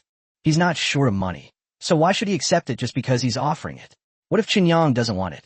Therefore, he had to put on a good show beforehand. What's the point of a stranger kneeling down? What's so satisfying about it? You have to offend Chen Yang first, then kneel down. Only in this way can Chen Yang gain a sense of conquest, satisfaction, and superiority, and even develop a mentality of pulling him up and watching him bow his head every day. Only in this way can you be more secure. Thinking of this, Zhao Jiangshan pictured Zhao Chuanqing's face and felt a pang of sorrow. My son, all of this is for you. Meanwhile, Chen Yang soon saw Zhao Jiangshan's interview. He exploded on the spot. What does this old dog mean? When did I offend him? How dare he talk to me like that? And he wants me to pay him a visit? Who does he think he is, taking advantage of his age? It must be said that Zhao Jiangshan did indeed succeed. Chen Yang ignored the insults from others, knowing they were all part of their schemes. But Zhao Jiangshan was different. This guy suddenly appeared, and while he outwardly supported Lu Wangshu's father, he ended up pointing his finger at Chen Yang and spewing insults at him. Who could stand this? Chen Yang immediately broke down, pulling out his phone and opening the creditors' chat group. He knew very well that there was a traitor in this group, and anything he said there would quickly be leaked. For him, this group is now almost like an online press conference. Chen Yang sent a message directly. That damn old dog, acting like he's old and arrogant. Tell him, just you wait. The group chat fell silent. Everyone had seen Chen Yang's many outrageous moves, but this time they were still stunned. Although he didn't name names, the news from the exchange meeting was hot, and everyone knew he was referring to Zhao Jiangshan. Sure enough, within minutes, the chat screenshots were uploaded online. The rebellious creditors in the group had long hated Chen Yang, but they were afraid of not getting their money back, so they didn't dare to curse him openly. They were also very timid in the group, afraid of being banned. But online, they immediately launched a fierce attack, using a bunch of fake accounts to frantically forward and screenshot the messages. Soon, netizens were in an uproar, and various circles were also abuzz with excitement. Even though Zhao Jiangshan was mentally prepared, he was still furious when he saw the news. He broke down in his office, yelling, "How can this guy be so infuriating? The thought of having to kneel before him later makes me want to die. Zhao Chuanqing, you little beast, how much have I sacrificed for you?" Several more days passed, and Chen Yang received two pieces of good news. First, a sample of a temperature-controlled core battery manufactured using new technology has been successfully produced. Secondly, the inspection team secretly visited various locations and seems to have obtained crucial evidence. This evidence is said to be enough to implicate the Hanhai Group's headquarters in the incidents that occurred at several of its subsidiaries. In an instant, a storm brewed, and the entire city of Yongcheng was shaken once again, with countless people eagerly awaiting the outcome. No one expected that Speaker Liu would act so ruthlessly and so quickly. Evidence unearthed on the spot? Impossible. All of this is a game of strategy, a struggle, a compromise, and more importantly, an undercurrent of tension beneath the surface. Is this the final battle? Chapter 58, How many 30-year periods does one have in a lifetime? Chen Yang did not interfere in the affairs of Hanhai Group. This time, it was Lu Wangshu's father, Lu Qiming, who made the first move, and Chen Yang truly witnessed his methods. In less than half a month, Lu Qiming had almost completely uprooted Hanhai Group, a pillar enterprise of Dongjiang. On the surface, it appears to be a corporate collapse, but the real upheaval is unfolding in the shadows. News of people being taken away for investigation keeps circulating throughout Dongjiang, one after another, spreading like a game of musical chairs. The Grand Steward had managed Dongjiang for many years, pouring almost his entire life's work into it, building the Jiang Gang into an impregnable fortress with strict internal defenses. However, Lu Qiming was able to break through the barriers from all over the province one by one, using these points to influence the overall situation and forcefully reverse the situation, shattering the Jiangda Gang, which originally had a clear advantage. His political acumen and lightning-fast speed stunned everyone. With Lu Qiming leading the attack, Chen Yang didn't even need to do anything. He could win effortlessly. The follow-up plan had already been finalized. According to Lu Wangshu, once the inspection team received the evidence, they would launch a comprehensive investigation into the headquarters of Hanhai Group, and most of the issues would be clarified within 3 to 5 days. At that point, the Grand Steward would only have two options left. They either need to sever ties with Han Hai Group or seek support from higher authorities to suppress the matter. The first option was exactly what Lu Qiming wanted. As long as the Grand Steward abandoned Han Hai, his prestige accumulated over the years would be wiped out instantly. Even if he could still remain in his position, it would only be a retirement, and he might even be transferred to a peripheral department to wait for retirement soon. The second path was the one Lu Qiming least wanted to see. The Jiang Gang had grown to its current size, and the Grand Steward had remained standing in Dongjiang. Naturally, he had powerful connections. But power struggles require restraint, and escalating them would be detrimental to everyone. Especially given the current chaotic international situation, the higher-ups, in order to maintain stability, may not be willing to take drastic measures. If the Grand Steward truly gains support, the situation will shift from the shadows to even deeper darkness. At that point, he had no way out and would only take risks, even if he was later punished. Lu Qiming could not accept this outcome, because if things had developed to that point, not only his life, but also his daughter Lu Wangshu's life would have been in danger. However, this matter is not entirely up to him. If the Grand Steward gains support from above, Lu Qiming will have no choice but to compromise temporarily. Therefore, he had to be fast, so fast that before anyone was ready or made up their mind, he could completely eliminate the other party. According to Lu Wangshu, after Han Hai Energy is completely seized, it will be nationalized and many unnecessary industries will be auctioned off at low prices. The goal is to attract investment, bring in capital from other provinces, clean up the mess left by Han Hai Group, and at the same time activate the potential of Dongjiang in industries, such as new energy, old energy, and basic materials. But all of this takes time. Acquiring Han Hai in 3 to 5 days, resolving core issues in a week, attracting external capital, and reshuffling the industry will take at least another 2 to 3 months. 4 high-level power struggles. This is already quite fast. But Chen Yang couldn't wait. All he could think about was cursing. If that old man stayed in office for a few more months, would he still be able to do business? Would he still be able to lend money? Would he still want his points? So Chen Yang went directly to the research center of Shanghai Energy Technology Company. The first finished product has been produced, followed by the first batch of prototypes. He wants to test them personally, collect the data, and then slam it onto Lu Qiming's desk, telling him to stop talking about stability. Once this technology is revealed, the global new energy industry will be shaken, and no one can stop it. That's how domineering they are. But Chen Yang was unaware that while he was fully immersed in product testing, a storm was brewing outside. With the evidence about to be delivered, the entire Jiang Gang was in a state of panic. Everyone who hadn't been arrested yet contacted the Grand Steward. In the office, the chief executive officer rubbed his temples, looking utterly exhausted. Defeat was inevitable, and morale had crumbled. The secretary stood to one side, looking worried. The head steward snorted coldly.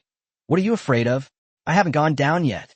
After saying that, he dismissed his secretary, picked up the phone, and dialed a number. The call was answered quickly. He had barely called out "old boss" when the other end coldly interrupted. "No need to say anything more. You can't even last 2 months? Is this how you run a business?" The chief steward remained silent. It wasn't that he was too weak, but that Lu Qiming was too ruthless, outrageously so. No wonder the higher-ups parachuted someone with the surname Lu into Dongjiang. He was about to speak when the other person interrupted him again. "Handle Han Hai properly. Don't leave any loose ends. Old Chen from the Religious Affairs Bureau is retiring. You'll take his place." The call was immediately disconnected. The head steward held the phone, remaining silent for a long time. After a moment, his face contorted in a grimace, and he slammed his hand on the phone. As the top leader, he is being sent to a unit with the highest deputy level. What's the difference between this and being reassigned? What would you possibly do there? Spend all day with a bunch of monks, eating vegetarian food, and chanting Buddhist prayers? Many people are watching this drama in Dongjiang. Once he leaves, everyone will understand that it's meant for him to retire. Just then, the secretary rushed in. "Boss."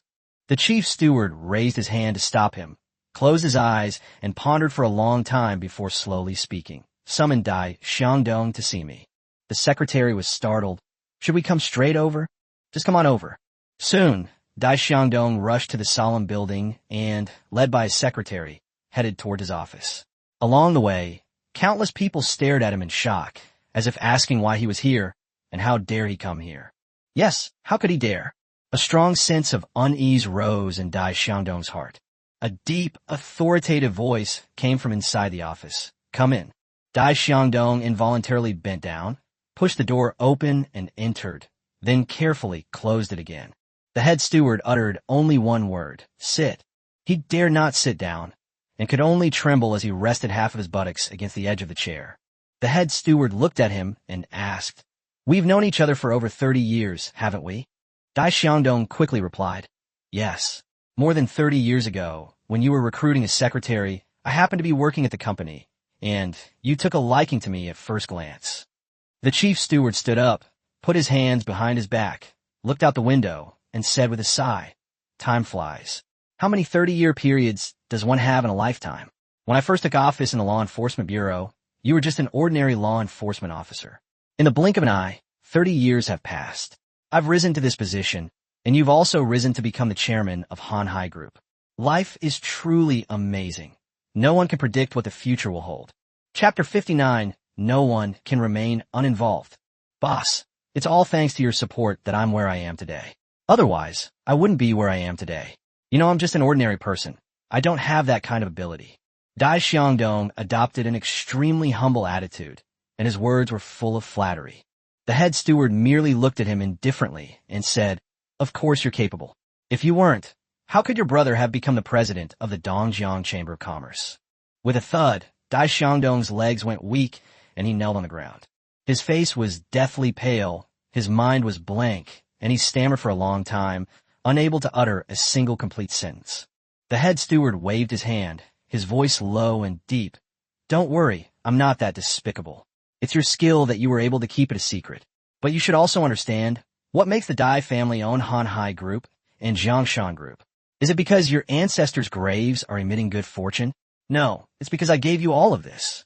Now, what can you give me in return? Dai Xiangdong felt weak all over. After a long silence, he closed his eyes and said in a trembling voice, Everything I have was given to me by the leaders, so I will give them everything I have. The head steward nodded. Very good. No one knows what the two said afterward, nor does anyone know what Dai Xiangdong felt when he left the office. All that is known is that the next day, before the inspection team arrived with evidence, Dai Xiangdong took the initiative to surrender himself. The news went viral online that day. The sudden surrender of the chairman of a pillar enterprise in the province shocked countless people. A few people breathed a long sigh of relief. Their gloom vanished, and smiles appeared on their faces. But that smile lasted for less than an hour. After Dai Xiangdong surrendered himself to the police, a massive explosion occurred at the Ruiming New Energy Company factory on the outskirts of Yongqing City. Some say it was an explosion of raw materials, while others say there was a problem with the new energy batteries in the warehouse. In short, the roar shook the surroundings, and the flames soared into the sky, making it impossible to extinguish. When the news spread, the entire Dongjiang region felt as if it had been hit hard. In Lu Qiming's office, he smashed a water glass on the spot, furious. What exactly is he trying to do? Does he know what this means? Has he gone mad? At his age, is he really so ruthless in his pursuit of power? Secretary Zhang, who was standing nearby, was too frightened to utter a sound. He certainly understood why Lu Qiming was angry. This explosion and fire are enough to trigger a nationwide media storm. The Dongjiang Association will instantly become the focus with all eyes on it. This is not only about casualties and property damage, but more importantly, it happened at a new energy plant. The battery exploded before it even left the factory. Who would dare to buy new energy vehicles in the future? Lu Qiming had only recently publicly supported Dongjiang's transformation into a new energy source, so this incident directly impacted his policies and prestige. What's more troublesome is that Dai Xiangdong has already surrendered himself to the police, but the other half of Ruiming New Energy shares are in Chen Yang's hands. To outsiders, Chen Yang is still Lu Qiming's son-in-law. This series of blows is enough to ruin half of Lu Qiming's future. That's too ruthless. Sure enough, within 10 minutes, one call after another came in. Lu Qiming's expression grew increasingly grim, and finally he could only reply in a deep voice, Yes, I will handle it properly. After hanging up the phone, he took a deep breath and gave the order. Arrest them. Take all those involved into custody, including shareholder Chen Yang and former shareholder Huang Weiming. They cannot leave the site of law enforcement officers until the investigation is complete. Yes, the secretary left in a hurry. Lu Qiming clenched his fists and remained silent for a long time. All their efforts were in vain. He never expected the other party to be so ruthless. This wasn't a game of strategy. It was a fight to the death. The higher-ups will not let this go. He could have retired with dignity before, but now he probably has no way out. Meanwhile, the inspection team, which was about to arrive in Yongcheng, received a phone call and changed its course at the last minute, heading straight to the airport with the evidence. In the chief steward's office, he received that phone call again. The person on the other end of the phone launched into a tirade of abuse. Are you crazy? What are you trying to do? You've dragged us all into this mess. If you want to die, why don't you hang yourself, take poison, or jump off a building? Why are you doing this? The head steward said calmly, I must save myself. He said slowly, no one can stand aside now. Help me out of this predicament, or I'll help you retire early. There was a long silence on the other end of the phone before the call was finally disconnected. Things started to spiral out of control in a direction no one had anticipated. That noon, Chen Yang was taken away, and several other executives, including Lu Wangshu, were also unable to avoid it. Huang Ruiming was taken away, Lu Suxin was taken away, and even her new husband Li Ran was taken away. They were not simply locked in a detention cell, but were taken to a secluded place for investigation. Public resentment was boiling over, public opinion was exploding, and both higher authorities and lower levels were watching closely. At this point, no one dared to hide anything. Soon, the preliminary investigation results were released to the public. The official statement explained the development process of Ruiming New Energy, clarified the relationship between senior executives and the former chairman, and disclosed the causes and consequences of the shareholding changes, as well as the connections between relevant personnel. The news caused another uproar online. It's Shanghai Group again? Isn't the lawsuit with the Yanhai Group still going on? Li Ran, Chun Yang's classmate, has a multi-billion-dollar female billionaire husband. Isn't he the #1 gigolo? What exactly is Chun Yang's background? How come he's gotten away with it despite all the trouble he's gotten into? There's definitely something wrong with Shanghai. They've been involved in one major incident after another. Half of Ruiming's shares belong to Hanhai Group. Hanhai's chairman has already turned himself in. How can Chen Yang, this business partner, be clean? Can a bioenergy injection really cause someone to suddenly rise to such a level? What's hidden behind this? Shanghai Group has grown too fast. Where did its initial capital come from? Chen Yang must be thoroughly investigated. The public opinion storm was quickly manipulated, and the focus of the attack was once again directed at Chen Yang. Clearly, in the eyes of those behind the scenes, Chen Yang is the key. Before long, his first pot of gold, his relationship with Lu Qiming, and even his identity as the speaker's son-in-law will probably be exposed. At that point, under public pressure, Lu Qiming will have no choice but to accept his fate, while Chen Yang will be forced to use his skills in exchange for his freedom. This is the scheme of the person behind the scenes. They didn't immediately expose the incident. They were waiting for Lu Qiming to back down and admit defeat. The essence of struggle is compromise. Truly driving someone to their death only creates a powerful enemy. Therefore, what the other party wants is not mutual destruction, but a complete victory. If you win, it's a grand slam. You'll gain all the skills, profits, and power. If you lose everything and have nothing left. Unfortunately, they underestimated what Chen Yang truly possessed. Is this how you play it? Okay, very good. Today, he'll show these people what a dimensional reduction attack really means. Chapter 60, an eye-opening experience. What? That kid wants to see me? What time is it? Why is he causing trouble? Lu Qiming had just come from the press conference when he heard Secretary Zhang's report, and his anger flared up immediately. Son-in-law. This was no son-in-law. He was more like a creditor. The more he thought about it, the more his head ached. He sat in his car, rubbing his forehead, feeling utterly helpless.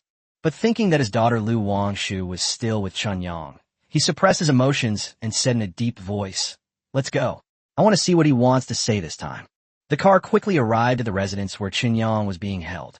After the law enforcement officers saluted and let him through, Lu Qiming entered the house and saw Chen Yang lounging on a deck chair, eating grapes that Lu Wangshu had handed him. This scene infuriated Lu Qiming. He had raised his daughter for so many years and had never received such treatment. So why should Chen Yang? He strode forward, grabbed Chen Yang, and shouted angrily, "Get off me. What time is it? Still enjoying yourself? What did you call me here for?" Upon seeing his father arrive, Lu Wangshu immediately stood at attention. Chen Yang, however, remained completely calm, slowly rising and smiling as he said, "I have something good to show you." Lu Qiming frowned. "What good stuff? You've got crucial evidence." "No." Chen Yang pulled a few pages of paper from his pocket and handed them over, his tone relaxed. "With this, even if I openly say that I set the fire at Weiming's place and that I blew up the factory, what can they do?" Lu Qiming's lips twitched. He thought this kid was incredibly arrogant. He had originally wanted to take this opportunity to teach Chen Yang a lesson, but the kid was locked up and still acting so nonchalant. He took the documents with mixed feelings, glanced at them, and his expression quickly changed. At first, he frowned, then he was shocked, and finally he was somewhat incredulous. "Is this true?" Lu Qiming's voice trembled slightly. He knew all too well what those few pages meant. Rapid energy release, extremely short charging time, a true solid-state battery. More importantly, it used a completely different physical adsorption method to store energy, possessing a core adaptive system that kept the battery at a constant temperature. In high-temperature environments, it can absorb and convert heat energy for storage. In low-temperature environments, it can automatically maintain the battery. Most impressively, its energy storage capacity is 10 times that of existing batteries, and its long-term lifespan can even reach 30 to 50 years. This is not just an ordinary technological breakthrough. It's something epic-making. Once announced, it will shake the global new energy sector and immediately usher countless industries into a new era. Lu Qiming couldn't believe it, yet he understood that Chen Yang wouldn't try to fool him with fake things at a time like this. Chen Yang smiled faintly. "It's true. Now, what if I said I set the fire at Weiming's place?" Lu Qiming's eyes shone, and his tone was somewhat excited. "Then I can only say, it was a good thing. There's nothing to regret about old technology being replaced by new technology. Weiming exploded, it burned. Anyway, the investigation results are out, and no one was injured. Let's just consider it a fireworks display for the new era of new energy." Chen Yang calmly replied, "But I didn't start that fire." Lu Qiming's smile faded, and his voice turned serious. "Of course I know. Don't worry. Someone will pay the price for this, and the price will be heavy." Chen Yang then asked, "When will this technology be announced?" Lu Qiming shook his head. "It's not the right time yet. Let's wait. It's too ahead of its time." He quickly explained the reasons. First, this battery can be used in the military industry. Its rapid energy release, rapid energy storage, and adaptive temperature control are extremely important for electromagnetic and laser weapons currently under development. Not only can it rapidly upgrade advanced equipment, but older products can also see a dramatic increase in performance and range, potentially even allowing transport and combat vehicles to completely replace traditional fuel-powered vehicles. Secondly, it is also of great significance to the aerospace industry. Low-temperature automatic maintenance can significantly increase battery life, and space is an extremely cold environment, allowing many aerospace devices to have their power systems replaced. After hearing this, Chen Yang couldn't help but be stunned. "So, you mean I can't make money with this technology?" "No, that's not it." Lu Qiming thought for a moment and asked him about the normal lifespan.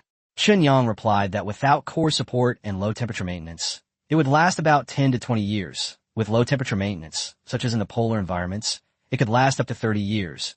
And in a space environment, it could potentially reach the 50-year limit.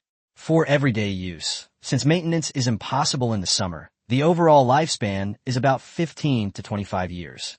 Lu Qiming laughed after hearing this. "That makes things easier. First, make the battery smaller. Second, don't exaggerate too much at the press conference. Try to downplay the problem. Third, don't reveal the core functions to the public for now. Fourth, prioritize supplying the country's needs. Then, you can hold a press conference and start selling." Chen Yang felt somewhat helpless. It was clearly a groundbreaking technology, but not only could he not praise it, he had to suppress it and let users experience the real effect for themselves. He quickly realized that he couldn't kill off all the companies at once. He had to leave some room for the industry to survive. He could take the lion's share, but he couldn't completely monopolize the market to the point that others had nowhere to go. Chen Yang nodded, "I understand. Make the battery smaller to leave room for charging stations. downplay the performance of fast charging and energy dissipation, and assume the battery life is without a core. After saying that, he asked, "Do you still need my help with these matters in Dongjiang?" "No." Lu Qiming took a deep breath, his feelings a mix of joy and confusion. He had originally intended to broaden Chun Yang's horizons, but unexpectedly, it was Chun Yang who broadened his own. Now that we have this technology, many problems can be easily solved. Next, it's time for the cleanup. He looked at Chun Yang and Lu Wangshu and said, "You two will have to bear with it for 2 more days. Leave the rest to me. 2 days later, I'll treat you to dinner in the capital." Chun Yang raised an eyebrow. "The capital?" Lu Qiming nodded. "That's right, I underestimated you. Don't worry, after this trip, you'll be a completely different person. You'll be able to conquer the domestic market." Chun Yang smiled. "It's a deal." Chapter 61. I am willing to fight to the death. Why does your majesty rebel? Lu Qiming left with the test report. The authenticity of this report is beyond doubt. At this point, Chun Yang has no need to fabricate anything. Lu Qiming arrived in a hurry, but left with remarkable composure, even reminding the driver not to rush and to be careful after getting into the car. Chun Yang didn't care about what was happening outside. How to handle the aftermath was basically Lu Qiming's job. Taking advantage of the presence of all the company executives, he simply called everyone into the conference room for an impromptu internal meeting. Gu Xinhong and the others looked bewildered, while Jiang Lihai was speechless. What time is it? They're still being held captive, and the boss is still in the mood for a meeting? But when Chun Yang laid another test report on the table, everyone fell silent instantly. At first, they took turns looking at it, but later they all crowded around it, staring intently at the data, their breathing becoming rapid. That can't be, right? This is outrageous. High-speed energy release, rapid charging, 15 to 25-year conventional lifespan, energy storage 10 times that of existing technologies, and even core self-adaptation. Everyone was increasingly shocked as they watched, and finally all turned to Chun Yang, waiting for his answer. Chun Yang nodded. It's true.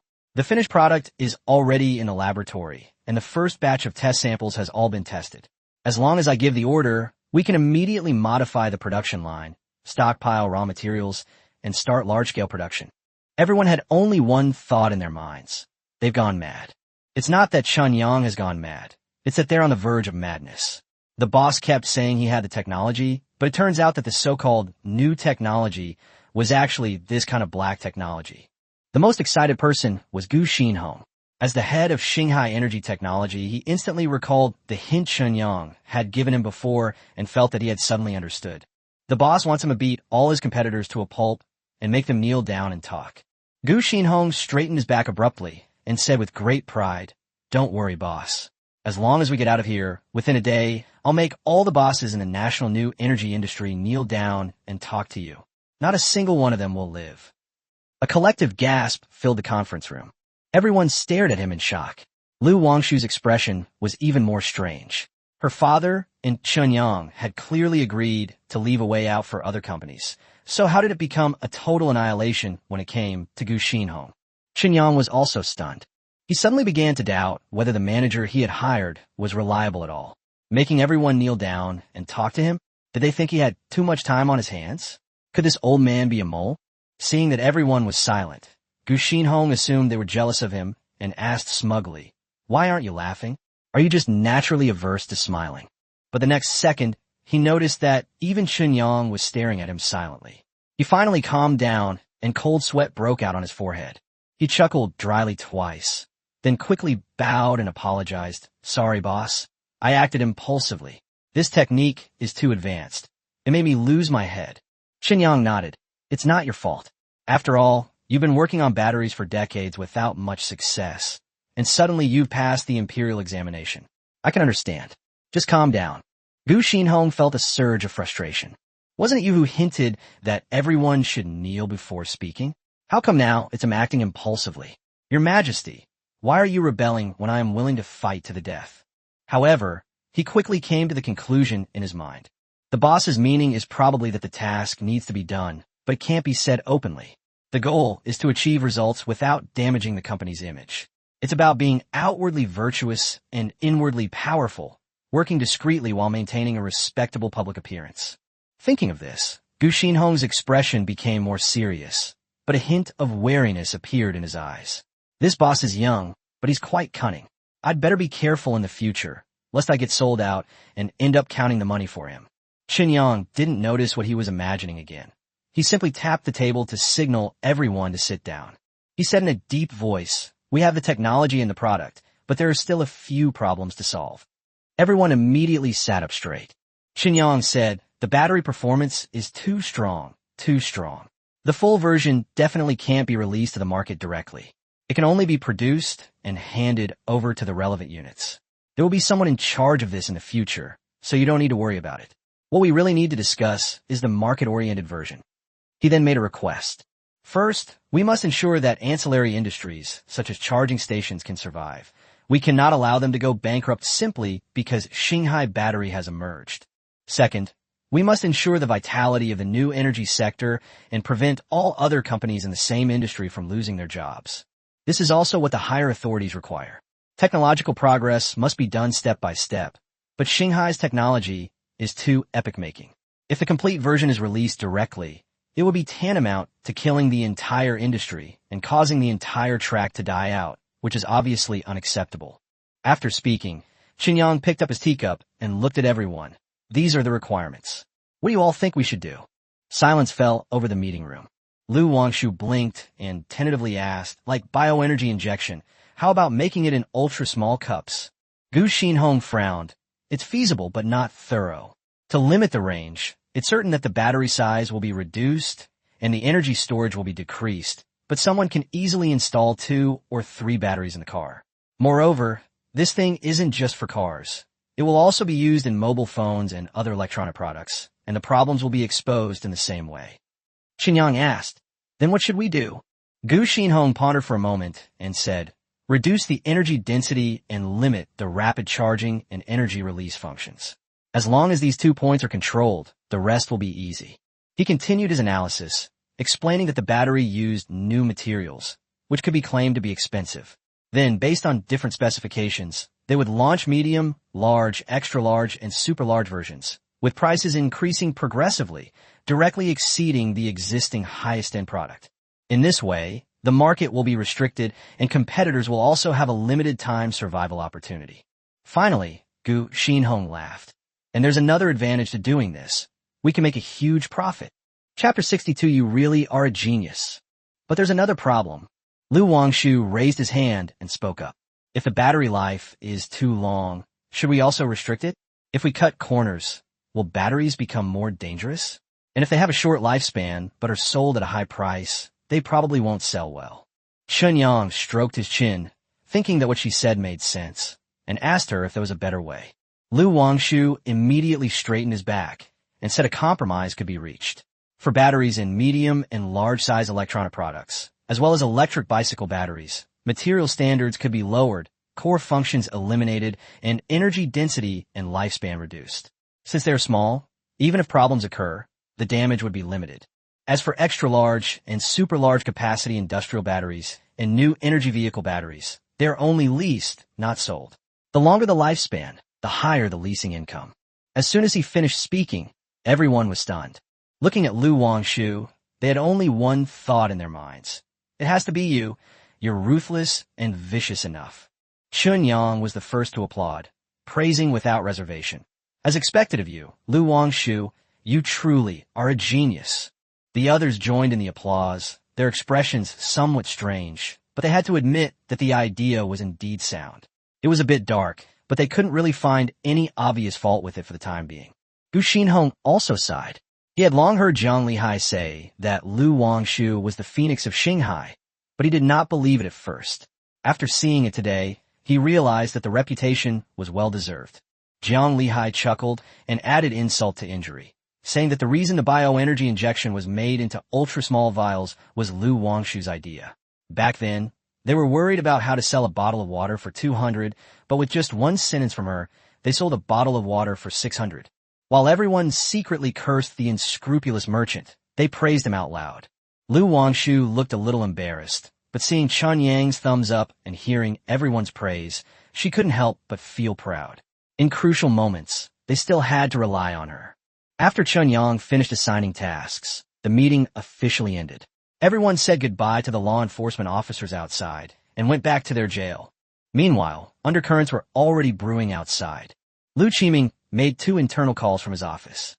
One was to Beijing, which quickly caused a stir and earned him a clear answer. After hanging up, he smiled with satisfaction. Another call was made to the Hu residence.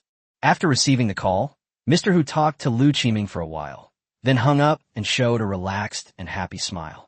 Hu Guangyu was having porridge with the old man and trying to find out what was going on when he saw the situation and couldn't help but ask, "Grandpa, what's wrong?" Grandpa, who didn't elaborate, only saying lightly, "Good thing this old man is finally going to relax." Then, with a meaningful air, he instructed, "If nothing unexpected happens, Hu Guangyu's good older brother will be released tomorrow.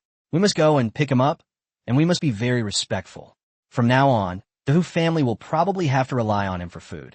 Hu Guangyu was immediately overjoyed. Is Speaker Lu going to win? The old man chuckled twice, but did not answer. Hu Guangyu gasped. The massive explosion at Weiming had almost completely reversed the situation. The inspection team had turned back to Beijing, and the evidence had been taken away. Lu Qiming was in the eye of the storm, and Zhang's gang seemed to have won a great victory. The creditors' group was swarming with people demanding repayment. If he hadn't used a fake account to impersonate Chen Yang and quickly ban people, the group would have exploded. Even the Shen family and Wang Yaozu circle didn't have high hopes for Chen Yang. But now, Lu Qiming is actually going to turn the tables? He couldn't help but look at the old man, wanting to know what had happened. Old Master, who naturally understood his meaning, and simply smiled and said, "Tomorrow I'll be putting on a big show. You just need to go and pick him up. Remember, be respectful. Chen Yang is no ordinary person. This turnaround was all thanks to him." Hu Guangyu was completely stunned. In this level of chaotic battle, in this level of strategic competition, Chen Yang was actually able to intervene and even influence the outcome. The following morning, a conference on investment promotion and exchange between the old and new economies, chaired by Lu Qiming, was held at the Hanhai International Hotel. Hanhai International Hotel is a top-tier hotel, far surpassing Longan International in both its decor and the size of its auditorium. Hanhai Group has now been nationalized, and its management team has been completely replaced from top to bottom. People from all walks of life entered the venue one after another. When the time came, Lu Qiming and the chief steward appeared at the same time and sat in the central position amidst enthusiastic applause. After the meeting began, Lu Qiming spoke first, and the content still revolved around investment promotion, introducing Dongjiang's business environment, advantages for building factories, and support policies. Then the chief steward spoke. He didn't say much. At their level, the real issues were never brought to the forefront. But the third person to speak was different. This man is Cui Yiping, the deputy chief administrator of Dongjiang province, who is in charge of justice, stability, and work safety, and directly leads the law enforcement department. He is a veteran of Dongjiang, having worked with the chief administrator for many years, and is secretly a core member of the Jiangda clique. The chief administrator played a significant role in his rise to his current position. Standing on the podium, Cui Yiping first talked about the business environment and security foundation of Dongjiang. Just as he was about to finish his speech, he suddenly uttered a sentence that silenced the entire audience. He said that Dongjiang's business environment is beyond question, and there's no need to worry about security. Most importantly, there's absolutely no need to fear not making a profit when operating a business in Dongjiang. For example, Chen Yang of Xinghai Group has been borrowing at high interest rates to invest in Dongjiang. The fact that he dares to borrow like that must mean there's profit to be made. He also said that Chen Yang alone provided a large number of jobs and industrial chains, and that many companies and individuals lent money to Chen Yang, including Shen's Group, Yanhai Group, Wang's Real Estate, Longan Hotel, Yonghua Construction, and Hu Guangyu, a private lender. It seemed like a joke, but no one at the scene could laugh. Because all the previous names were just a prelude, the one who was truly mentioned was Hu Guangyu at the end. Who is Hu Guangyu? The grandson of Mr. Hu was in charge of the economy. The meaning of this statement is quite clear. It's a warning to Lu Qiming. Seeing that he hadn't made a statement yesterday, the other party had become somewhat impatient. So today, they publicly pointed out the business dealings between Chen Yang and the Hu family. The threat was almost blatant. The entire room fell silent. Lu Qiming looked at the chief steward, who did not speak, but simply looked back at him quietly. His silence seemed to say everything. Just then, old Master Hu suddenly stood up. His voice was calm and steady, yet it struck the ears of the chief steward and Shui, yipping like a thunderclap. Since we're talking about my grandson, let me say a few words. Both of their hearts sank at the same time. Oh no, things have changed. How dare he? Chapter 63. From a whale fall comes life. The auditorium was deathly silent. Everyone stared ahead, even their breathing unconsciously held. To outsiders, it was just a matter of someone else speaking on stage, but those familiar with the atmosphere knew that the tension was palpable. Grandpa, who walked step by step onto the stage and, under Chui Yipping's complicated gaze, stood in front of the microphone. He spoke calmly. Everyone, first of all, welcome to Dongjiang. He paused, as if recalling something from long ago, and said softly that Dongjiang was a good place. Then, he recounted his past when he fled to Dongjiang. Back then, the country hadn't opened up yet. My hometown, Handong, first suffered a severe drought, then a flood. Our home was gone, my father drowned, and my mother starved to death on the road. My mother lied to my two sons, saying she had already eaten. They were so hungry that they didn't think much of it and ate all the steam buns. During their escape, they encountered kind people, rode in donkey carts, and helped others carry their luggage in exchange for some food.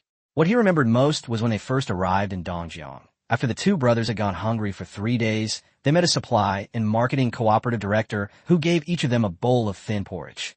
The porridge was pitifully thin. Old Master, who said with a smile that he had counted it years ago, and there were only 107 grains of rice in a bowl. But it was these 2 bowls of porridge that saved the brothers' lives. Later, the benefactor distributed porridge for half a month until he ran out of rice and was therefore dismissed. More than 10 years ago, when the benefactor passed away, the Hu brothers went to pay their respects and kowtowed to him. No one dared to utter a sound in the hall. Old Master, who sighed and said that he had received too many kindnesses in Dongjiang. The people here were honest, kind, and generous. Later, the 2 brothers stayed at the village chief's house in Laoyang village.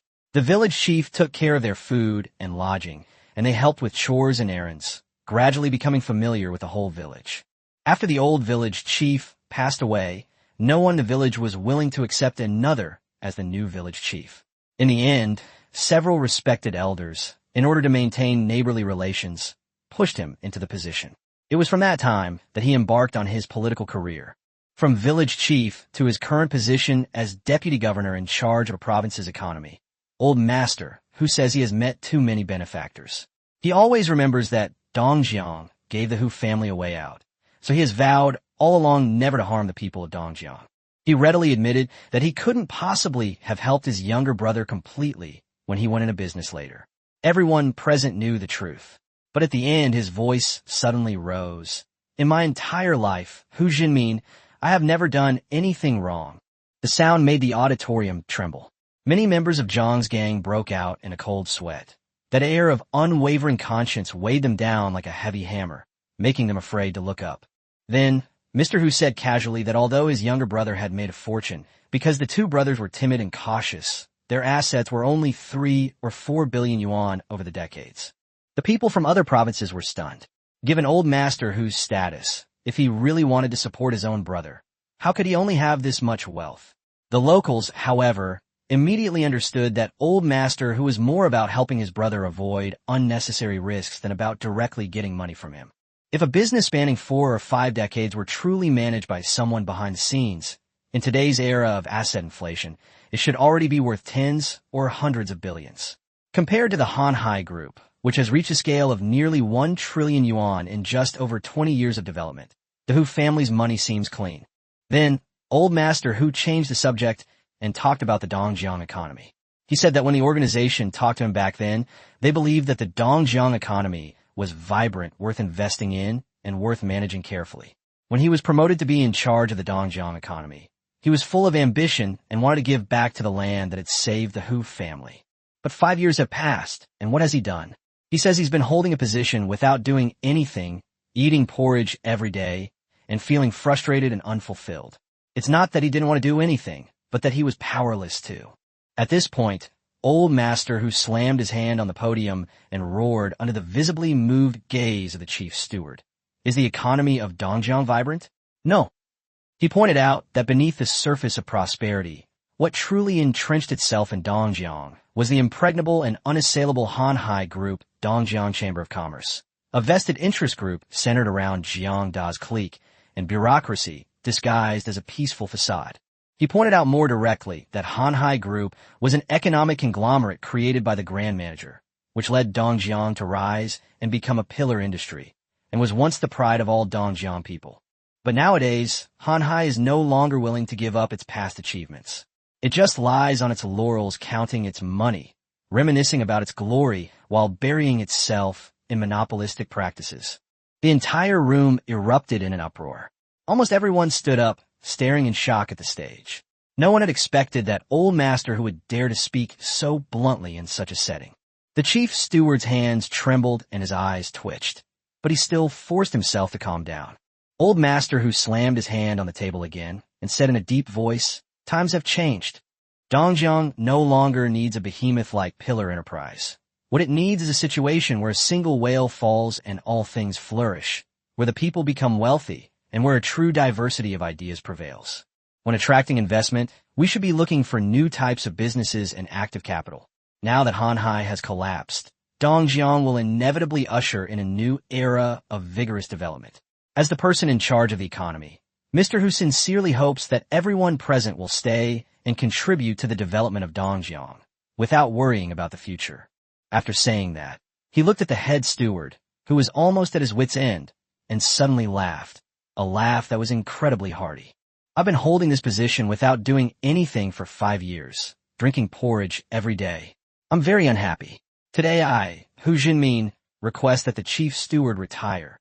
The auditorium fell silent once more. After a brief silence, a burst of chatter erupted. Today's meeting completely shocked everyone. They were both terrified and deeply moved, trembling with excitement. Such a scene was destined to remain unseen, but they were all witnesses. They would witness firsthand old master Hu's self-sacrifice and his heroic act of dragging the chief steward to their deaths. Everything that happened today will surely be etched into their hearts, flow from their mouths, and be unforgettable for a lifetime. Chapter 60, for I gave you a hint, and you're trying to drag me into self-destruction? The conference on investment promotion and exchange between the old and new economies has concluded. The event ended abruptly, even somewhat anticlimactically, but all participants felt it was a worthwhile trip. Such a scene is almost unheard of in China. The public confrontation between provincial leaders, Chui Yiping's speech, and old master whose powerful roar echoed in everyone's ears like gentle reverberations. No one could understand why old master who would do such a thing. What was he after? He actually bypassed his superiors and, in a public setting, used a self-inflicted wound to force the chief steward to step down.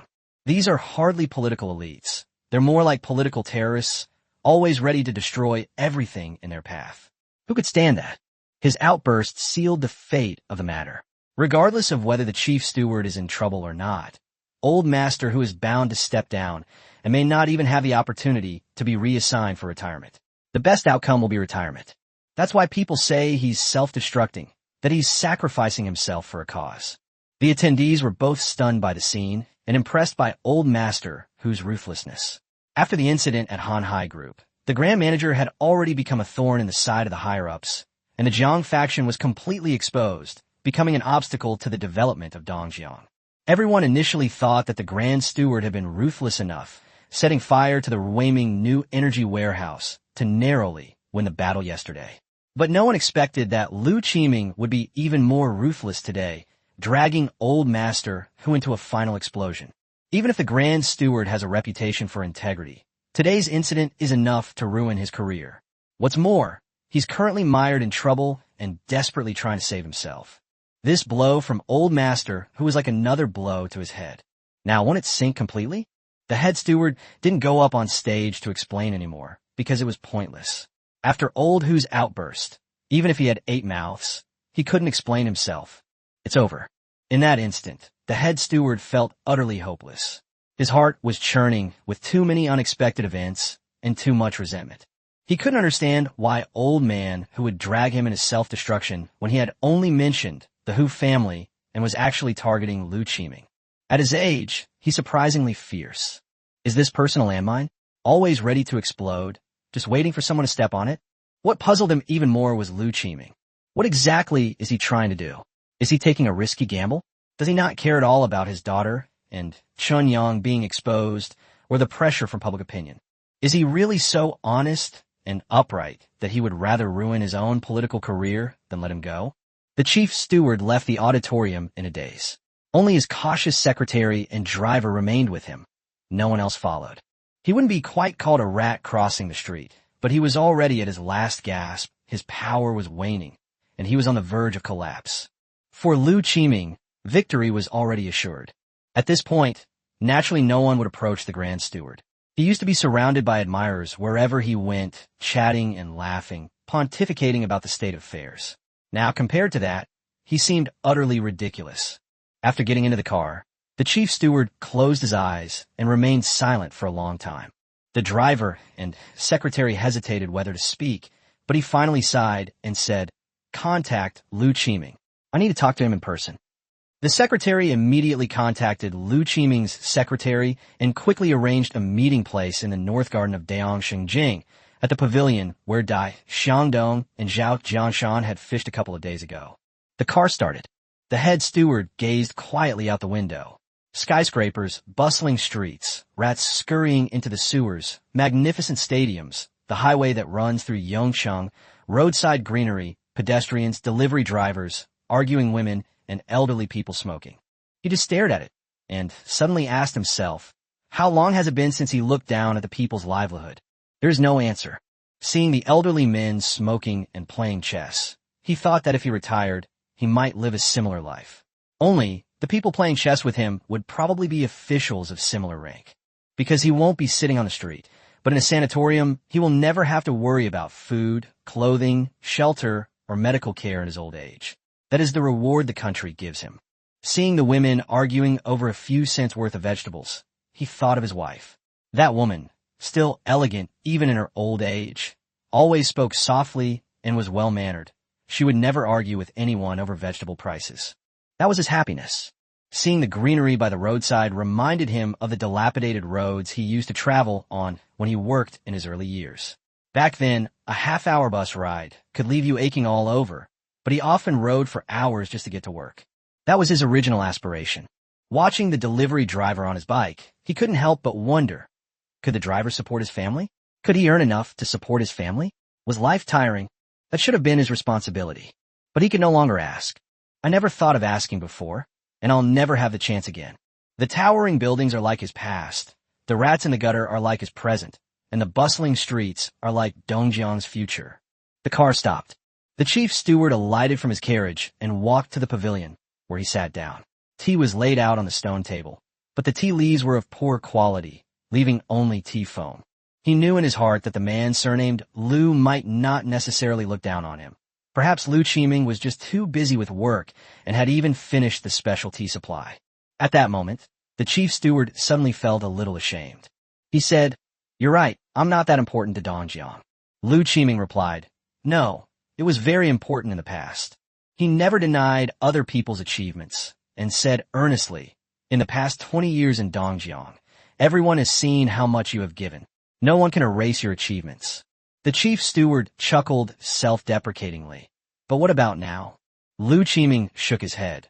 You should understand that no matter how important you were in the past, Dongjiang is not important without you now. Yes, it's important that I'm not there.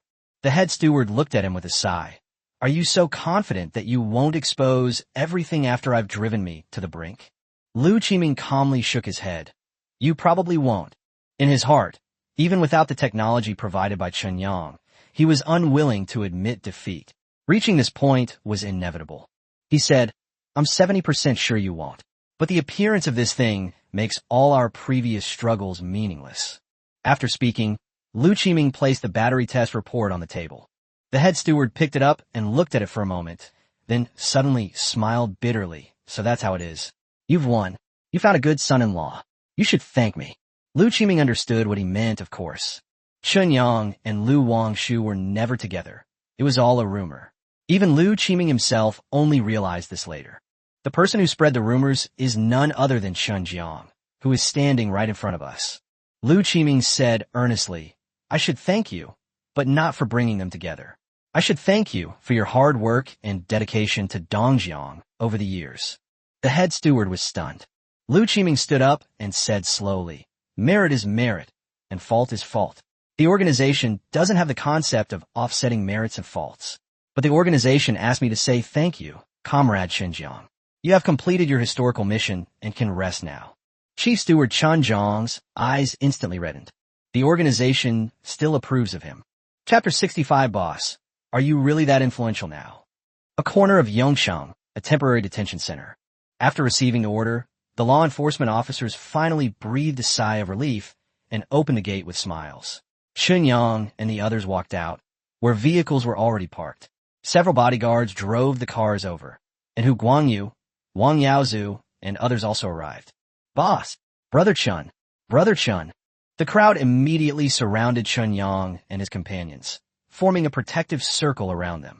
After the law enforcement officers left, everyone was finally able to speak freely and quickly recounted what had happened at the auditorium meeting. After hearing this, Chunyang and his companions were both shocked and delighted. Is he leaving? Dongjiang is about to undergo a major transformation. Boss, we're about to take off. The crowd buzzed with discussion, and Chunyang even gave Hu Guangyu a thumbs up. Your Hu family are all heroes. Awesome. Hu Guangyu's face also shone. He had just heard the news too, and amidst the shock and pride, he couldn't help but wonder.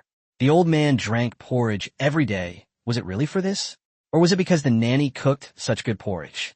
The usually quiet old man actually pulled off a suicidal move, dragging the other party into self-destruction, which was truly astonishing. The group chatted as they got into the car and headed straight for Dongyuan. Hu Guanyu had been informed in advance, and Dong Yuan's culinary team had already prepared a sumptuous feast. After Qinyang and the others arrived, they first washed up and changed into clean clothes before sitting down to eat. During the meal, someone couldn't help but ask, what do you think will be the final outcome? Qinyang looked at Hu Guangyu. Among those present, only this son of a powerful family understood these intricacies. Lu Wangshu, a political idiot, was certainly not someone to be counted on. Hu Guangyu put down his chopsticks and said in a low voice, I asked him, if he hadn't made such a big fuss, those things at Han Hai Group might not have been pinned on him. At most, he would have been reassigned, or at worst, he would have been moved to another place to retire. But now that Ruiming New Energy has exploded, things have completely blown up. Forget about retirement. He won't even be able to retire. He'll definitely have to go to jail. Go in. Huang Ruiming gritted his teeth. Even if he hadn't blown up my Ruiming, Han Hai couldn't possibly be unrelated to him. If it weren't for that connection, would Dai Wenbin have dared to frame me like this? That's not the same wisdom you have. Hu Guangyu rolled his eyes and continued. But the investigation team really did dig deep. He's clean when it comes to money. He's after power, not money. He explained that from its inception to its current size, Han Hai Group was indeed used as a tool by that person on multiple occasions to promote the development of various parts of Dongjiang. Without that person using Han Hai to revitalize the economy, Han Hai could not have grown so large, but without Han Hai, Dongjiang would not have risen so quickly. But more than a decade has passed, and the situation has changed. Now, Han Hai has a monopoly, and various regions are colluding. The Dongjiang economy is like a stagnant pool, which is probably the backlash after capital has been overexploited. Hu Guangyu sighed. The problem is that the tail has grown too big to wag. Those who followed him were all his supporters back then, each one of them living a life of luxury and absolute obedience. He probably knew about the problem all along, but he just wasn't willing to take action. They were all his flesh and blood, and he didn't have the determination to cut them off, so in the end they all fell together. With the destruction of Han Hai, the old man will also be forced to step down, and all those implicated will be eradicated. The entire Dongjiang region will usher in a truly transformative moment. Everyone who heard this was deeply moved. But just then, an uninvited guest arrived at the door. Qinyang and the others walked towards the gate with a puzzled expression. Just as they reached the door, the person in front of it suddenly knelt down. Everyone was startled, and Qinyang even took 2 steps back, frowning as he stared at Zhao Jiangshan. Old man, are you trying to scam me? Without wasting words, Zhao Jiangshan said directly, President Chen, I have sold all the shares I held in Jiangshan Group. I have 63% of the shares, which is worth about 55 billion. I heard that President Chen is short of money for development, so I would like to lend you the money. I only ask that President Chen accept it. Do you have to beg on your knees to lend money to Chen Yang? Everyone was stunned and turned to look at Chen Yang. Gu Xinhong exclaimed in shock, "Boss, are you so influential now that people have to kneel down to lend you money?" He had previously considered lending his salary to his boss to earn interest, but now he realizes that was just a pipe dream. Huang Ruiming and Li Ran exchanged a glance. As Chen Yang's creditors, they suddenly felt that Chen Yang had already given them a lot of face. At least he hadn't made them kneel down. But the more people thought about it, the more absurd it seemed. Who lends money to someone and then begs them to accept it? Lu Wangshu also looked at Chen Yang with a strange expression, thinking that it was one thing for this person to bully his debtors. But how could he bully them to this extent? She looked at Zhao Jianshan kneeling on the ground and couldn't help but feel contempt. At his age, he could actually do this for high interest rates. Chen Yang narrowed his eyes. He sensed something was wrong. Now that the crisis was over, he would believe anyone begging to lend him money, but he wouldn't believe someone kneeling down to beg. Just as he was about to ask, two people suddenly walked over from the side. It was Lu Qiming and that lonely figure. The man glanced at the kneeling Zhao Jianshan, gave a self-deprecating smile, and whispered a few words to Lu Qiming. Lu Qiming was initially surprised, then smiled and said to Chen Yang, "Take it." Everyone was shocked to discover that the two big shots were also there. They wanted to go forward to greet them, but Lu Qiming waved them off. He only let Chen Yang go over and whispered a few words in his ear. Chen Yang suddenly realized and nodded with a smile. "Old who? Help President Zhao up. I'll take the money." Upon hearing this, Zhao Jiangshan breathed a sigh of relief, cold sweat pouring down his forehead. He felt as if the world had suddenly become a much bigger place. Heaven knows how nervous he had been when he saw those two big shots. At that moment, the lonely figure suddenly spoke up. "Chen Yang, would you like to talk to me for a bit?" Chen Yang looked at Lu Qiming and saw that the other party nodded slightly, so he smiled and said, "If you have something to say, how can I not listen?" Chapter 66. What if the whole country lent me money? I'm no longer the Grand Steward. The head steward said with a wry smile that he was just someone who had made a mistake, and it was up to Chen Yang whether he wanted to talk or not. He was just feeling a bit sentimental. Chen Yang then became serious, telling the people in the East Garden to go eat first, while he continued walking forward with the head steward and Lu Qiming. Lu Wangshu, worried, caught up and hugged her father's arm, leaving Lu Qiming with only a helpless smile. The chief steward looked at Chen Yang and sighed. Others run businesses like they're taking their time. Even with his support, the Hanhai group is only moving faster. But Chen Yang is different. He's like he's sprinting, as if something is chasing him. He didn't understand why Chen Yang was in such a hurry, even willing to borrow money at high interest rates to expand.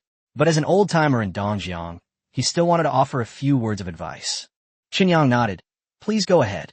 The chief steward only said 8 words. First, lay a solid foundation. Second, put people first.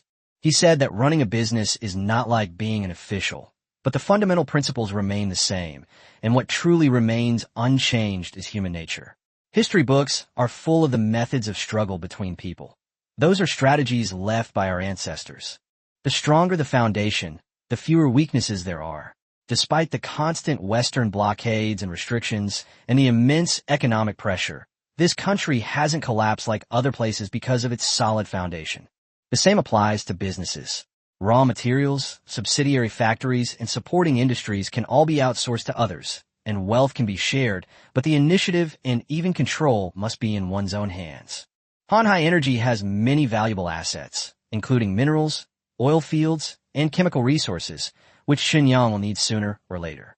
The chief steward advised him to acquire them now, as Lu Qiming's help made it a rare opportunity that he might miss. Chen Yang sincerely thanked him. The Grand Steward smiled and said that he was the one who had tricked Han Hai into plotting against Chen Yang and trying to annex Shanghai, but now he was the one teaching Chen Yang how to swallow Han Hai. Chen Yang smiled faintly. What's the difference? No matter who swallows whom, they're still in Dongjiang. The meat rots in the pot. Perhaps it would be better if I swallowed Han Hai. The chief steward was silent for a moment, then bitterly admitted that it made sense. Chen Yang then asked, "Didn't Grandpa Hu say that Dongjiang shouldn't have a behemoth enterprise? Why did the Grand Steward still advise him to take over Han Hai?" The head steward scoffed, saying that what Old Master Hu saw was only the stagnant vast ocean. But Star Sea was different. Chen Yang had new technology that could propel Dongjiang to new heights for another 20 years. As for whether Chen Yang would become the second Dai Xiangdong or break free from this pattern 20 years later, that would depend on him. Chen Yang then asked, "What does people-oriented mean?" The chief steward's expression turned serious. He said that with the development of AI, many companies have begun to use AI to replace the work of ordinary people, which can indeed save costs, but that is not the right way. Technology should develop, and people should live better lives, but this should be contingent on people becoming wealthy. True wealth shouldn't just mean a particular social class becoming rich, but rather everyone improving their lives from the bottom up. The country belongs to the people. This applies not only to the nation, but also to businesses.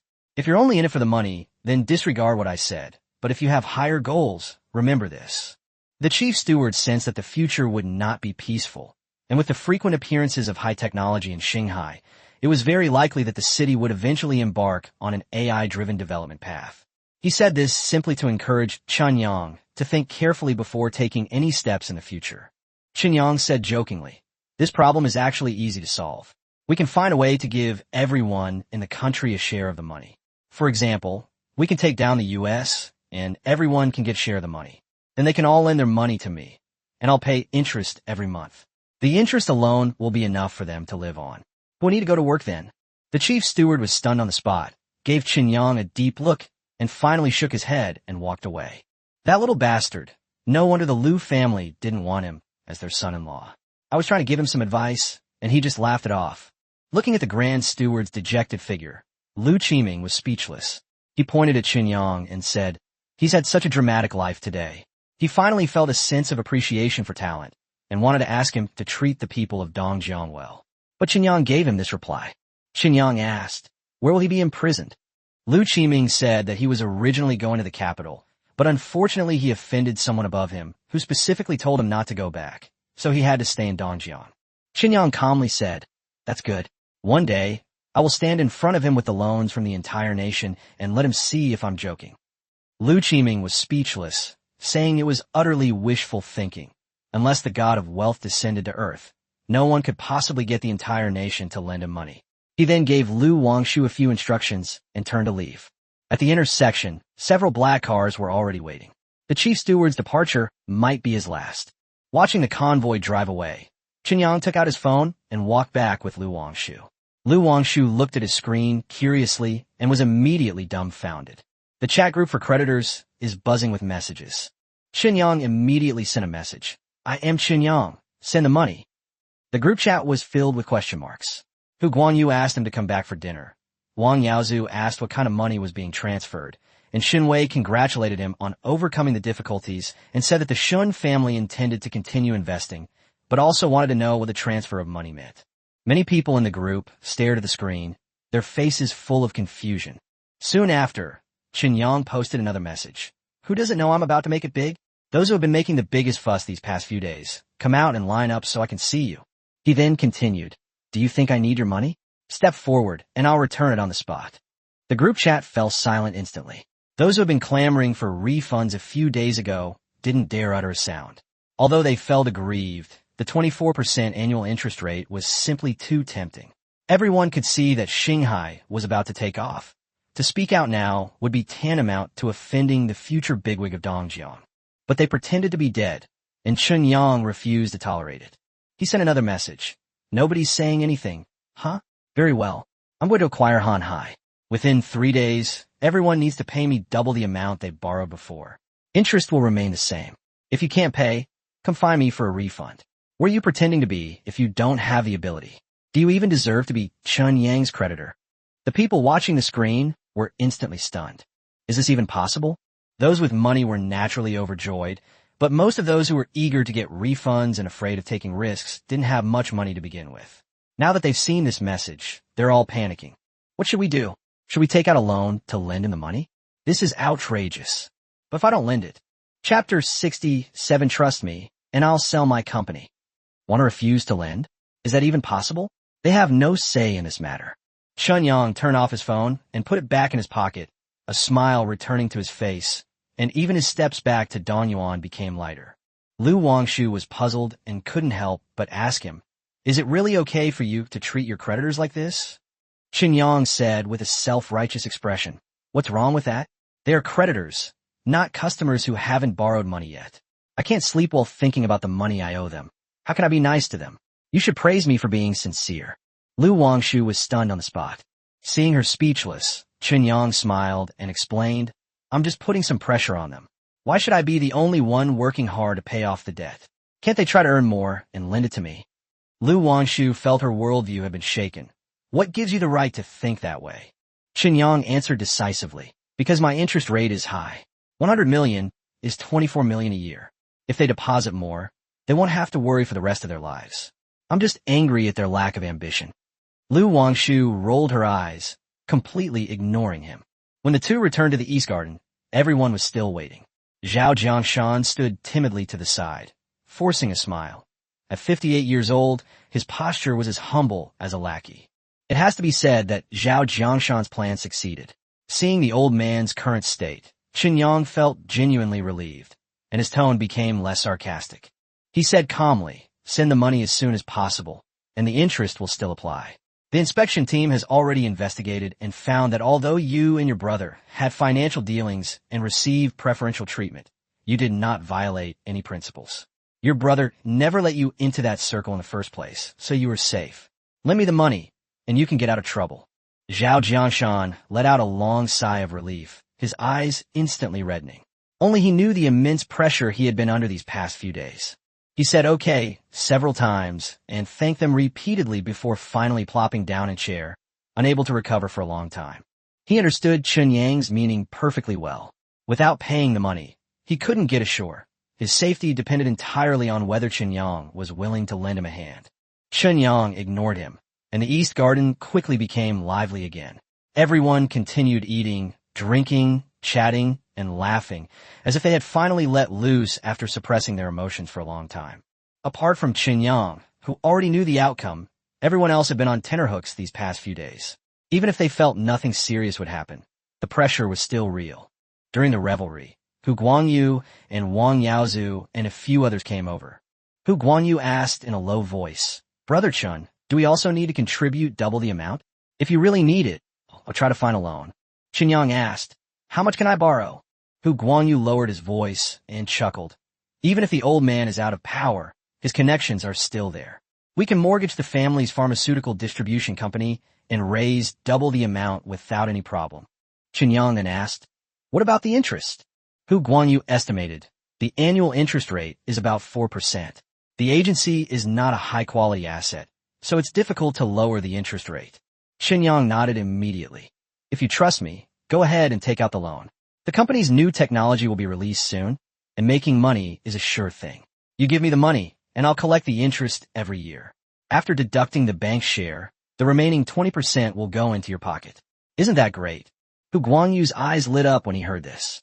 Adding another 1.5 billion would bring it to 3 billion, with an annual interest of 720 million, far exceeding his luxury car market. He was overjoyed, even thinking that the old man stepping down wasn't such a bad thing after all. Chen Yang remembered this favor and would definitely take care of him in the future. Wang Yaozu, standing beside him, looked worried and said, Brother, what are we going to do? We already have a lot of loans, and we really can't borrow anymore. We really can't come up with 500 million. Chen Yang said without hesitation, Trust me, and I'll sell the company. Upon hearing this, Wang Yaozu and the others were completely dumbfounded. Selling the company? That's outrageous. They certainly knew Chen Yang could make money, but who could guarantee he wouldn't lose money his whole life? If something went wrong one day, all the eggs would be in one basket, and they'd have nowhere to turn for help. Wang Yaozu felt uneasy and dared not respond. Chen Yang looked at him, his tone turning serious. Brother, at this time, your brother needs your support. Wang Yaozu was so anxious he almost jumped up. What younger brother? In front of Chen Yang. He was the younger brother. No, Chen Yang was the boss, and he was the grandson. But he really didn't dare to gamble like that. A guaranteed win isn't gambling. When it's gambling, no one dares to claim certainty. Diversifying risk and aiming for smaller, more stable profits is the norm in their circle. Seeing this, Chen Yang shook his head. Forget it. You'll regret it. Wang Yaozu and his group panicked instantly. What did this mean? Were they going to settle scores later? Shanghai is not like Yanhai Group. The Qi family is already like grasshoppers in autumn, just waiting for Chen Yangting to make a move to crush them. As for Xinghai's future, it will at least reach the level of Hanhai, and dealing with them then will be a piece of cake. Liang Chaochuan, the most impatient of all, immediately said, "I'll invest another 500 million. Wang Yaozu asked in a trembling voice, "Where did you get the money?" Liang Chaochuan's eyes darted around as he whispered, "I'm planning to take out another loan and borrow some more from my wife's family. If that's still not enough, I'll delay paying the migrant workers' wages until I receive the interest, then I'll make it up to them." Wang Yaozu pointed at him and yelled, "Are you crazy? You dare to do something like this? Aren't you afraid of dying?" Those around him also criticized Liang Chaochuan for being immoral. But Liang Chaochuan secretly glanced at Qinyang. Qinyang immediately understood that this guy was trying to shift the pressure onto him. The others also realized what was happening and inwardly cursed Liang Chaochuan for his cunning. He used a feigned retreat to gain advantage, employed moral blackmail, and even used the migrant workers to pressure General Manager Chen. His mind was truly shrewd. This was originally a good thing, but he messed it up. If Qinyang just refunds him and tells him to get lost, then it's really over. Liang Chaochuan also got anxious and quickly explained, "What I mean is, I will persuade the workers to entrust their wages to me for safekeeping, and I will give them 24% interest every year. They will definitely be willing." These words immediately plunged everyone into deep thought. Wang Yaozu thought of the real estate salesman under his command. Zhao Shun thought of the hotel waiters. Sun Hai thought of the wealth management funds he held. And Vice President Liu even thought of embezzling public funds. Just as they were becoming more and more tempted, Liu Wangshu timidly asked, "Isn't this considered illegal fundraising?" In a single sentence, he shattered everyone's illusions. Everyone's faces fell, and their newly made decision instantly sobered them up. Qinyang looked at Liu Wangshu speechlessly. "If your father doesn't investigate, how can it be considered illegal fundraising?" Chapter 68, If You Can't Play Well, will all be taken to the rooftop. Unfortunately, these kinds of things can't be said openly, otherwise it's easy for opponents to find fault with them later. Qinyang could only helplessly remind everyone, contribute as much as you can, don't cause any trouble, and be smart about it in the group chat, understand? Everyone immediately breathed a sigh of relief and said in unison that they understood. Wang Yaozu was the most enthusiastic, smiling and saying that he had raised 300 million, and the group chat said that the mortgage company had borrowed 1 billion, and that he would distribute it now. With him taking the lead, others followed suit, some offering 300 million, some 200 million, and some 100 million, instantly lightening the atmosphere considerably. At this moment, Vice President Liu also smiled and said, "The Yongchang headquarters will contribute 1.8 billion. Liang Chaochuan quickly reminded him that he was referring to actual figures, not the exaggerated numbers in the group chat. Vice President Liu shrugged. "It's true, our bank's shareholders just sent out the message. Yongchang Bank is a private bank after all, so it still has some money. But don't blame me for any false reports in the group. I represent the bank." Everyone was speechless, almost forgetting who this guy was. Liang Chaochuan felt even more like a clown. Qinyang was delighted and immediately asked Zheng Chong to bring a nice chair for bank manager Liu. Zheng Chong quickly brought over a reclining chair. Vice President Liu sat down, feeling quite comfortable. "Tisk, it's good to be rich," he thought. "This is what superiority feels like." Qinyang did a quick calculation and found that Wang Yaozu and his group had raised another 3 billion, plus Hu Guangyu's 1.5 billion, Zhao Jiangshan's 55 billion, and his own 11.5 billion, totaling only 71 billion. This number sounds alarming, but it's far from enough to acquire Hanhai. Hanhai's total assets are over 800 billion yuan. After being nationalized and liquidated, aside from the cash on hand and unnecessary industries, what he really wants to buy are the core assets such as mining, oil and gas, and chemicals, which would cost at least 300 to 400 billion yuan and might not even be enough. Thinking about this, Qinyang suddenly realized that he was ridiculously poor and couldn't even afford a second-hand business. The more he thought about it, the angrier he became, and he couldn't help but pick up his phone and open the group chat. No one spoke in the group, except for Wang Yaozu, who posted, "A mortgage loan of 1 billion yuan, making a fortune from the interest." Qinyang thought for a moment and then sent a message. "Some people should have some self-awareness and not force me to kick them out." The group remained silent. Just as Qinyang was wondering what was going on, a series of ringtones suddenly sounded from the side. Everyone turned to look and saw it was Vice President Lu's phone. He was sitting in a recliner, scrolling through messages, his expression constantly changing. Wang Yaozu asked him what was wrong. Vice President Lu frowned and said, "This is strange. A large group of people have suddenly come to me for loans. Is the end of the world coming? These kinds of high-quality customers are usually hard to find, but now they're lining up." Everyone was taken aback. Vice President Lu read out several names. Nanjing Real Estate, Jiachen Electronics, Zhuiyue Labor Services, Guangzhong Investment, Suwei Pharmaceutical, Hai Daily Chemicals, Zhongqing Chemicals. Why do they all look so familiar? Wang Yaozu laughed. How could they not look familiar? Aren't they all people from our group? Upon hearing this, everyone turned to look at Chen Yang. Holy crap, could it really be what they think? Chen Yang coughed lightly, showing no remorse whatsoever, and said confidently, "I'm doing this for their own good. Where else can you find such high interest rates? They get low loan interest rates, and they lend to me to earn a commission, so it's a sure thing. It's a guaranteed profit, no losses whatsoever." Everyone's foreheads were practically covered in black lines. Chen Yang certainly wouldn't lose money, and neither would the bank. They both had collateral, and at worst, they could take over the assets. But were the creditors really not losing money? How could it not be a loss? If Chen Yang goes bankrupt one day, everyone will die with him. Not a single one of them will escape. Everyone looked at him strangely. This man wasn't just adding pressure to the creditors. He was practically adding another mountain of debt to their backsides. Although lending to Chen Yang could earn high interest, they were always on edge, fearing he might ruin everything one day. But from another perspective, Chen Yang is truly cunning. Can he really play games like this? From now on, everyone will have to fawn over him. No, it should be enshrined. He's the god of wealth. If you play well, he'll make everyone rich. But he's also the king of hell. If you don't play well, he'll take everyone to the rooftop. Wang Yaozu shook his head and sighed. "I give up." Everyone else sighed in agreement. Chen Yang, however, looked up and whistled, acting as if it were none of his business. Soon, everyone finished eating and drinking and left. Chen Yang also followed Gu Xinhong and the others to the head office. The fact that all the company's top-level executives and the chairman are in jail is shocking. Nobody knows how chaotic things are inside the company right now. But when they arrived at the company, they found the situation to be surprisingly calm. Everyone was going to work as usual, and there was no sign of any trouble. Gu Xinhong couldn't help but ask the T2-level executives who had rushed over, "Aren't they worried?" The people who came were Wei Dong from the Human Resources Department, Lu Yun from the Finance Department, Zhao Yiming from the Audit Department, and Wang Defa from the Legal Department. The group exchanged awkward glances. Finally, under Gu Xinhong's persistent questioning, Wang Defa explained in a low voice, "We're different from you guys. We're all hired by the boss on annual contracts. We've already received our money, so what's the rush? At worst, the company goes bankrupt, and we can go back to our old ways.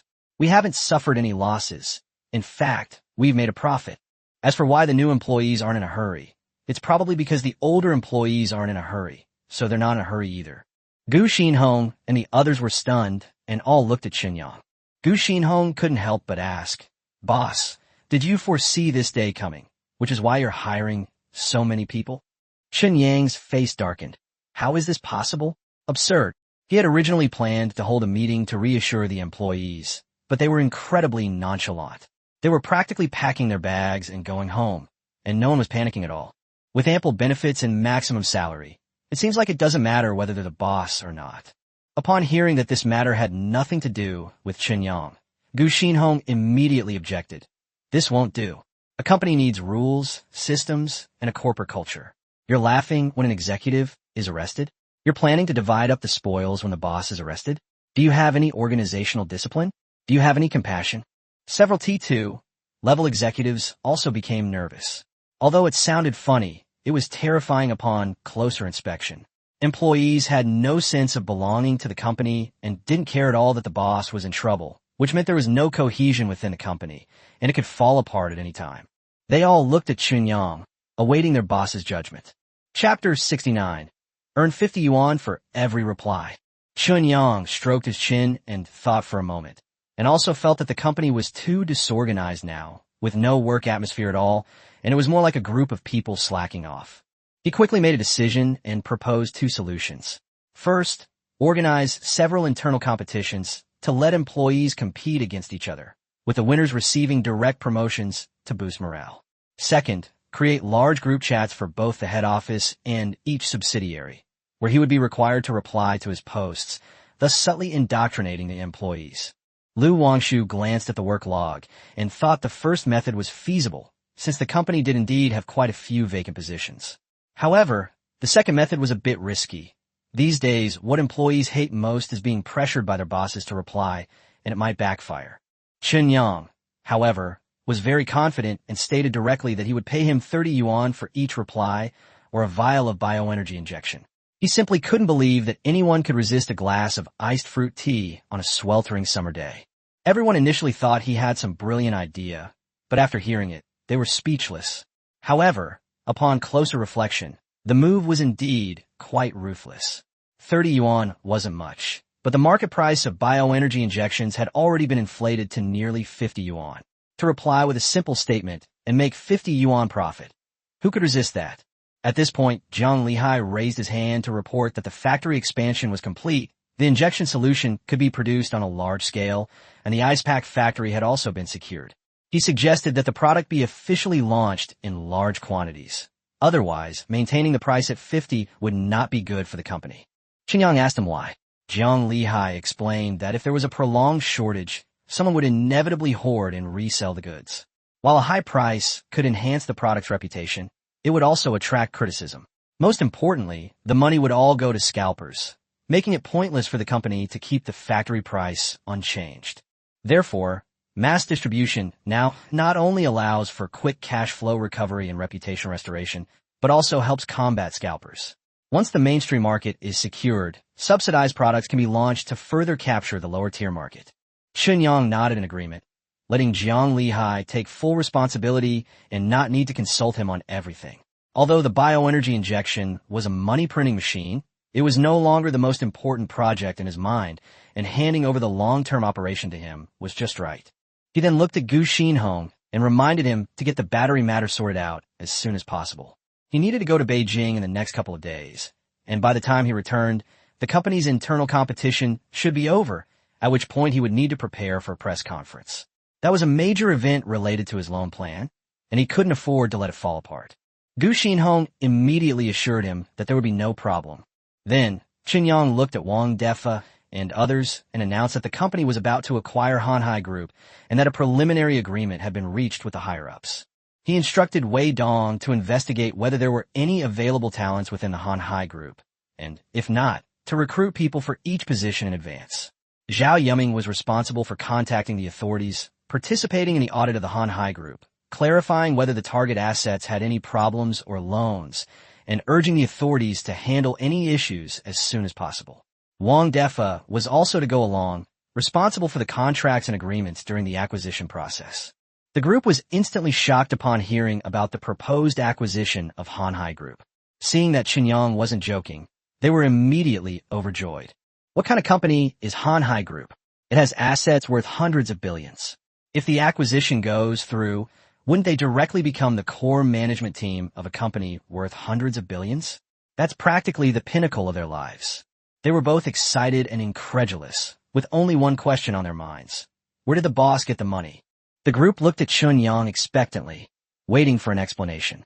Chun Yang, however, was too lazy to explain in detail, only stating that the money was borrowed and that a little interest would suffice, telling them not to worry and to just focus on doing their jobs well. At this moment, Lu Yin couldn't sit still anymore. Seeing that everyone else had a task, but she didn't, she hurriedly asked the boss what about her. Chen Yang smiled and said that she certainly had a task to complete. Previously, Shanghai Beverages had secured a 20 billion yuan loan, and now she needed to go to the bank to collect the money. Lu Yun was stunned, completely bewildered. Hadn't the bank sued them too? And were they trying to forcibly recover the loan? Logically, they should be the ones repaying the money, so why were they asking for it back? Qin Yang sat calmly and told her with certainty that the bank had already withdrawn its lawsuit, barring any unforeseen circumstances, and the 20 billion yuan would not be recovered. She was going to inform the bank that the company would soon receive 60 billion yuan and demand that they also come up with another 60 billion yuan. If they couldn't come up with it, they were fired, and the company would find a new loan partner. Lu Yin was completely dumbfounded. Not only would they not repay the money, but they also wanted to ask the bank for another 60 billion? Was this really a reliable thing to do? And they were asking her to do it. The difficulty was even more outrageous than asking her to kill Tang Sanzang. Chen Yang could tell she lacked confidence and immediately realized this wouldn't do. It was incredibly rude of his subordinates not to trust him enough. He had to show them what it was like.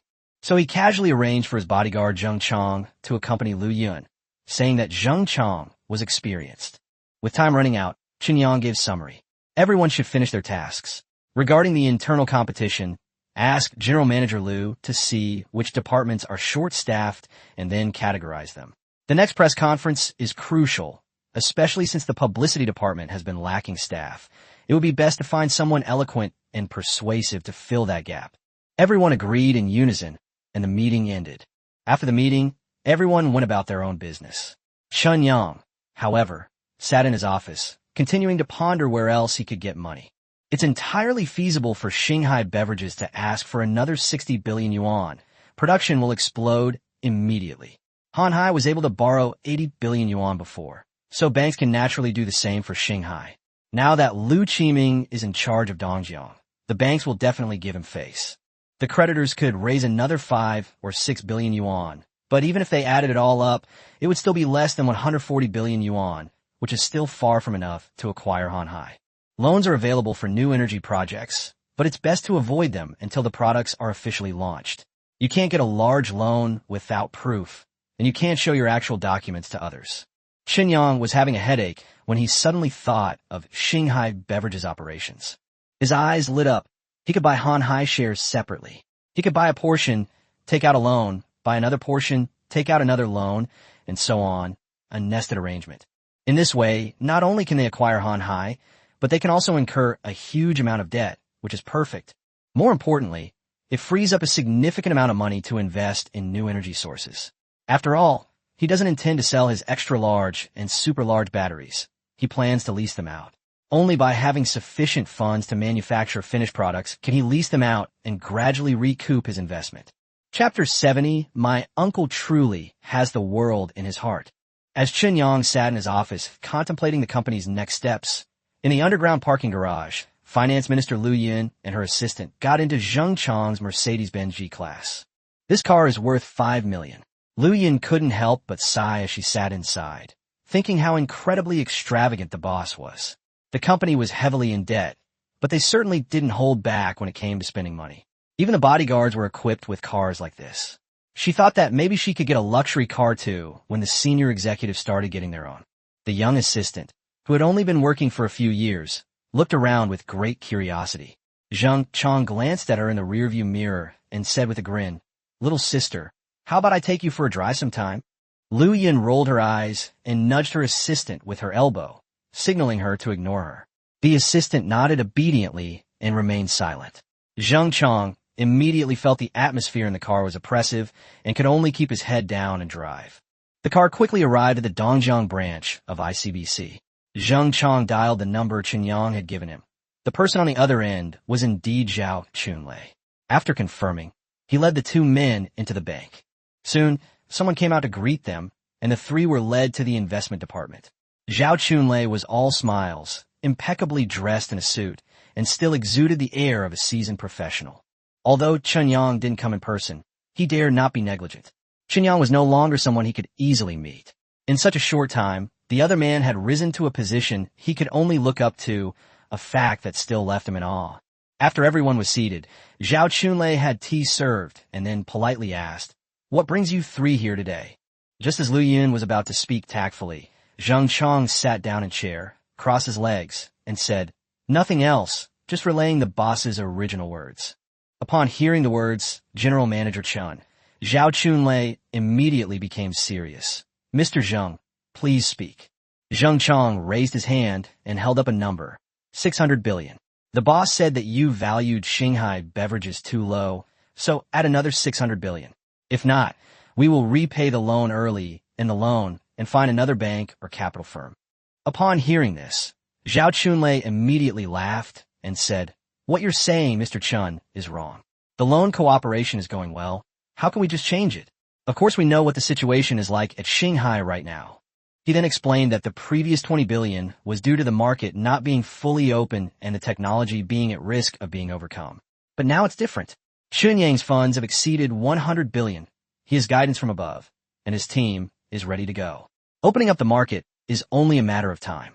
Even if others catch up with its technology in the future, Shanghai Beverages, which has already secured a market share, won't see its value drop too much. Therefore, additional loans are inevitable. And even if Chen Yang hadn't brought it up, he was prepared to visit them to discuss it. At this point, Zhao Chunlei looked troubled. But isn't 60 billion too much? Adding the previous 20 billion, that makes 80 billion. Zheng Chong immediately shook his head, looking like a brute. I don't understand, but I want 60 billion anyway. Helpless, Zhao Chunlei could only look at Lu Yin. Lu Yin quickly waved her hand. Director Zhao, I can't make this decision. I'm just here to collect the money. Why don't you call the boss directly? Zhao Chunlei fell silent. If he could have made that call, he would have done so already. Chen Yang was riding high right now. For a bank manager like himself to call and haggle would just be adding insult to injury. After a moment, he nodded and said, Okay, I'll try my best to negotiate. But this time, ICBC will take the lion's share. Please tell the public that you originally wanted to supplement the loan by 80 billion, but I reduced it to 60 billion. Lu Yun was stunned. She never imagined that banks could operate in this way. Zheng Chong grinned and said directly, 100 billion. Zhao Chunlei's face immediately lit up with a smile. He took out 2 boxes of tea from the drawer and handed them to him, saying, Mr. Zheng, thank you very much. Lu Yin was completely stunned. Even after leaving the bank and getting back in her car, she was still somewhat taken aback. That was a bank, after all. How could they talk like that? She couldn't help but look at Zheng Chong, her eyes changing. This seemingly rude and reckless man had actually been in control from the moment he walked in. Even his nonchalant demeanor was a tactic to maintain order. Zheng Chong whistled as he drove, glancing at his assistant's admiring gaze in the rearview mirror, and said smugly, The boss said you can't be polite to creditors. The more polite you are, the more they take themselves seriously. If you're polite for too long, they'll dare to shit on your neck. In the evening, the 2 cars arrived at the old Lu family residence. As soon as they entered the courtyard, Chen Yang and Lu Wangshu saw Lu Qiming standing in the yard sweeping the floor, which surprised them both. Lu Wangshu asked, Dad, why are you sweeping the floor?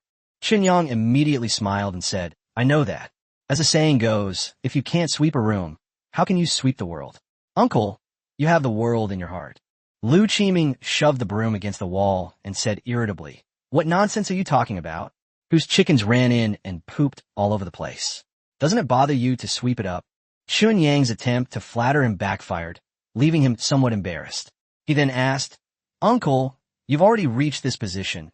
Why don't you move to a better place to live? Lu Qiming glanced at him. What? If I take 2 more steps, does that mean I have to sit in the Forbidden City? After saying that, he pushed open the door and let the 2 into the house. The lights were on, and the television was playing the news. He explained that this was a standard residential building for the provincial government, and many retired comrades from Dongjiang lived here, so there was no need for him to make an exception. Chen Yang was speechless for a moment, feeling that Lu Qiming was acting strangely today, but he couldn't quite put his finger on what was wrong. Lu Wangshu frowned and asked, Dad, what's wrong with you today? Did your high blood pressure flare up, and you forgot to take your medicine? These words infuriated Lu Qiming, but he couldn't bear to scold his own daughter, so he could only glare at Chen Yang resentfully. Chen Yang looked completely bewildered. What did this have to do with him? Annoyed by the glare, he simply stopped serving him, sat down, picked up the fruit plate, and started eating, even crossing his legs like a lord. Lu Qiming was even angrier. This was his house, not Chen Yang's. How could this kid act like he was walking in with yellow hair? He wanted to curse, but felt his words weren't harsh enough. He wanted to teach him a lesson, but felt that saying anything to this bastard would be like talking to a brick wall. After all, this guy was the kind of person who would casually mention building guns and cannons and conquering the world. In the end, Lu Qiming could only sigh. What a terrible thing. Our flight is early tomorrow morning. My teacher isn't feeling well, so we need to get there as soon as possible. Chapter 71, You said you'd seize the young master? Say it again. Teacher? Chen Yang was slightly taken aback, then realized that the teacher Lu Qiming mentioned was most likely the real big shot behind him. What's wrong with Grandpa Ning? Lu Wangshu asked anxiously upon hearing this. Mr. Lu shook his head, not elaborating, and simply said, It's nothing serious, don't worry about it. Just focus on your work. Lu Wangshu had no choice but to sit down. Chen Yang, however, sensed something was wrong and lowered his voice to ask her, Grandpa Ning?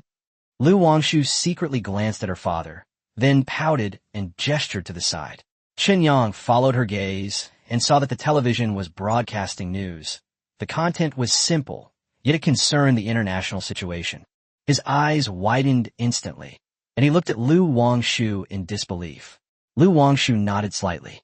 Chen Yang then looked at Lu Qiming, who was drinking tea, and felt a wave of confusion. He had originally thought that this old man was at most a member of the State Council, but he never expected that he might be one of the very few standing counselors. This background is far too strong. Just then, Lu Qiming suddenly spoke up. I haven't asked you yet. What are you doing here all of a sudden? Chen Yang didn't beat around the bush and directly stated his intention to purchase Han Hai Group in batches. After listening, Lu Qiming gave him a disdainful look. You came all this way to ask me? Do you think you can buy Han Hai outright? Aren't you overestimating yourself? Chen Yang was taken aback. Lu Qiming said irritably, it was already divided up long ago. If we really wanted to sell the whole thing, how many people in China could come up with that much money? How much money do you have? Chen Yang smiled awkwardly, realizing he had overthought things, and said in a low voice, I really can't come up with that much right now. At most, I can only scrape together 140 billion. Take the young master. Lu Qiming's hand trembled, spilling tea and nearly dropping the cup. He glared at Chen Yang. How many times did you say that? Say it again. No less than 140 billion, at least that amount. Chen Yang mentally tallied it up. The remaining funds, what various parties could pool together, plus loans and Shanghai Beverages' recent profits, amounted to approximately 142 billion. Lu Qiming stood up in shock. How much money do you owe, kid? Who's so bold as to lend you so much without collateral? A little over a month ago, you were penniless, and now you have over 100 billion? You can't even rob money faster than that. Chen Yang actually started calculating seriously. The bank owes 80 billion, Zhao Jiangshan owes 55 billion, and the Huang Ruiming family, the Shun family, Yanhai Group, Hu Guangyu, as well as a bunch of creditors including Yongchang Bank, Wang Yaozu, Zhao Shun, Hengyuan Securities, etc., add up to nearly 172.28 billion. His mind went blank for a moment. Unbeknownst to me, I've already accumulated so much debt. Then, considering income and expenditure, more than 20 billion yuan was spent on buying houses, cars, buildings, and companies. The remaining funds that have been received, and those that are about to be received, seem to have made a profit. But upon closer reflection, he suddenly realized that the 7 billion yuan for Ruiming New Energy was in shares, not cash. Now that Ruiming had been bombed, it might not even sell for 2 billion yuan. Based on this calculation, it's almost a break-even situation. Chen Yang panicked immediately. The first month's interest was due soon, and he quickly said, Boss, you have to stand up for me regarding Ruiming's matter. Ruiming was bombed.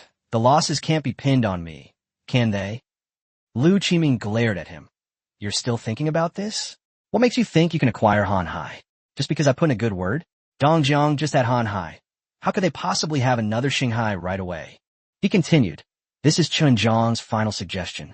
For the sake of Dongjiang's future, we joined forces to give you this opportunity, both to stabilize Dongjiang's economy and to compensate for your losses.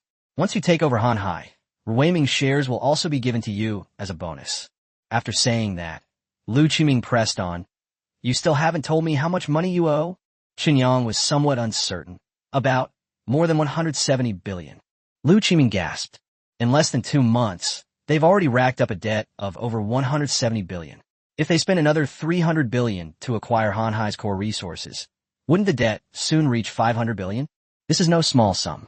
If things really go wrong, the Dongjiang economy will be shaken, and even the national market will be affected. Lu Qiming's expression turned serious. Are you reliable, kid? Are you even confident? Chen Yang, however, was confident, very stable. At worst, they can use debt to pay off other debts. Moreover, even though Ruiming was bombed, as long as he has all the shares, he can still sell them for 6 or 7 billion. And they can even be used as Shanghai Energy's second factory to produce new batteries, saving him the trouble of finding a contract manufacturer to leak the technology. Lu Qiming stared at him. You'd better not lie to me. He didn't ask any more questions. Since it concerned core interests, He believed Chen Yang wouldn't act recklessly in such a matter.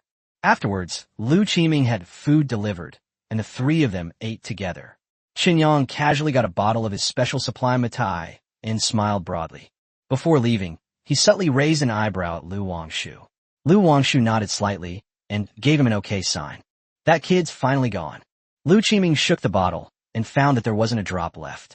He had only drunk half a glass and immediately cursed. Like a bandit, you drank 8 ounces of my liquor. Lu Wangshu immediately stepped forward and snatched the wine bottle, angrily saying, I've told you not to drink unless it's for serious business. You need to take care of your health. I'll move the wine to my room right now. Upon hearing this, Lu Qiming was immediately moved. It's still my daughter who loves me the most. Seeing his daughter actually go and move the wine, he was even more moved and quickly got up. Come on, let me do it. You're a young lady and can't move it all by yourself. I'll do it. Chapter 72. Disguising oneself as the most delicious food. The next morning, Chen Yang woke up groggily and only recovered his spirits after drinking a vial of bioenergy injection. He first used video to arrange company matters, then changed his clothes and got into the car. Wang Gang drove him all the way to the airport, with Zheng Chang also in the car. Because he didn't want to attract attention by bringing too many bodyguards to Beijing, Chen Yang only brought Wang Gang and Zheng Chang. After parking the car in the airport parking lot, the three followed the signs into the lobby. Lu Qiming was already waiting there. Chen Yang walked over, glanced at the person beside him, and asked, Just you? Lu Qiming was a little puzzled. Why bring so many people?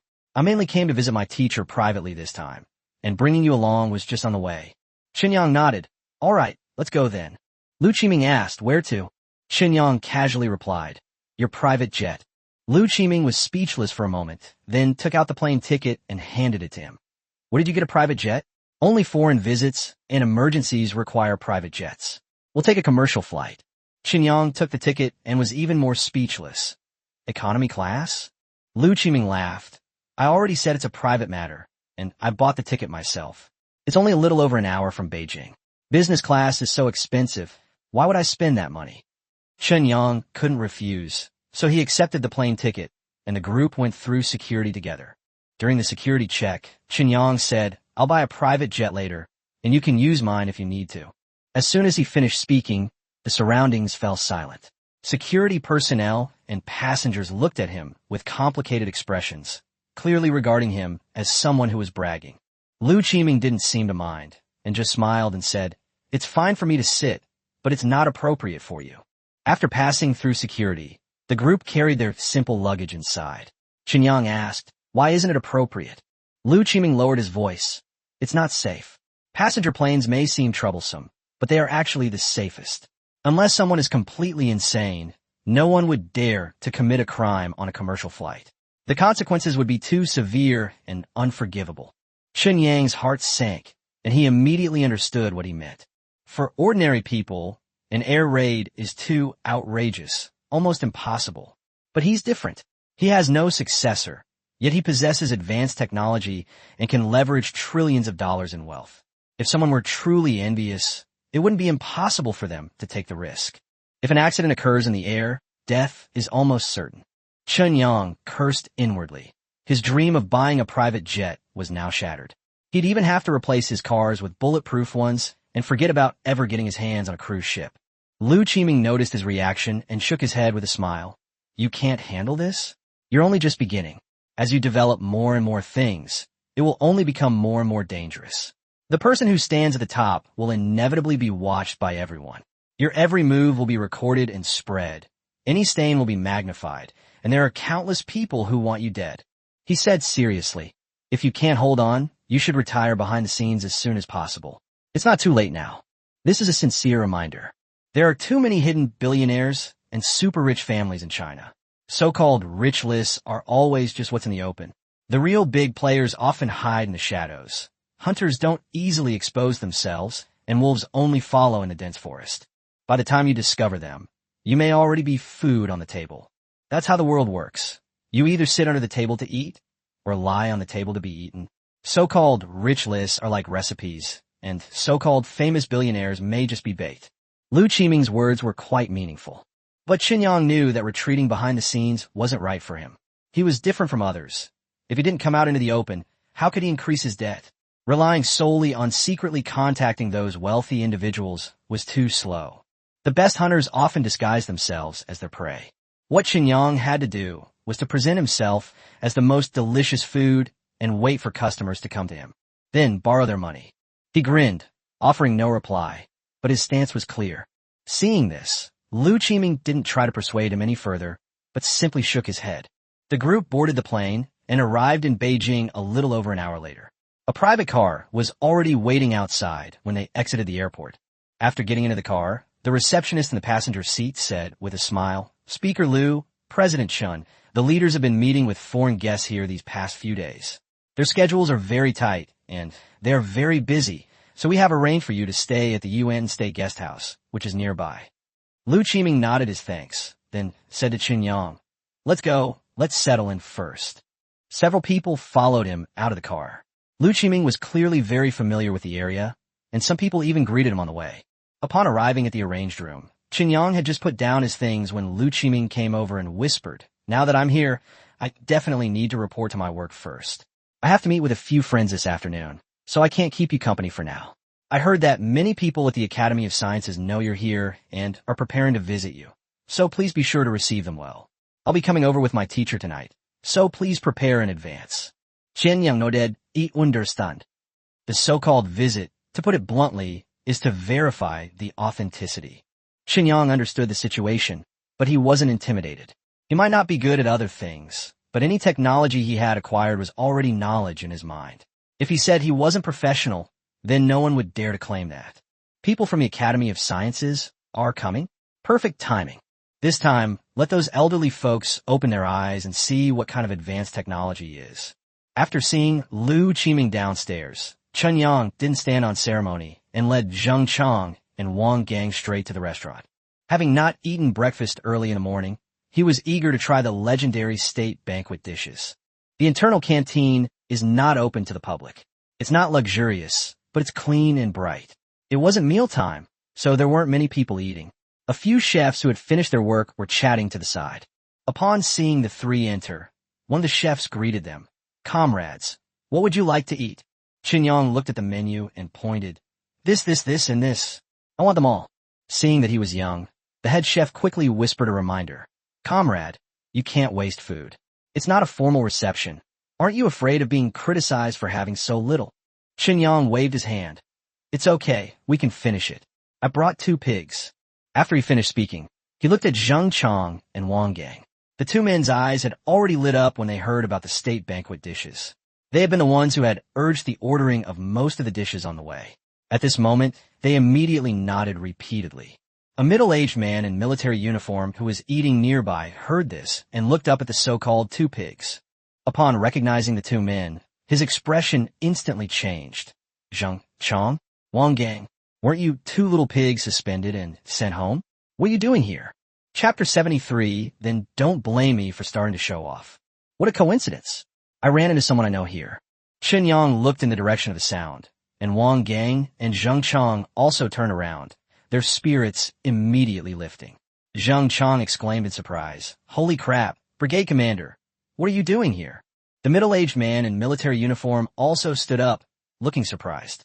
Wang Gang quickly introduced, "Boss, this is Wang Jiqiang, the brigade commander of our Special Operations Brigade. Brigade Commander, this is our current boss, Chen Yang. We've come to Beijing with him on business." Wang Jiqiang shook hands with Chen Yang heartily, saying he had long heard of General Chen's reputation and thanked him for taking care of the 2 little piglets. Otherwise, he was afraid they would misbehave after being suspended from their posts. Then, he deliberately put on airs, saying that he was now the deputy director of the Special Security Department under the Joint Staff Department of the military region, a major general, and was staying here to be responsible for the security of foreign guests. Wang Gang immediately objected. "Why? We went abroad together to suffer, and after the military exercise we were suspended, but you got promoted?" Wang Jiqiang's face darkened, and he cursed. "You still have a nerve to say that? If you hadn't been so reckless, rushing up with an axe to chop people up during a multinational military exercise, would you have been suspended?" The higher-ups withstood the pressure. Otherwise, going to a military court would have been the least of your worries.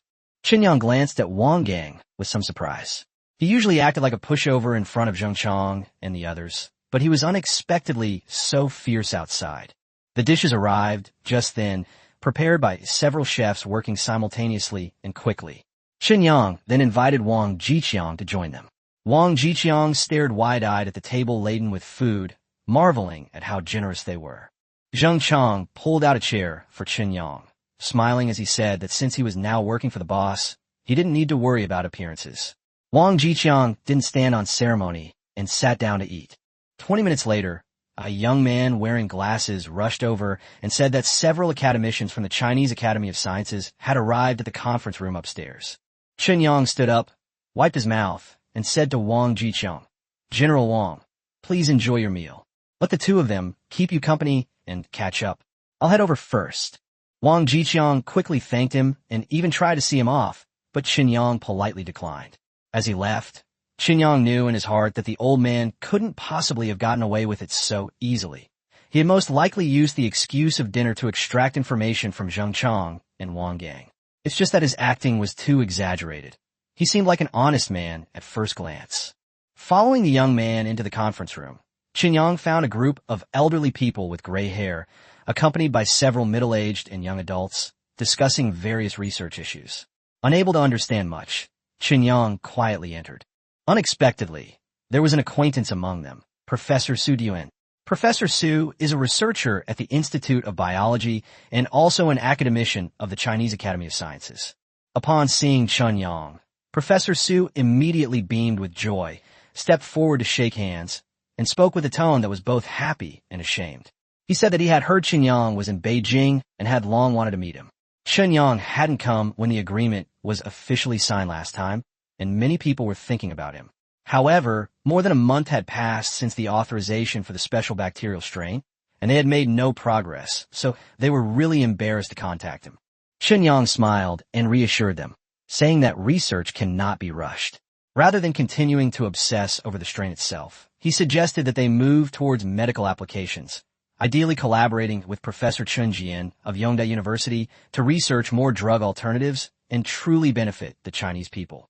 Su Yuan hesitated for a moment. A month and a half ago, he definitely wouldn't have agreed, given the immense value of this special strain. But after studying it for so long, he vaguely felt that Chen Yang was right. In fact, Chen Yang initially only wanted the prestige of collaborating with a national-level laboratory. He didn't tell them that the special bacterial strain was already a mature product, and further research would involve gene evolution fluids, requiring complex technologies such as gene programming, which was simply impossible at this stage. On the contrary, bioenergy has great potential in medical adjuvant therapy, enough to propel modern medicine forward by leaps and bounds.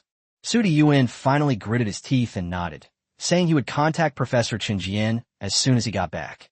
He then solemnly promised that all costs would be borne by the research institute until there were any results, and that Chen Yang's money would not be wasted. Chen Yang quickly waved his hand, feeling that this amount of money was nothing at all. Then other academicians stepped forward to shake hands. Chen Yang didn't dare to be negligent. These were all top figures in the scientific community. After chatting for a while, everyone quickly became familiar with each other, and his phone received many more numbers. The topic then shifted to bioenergy injections and thermostatic batteries. Initially, everyone was exchanging normal pleasantries, but as the discussion deepened, the academicians' expressions began to change. "You can do that. That's a brilliant idea. A genius, a true genius. The younger generation surpasses the older generation." Some lamented that they were getting old, some exclaimed that they were ashamed of themselves, and others advised Chen Yang to give up business and join the Academy of Sciences. Some even said they would give up their positions for him if he was willing to come. The conference room instantly became lively. The guards outside were dumbfounded, and the students brought by the academicians looked as if they had seen a god descend to earth. Those who don't understand might just think Mr. Chen is amazing, working on some cutting-edge technology, but those who are truly knowledgeable know that it's simply outrageous and frightening. Chen Yang chuklet inwardly. He truly knew nothing about other things, and could only smile and remain silent. But if asked about bioenergy injections and thermostatic batteries, then he wouldn't hesitate to show off.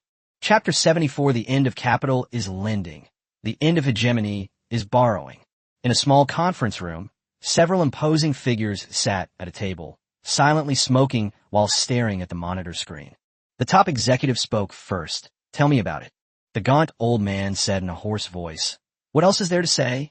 The facts have already proven that this kid is indeed a genius, not a trap set for us by the West.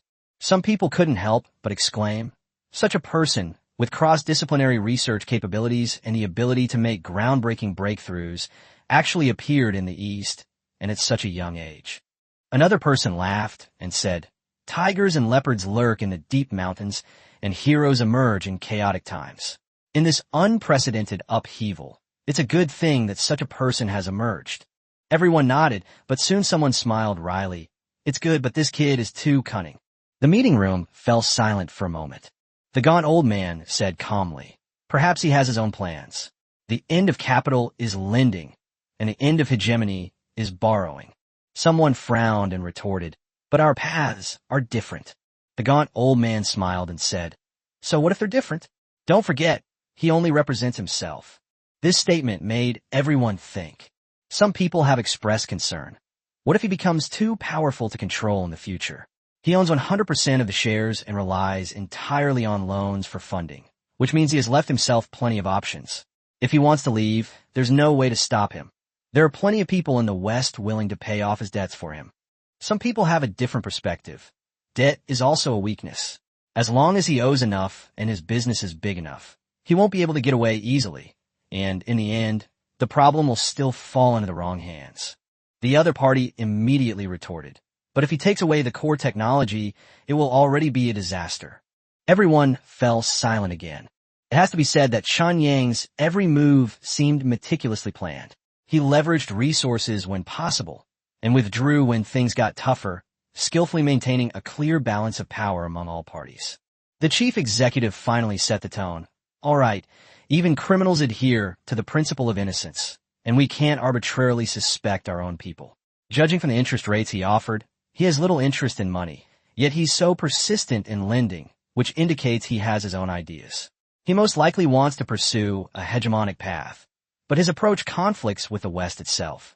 He paused, then continued. Therefore, the possibility that he has any connection with the West is almost zero. The West wouldn't get any benefits from him, only a mountain of debt. If he were really one of their people, why would they use their technology on our side? As everyone listened, their expressions gradually softened. The chief executive concluded, he brought new technology, so we should support him. What I mean is, let him develop it and see. Reasonable loans are acceptable, but unreasonable loans must never increase risk for the sake of interest. After exchanging glances, everyone nodded. This is indeed the safest approach. Such a slippery character can't be pushed too far, nor can he be left unchecked. The only option is to manage the risks and proceed cautiously, observing the situation as it unfolds. At this point, someone hesitated and asked, what about the technical aspects? For anyone else, there would be no hesitation. When it comes to critical technologies at the national level, prioritizing national service is inherently about protecting the interests and dignity of everyone. Patents, trade secrets, and personal interests all take a back seat at this level. However, Chen Yang's method of playing was too unique, so everyone had to think one step ahead. The gaunt old man stood up and said, I'll go talk to him. The meeting has now concluded.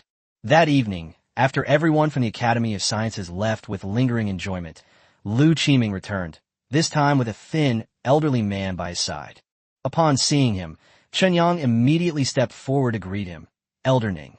The room was similar to a presidential suite with a living room. After the three sat down, old Ning coughed, looked at Chen Yang, and his eyes were full of admiration. He's really young and promising. Chen Yang quickly responded politely. It would be a lie to say he wasn't excited. In both his past and present lives, he had never personally seen someone of this caliber. Old Ning cut to the chase. I heard that everyone who came this afternoon was impressed by you. So, how about it? Are you interested in working at the Academy of Sciences? No, thank you. Chen Yang refused without hesitation. Going to such a place would be pointless for him. The system wouldn't be able to function there, and staying too long would likely expose his true nature. Old Master Ning wasn't surprised. He simply nodded slightly. You're a person with your own opinions. Xiao Lu said that your assets are currently less than your debts. What are you thinking? Chen Yang immediately got into character, his tone becoming serious. I have a dream. Ever since I was in school, I wanted to use technology to change lives, change my country, and change the world. That's why I went to a science and engineering university and taught myself many subjects, all to realize it. Old Ning and Lu Qiming exchanged a glance, both of them somewhat confused. Mr. Ning asked, "So what exactly is your dream?" Chen Yang said earnestly, "Change the world. Change the world, I can change in my own way. I was an orphan and have witnessed human suffering, so I firmly believe that technology should serve people and everything should be people-oriented. I don't want technology to go astray." He then gave an example. Take AI, for example. If I were to make it, it wouldn't be so crude. AI can replace many things, but it shouldn't easily take away ordinary people's jobs.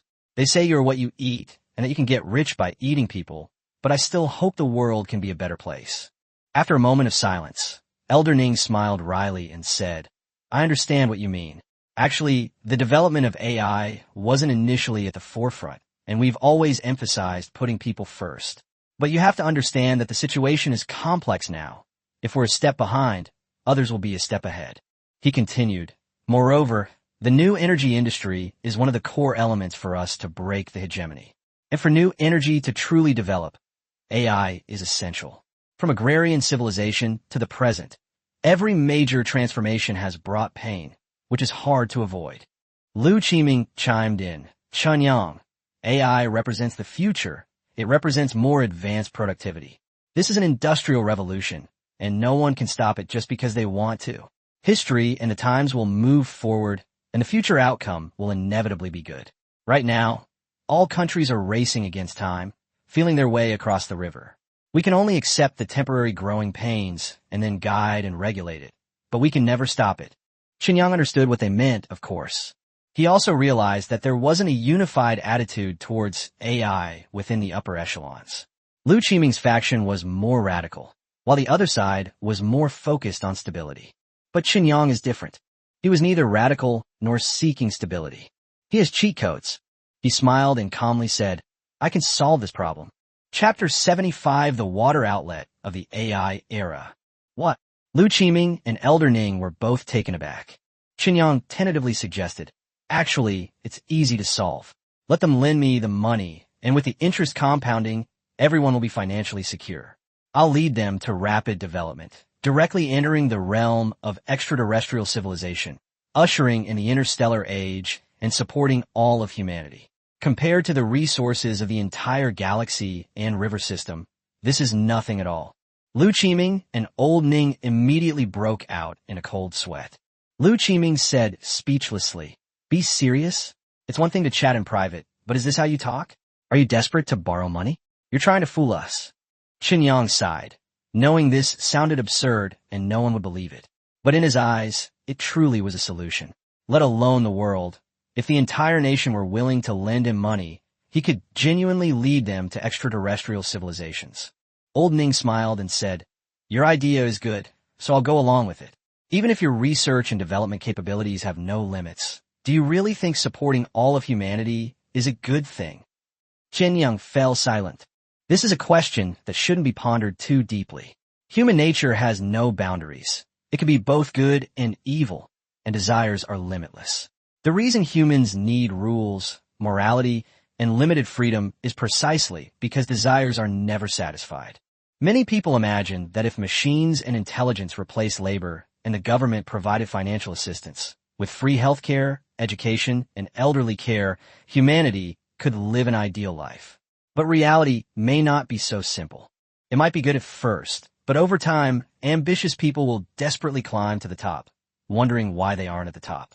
Those without ambition, on the other hand, may be driven by desire, chasing after the most primal thrills, and even becoming increasingly reckless. As technology continues to advance, humans will live longer and longer, no longer worrying about medical care in old age. Eventually, they might even wonder, since we're already being cared for, what's the point of education? Ultimately, humanity will only destroy itself in its decline. Seeing that he didn't speak, Old Ning sighed.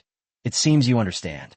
The emergence of AI is essentially a market demand, which is unstoppable. The problem is both difficult and simple. The labor market is only so big. When AI replaces a portion of the workforce, the old workforce will be squeezed out and then lose their jobs. The world is still developing, even faster. It's just that the old workforce is being phased out. This is the fundamental reason why many people resist AI, because it affects their livelihoods and their families' lives. If these people can get new jobs with no worse pay than before, they naturally won't object. The service industry may seem like an option, but it can't accommodate so many people. Once everyone tries to squeeze in, it will only lead to a loss of dignity. Therefore, what is most needed now is an outlet. A huge outlet that can transform the old workforce into a new workforce that cannot be easily replaced by AI. It's not just them, it's the same all over the world. Everyone is looking for this new direction that can provide a lot of jobs. Virtual world. A sudden inspiration struck Chen, and he blurted it out. Old Ning paused for a moment, then pondered. This is indeed a path. It's just that humanity hasn't yet cracked this technology. Brain-computer interfaces are actually one of the prerequisite technologies for the virtual world, but even brain-computer interfaces haven't been fully solved yet. Lu Qiming's eyes lit up. If we can really create a virtual world, then many problems will be solved. AI technology has made great progress, but the reason it hasn't been widely adopted is because the old workforce cannot be resettled. Once the virtual world emerges, AI technology will inevitably explode. A large number of low-level jobs can be handed over to machines and intelligence, while humans will enter the virtual world to work and create value. More importantly, the virtual world can redistribute wealth. For example, through virtual gold farming or other virtual activities, the poor can earn income. And through a series of game seasons, the wealthy can be provided with emotional value. Their wealth can be recovered and then flowed back to the lower classes. At this point, Lu Qiming's eyes dimmed again. If such technology truly existed, it could easily reap the wealth of other countries. Unfortunately, it's far removed from reality. Is it far away? Chen glanced at the system store, wanting to check the technologies needed in the virtual world, but as soon as he saw the list, his heart sank. First, biochips need to be manufactured using chip lithography technology. Then, large-scale human brain model technology is needed to complete the programming so that the human body can absorb the biochip, activate the second consciousness, that is, awaken the subconscious and form a biological brain. Afterwards, the human consciousness will be converted into data through a biological intelligent brain, and then transmitted using brain-computer data transmission technology. Through the Internet of Things, massive amounts of data will be uploaded to the virtual world carried by a quantum brain-level server. After receiving feedback from the virtual world, it must go through the Internet of Things, brain-computer data transmission, and biological intelligence before finally being transformed back into human consciousness. The core technologies alone include 6: optical brain-level servers, virtual world construction, the Internet of Things, brain-computer data transmission, large-scale human brain models, and biochip lithography. This does not even include basic materials and related technologies. And none of these things are cheap. To truly create a virtual world, you need at least hundreds of millions of points, which translates to a debt of trillions. Chen gasped and nodded. Yeah, it's really far away. I'll borrow a few trillion and try building one later. Lu Qiming rolled his eyes. That's the second world. You think you can build it with trillions of dollars? Be serious, kid. I'm here to talk to you about serious business today. Chen looked at Elder Ning. Please speak, Elder Ning. Old Ning chuckled and waved his hand. Qiming, don't be so serious. It's not a formal occasion, just a private chat. As he spoke, Old Ning looked at Chen and asked, Do you intend to develop your career abroad? Without. Chen didn't hesitate for a moment. He knew that this answer would affect the future direction of Shanghai Group, but he had never really thought about developing overseas. He stated directly, I have a flaw. Although I'm not racist, I don't like anyone who speaks gibberish. Okay, this reason is extremely domineering, even more so than racial discrimination, and it speaks volumes about our stance. This is an extreme patriot. Old Ning and Lu Qiming exchanged a glance, both feeling completely relieved. Chapter 76. I can cure cancer. After a moment's thought, Elder Ning clearly stated his conditions. Shanghai would remain under Chen Yang's control, and he could develop it according to his own ideas. The state would not interfere in its management, but only hoped that he would open up some special patents for military and special fields, and the fees would be paid normally.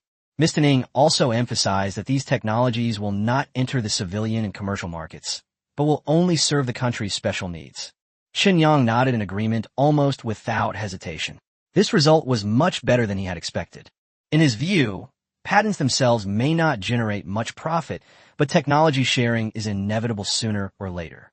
After all, he needs to continuously borrow money to acquire more cutting-edge technologies.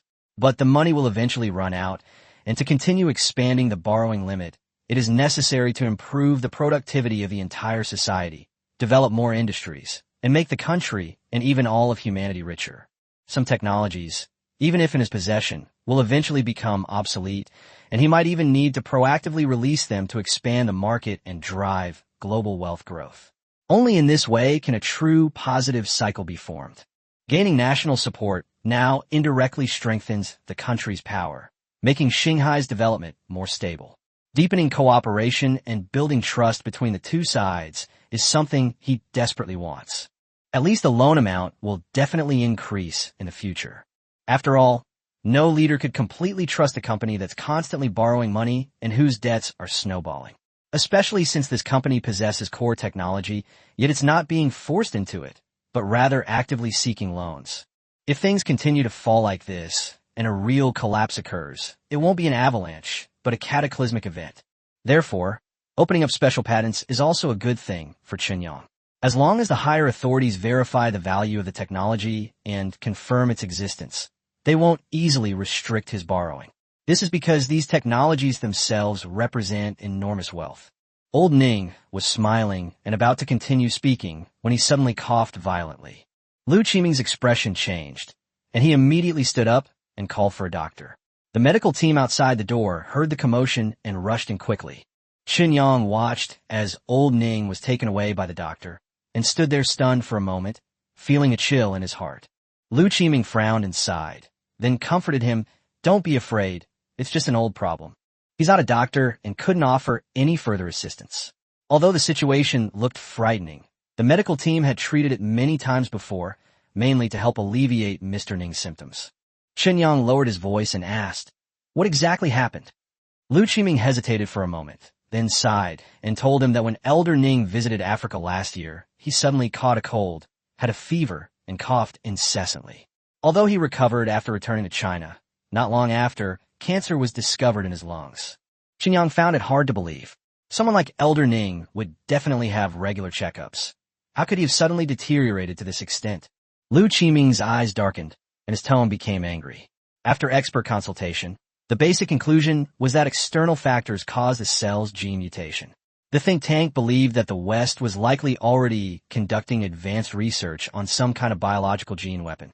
This news shocked Chen Yang. Biological genetic weapons? If this kind of thing gets out of control, it's tantamount to dragging all of humanity down with it. If the other side really masters this kind of technology, then as he and Shanghai continue to rise, they will most likely be targeted in the future. A strong sense of urgency instantly surged into Chen Yang's heart. He was silent for a moment, then suddenly said, "I can cure cancer." Lu Qiming didn't react for a moment and stared at him blankly. Chen Yang emphasized and repeated, "I said, I can cure cancer." This wasn't just a casual remark. Shanghai's Biomedical Research Institute had always been in a closed state, and Chen Yang had already used the technology he had acquired to produce a batch of cancer cell inhibitory solution. He just hasn't made it public. Because this information has a huge impact. Once it's released, the global trillion-dollar oncology market will be shaken, and the entire healthcare industry will be affected. Many staff in related departments of every hospital may lose their jobs, not to mention companies producing anti-cancer drugs and medical devices. Cancer cell inhibitors must emerge at the right time. It's crucial to both stabilize the market rebound and allow industry players a smooth transition. Otherwise, let alone creating a golden image, the combined influence of those who have suffered losses could easily stigmatize and demonize him in the public sphere. Lu Qiming stared at Chen Yang, his face full of disbelief. "You're not kidding? First came bioenergy microbiota, then thermostatic batteries, and now technology for treating cancer is emerging. Beverages, batteries, medicine. The range is ridiculously wide." But the next second he remembered the bioenergy injection, stood up abruptly, and asked urgently, "Could it be related to the bioenergy microbiota?" Chen Yang nodded. "It's relevant." He had looked at the bio-gene-related technologies in an exchange mall, and many of them were based on special microbial communities of bioenergy. In other words, bioenergy microbial communities themselves are the underlying foundation of many biogene technologies. If we compare various technologies to skyscrapers, then bioenergy microbiota are like steel and cement, one of the core materials for building these skyscrapers. Chen explained that he had conducted in-depth research on bioenergy microbiota and believed that bioenergy might be a completely new foundation for biological genetics. He originally wanted to find the secrets of human evolution and was conducting gene-related research in private. Unexpectedly, instead of other results, he obtained a cancer cell inhibitor. The principle behind this inhibitory solution is to stimulate the body's own genes, causing the body to suppress mutated cells, thus causing cancer cells to die and detach naturally. However, this process requires a large supply of bioenergy, far exceeding the reserves of an average human body. Therefore, when using the inhibitory solution, it is necessary to use a bioenergy injection solution around the clock to continuously replenish bioenergy, which will last for about a week. Lu Qiming was both surprised and worried. Is this thing reliable? If it were an ordinary patient, they would certainly be willing to try if given the chance. But Elder Ning is different. He has too many things weighing on his mind and cannot afford any risks. If an accident were to occur, many plans and arrangements would have to be scrapped and started all over again. Chen said confidently, reliable. He went on to explain that this is similar to how the human immune system kills viruses through fever. The effect of the cancer cell inhibitor is to stimulate gene activity throughout the body, keeping the body in a peak state, enabling its own genes to re-recognize normal cells and mutated cancer cells. When normal cells take priority over cancer cells, the body's cell circulation and repair functions are activated. Cancer cells, deprived of bioenergy, slowly die, turning into cell fragments, which are eventually excreted from the body through metabolism. In other words, there is a chance to cure cancer without surgery. Hearing this, Lu Qiming finally believed it. He believed Chen wouldn't joke about something so important. He turned around abruptly, leaving behind the words, "Wait for me. I'm going to tell the teacher." Chapter 77. We are the true civilization. That evening, a special plane arrived in Yongqing. After receiving instructions from Chen Jiang Lihai took a thermostat from the thermostat safe in the core laboratory of the Biomedical Research Institute and handed it over to the Special Forces team. The team then departed by private jet, arriving at the Yuan State Guest House in Beijing half an hour later. Experts analyzed a sample of the cancer cell inhibitor solution, but found nothing. This new technology simply could not be verified using existing methods. Finally, at Elder Ning's instruction and with the approval of the State Council, the medical team administered the injection directly, while simultaneously placing an intravenous fluid containing bioenergy on Elder Ning's arm. Soon, Elder Ning's condition visibly improved, and everyone breathed a sigh of relief. Chen shook his head and reminded him that this was only the effect of the bioenergy injection. The cancer cell inhibitor was working very slowly, and it would take until at least tomorrow to see any changes. Old Ning lay on his hospital bed with a kind smile, saying that the bioenergy injection that Chen developed was indeed a good thing. He said that he had been able to continue working recently thanks to drinking a few vials every day. The ward fell silent instantly upon hearing this. Without the cancer cell inhibitor solution, while bioenergy could keep a person awake, it also fueled the cancer cells, accelerating their deterioration. Old Ning was trading his remaining life for time to work while fully conscious. Chen looked at him and said with certainty, "Don't worry this time, I guarantee a cure." His confidence inspired everyone, and the weight on their hearts lifted considerably. Old Ning smiled and nodded, telling everyone to go back and rest, saying he would be lying there for the rest of the week and that they could come visit him whenever they had time. The crowd then gradually dispersed. Back in his suite, Lu Qiming was utterly thrilled. Holding the empty bottle of inhibitor, he couldn't help but marvel at how Chun Yang's brain worked. Something he casually researched could actually change the entire medical industry. Chen Yang lay on the sofa, pointed to himself, and commented without any modesty, "A genius." This time, Lu Qiming did not refute, but nodded seriously. He admitted that Chen Yang was indeed a genius. If the West was truly researching biological and genetic weapons, then the emergence of a cancer cell inhibitor would be tantamount to rendering their years of research useless. He eagerly anticipated the interesting expressions on those people's faces after the product was launched. Chen Yang asked, "Can this product be sold on the market?" Lu Qiming sat down, his tone resolute. It must be sold on the market. We're different from the West. No matter how much market it destroys, the people must be able to use it. Lu Qiming then earnestly told Chen Yang that his position was now different, and he could no longer view things from the perspective of an ordinary person. No matter how chaotic the public opinion was, he must remain steadfast in his beliefs.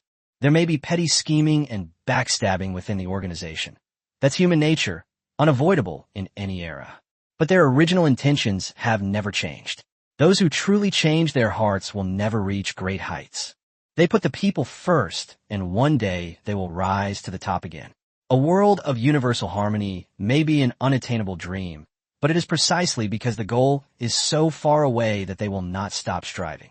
There is no perfection in the world, but they will always pursue it. Utopia does not exist, but they will constantly try to create their own utopia. Even if they were the only ones left in the world, they would never lie down and enjoy life. Endless internal reforms and ever-unattainable goals will propel them to continue growing. Lu Qiming concluded in a deep voice, "We are the true civilization." The next day, Chen Yang and Lu Qiming went to visit Old Ning. Everyone at the medical center was very excited because the test results showed that the cancer cells in Old Ning's body had indeed begun to weaken and even showed signs of withering. This result reassured everyone considerably. The news also sent shockwaves through the higher-ups. Lu Qiming was in high spirits and specially took Chen Yang to climb the Great Wall. That same day, after returning home, he took the high-speed train back to Dongjiang. In Lu Qiming's words, he was very busy, and it was already difficult for him to spare 2 days. Although Chen Yang was speechless, Zhang Chang and Wang Gang had already returned, so with these two around, he wasn't worried about having no one to play with. Over the next 5 days, Chen Yang explored almost the entire capital city. On the 7th day at noon, he saw Elder Ning again. By this time, Elder Ning had fully recovered his energy and spirit. However, the vital energy depleted during his cancer treatment still required slow recuperation. However, with the bioenergy injection, the recovery time will be greatly shortened. Old Ning had just signed several international cooperation agreements that morning and was in a good mood. He even pulled Chen Yang aside for a couple of drinks. Old Ning said with a smile that they originally thought they had given Chen Yang enough attention, but they didn't expect that he also possessed the technology to treat cancer. Now everyone at the top is in a state of chaos, arguing about how to launch the product smoothly and minimize the impact. Chen Yang looked at the few vegetarian dishes on the table, but he really couldn't muster any appetite. Just as he was thinking that he couldn't suppress his appetite, someone pushed a food cart over and brought out 3 more meat dishes, and he immediately smiled.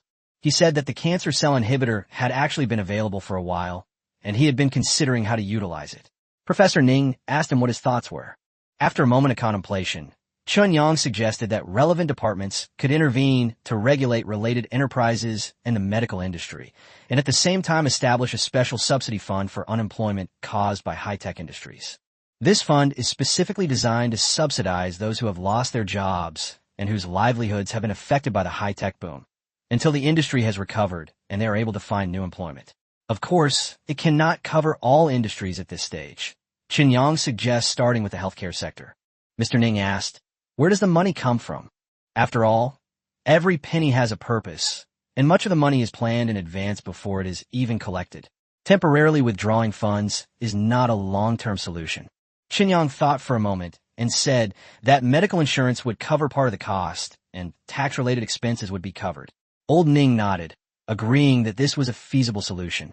If the cancer could be cured, medical insurance would save a significant amount of money, so contributing a portion was only reasonable. Why we have to pay for taxes too? Old Ning looked at Chen Yang with curiosity in his eyes, and he already had some guesses in his mind. Chapter 78.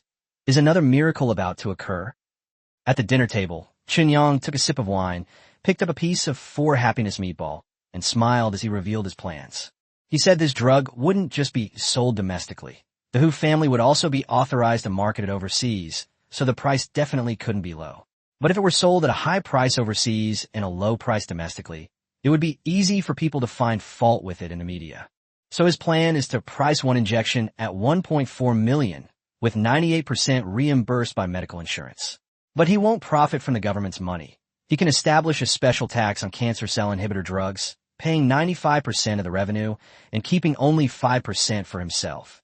In other words, medical insurance covers 3% and the patient covers 2%. The patient only needs to pay 28,000 yuan, with the remainder covered by medical insurance, and most of the money then returns to the government through taxes. Upon hearing this, Old Ning couldn't help but gasp, looking at Chen Yang with astonishment.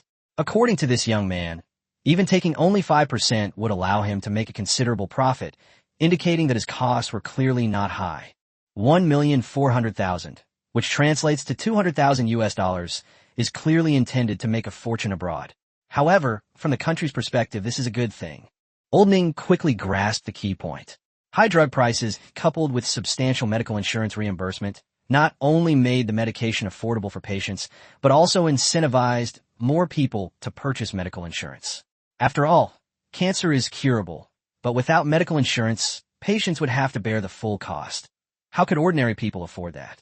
He smiled and nodded, saying that in this way, the problems in the medical industry would be solved, special funds would be available, product could be successfully launched, the public's identification with the country would be enhanced, and Shenyang could sell his products at high prices overseas, which would indeed be a win-win situation. At this point, Old Ning couldn't help but sigh again, saying that Old who was really lucky. If he had known that self-disclosure could bring such a big business, he would have gone himself. Shenyang inwardly scoffed, please no way. Old whose commotion has already left the head steward in a daze. If Elder Ning were to personally intervene, he'd probably scare the man so badly he'd roll his eyes on the spot. Chen Yang then suggested that the company could sign a permanent priority purchase authorization agreement with the medical department. As for the export of special drugs, the government could simply add another surcharge to the tariffs, and foreign countries wouldn't be able to object. Old Ning nodded in agreement. Currently, the overall tax rate for pharmaceuticals is around 17%, but this particular drug is special, so he set it at 30%. Chen Yang pondered for a moment, then suddenly became serious, and said he had another suggestion. Old Ning knew he was quick-witted, so he asked what it was. Chen Yang immediately suggested that since the special fund for unemployment benefits caused by high technology is distributed monthly, why not lend it to him for working capital? He was willing to pay an annual interest rate of 24%. Perhaps the interest alone would be enough to cover the benefits. Old Ning was speechless. This kid really couldn't stop talking about borrowing money. However, upon closer reflection, this isn't entirely impossible. The medical and pension fund is absolutely untouchable. It's fundamentally risk intolerant. But this special fund is different. The total amount isn't large, and it was originally established because of Chen Yang's plan, so lending it to him seems reasonable. Most importantly, Chen Yang's interest rates were indeed high. Lending money to him was practically like being a loan shark. After finishing their business, the two continued eating and drinking. Old Ning was in a good mood, and after a few more drinks, he began to show Chen Yang some elder-like care. In his view, Chen Yang was brought by Lu Qiming and would most likely become Lu's son-in-law in the future, making him a junior in his family.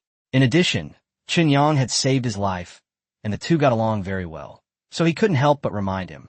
Old Ning said that although Chen Yang has become the little tyrant of Dongjiang, he must not be arrogant. The road ahead will become more difficult, and the higher the mountain, the harder it will be to climb. He must be cautious. Right now, his methods are supported by technology, so he can act recklessly for the time being, but once problems arise, it will be difficult for him to recover. Chen Yang smiled and said he understood, but he also said that his model wasn't so easy to collapse. Just like the U.S. system, many people around the world wish it would fall, but what about the countries that depend on it? How many of them really wanted to die? In the end, they'd rather sacrifice their own interests to maintain it. Professor Ning nodded, acknowledging that the community of interests formed through hegemony and lending was indeed stable.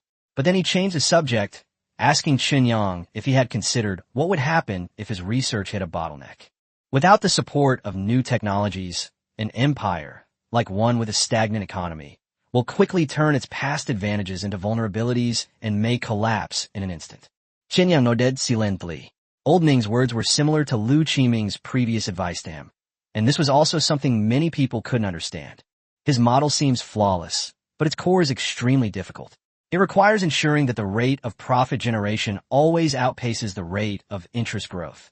If this cannot be maintained, the entire system will collapse instantly. With cutting-edge technology supporting us now, there's no problem, but what about later? Chen Yang couldn't reveal that he possessed a system, much less that cutting-edge technology would continuously emerge. He could only ponder for a moment before slowly speaking. He said that for ordinary people, money is life, livelihood, and the foundation for supporting themselves and their families. For the wealthy, money represents power and status.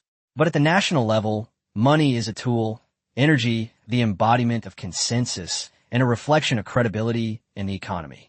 We are currently witnessing a period of unprecedented change, and to participate in it, one must possess sufficient power. And if he wants to change the world, he must enter the game. However, given his current age and status, it is impossible for him to obtain the right to participate through normal means. Therefore, this gameplay is extremely important to him. In this model, money is no longer just money, but an extension of his will. He intends to influence every aspect of human society through wealth and debt, aiming to clash with Western capital at the capital level. He plans to rapidly amass unconsciously flowing capital through lending and then infuse it with his own will. Chen Yang's tone was calm, yet firm, as he finished speaking. This matter simply cannot be stopped, nor can it possibly be stopped. Old Ning remained silent for a long time. He was deeply shaken, even awestruck. Chen Yang's research and development capabilities were already astonishing, but what truly moved Elder Ning was his spirit and mindset. Did Chen Yang not know the consequences of doing such a thing? Of course he did. If he couldn't develop anything new, the best outcome would be to liquidate all debts and end it all with nothing. If he refused to accept this and continued to stubbornly persist, he might face utter ruin. This means that everything he has developed in the past could become nothing in the blink of an eye. Is it worth it? With his existing technologies, Mingming could have more money than he could ever spend, become a world-renowned scientist and a tycoon, and live a carefree life. But he chose the most dangerous path, taking a risky gamble and risking everything, all for the dream in his heart. Change the world. What lofty ambition and what spirit this is. Looking at Chen Yang, Old Ning suddenly had a thought. Is another miracle about to occur in this great ancient country, the land of China? Chapter 79 is all about maintaining that delicate balance. The next morning, Yongcheng International Airport. Chen Yang, Zheng Chang, and Wang Gang disembarked from the plane. They had brought back many local specialties from their trip to Beijing. Wang Gang and Zheng Chang carried large and small bags, while Chen Yang, wearing sunglasses, walked ahead. The trip had come to a successful end. But beneath the calm surface, undercurrents were already churning. Until Chen Yang boarded the plane, Shanghai's fate was not yet completely decided.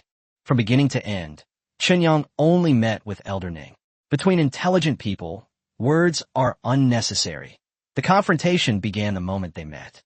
The Academy of Sciences wanted to assess his value, and Chen Yang indeed proved himself irreplaceable. Before leaving, Elder Ning only commented on him with 2 words, slippery, because Chen Yang's playing style allowed him to advance and retreat at will, leaving opponents helpless. The virtual world was an escalation, debt hegemony was a stance, and the cancer inhibitor was a heavy blow. Special patents were a concession, and 95% taxation was a win-win situation.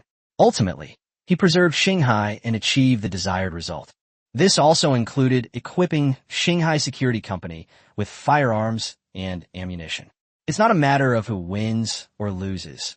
Both sides made compromises, simply choosing different paths to achieve a common goal, keeping everything under control. Ultimately, no one wants the situation to get out of control, and everyone is trying to maintain that delicate balance. The 3 went to the underground parking lot to retrieve their car. Wang Gang went to get it, while Chen Yang and Zheng Chang waited. Unexpectedly, 2 people who surprised Chen Yang suddenly appeared before him. "You bitch, let go of me." "Why? Why do you suddenly want to go abroad?" Immediately afterwards, a crisp slap rang out, followed by a woman's screams, cries, and tearing sounds. Chen Yang looked closely and saw that it was Qi Yumming and Jin Yalan. The lollipop in Zheng Chang's mouth fell out. The scene was truly spectacular.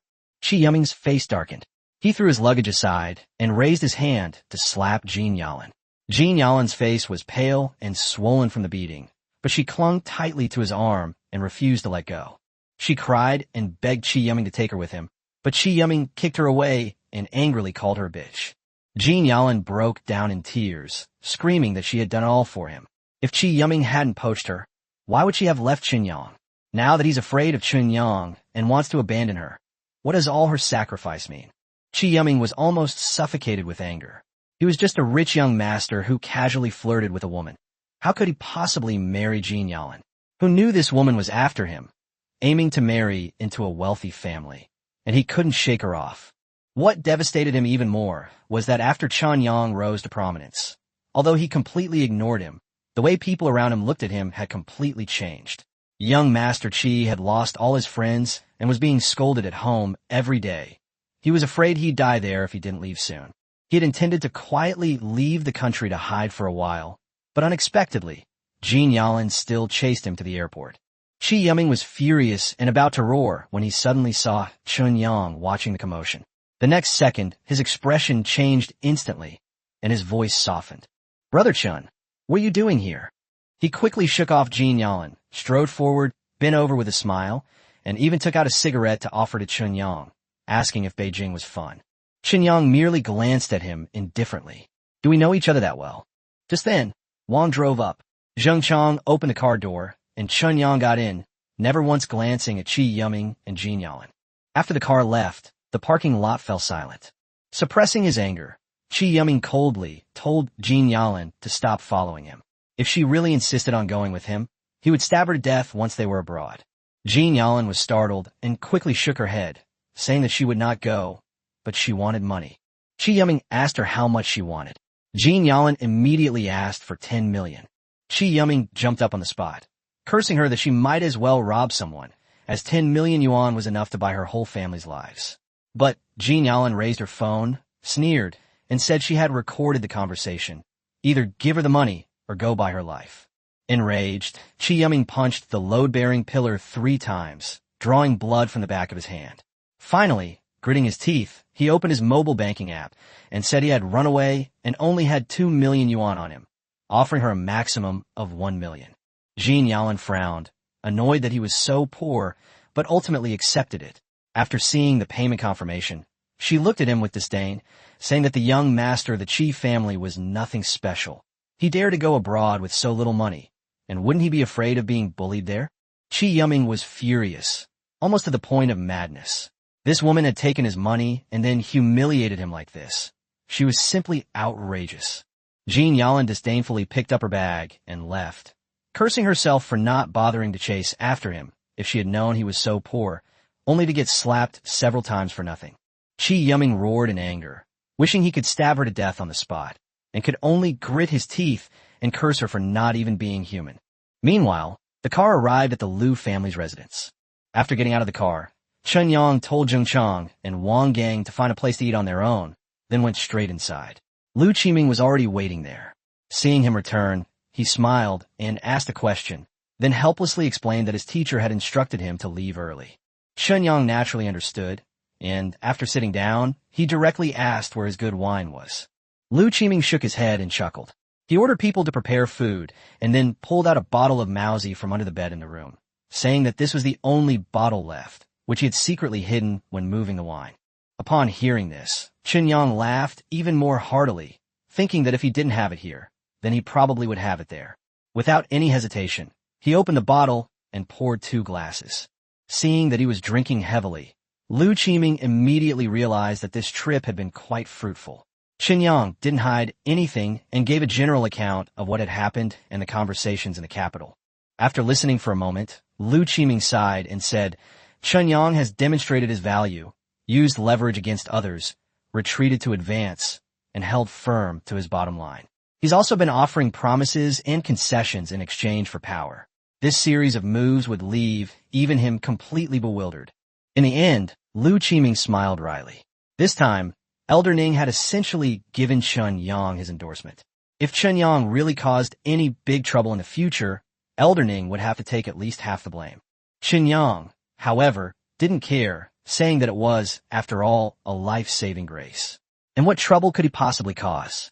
Although everyone's paths are different, the result is the same, to achieve harmony for all under heaven. Liu Qiming listened with a strange expression.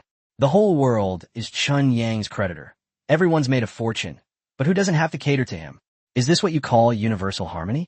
He then asked Chen Yang what his plans were for the future. Chen Yang shook his head and said that was all. From now on, Shanghai would be the real Shanghai. He probably wouldn't go back to Beijing. He would focus on borrowing money to develop his technology. Liu Qiming's gaze became even stranger. Chen Yang was taking advantage of the stable situation to prepare for a full-scale expansion of his own power. His so-called decision not to go to the capital probably meant that next time it would be someone else coming to him. This kid has actually started playing the game of switching between offense and defense. Chapter 80. Who knew the boss was so kind, even organizing the event?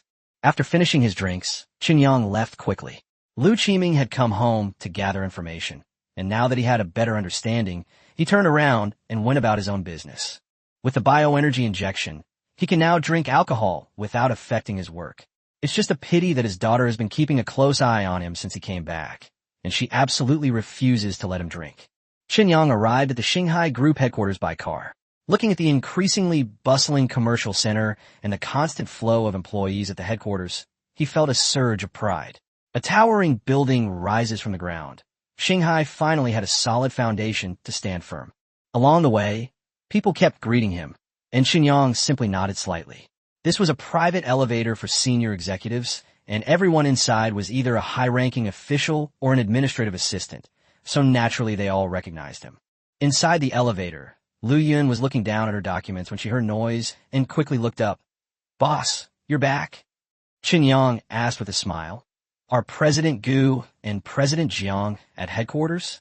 Liu Yun nodded and said that the company's most important tasks recently were the acquisition of Hanhai Group and the internal competition. Other projects were progressing smoothly. Gu Xinhong and Jiang Shaojing were both in the large conference room upstairs, where the finals were taking place.